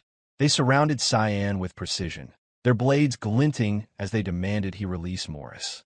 Cyan didn't flinch. Instead, his gaze turned deadly serious, his red eyes gleaming with cold determination. He mocked their threats, dismissing their chances of stopping him. Internally, he identified them as part of Sparnia's Shadow Assassin Squad, likely hired by Morris for protection after Zitterman Albus's death. The assassins closed in, their weapons mere inches from Cyan's face. Yet, his grip on Morris's neck only tightened. Sweat poured down Morris's face, and saliva dripped from his mouth as he struggled in vain. Cyan's tone remained calm, yet menacing as he asked if Morris truly believed his bodyguards could save him before his neck was snapped. Morris clawed at Cyan's hand, unable to loosen the unyielding grip. He screamed for help, his voice hoarse and desperate. The commotion drew Lisa's attention, and she rushed to the scene, Louise in two. Cyan glanced at her, noticing her tear-streaked face. He realized the young girl could be drawn into this dangerous web. Annoyed by the thought, Cyan finally released Morris, letting him collapse to the ground, gasping for air. Morris clutched his swollen neck and sighed in relief. Cyan stepped back, his voice cold as he warned Morris that he was being spared this time, but only barely. Morris, still trembling, ordered his assassins to stand down. Though visibly shaken, he tried to regain some composure before leaving. He dared to reiterate his offer, urging Cyan to consider selling the sword. Cyan watched in silence as Morris and his entourage disappeared into the distance. His thoughts turned inward, piecing together the Grey Merchant Union's rise, a direct result of his killing Albus years ago. The tense moment was interrupted by Louise's timid voice. She approached Cyan hesitantly, concern evident. Cyan reassured her with a calm smile, gently patting her head. He told her not to worry about what had just transpired. Cyan turned his piercing gaze toward her and informed her of a favor he wanted to request. Lisa stiffened, nervous under his intense gaze. Cyan's eyes glowed, faintly red as he expressed his desire to meet the owner of the Lambaster cage. Lisa's expression shifted to shock, and sweat formed on her cheek. Meanwhile, elsewhere in Lambaster, Gunther's rage boiled over. He lashed out violently, destroying objects around him in a fit of frustration. His subordinates stood nearby, unsure of how to calm him. One tentatively urged him to stop, fearing he would reopen his wounds, but Gunther's fury was uncontrollable. He bellowed Simon's name, his voice filled with hatred. Memories of his severed arm and his humiliating defeat haunted him. The powerful aura he once exuded now seemed to mock him. He sank to his knees, covering his face with one hand. Desperation seeped into his voice as he muttered to himself, struggling to think of a way to defeat Cyan. Then, an idea struck him. A memory of Louise flashed in his mind. Gunther's crimson eyes gleamed in the dim light as he let out a maniacal laugh. A sinister plan began forming in his mind. He whispered to himself about how he could bring Simon down using the little girl, Louise. His grin widened as he muttered almost in delight that he now had the perfect idea. Late that night in the Lambaster cage, Louise clutched a stack of freshly folded towels close to her chest as she carefully navigated the dimly lit hallway. Suddenly, the door creaked open, startling her. She froze for a moment before nervously welcoming the unexpected visitor. To her horror, it was Gunther. His smirk was unnerving as he walked toward her with an almost predatory air. Louise felt the sweat drip down her face as she instinctively stepped back, but Gunther reached her in an instant. He sat down, towering over her, and casually placed a hand on her head. He asked if she remembered him, his voice oozing malice. Louise trembled as she stammered a quiet affirmation. Gunther's grin widened into a crazy smile. He then asked if she could help him. Elsewhere, Cyan confronted Lisa, frustration etched across his face. He demanded to know why he couldn't meet the owner of the Lambaster cage. Arms crossed firmly, Lisa reiterated that the owner wasn't someone who could be easily approached. Cyan's tone grew sharper as he pressed further, asking why Lisa was so protective of Linza Nyloff. Lisa faltered at the mention of the name, shock flickering across her face. She acknowledged Cyan's insight, realizing he was far from ordinary. She then revealed that Linza Nyloff, the elusive owner, had been keeping a close eye on him. Lisa explained that it was Linza who had permitted his fight with Gunther and altered the rules of the match. She warned Cyan to leave Lambaster before it was too late, her voice tinged with genuine concern. She added that if he didn't, he might end up dead there. Cyan silently processed her words, suspicion creeping into his thoughts. He wondered which side Lisa was on, whether she just dutifully performing her job, or was there something more to her loyalty. Suddenly, a loud scream pierced the air, interrupting their conversation. Lisa immediately recognized the voice. It was Louise, coming from the lobby. Without hesitation, Cyan and Lisa sprinted toward the source of the sound. When they arrived, the scene was chaos. The receptionist table was shattered, the wall behind it severely damaged, and the room eerily empty. Lisa surveyed the destruction, her voice laced with disbelief as she wondered aloud who could have caused it. Cyan knelt to examine the ground, and soon found a clue, Louise's nameplate. His expression darkened as he pocketed the item and told Lisa to stay behind. He was going to retrieve Louise. Lisa tried to stop him, worried that Cyan didn't even know who was behind this, but Cyan's voice turned cold and demanding as he cut her off, declaring that he already knew. His tone left no room for argument, and Lisa stepped back, shaken. Meanwhile, in the red light district, in Delkia's room, the atmosphere was tense. The room was strewn with incomplete sketches of Cyan, and Delkia lay on her bed, visibly distraught. Her disappointment was palpable as she stared blankly at her chaotic surroundings. A voice broke the silence, teasing her about the state of her room. Annoyed, Delkia snapped back, demanding to know who had entered uninvited. The intruder was none other than Morris. Delkia didn't bother sitting up as she asked him why he was there. Morris approached her, explaining that he had come with an offer. Pulling a small vial from his coat, he revealed a paralysis potion from the Garum Kingdom. He claimed it was powerful enough to help her obtain what, or who, she desired. Morris's grin turned sinister as he placed the vial in Delkia's hand. In exchange, he wanted only one thing, something the boy she saw possessed. Delkia eyed him wearily, confirming his intentions. Satisfied, Morris left, his thoughts racing. He didn't care what happened to Simon. All he needed was the artifact. As he walked away, he mused about his hope that Gunther would handle the child in the meantime. Cyan's search led him to a junkyard, where Gunther was waiting. The hulking fighter sat on an old wooden coffin, a crazed grin splitting his face as Cyan approached.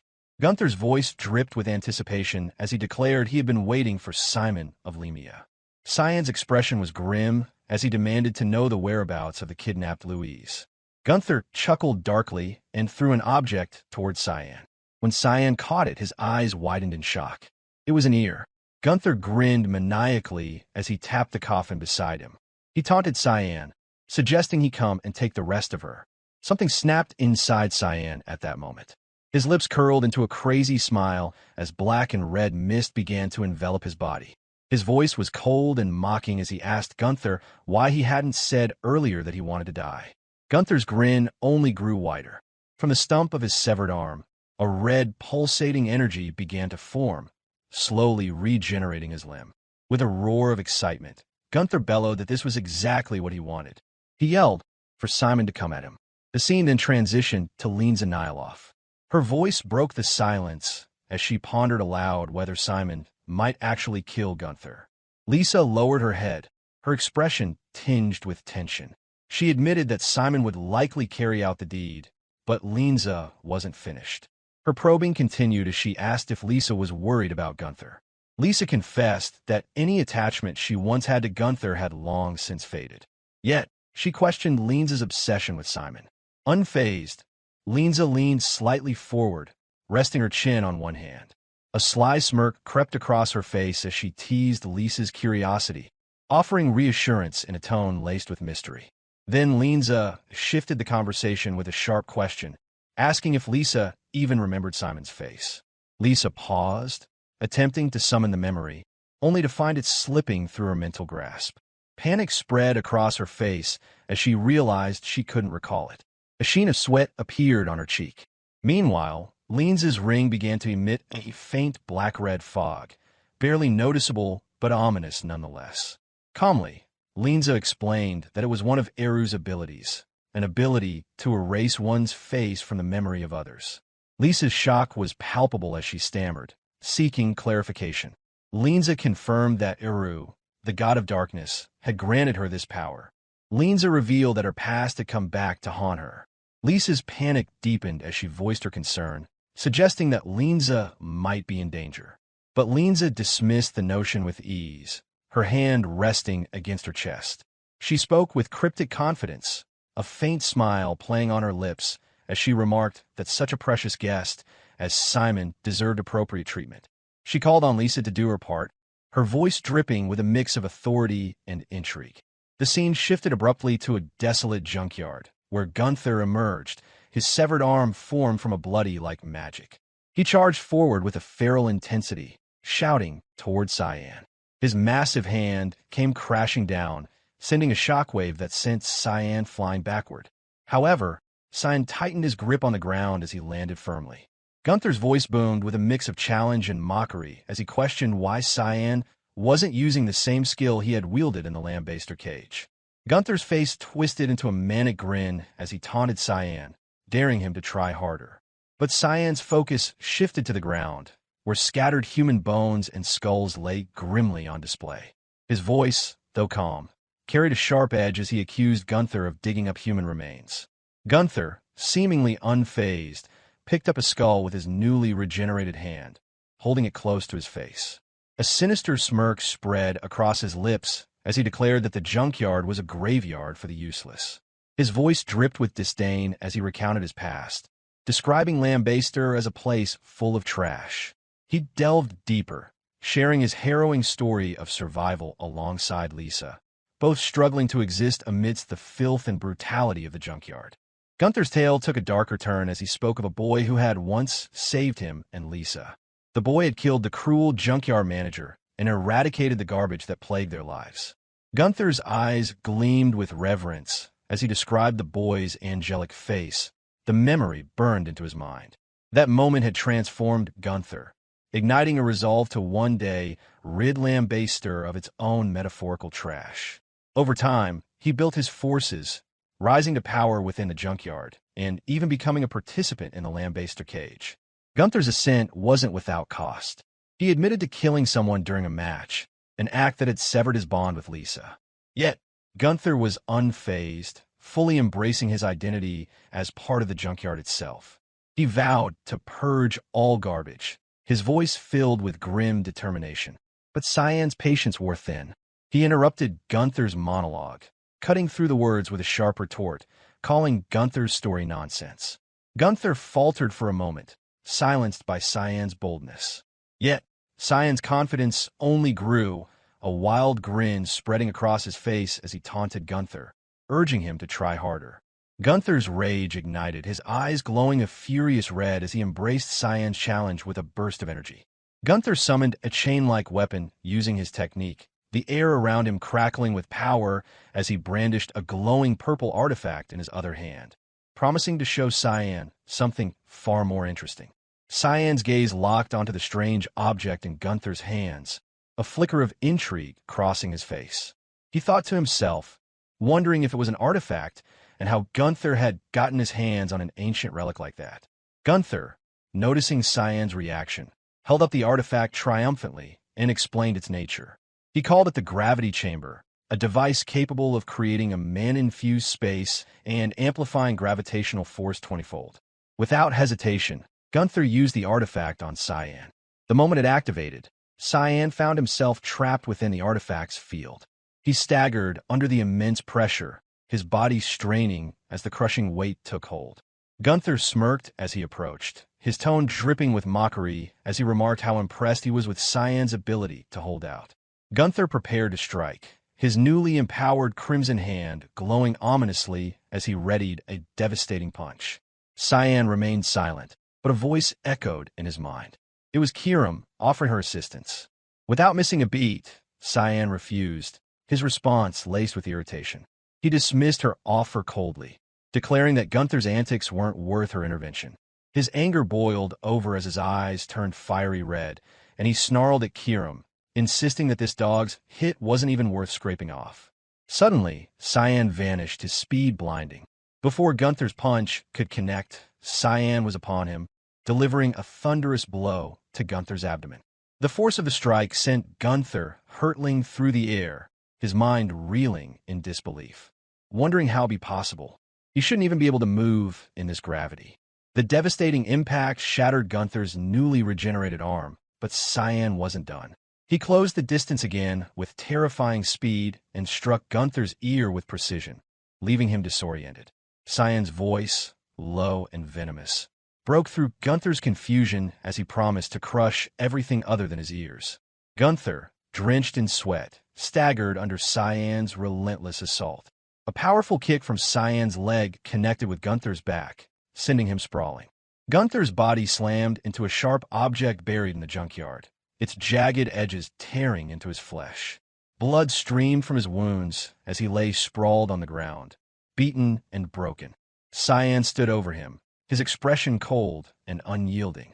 Blood trickled from Gunther's mouth as he looked up at Cyan. His voice, hoarse but steady, Gunther admitted that he had always been destined to die and had accepted his fate without regret. He spoke of a child, a girl born in Lambaster, and he believed she would inevitably grow up as discarded as he had, just like Lisa, a cruel product of the city's oppressive rules. He pleaded with Cyan to ensure that wouldn't happen, trusting him to protect her from the fate that had consumed so many others. Cyan's hardened expression faltered for a moment as Gunther's words sank in. His eyes widened, and his mind briefly clouded with shock, but Gunther said no more. His voice faded, and his body fell still, lifeless. Before Cyan could process the moment, a faint sound came from a nearby coffin. His head snapped toward the noise, his senses sharpening. Muttering to himself, he cautiously approached the coffin and opened it. His breath hitched as his eyes fell on what lay inside, his expression shifting from confusion to disbelief. At that moment, Lisa arrived at the junkyard. Her sharp voice cut through the tension as her gaze swept across the wreckage, eventually landing on Gunther's broken body amidst the rubble. A flicker of sadness crossed her face, and she admitted to herself that she had feared this outcome for him all along. Turning to one of the guards nearby, Lisa issued a curt order, demanding that their VIP customer be protected at all costs. The guard bowed respectfully and assured her it would be done. But before they could act, a sound drew their attention. Both Lisa and the guard turned to see Cyan kneeling on the ground, cradling a small, unconscious girl in his arms. Lisa's eyes widened in recognition. She called out to him, her voice tinged with surprise and urgency. Her gaze fell on the girl he held, and she called out the child's name, her tone filled with shock. Cyan looked up at her, his voice calm but cold as he reassured her that the girl wasn't hurt, merely asleep. Lisa dropped to her knees beside Cyan, gently taking the girl in her arms. She asked if Cyan was all right, her voice filled with genuine concern. Cyan, however, dismissed her worry. His tone was icy as he told her to focus on taking care of the child. Without another word, he stood and began to walk away. Lisa's worry deepened, and she called after him, asking where he was going. Cyan's fiery red eyes glinted dangerously as he turned. His voice was low but filled with determination as he replied, stating he was going to clean up. Lisa's confusion only grew, and she asked where, her voice hesitant. Cyan's expression darkened, his anger simmering just beneath the surface. His reply was short, almost a growl, "Lambaster." And with that, he vanished, leaving Lisa to stare after him, her heart heavy with a mix of fear and anticipation. Cyan's mind drifted back to a conversation with his brother, Echelle, as he stood outside Delkia's club.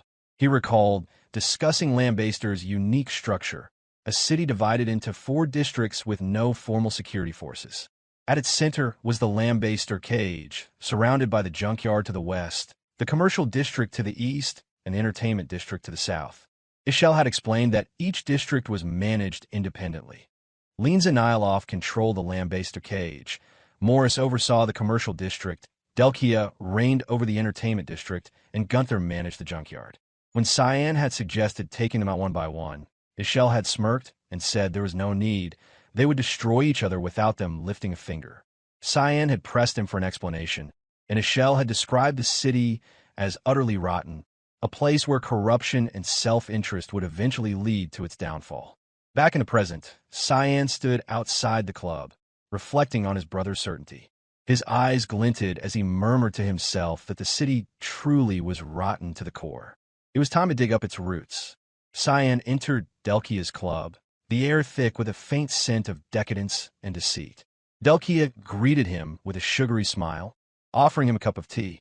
As Cyan held the cup, the minty, sweet scent caught his attention, and he recognized it instantly.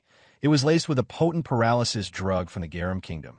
Feigning innocence, Delkia leaned against him, her voice dripping with charm as she thanked him for accepting her invitation.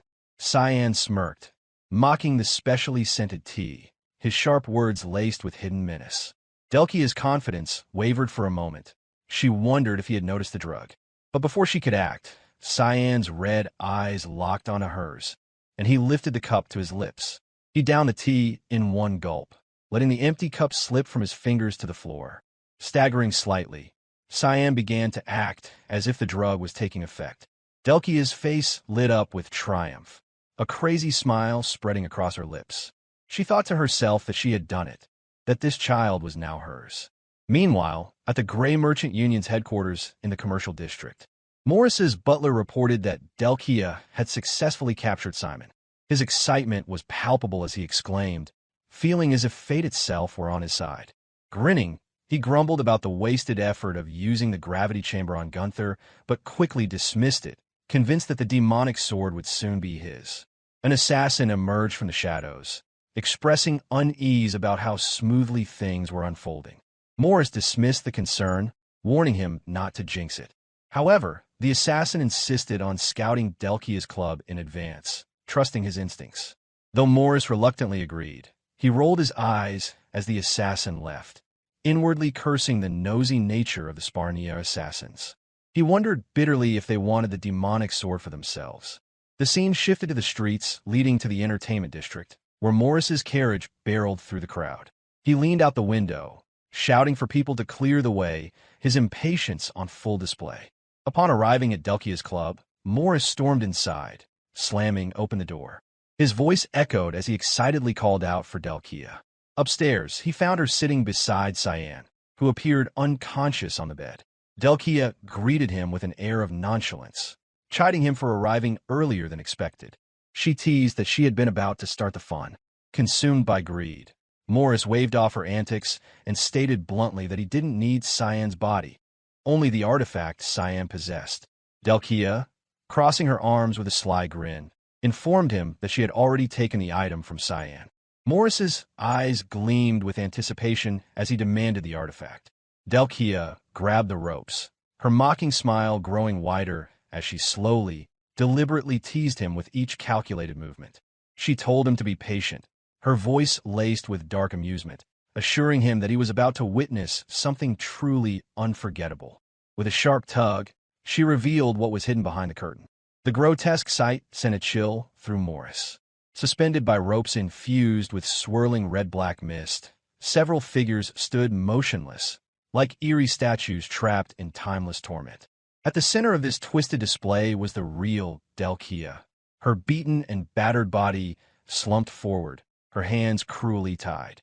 She was unconscious, her breathing shallow, and the pain was evident even in her stillness. Morris's face went pale, beads of sweat dripping down his forehead. His voice trembled as he stammered in disbelief, asking if this was what she had been hiding, if she had been stuffing humans behind a curtain like trophies. Pointing a shaky finger toward the central figure, his voice cracked further as he gasped, recognizing the form. The fake Delkia grinned, her laughter echoing in the unsettling silence. She sneered, impressed by how quickly he had figured it out. Morris's panic turned to outrage as he shouted, demanding to know who she was. With a sinister chuckle, the fake Delkia slowly raised her hand to her face, pulling away the illusion. Her features melted away, revealing a sharper, more menacing visage. Her glowing eyes pulsed with the energy of the black-red mist. She revealed herself as Kiram, her voice dripping with malice as she declared that the demonic sword Morris so desperately desired was, in fact, her. Morris gasped, his pupils dilating in terror. His voice came out as an unrestrained surprise, his disbelief growing as he realized the demonic sword had turned into a human. Before Morris could fully process the revelation, Cyan's calm but chilling voice cut through the room. He stood tall, surrounded by a crimson aura of swirling black-red mist. His eyes glowed ominously, and the room seemed to grow colder. Cyan flatly stated that Morris knew too much. Morris scrambled backward, shouting in desperation for the shadow assassins to save him. Cyan's expression twisted into annoyance as he covered his ears, muttering under his breath that Morris was too loud.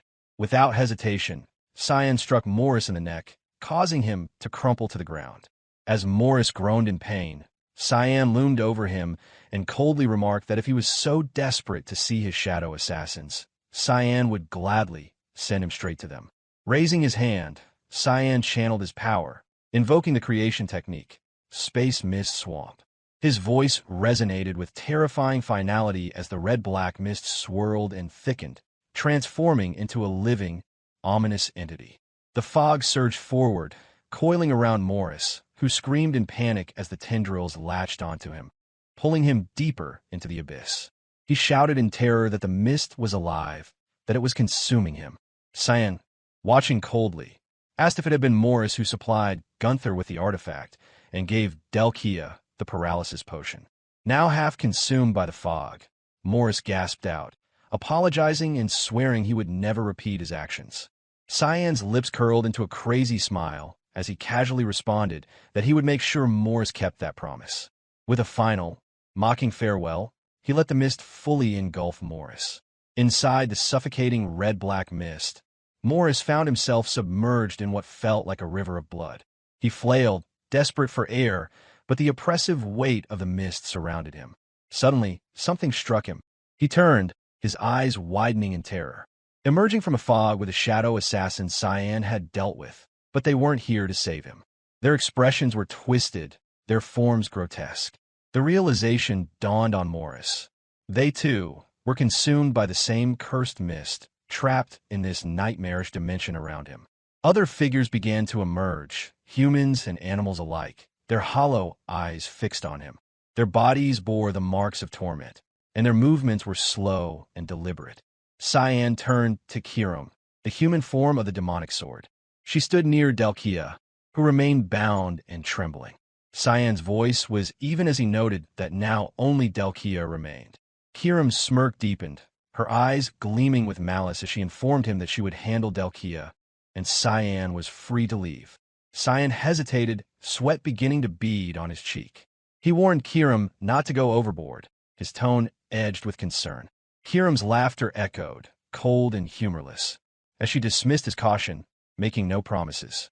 She towered over Delkia, her shadow enveloping the trembling figure. Kiram snarled, demanding to know how Delkia dared to lay a hand on her master. Delkia's head hung low, her body already bruised and broken, but Kiram's expression twisted into one of pure malevolence. With venom in her voice, Kiram hissed that she knew Delkia was awake and should prepare herself for what was to come. She promised to cut Delkia into 1,000 pieces. Delkia whimpered, finally opening her tear-filled eyes. She cried out, pleading for forgiveness, her voice breaking as she apologized and swore she would never do anything again. But her plea was met with Kiram's clenched fist, which struck Delkia's face with brutal force. Delkia cried out in pain, her body slumping even further in her restraints. Outside the room, Cyan paused, hearing the muffled sounds of Delkia's cries. He sighed, muttering to himself that Kiram would probably beat her to a pulp. Suddenly, a cold sensation washed over him, and his senses flared. His eyes widened in alarm as he instinctively scanned his surroundings. He muttered to himself in disbelief, recognizing the threat. Mist domain. A sharp, taunting voice echoed behind him. The voice was dripping with amusement, commenting on the priceless look on Cyan's face. Cyan spun around to face the speaker, only to see blue mist swirling before him. A figure emerged from within the mist, each step deliberate and calculated. As the mist solidified, Cyan saw a woman with an imposing presence. She introduced herself as Linza Nyloff, manager of Lambaster. Cyan's eyes narrowed as he took in her form, his mind racing. The veiled Linza Nyloff, he murmured to himself, recognizing her notorious reputation. Then it clicked. So Linza is tied to this mist. Linza fully emerged from the fog, her expression cold and piercing. She folded her arms, casually remarking that she supposed Serrika hadn't bothered to mention her, which explained why Cyan had been running around killing the other managers. Cyan's face hardened as the red-black mist surrounding him intensified. He mockingly thanked her for the courtesy, saying that now he didn't have to waste time hunting her down. His eyes gleamed crimson, and a grin spread across his face. He wondered aloud if he should call her his senior colleague, or simply a traitor. Linza smirked, unfazed by his aura. She dismissed his words, telling him not to get ahead of himself. She was not the one fighting him today. Cyan's grin faltered as he sensed something behind him. He narrowly dodged an attack, spinning to face his assailant. His eyes widened in disbelief as he stammered, wondering if there's someone else. Lance's laughter echoed, cold and mocking. She taunted Cyan, telling him to say hello. And there she was, Lisa, standing before him, her eyes glowing a haunting blue. Linza was grinning. She suggested, almost teasingly, that Cyan and Lisa should knew each other. Lisa's voice was calm, yet tinged with fury as she confirmed that she knew Simon. Her expression twisted with anger, and her voice rose, venom lacing her words. She declared that she would eliminate Cyan now. Without warning, Lisa launched herself at Cyan, her attacks relentless, each strike aimed with deadly precision. Cyan enveloped his hands in fog, blocking each blow, but her ferocity made him falter. He pleaded for her to stop, telling her this fight had nothing to do with her, and that it was with Linza. But Lisa didn't waver. Her piercing eyes locked onto his as she delivered another powerful strike. Cyan gritted his teeth, realizing she wasn't listening. There was no choice now, he thought grimly, as her relentless attacks continued. His glowing eyes narrowed with determination. He surged toward her, deciding to knock her out before she could cause any more damage. Cyan activated his wave of bloodthirst technique, joining his hands and unleashing a burst of concentrated energy. The wave struck Lisa with immense force, sending her flying backward. For a moment, Cyan thought it was over. But to his surprise, she recovered mid-air, landing gracefully. Lisa braced herself with her hands and feet, stopping her momentum. Despite the direct hit, she stood tall, her gaze never leaving Cyan. Cyan muttered under his breath, a hint of admiration creeping into his voice. She's still standing, he thought. She's been trained thoroughly, too thoroughly. Lisa dusted herself off, her expression unyielding. Her strength was undeniable. Cyan realized she had withstood an attack that would have incapacitated most opponents. As Cyan prepared for another round, Linza approached with her arms behind her back. Her smile remained infuriatingly serene. She asked teasingly why Cyan had hesitated, noting that he could have killed Lisa if he wanted. Cyan's gaze shifted to Linza, calm but firm, and he asked how much longer she would hide in the mist. His voice was cold. Linza chuckled, her smile widening. She explained that she was just here to watch and wanted to see how a boy trained by Serrika would fare against Lisa, who had been trained by her. Cyan's expression turned serious as he wondered if Linza knew Serrika. Linza's form began to fade into the fog, reminding him to focus on what was in front of him. Her words snapped Cyan out of his trance, his focus returning to Lisa, who was already preparing for another attack. Lisa activated her Rain of Needles ability, summoning an array of knives that hovered in the air. Her piercing gaze locked on Cyan, and with a swift motion, she launched the knives at him. Cyan moved with precision, dodging the barrage effortlessly. He backflipped out of harm's way and landed gracefully. But as he regained his footing, Lisa took the opportunity to leap into the air, descending with another powerful strike. She used all her strength as she slashed downward. Cyan was quick to react. He wrapped his hands in mana and raised his arms to block the attack. The blade met his defense. She hissed that he would pay for taking Gunther, her last remaining family. Cyan, gripping the blade with his mana-wrapped hands, remained calm. His sharp gaze locked onto Lisa's eyes. Something clicked in his mind. This wasn't just her hatred, he realized. It was Linza's influence. The faint flicker of Linza's meddling became apparent as Cyan pieced it together, a fragment of memory planted to twist her feelings. This was a trap from the start. Cyan moved with incredible speed. Before Lisa could react, he grabbed her by the neck, pinning her off balance. Shock flashed across her face as Cyan hurled her on her back. She hit the ground hard. Before she could recover, Cyan climbed on top of her, forcing her to drop her knife. Lisa's panic mounted as Cyan gripped her neck tightly. Using his other hand, he delivered a decisive blow to her head. Her body went limp as she lost consciousness. Cyan let out a small sigh of relief. His plan to incapacitate her had been successfully executed. Standing up, his expression darkened as he addressed the mist swirling in the air. He coldly remarked that one was down, and now it was just the two of them. The mist above began to gather, swirling ominously before forming the shape of Linza. She descended gracefully, her calm smile never faltering. She mockingly asked what Cyan was talking about, claiming she thought he knew the mist was her. Cyan's sharp eyes followed her movements, his expression unreadable. He admitted that he had been surprised she was a mist, but what surprised him more was how far she would go to pretend. Linza tilted her head, confusion flicking across her face as she echoed his words, asking what he meant. Cyan pointed at her, a confident smile spreading across his lips. He told her that the ring on her finger was Anbari's ring, an artifact that allowed its wearer to absorb mana or divine authority. He noted that she had been using it to pretend to be a mist. Linza's calm demeanor cracked slightly as her gaze turned alert. He knows, she thought. Her mind raced as Cyan ran a hand over his neck, his confident smirk unwavering. He told her that he didn't know how she had gotten it, but one thing was clear. She was an imposter. The air between them grew tense, and Linza's confusion deepened. She could no longer feign ignorance. Cyan's sharp insight had exposed her ploy, leaving her on edge. He asked with gleaming eyes what she would do now. She raised her hand, displaying the Anbari's ring, which emitted a powerful blue mist. Her eyes burned with fury as she ordered Cyan to submit under absolute power. Cyan remained calm, watching her with measured intensity. She's already fallen into the trap, he thought. Linza continued, activating the ring's mist barrier ability. A powerful barrier of black and blue mist expanded rapidly, trapping Cyan and the unconscious Lisa within. Linza descended gracefully, her confident smile returning. She declared that this was a realm only she could control and that here she reigned supreme.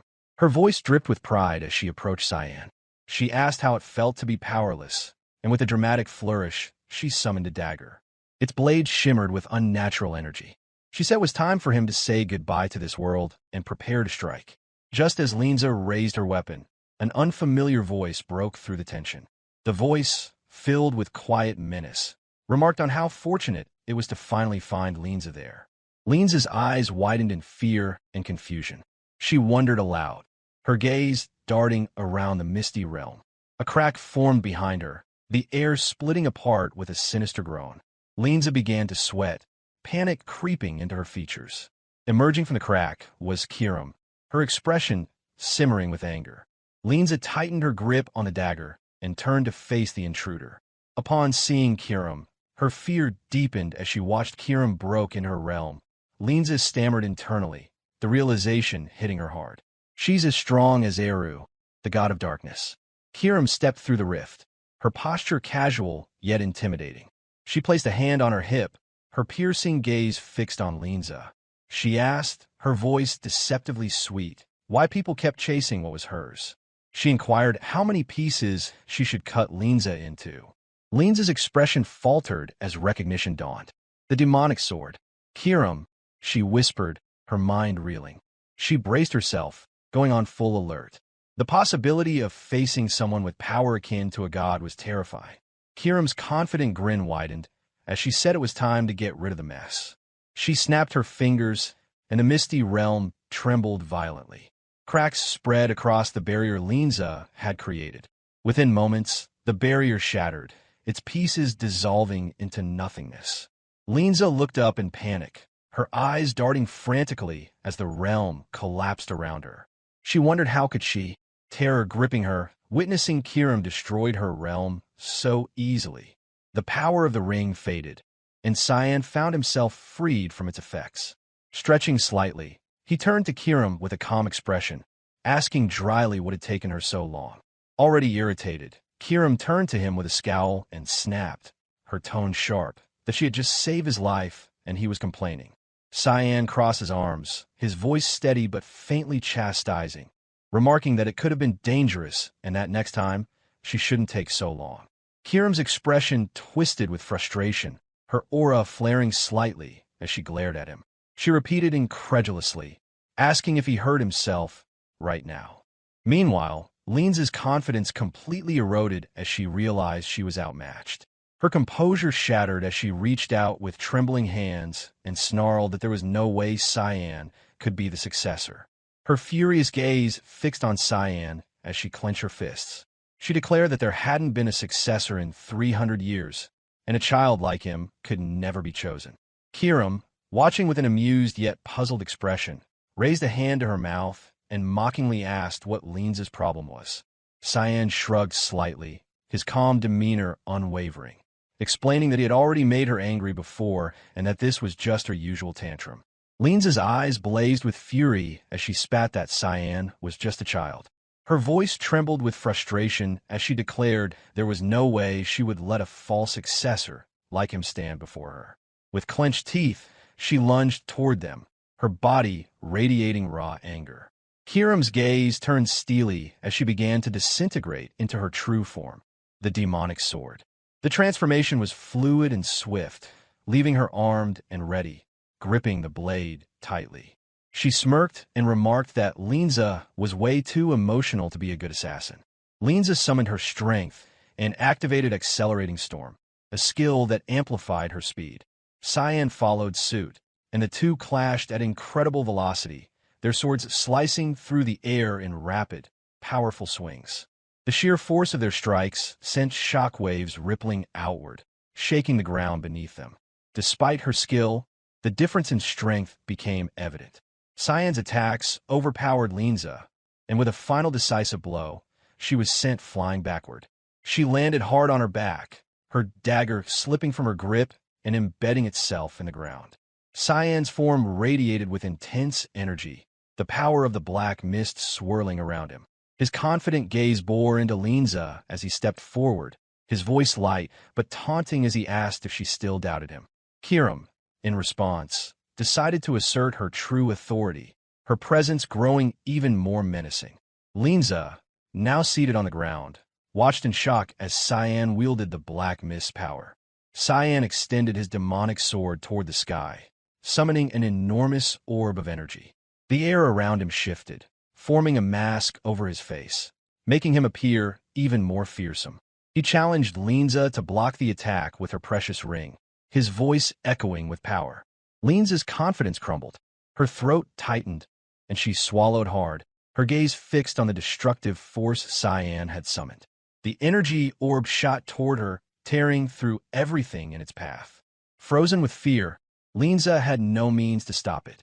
As the attack closed in, memories of the past in the Black Mist Temple flooded her mind.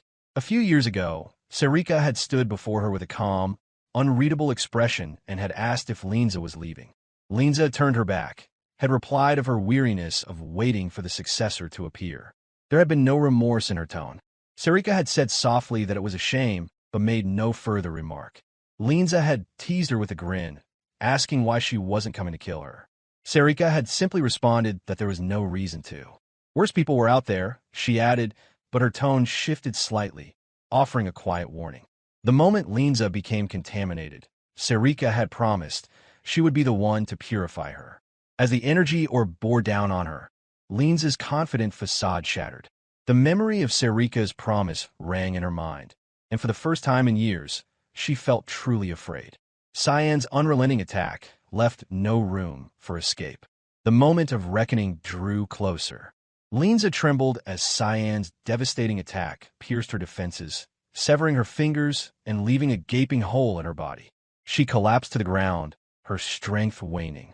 Her mind raced back to the moment she had turned her back on Serrika, driven by her ambition to create her own organization where the powerful could rise and rule.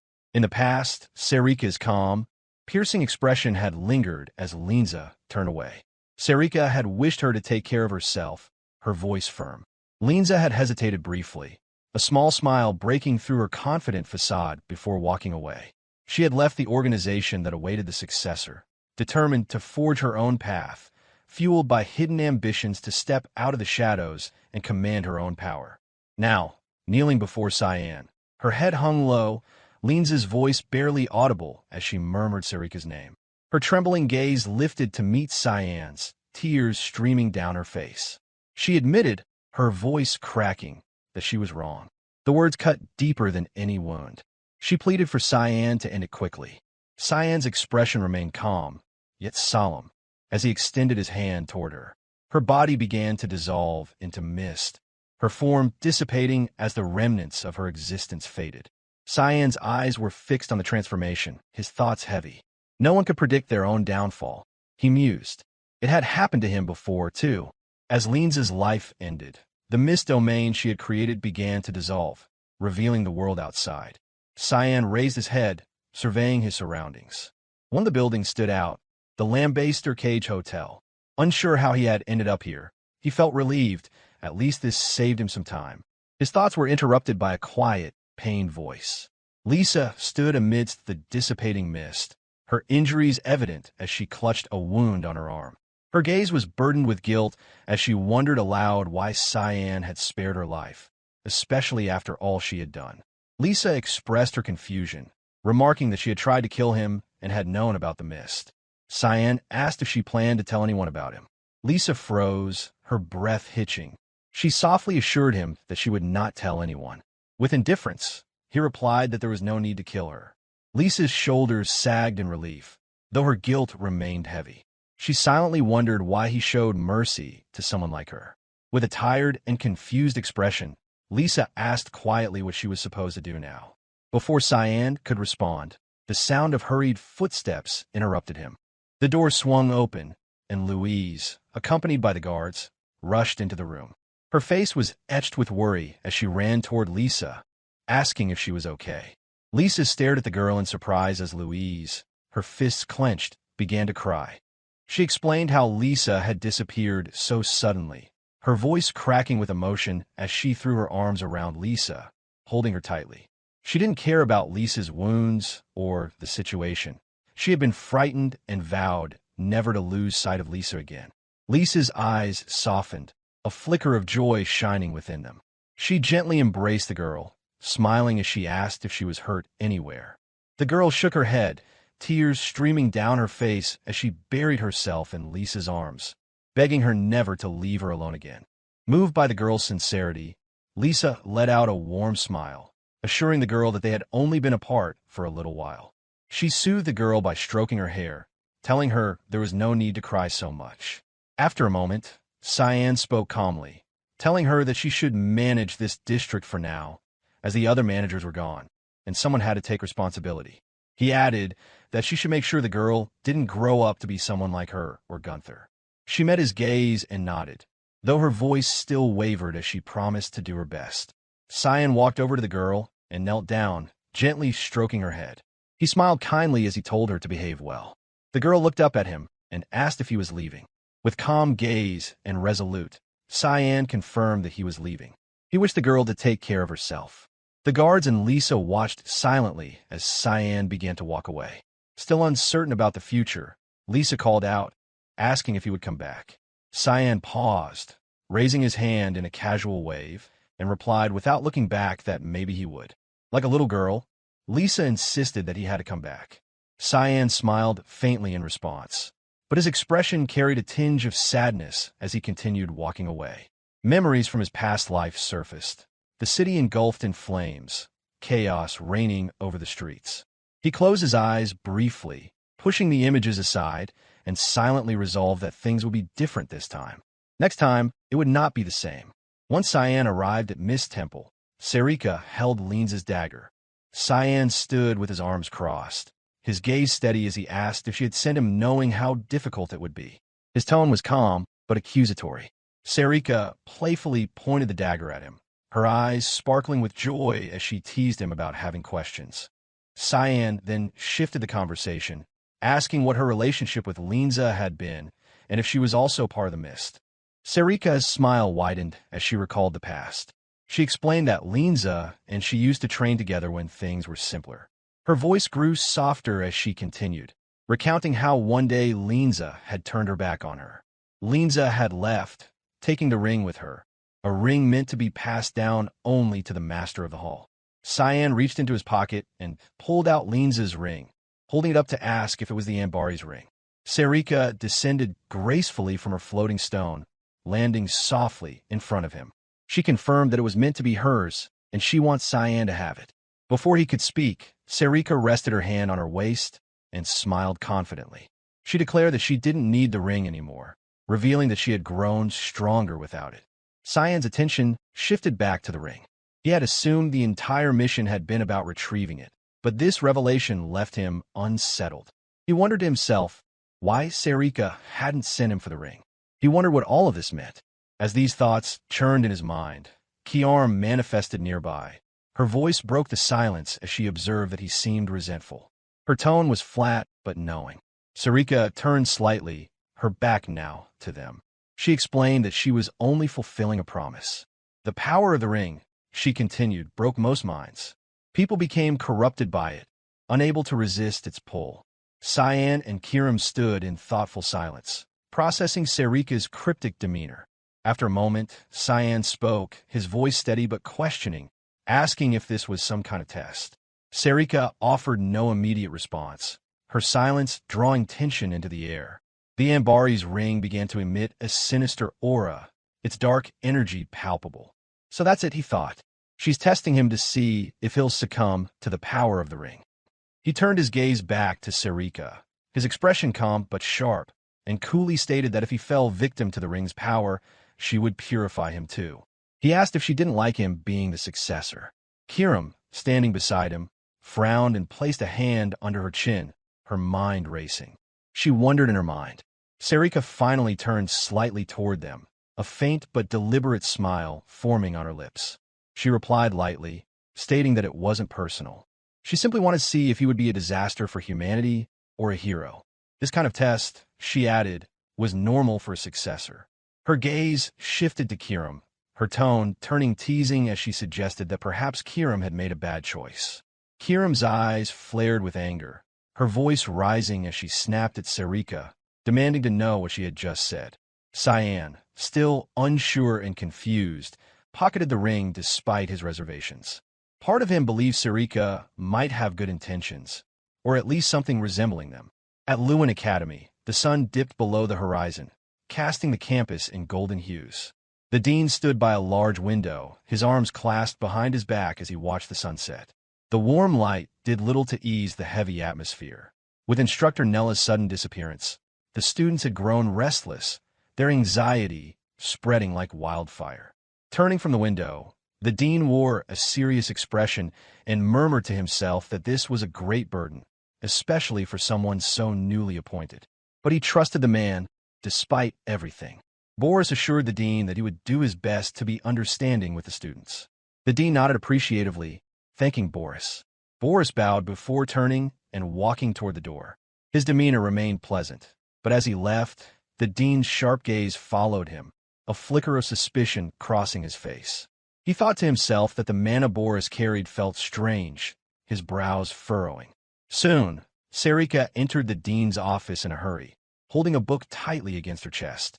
Apologizing for being late, she quickly locked eyes with Boris. Her face shifted from surprise to unease as she sensed his presence. Boris turned toward her, placing a hand over his chest in a polite gesture, greeting her with a kind smile and introducing himself as the newly appointed instructor. As he walked past her, Serrika's instincts flared. She felt a pulse of mana from him that caused panic to creep into her expression. She turned sharply, her piercing gaze following him. It was blood, she realized, her mind racing. Despite Boris's composed demeanor, Serrika knew he was dangerous. The dean stood, had heavy expression. Quietly, he remarked that Boris was from the capital. The dean's sharp gaze met Serrika's as he told her to keep a close watch on him. Serrika adjusted her glasses, nodding in affirmation. She resolved to investigate further, her concern deepening. No matter how much Boris masked it, she thought, the stench of blood in his mana couldn't be hidden. As if his aura felt like a specter of death looming over the academy. The next day, a banner bearing the symbol of Lewin Academy was raised proudly in the city. Excitement buzzed among the knights and guards as they prepared to welcome everyone to the City of Harmony. Among the crowd was Princess Arin, walking alongside Leximus, her trusted companion. She murmured to herself, wondering aloud why there were so many guards, her tone tinged with unease. Leximus, observing the same scene, couldn't hide her discomfort, agreeing that it was overwhelming. She heard security had increased after the blood banquet, and thought that this was too many. Soon, something caught their attention. Standing in a quiet corner was Lunav, her hands resting demurely on her abdomen. Arin's confusion was evident as she stopped in her tracks. Lunav, noticing their gaze, offered a kind smile. Later, the group strolled through a beautiful park. Arin smiled and said earnestly to Lunav that she was glad she was okay. Lunav expressed her gratitude by saying it was all thanks to the princess. Arin's expression turned guilty, admitting that she hadn't done anything. Her voice was heavy with remorse as she added that Lunav had been locked up because of her. Lunav assured Arin that she was fine and that she was a big girl, telling her not to blame herself. Leximus, observing the exchange, placed a hand over her mouth, clearly impressed by Lunav's composure and grace. Arin extended a hand, introducing her to Lunav. As they spoke, a figure appeared before them, bowing politely. It was Boris, introducing himself with a smooth and respectful voice as the newly appointed instructor. Arin's gaze turned calm and measured as she responded, acknowledging that she had heard about him. On the other hand, Lunav's mind raced with questions. She silently wondered why his presence felt so unnerving, sensing that Boris's arrival might soon disrupt their fragile peace. Boris explained that he taught mana applications, his tone polite. He then turned to Arin, extending his hand with a cheerful smile, asking if he could see her mana sphere, assuring her it wouldn't take long. Slightly confused, Arin conjured her mana sphere. Lunav's gaze narrowed as she studied him intently. Her instinct screamed that Boris was dangerous. She cautiously spoke, telling Arin to wait a moment. She tried to assure Lunav that it was just a mana evaluation, uncertain about what could go wrong with something so simple. Boris placed his hand near the mana sphere, his tone calm, yet unsettling as he assured her that it would only take a moment. He activated his power, and the atmosphere grew heavier. Before Boris could proceed further, A hand shot out and grabbed Arin's wrist, making the mana sphere vanish instantly. Startled, Arin turned, only to freeze when she saw who had intervened. It was Cyan. Boris immediately went on alert, stepping back slightly as his sharp gaze fixed on the newcomer. However, Arin was caught off guard. She stammered in surprise and confusion, her cheeks flushing as she asked what Cyan was doing here. Cyan didn't respond to her. His fiery eyes locked on Boris with unmasked fury. His posture was rigid and imposing as he wondering what Boris was doing in Lewin. Cyan's mind briefly drifted back to the year of 1002 before the founding of the incursion war of the Demon King's army. Corpses littering the ground and monstrous creatures looming over the land, bringing despair wherever they tread. A lone priest stood against one such monstrosity, raising his hands to the sky as he summoned a golden barrier of protection. The barrier glowed brightly, shielding what few knights remained, but a massive claw, sharp and filled with otherworldly power, struck the barrier with devastating force. The ground fractured under the shockwave. The priest screamed, his voice trembling with determination as he poured all his strength into maintaining the barrier. But the monster's power was overwhelming, and the golden shield shattered. The priest was crushed beneath the beast's claw, leaving behind a crater soaked in blood. Nearby, the leader of a knightly unit gritted his teeth as despair filled his heart. Yet, he refused to give in.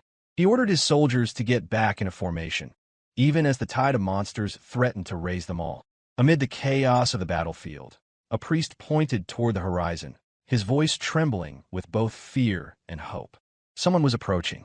From the sky, Cyan descended, sword in hand, moving with incredible speed. He struck the giant spider-like monster with a series of devastating slashes, wounding it deeply. The creature screamed in agony, its monstrous voice echoing across the battlefield as Cyan landed gracefully. The captain of the knights, who had been watching the battle from a distance, stared at him with wide eyes, his heart swelling with joy and relief. The captain had believed Cyan was fighting on the western lines, but the timing of his arrival couldn't have been more perfect. One of the priests nearby grinned, his faith restored, and murmured to those around him that Cyan had come to save them. Cyan's expression remained serious as he addressed the injured knights nearby, commanding them to step back and leave the rest to him. The enormous spider, sensing its survival was threatened, opened its grotesque mouth and began charging a powerful man attack. Cyan disappeared from sight in an instant, leaving no trace. The monster unleashed its attack, a devastating burst of energy that obliterated everything in its path.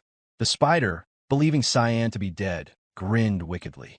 However, its confidence quickly turned to dread when a calm voice from above shattered its belief. Cyan, resting his sword casually on his shoulder, perched on the spider's head and remarked that it was a special rank monster, and he was a little too slow. The spider began to sweat, its fear mounting as it realized Cyan had closed the distance without being detected. Summoning his void sphere ability, Cyan extended his hand, beginning to form a powerful orb of concentrated energy. As the sphere grew, he leapt into the air and hurled it directly at the spider's head. The sphere hit its mark, obliterating the creature's head entirely. Its massive body crumpled to the ground, lifeless and defeated. From the edge of the battlefield, Boris observed the spectacle, beginning to clap slowly with a wide smile on his face. His voice was filled with mock admiration as he observed that it was no wonder Echelle valued Cyan so highly. Cyan turned sharply toward Boris, his piercing gaze locking onto the man. Cyan recalled Boris being in the rearguard with Echelle. Boris's smile didn't waver. He lightly touched his cheek, admitted that he had come to help after hearing the northern lines needed reinforcements. He added, however, that it seemed Cyan had already taken care of things. Hours after the battle, a bonfire crackled in the camp. Cyan remarked that everyone there was on the verge of dying, and this war was endless. Boris remained silent, his gaze fixed on Cyan as he stirred the fire with a branch. Cyan mused that it had been a year since the Verts had commanded the elite knights to deliver the crown to Emperor Lionel, and not much had changed. The monsters had taken advantage when the lines weakened, and the war had no end. The fire flared brighter, reflecting the emptiness in Cyan's expression. He continued that all of this was because of Emperor Lionel's greed. He remarked that if Echelle hadn't asked him to come, he wouldn't even be there. Boris offered a faint smile in return. He lightly remarked that those were risky words, but he understood, adding that he was in the same situation. He couldn't say otherwise. Cyan had thought the Emperor brought Boris here. Boris chuckled, closing his eyes and flashing a confident smile. He admitted that he hadn't been summoned by the Emperor. Echelle had personally selected him for his talents, believing his personality was compatible with his. Boris approached the spider's corpse and extended his hand, his mana flaring as he began extracting the lingering energy from the monster's remains. The void sphere that Cyan had used to kill the creature reappeared in Boris's hand.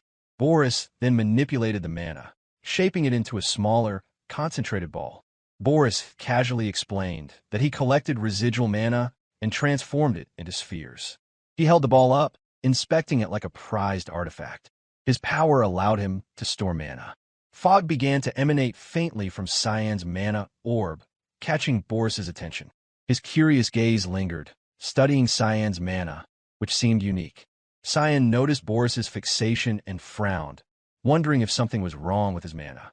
Boris held up the glowing mana ball, his expression unreadable, except for a faint trace of an evil smile. He smoothly assured Cyan that there was nothing wrong.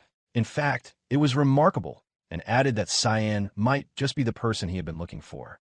Cyan's eyes narrowed, recognizing the danger in Boris's words. He recalled the earlier moments when Echelle and Boris had begun to take an unusual interest in him. The memory faded as his focus returned to the present. Gripping Princess Arin's wrist, he had stepped between her and Boris, leaving everyone stunned. His gaze burned with murderous intent. He vowed to himself that he wouldn't make the same mistake again. Boris's demeanor shifted, the polite facade masking the tension in his posture. He didn't recognize Cyan at first. But after a moment, realization dawned, and his eyes widened slightly as he took a closer look. It was him. Standing nearby, Leximus panicked. She exclaimed Cyan's name in a trembling voice, asking why he was acting this way. Boris raised a hand, touching his temple as if calming himself, and explained that it was just a misunderstanding. He extended his other hand toward the group and assured them he was simply checking the student skill levels, as any good instructor would. With piercing gaze, Cyan coldly responded that he had never heard of an instructor needing to do such a thing.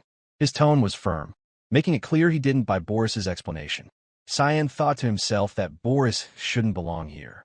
Boris raised his hands in a placating gesture, a kind smile on his face. He gently reassured the group, saying there was no need for any further actions if anyone felt pressured. On the other hand, Arin was still flustered, placed a hand near her mouth, her cheeks flushed. She nodded quickly, stammering that it was all right, clearly embarrassed. Cyan's hostile gaze didn't soften as he firmly told Boris to leave, his tone brooking no argument. Boris hesitated, his polite facade faltering momentarily as he gave a nervous smile. Deciding not to push further, he bowed slightly, placed a hand over his chest, and said he hadn't meant to cause any trouble. He turned and walked away, his steps unhurried but deliberate. Cyan watched him leave, his eyes narrowing as he silently observed Boris's every move. Nearby, Lunav's attention also lingered on Boris, her expression thoughtful as she tried to recall if she had heard of him before. With a serious expression, Leximus turned to Cyan, telling him to let go of Arin's hand. Cyan blinked, then glanced at Arin, realizing he was still holding her wrist. He released her hand with a calm look and apologized. Arin, touching her wrist, smiled through her flustered state, confidently assuring him that she understood he had his reasons. However, as if her composure suddenly crumbled, her face turned red again. She abruptly grabbed Leximus's hand and hurriedly dragged her away, leaving Cyan and Lunav staring after her in confusion. Lunav, now curious, turned to Cyan and asked if he knew Boris. Cyan's expression remained calm as he replied that he knew him a little but offered no further explanation. Lunav, impressed, smiled and remarked that it was incredible, having never heard of Boris before. Cyan turned and walked away, warning Lunav not to learn more about him and to stay away from Boris. Lunav blinked in surprise at his sharp tone, watching him walk off, her confusion deepening. She wondered why he was so irritated and why his warning only made her more curious. Minutes later, Cyan arrived and activated his Ambari's ring. Fog swirled from the ring, and in an instant, a mountain of candies appeared. Cyan smiled as the room filled with a cheerful atmosphere. Nana squealed in delight, exclaiming that she was rich before diving headfirst into the pile of sweets. Her excitement was infectious, and she giggled uncontrollably as she climbed the candy heap. Nearby, Emily and Brian stood. Brian chuckled as Cyan turned toward them and acknowledged them with a grin, complimenting their efforts while he had been away. Brian bowed slightly, acknowledging the effort. Emily rolled her eyes, remarking that he had worked hard at keeping her out of the kitchen. She pouted slightly. Cyan, smirking, crossed his arms and teased her, noting that he thought she liked it when others cooked for her. After Emily voiced her frustration about being sidelined in the kitchen, Cyan turned to Brian with a mischievous grin and declared they should train. Brian, visibly surprised, groaned and asked if they really had to do it right now. Cyan confirmed, pointing at him with a playful but menacing smile. Despite his reluctance, Brian relented and went to change. Arriving at the training field, both Brian and Cyan were surprised to see someone already there. A woman wielded a sword, her breathing labored but steady as she delivered sharp, precise strikes. Her determination was evident in every swing. Brian's eyes widened in surprise, muttering that she handled the sword as if it were nothing. Cyan watched with a growing smile, admiring her grit and focus. He thought that she might someday become one of the best swordswomen on the continent. Deciding to test her skills, Cyan grabbed a wooden sword. As he approached, Leximus noticed him and froze, her expression a mix of surprise and confusion. She asked what he was doing here, unsure of his intentions. Cyan rested the wooden sword on his shoulder and smiled playfully. He challenged her to see how much she had improved. Leximus hesitated, exclaiming that what she wielded was a real sword. Before she could fully prepare, Cyan vanished and reappeared above her, sword poised to strike. Startled, Leximus barely managed to block the attack, and sparks flew as their wooden weapons clashed. Cyan grinned, praising her reflexes as he pushed her back slightly. Leximus struggled to hold her ground, wondering why his wooden sword felt so heavy. Gathering her resolve, she counterattacked, forcing Cyan to step back. Her grip tightened on the sword as she charged at him with newfound determination, declaring that she wouldn't go easy on him. Cyan blocked her flurry of strikes effortlessly, each movement calm and precise. He praised her moves, but challenged her further, asking if that was all she had. His playful arrogance only fueled her resolve. Leximus attacked with all her strength, sweat running down her face. Despite her relentless efforts, Cyan dodged and parried with ease, his expression unfaltering. He taunted her, urging her to attack as if she meant to kill him. Determined not to lose, Leximus's eyes gleamed with resolve as she launched herself into a final, powerful strike. Just as her sword neared him, Cyan sidestepped with lightning speed and lightly struck her on the head with the pommel of his sword. The impact made her stumble, and her sword slipped from her grasp, clattering to the ground. Frustration welled up within her as she clenched her teeth, her cheeks flushed with embarrassment. She fell back to the ground, sitting in defeat. Cyan pointed his wooden sword at her, his smile now laced with a hint of seriousness. He explained that letting emotions take over created gaps in her attacks, and advised her to be mindful of that in the future. Leximus turned her gaze away, her expression clouded with sadness. She thought to herself that she hadn't even landed a single hit. Her confidence shaken, she whispered that it must be nice to be that strong. Resting his sword on his shoulder, Cyan spoke firmly yet kindly, telling her not to be discouraged. He assured her that she was already capable of wielding a weapon that most adults would struggle with. Leximus's eyes widened in surprise at his words. For a moment, she couldn't help but blush, her face turning as red as a tomato. She stammered, asking how he could give compliments after beating her like that. Cyan tilted his head slightly, regarding her thoughtfully. He concluded that she wouldn't understand what he truly meant. He told her to keep improving, reassuring her that at this rate, no one would be able to beat her in a sword fight. Turning to Brian, Cyan instructed him to train with Leximus. Brian pointed at himself in confusion, his tone incredulous.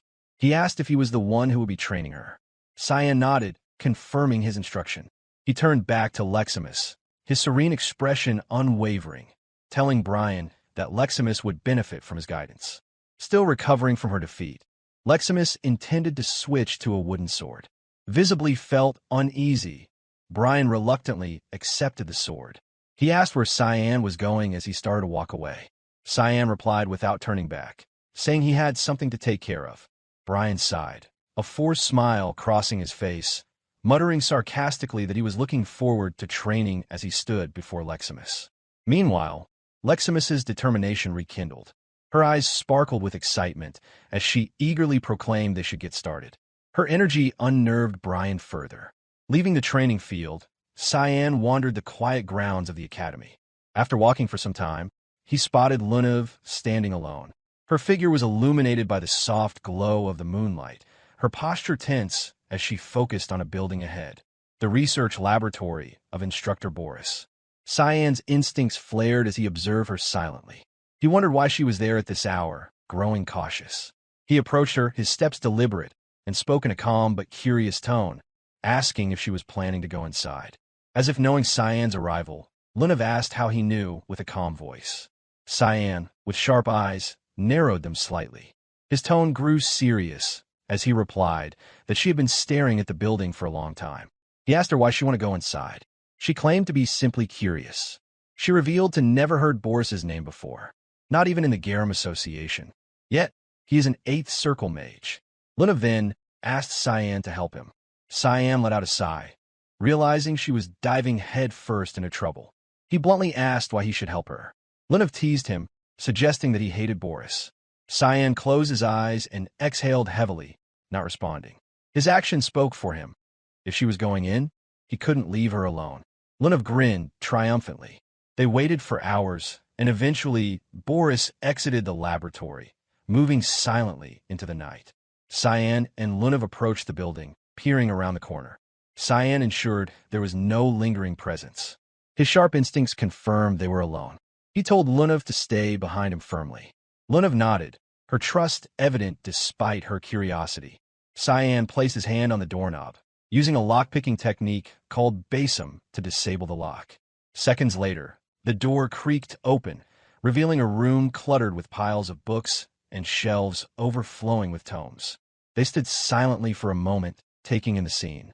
Cyan, sarcastically, thought to himself that it looked like a nerd's paradise.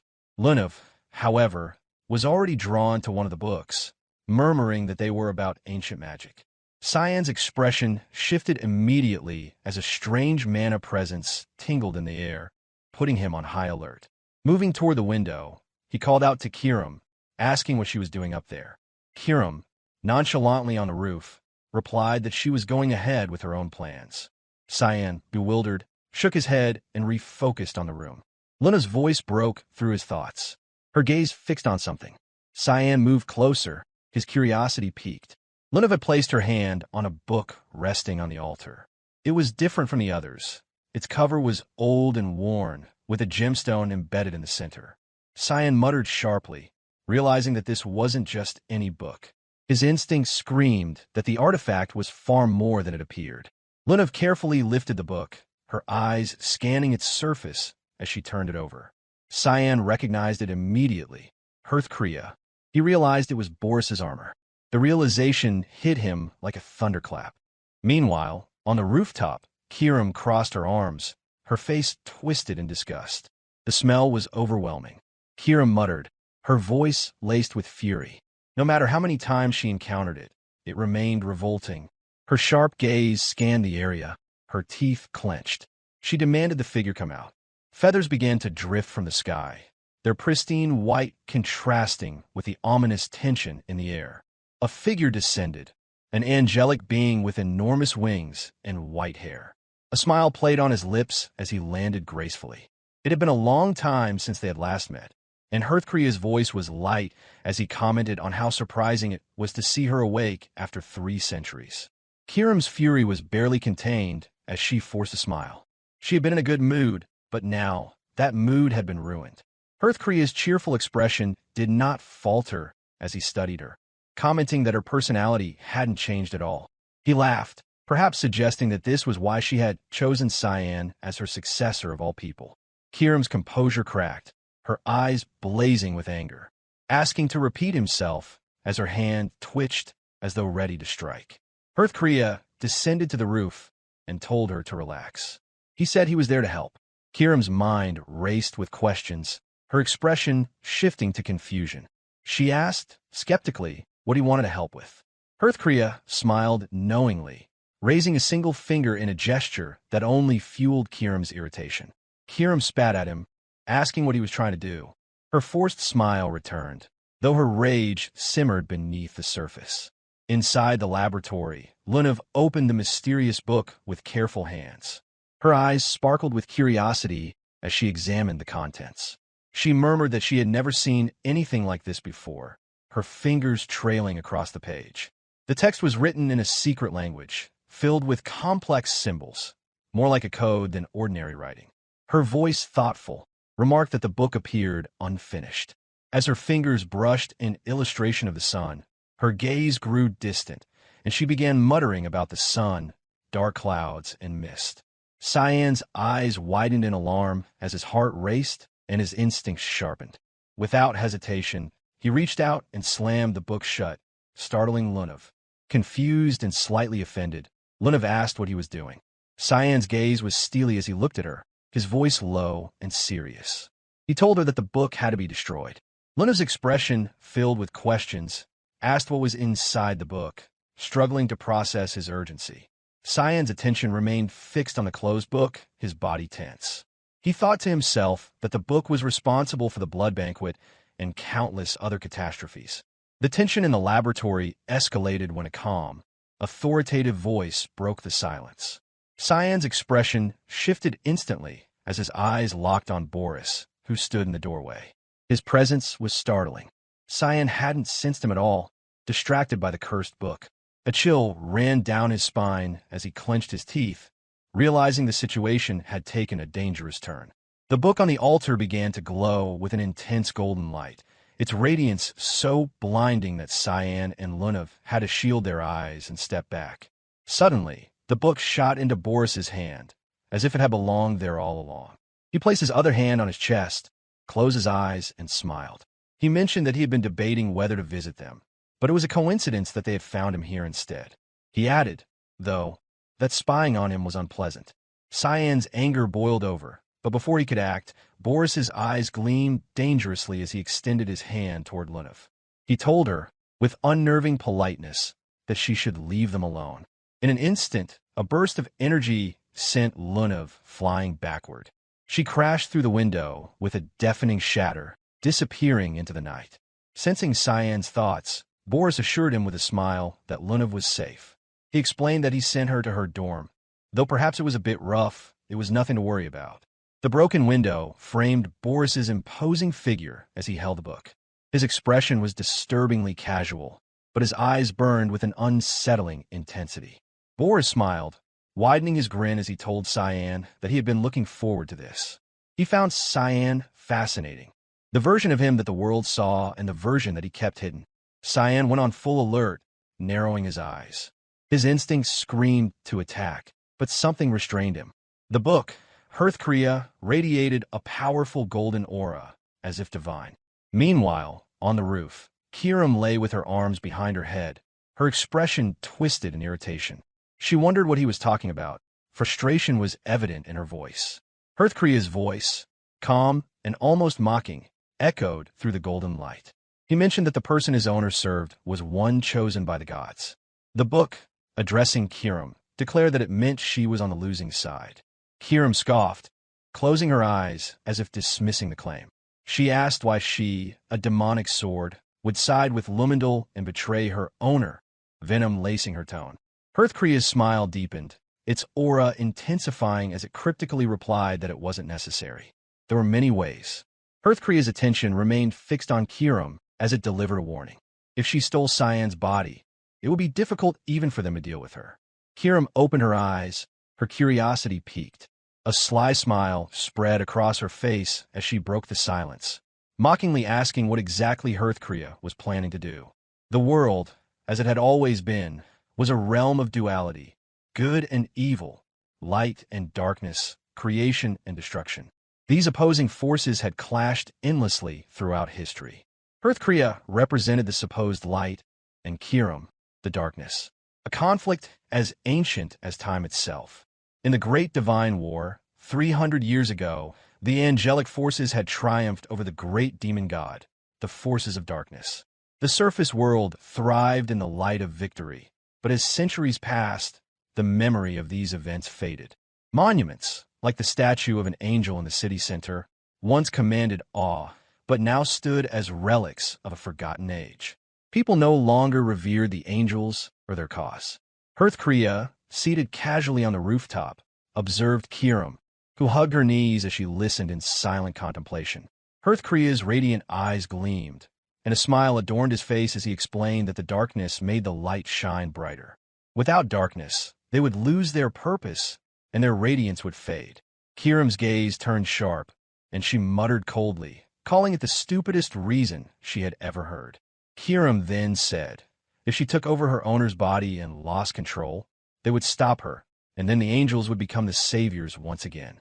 A sly smile appeared on Hearthcrea's face as he replied that he knew she would get it. Hearing his answer, Kirim's blood boiled. Her claws unsheathed instinctively, and her expression darkened. Enough, she growled. Before he could react, Kirim lunged at him with ferocity, her claws raking across his face, leaving glowing wounds in their wake. Kirim's eyes burned with fury as she snarled that they called themselves saviors. But this was just a selfish game to stay relevant. The angel's voice lingered as golden feathers floated around Kirim. It wasn't her fate, the angel said, to consume her owner's body. He wondered if she had a change of heart. These words struck a nerve. Kirim's rage gave way to a cold, cutting smile. She spat, her voice dripping with venom, that it was the angels who decided they were evil. She told them to fix their own mess and not expect her to play into their little fantasy.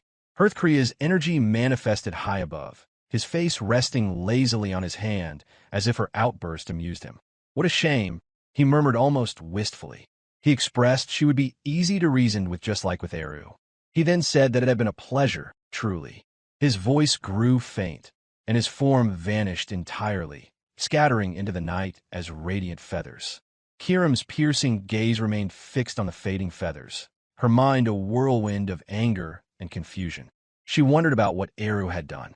Hearthcrea's parting words lingered in her mind, his cryptic tone implying schemes far beyond her immediate understanding. Still, one thing was clear, she would not be a pawn in their game. Inside Boris's laboratory, Boris prepared tea and sat at the table, gesturing toward a cup. He smiled warmly and mentioned that it was high-quality black tea from Sparnia. He wasn't sure if Cyan would like it. Cyan remained composed, his expression calm, and directly asked why Boris was so interested in him. Boris chuckled and extended his hands in an almost exaggerated gesture, replying that it was natural for an instructor to take an interest in talent. Cyan narrowed his eyes slightly, pointing out that he barely attended the classes, his tone suspicious. Faint surprise appeared on Boris's face as he tilted his head, asking why that was the case. His smile remained unwavering. Cyan didn't hesitate to reply bluntly that there wasn't much to learn. The air grew tense as Boris mused aloud whether the dean and the duke were aware of Cyan's unique perspective. Cyan said firmly that they should skip the small talk. He demanded to know what Boris's point was. Boris opened his eyes and asked, with subtle weight in his voice, if they had met before. Cyan's jaw tightened as suspicion deepened. Why did Boris think that? Boris leaned back, recalling their earlier encounter. His mind lingered on the moment Cyan had grabbed Princess Arin's hand, remembering the look in his eyes. Boris thought about the hatred, unmistakable. He mentioned that Cyan's reaction when they first met had been memorable. Cyan stirred his tea absently, his gaze distant. He finally replied, his voice steady, that it was just as surprising to him that he had never heard of Boris before. A mage with an 8th circle mana should be famous. Boris's smile faltered for a brief moment.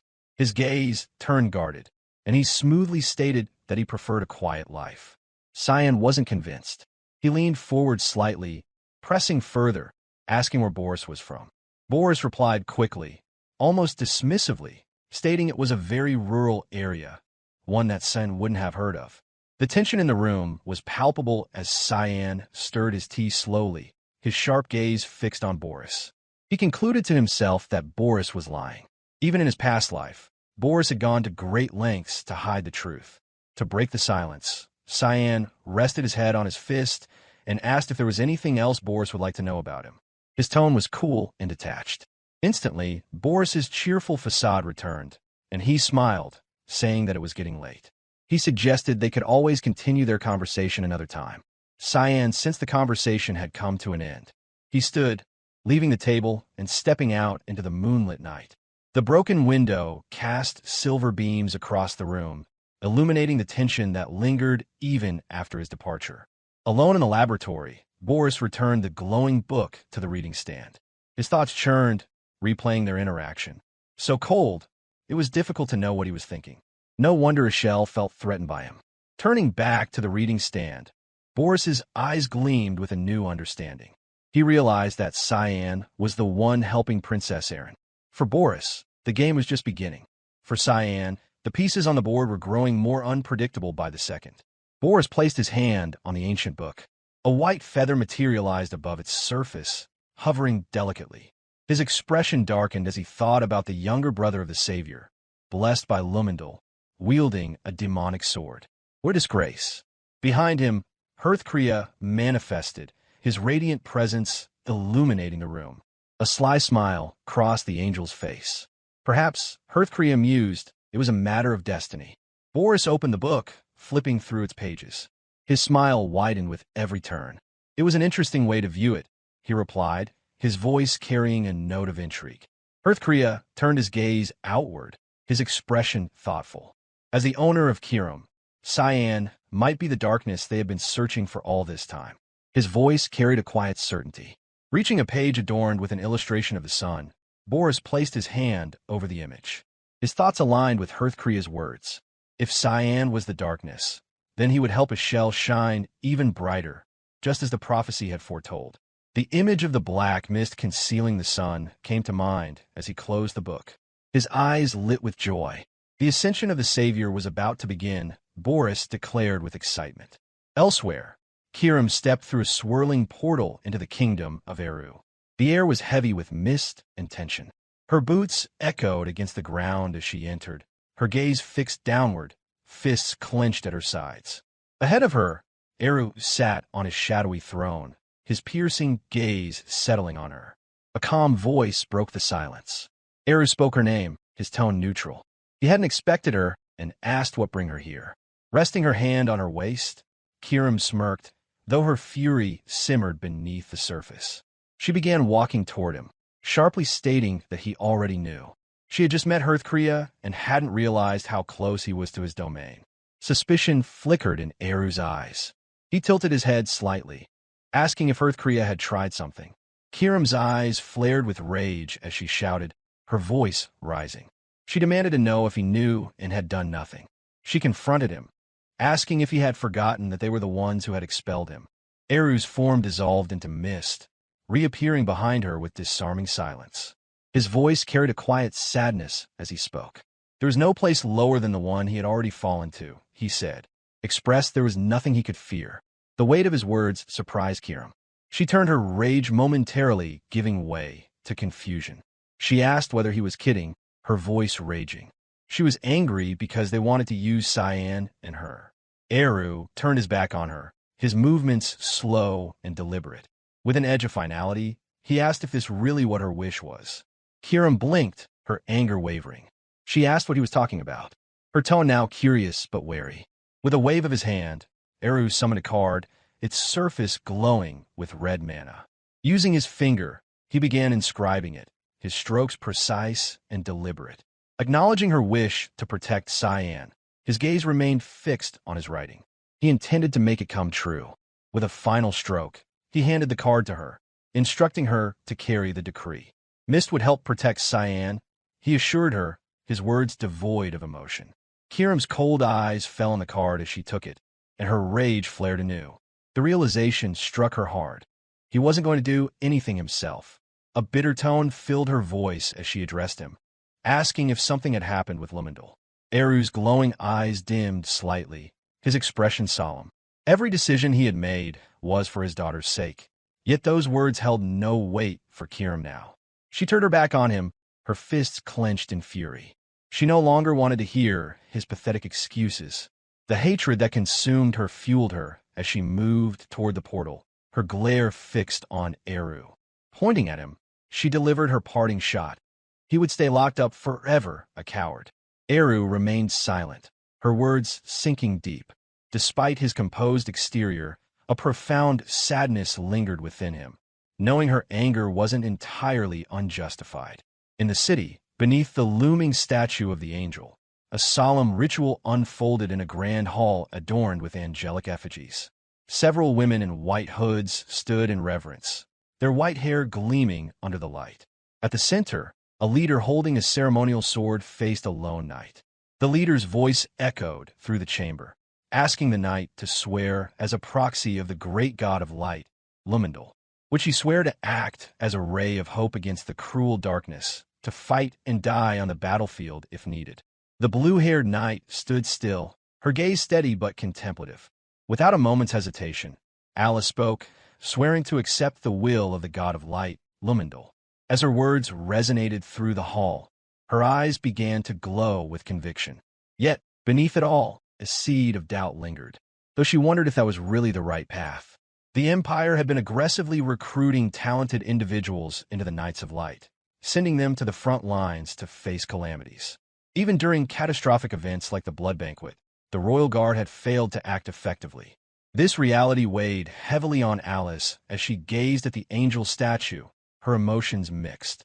Joining the Knights of Light had been her childhood dream, but now, standing here, she couldn't shake the feeling that something was wrong.